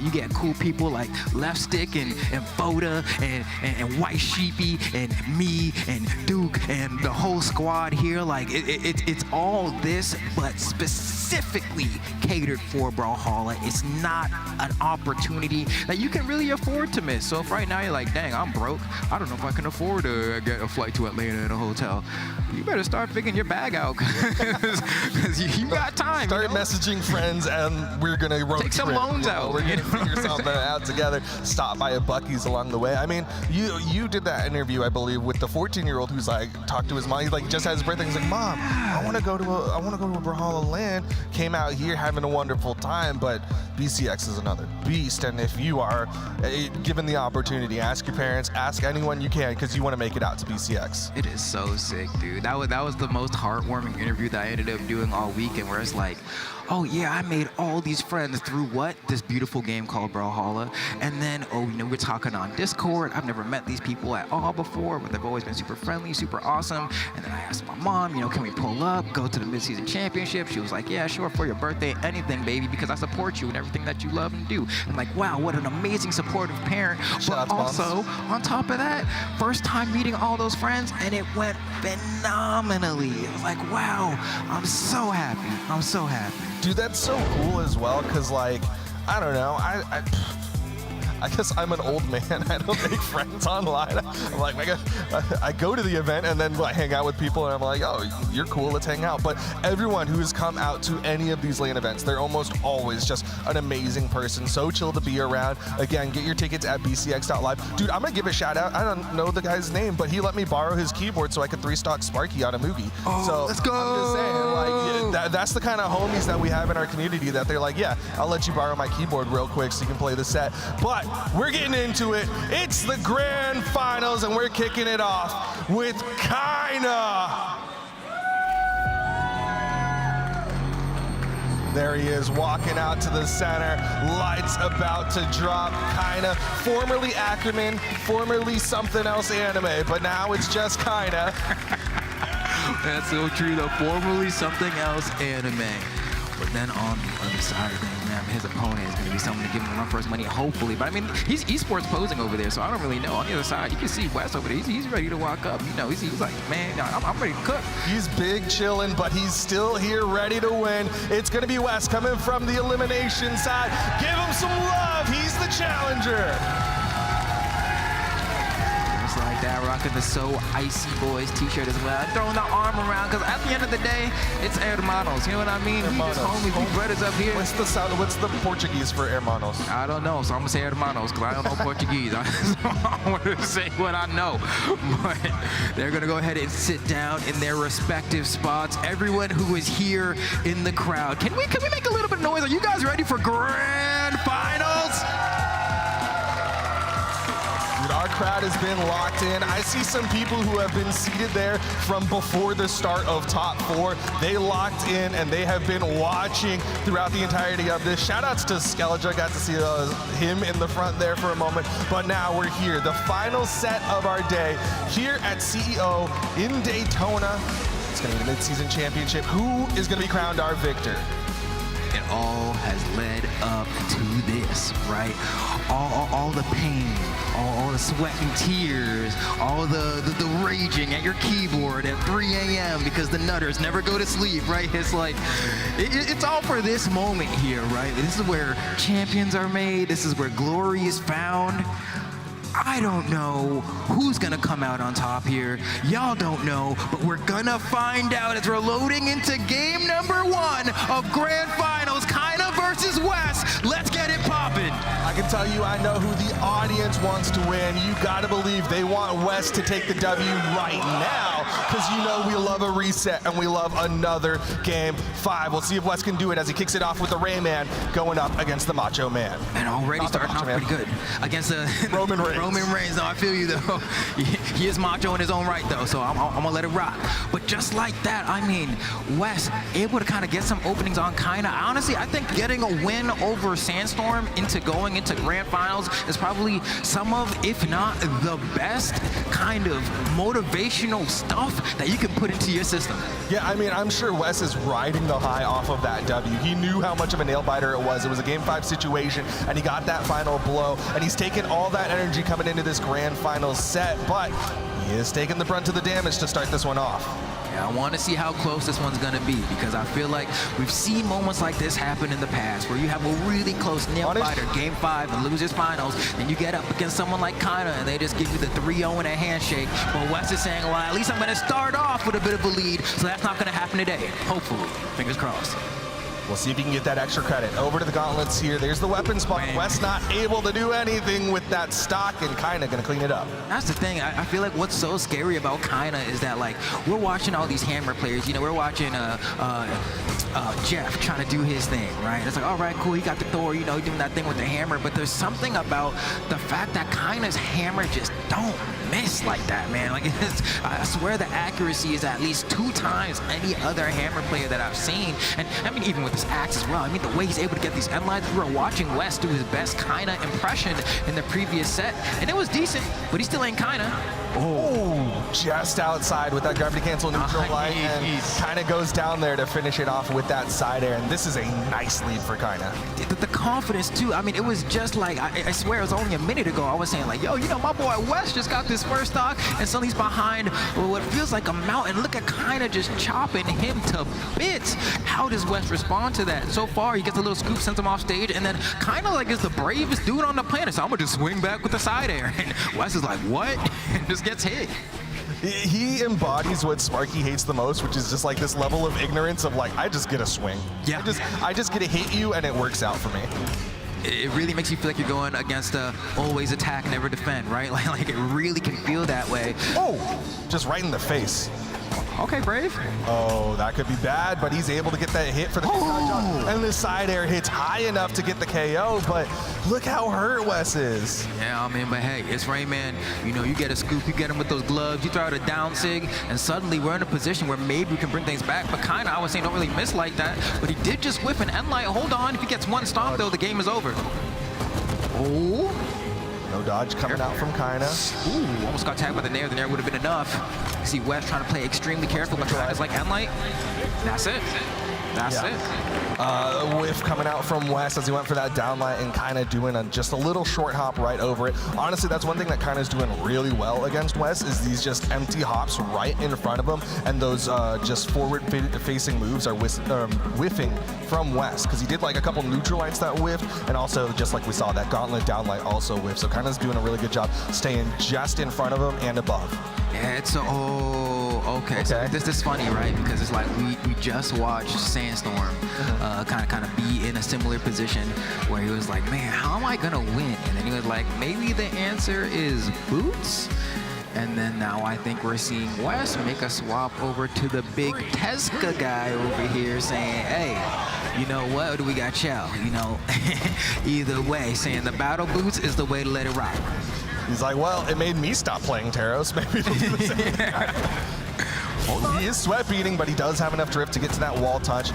Wes already starting off pretty solid. He is going to play Tesca very different from Sandstorm. Like, Wes is a big fan of the Tesca signature kit. Yes, yes, definitely loves to let those signatures fly, especially the N-Sig on the gauntlets as well. Loves to fish for it, and there's some like low percent, low damage range conversions you can go off of that as well. But so far, just kind of going blow for blow, and down Sig in his head, absolutely destroying Kaina's brain. The spot dodge gets hard punished by the gravity cancel down signature, and that leads to a KO, but he keeps it simple. Respawn, pick up a hammer, stomp, side air, back into it. You're not allowed to miss. You're not allowed to miss, especially against a character like Taros, where you're gonna get side air, you're gonna get stomp side airs, especially if it's gonna be a hammer. And so it's like, man, even though you did all that effort, you got the hardest read of all time to go ahead and get that first stock. You messed up, and then Kaina, wow, what a punish from Kaina. That was great.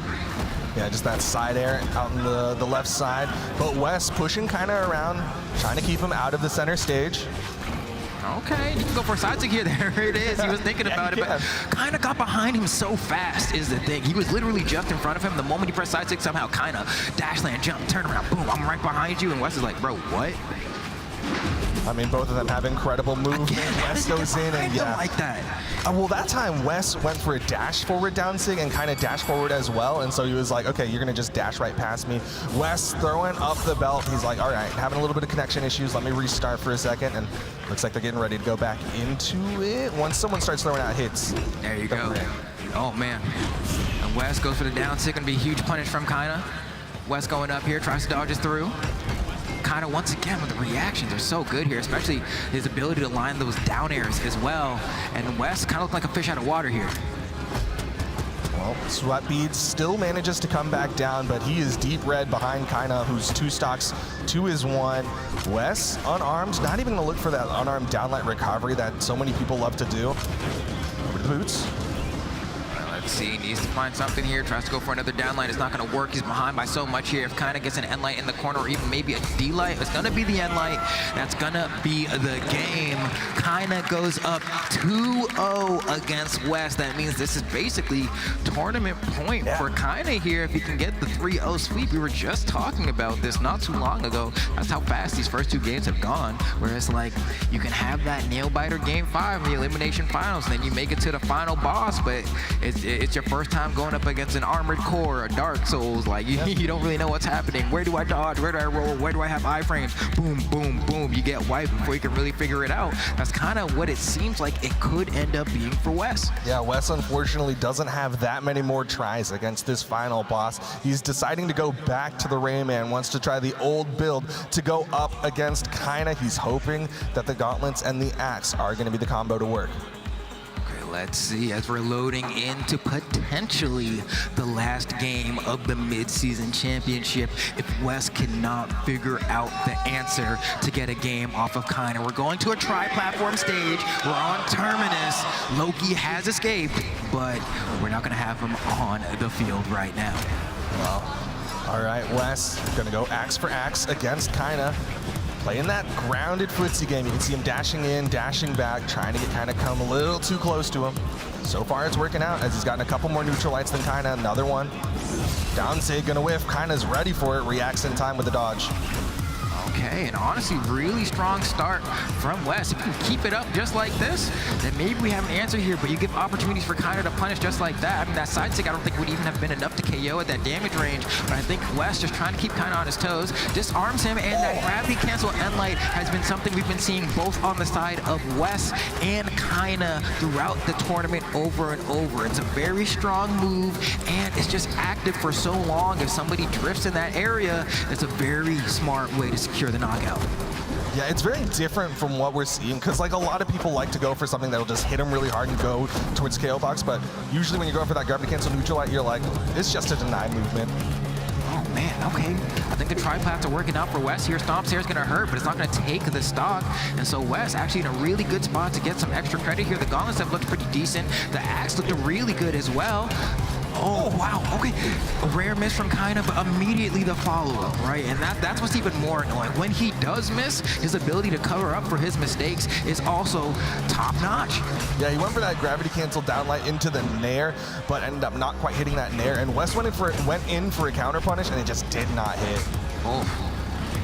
But still, I mean, still got a decent amount of damage here, but you can tell that kind of has a bit of the control of the stage right now. Wes finally able to turn things around. That weapon was going to help. It's the side air. No dodge came out from kind of there. Maybe not expecting such an aggressive play from Wes, because sometimes you just got to go out there and do it. You know, you got to test them. Wes very willing to go deep out into the open air and take down the opponent. More neutralites coming out from Wes. Another side air, this time down Sig. He's going to whiff again. Okay, if I'm Wes, if I'm able to secure this game, I'm trying to, you know, force kind of as many triplats as I can. Yeah. Clearly, something about Terminus is working. Maybe we get a Mishima Dojo or something. Ooh, a little bit too low on that one. Yeah.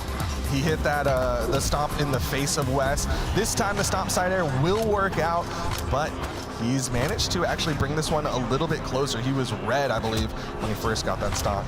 Yeah, I mean, Wes still, you know, with the damage lead here, it means he can, like, whip a couple things and not feel too bad about it, go for a couple of risky plays, but this is kind of what we're talking about here. So definitely don't want to give him too many opportunities. Just like that, one conversion. Look how much damage that did. Wes trying to answer back now, but things feel so close to side air. The weapon throw's not going to be enough. Gonna grab against the side light. Oh, he goes for the down. Sig is dead. He gets ground pounded. This might be the end of the tournament. The down air is going to hit, and Kaina is going to be your mid-season 2024 singles Brawlhalla champion. The handy 3-0. This will end with a handshake and a pat on the back. Kaina able to take it 3-0. Nobody able to knock him down. Nobody able to take a set off of this guy. He won at the Royale, but he's proven himself here at the Mid-Season Championship that he can beat anybody in person. All these people were able to come out for this in-person event, and he beat them all. Wow, that's wild, man. Ain't nobody able to touch Kaina. His homeboy said, I'm gonna pull up to day 3 wearing a Tupac t-shirt, and I'm gonna just body all of the competition, making it not even look close. Just another day in the life of Kaina. He's so chill. He's just like, yep, I did it. I expected that. I'm going to get my victory. I'm going to get another belt. I need to figure out how I'm going to put all these belts on my luggage. And there it is. Kaina raise the belt again. It's upside down. But you know what? It doesn't matter because he is our champion. There we go. We're going to go ahead and flip that one right side up. Make some noise for your champion.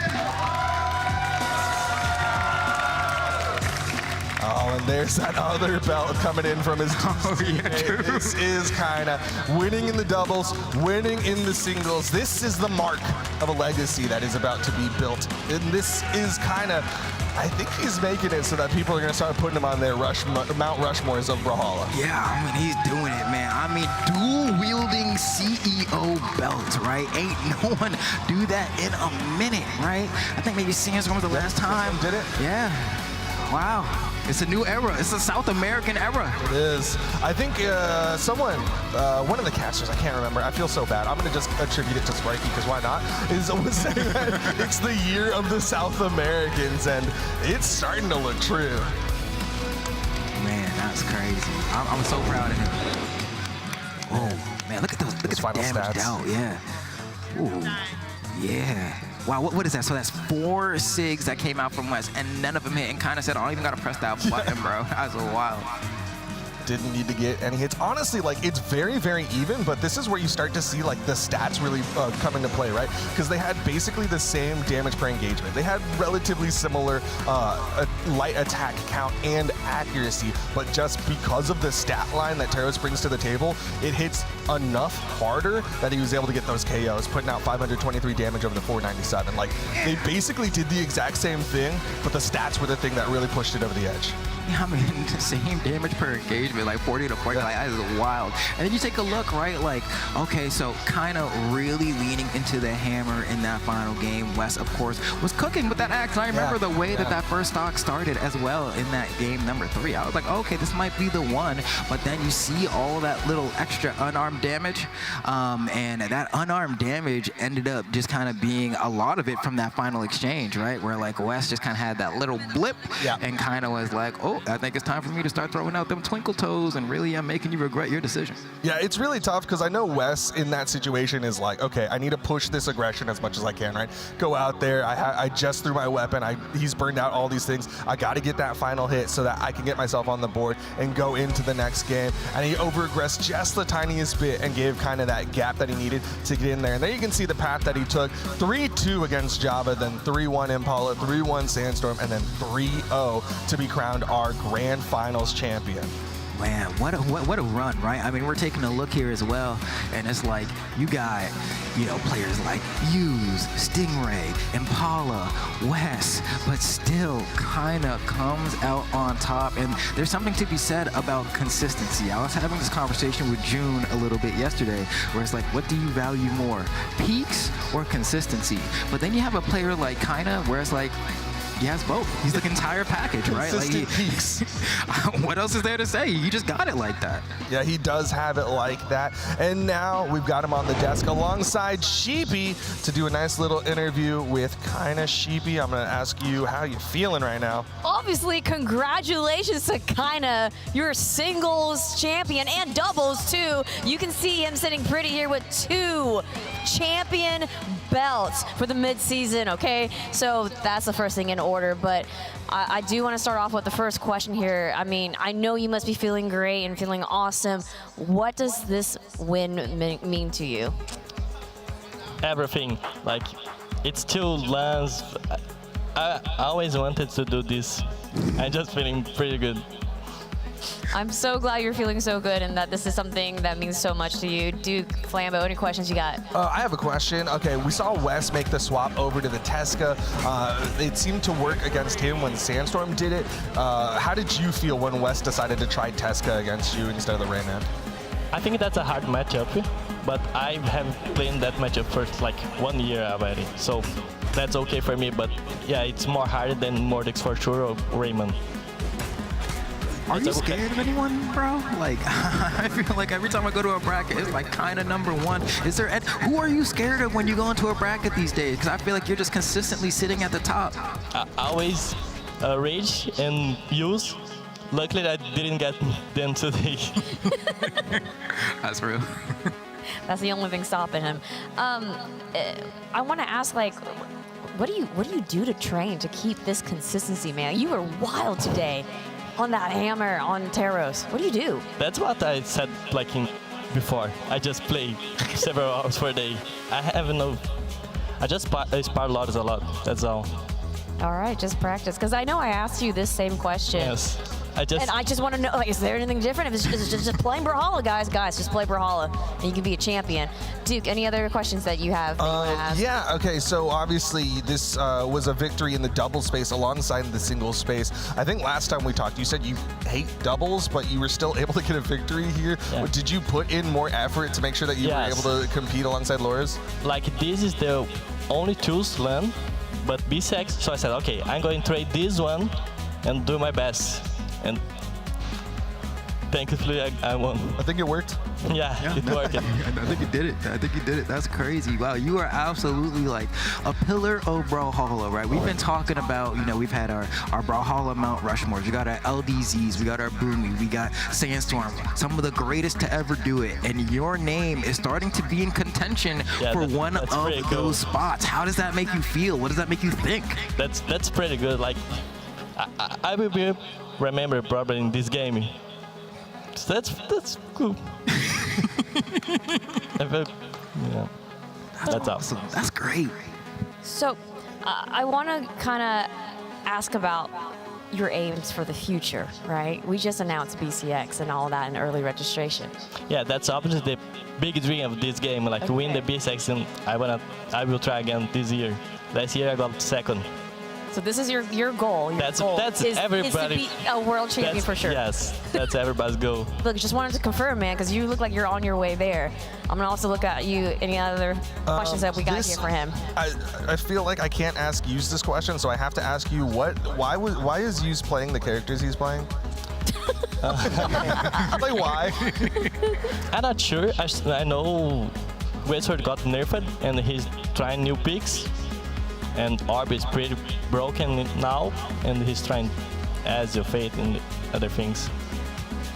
Okay, so here's a question for you. Where can people find you, bro? Like, you're out here, you're winning everything. If I'm watching the broadcast and I'm like, man, I want to find more of Kaina, where do I go? Where can I find you? Do you have socials? Do you have a channel? Where do they go? Actually, I don't have it, but if you want to follow me in some place, Kaina BH on Twitch. Sometimes I streams. That's how I actually use. Okay, you don't have a Twitter or nothing? I have, but I'm not using anymore. Okay, dang, Kaina, you missed opportunity here, but you can definitely go check out the Twitch at Kaina VH. All right, guys, thank you so much for joining us and chatting with us. And of course, congratulations too for being a champion literally of singles and doubles. And of course, congrats to Loris, wherever you are. I don't know where you are right now, but congratulations are in order. And man, those belts are sitting pretty. And I think I saw this somewhere on like Twitter or X or something. The two belts definitely are very, very reminiscent of what Sandstorm accomplished as well all those times ago. And you're doing it, man, and you're coming up here. So congratulations again. Super happy for you. That's right. Round of applause, everybody. Let's go. All right, guys, I gotta start wrapping up here, but before we do, I actually want to do some really quick reminders, guys. I'm gonna talk about some things. You heard it here before, but it's Brawlhalla merch, guys. I'm just saying, we have a limited time for this, cool Brawlhalla Fest stuff. You gotta get it before next Friday, please, if you want it.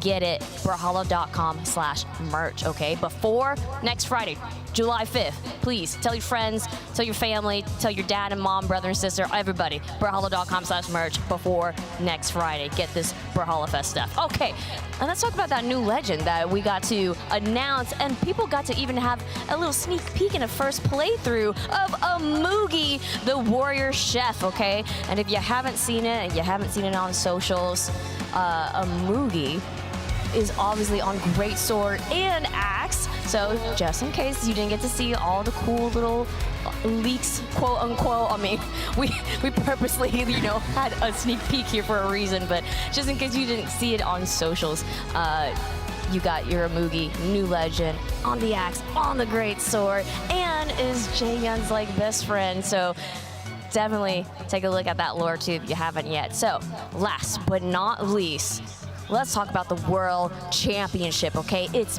BCX 2024, okay? It's happening on November 15th through the 17th, and you can get your tickets now. Register early because you get some extra cool swag with it, all right? So, bcx.live. That's where you want to see it. That's where you want to go. That's where you want to register. You got questions, things like that. We have information there, but start planning now. I'm talking hotel, flights, accommodate, all that stuff. Who are you going to hang out with? What are we going to do, okay? So, bcx.live. All right, everybody? Now, Duke, Flambeau, I do want to ask real quick here, because that was an amazing top four. Again, of course, congratulations to Kaina.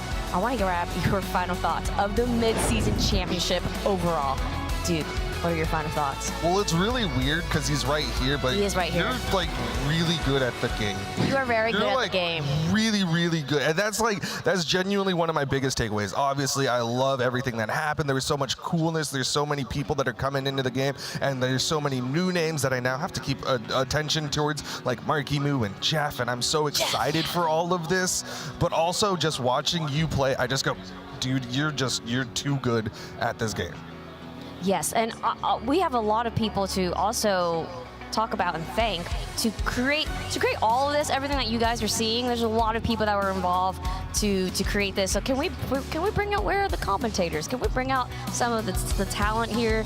Yeah, okay, Photo's just jumping on the stage. There you go. He was ready. Let's start bringing out some of the folks here who are working so hard on this event. Come on out.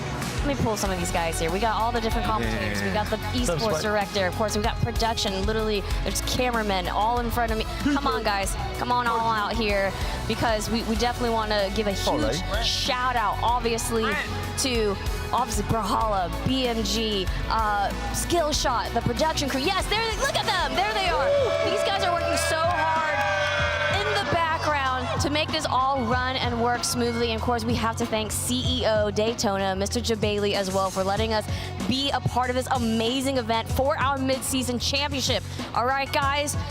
Woo! Y'all, what a crazy week, am I right? All right, we've had a crazy, crazy weekend here at Daytona Beach, Florida, and we have officially crowned our doubles and singles champions. Of course, congratulations. He's right there, kinda. Okay, so congratulations to our winners, and we can't wait to see the players again at the Summer Circuit and, of course, BCX in November. Once again, we want to thank you all for tuning in this weekend. It's been an incredible time, and we can't wait to just simply do it again. So it's from everyone at Brawlhalla and our partners at Skillshot Media, and on behalf of the entire talent team, those behind the scenes too, thank you for an amazing weekend of Brawlhalla. We leave you with the sights and sounds of the Brawlhalla Mid-Season Championship, and until next time, good night, everyone. Bye, y'all.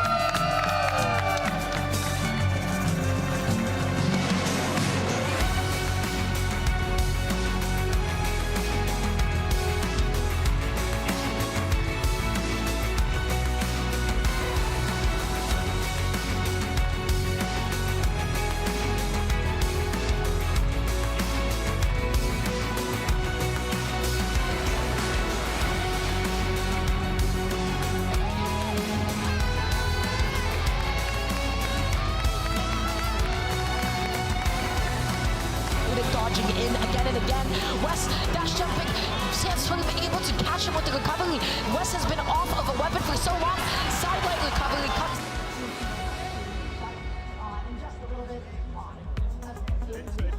He's starting to get some damage, I guess. Stingray right now, another side light here comes out. He's keeping it as simple as he needs to. And light for the landing, recovery in the air. He's starting to build up a lead. He gets to stay on the landing, and that should be the start.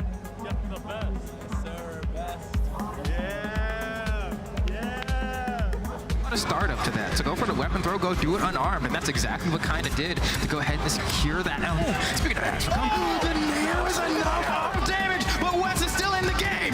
And Wes still has the damage lead. He's over to the axe. Sandstorm. Oh! Side air. Sandstorm trying to get back.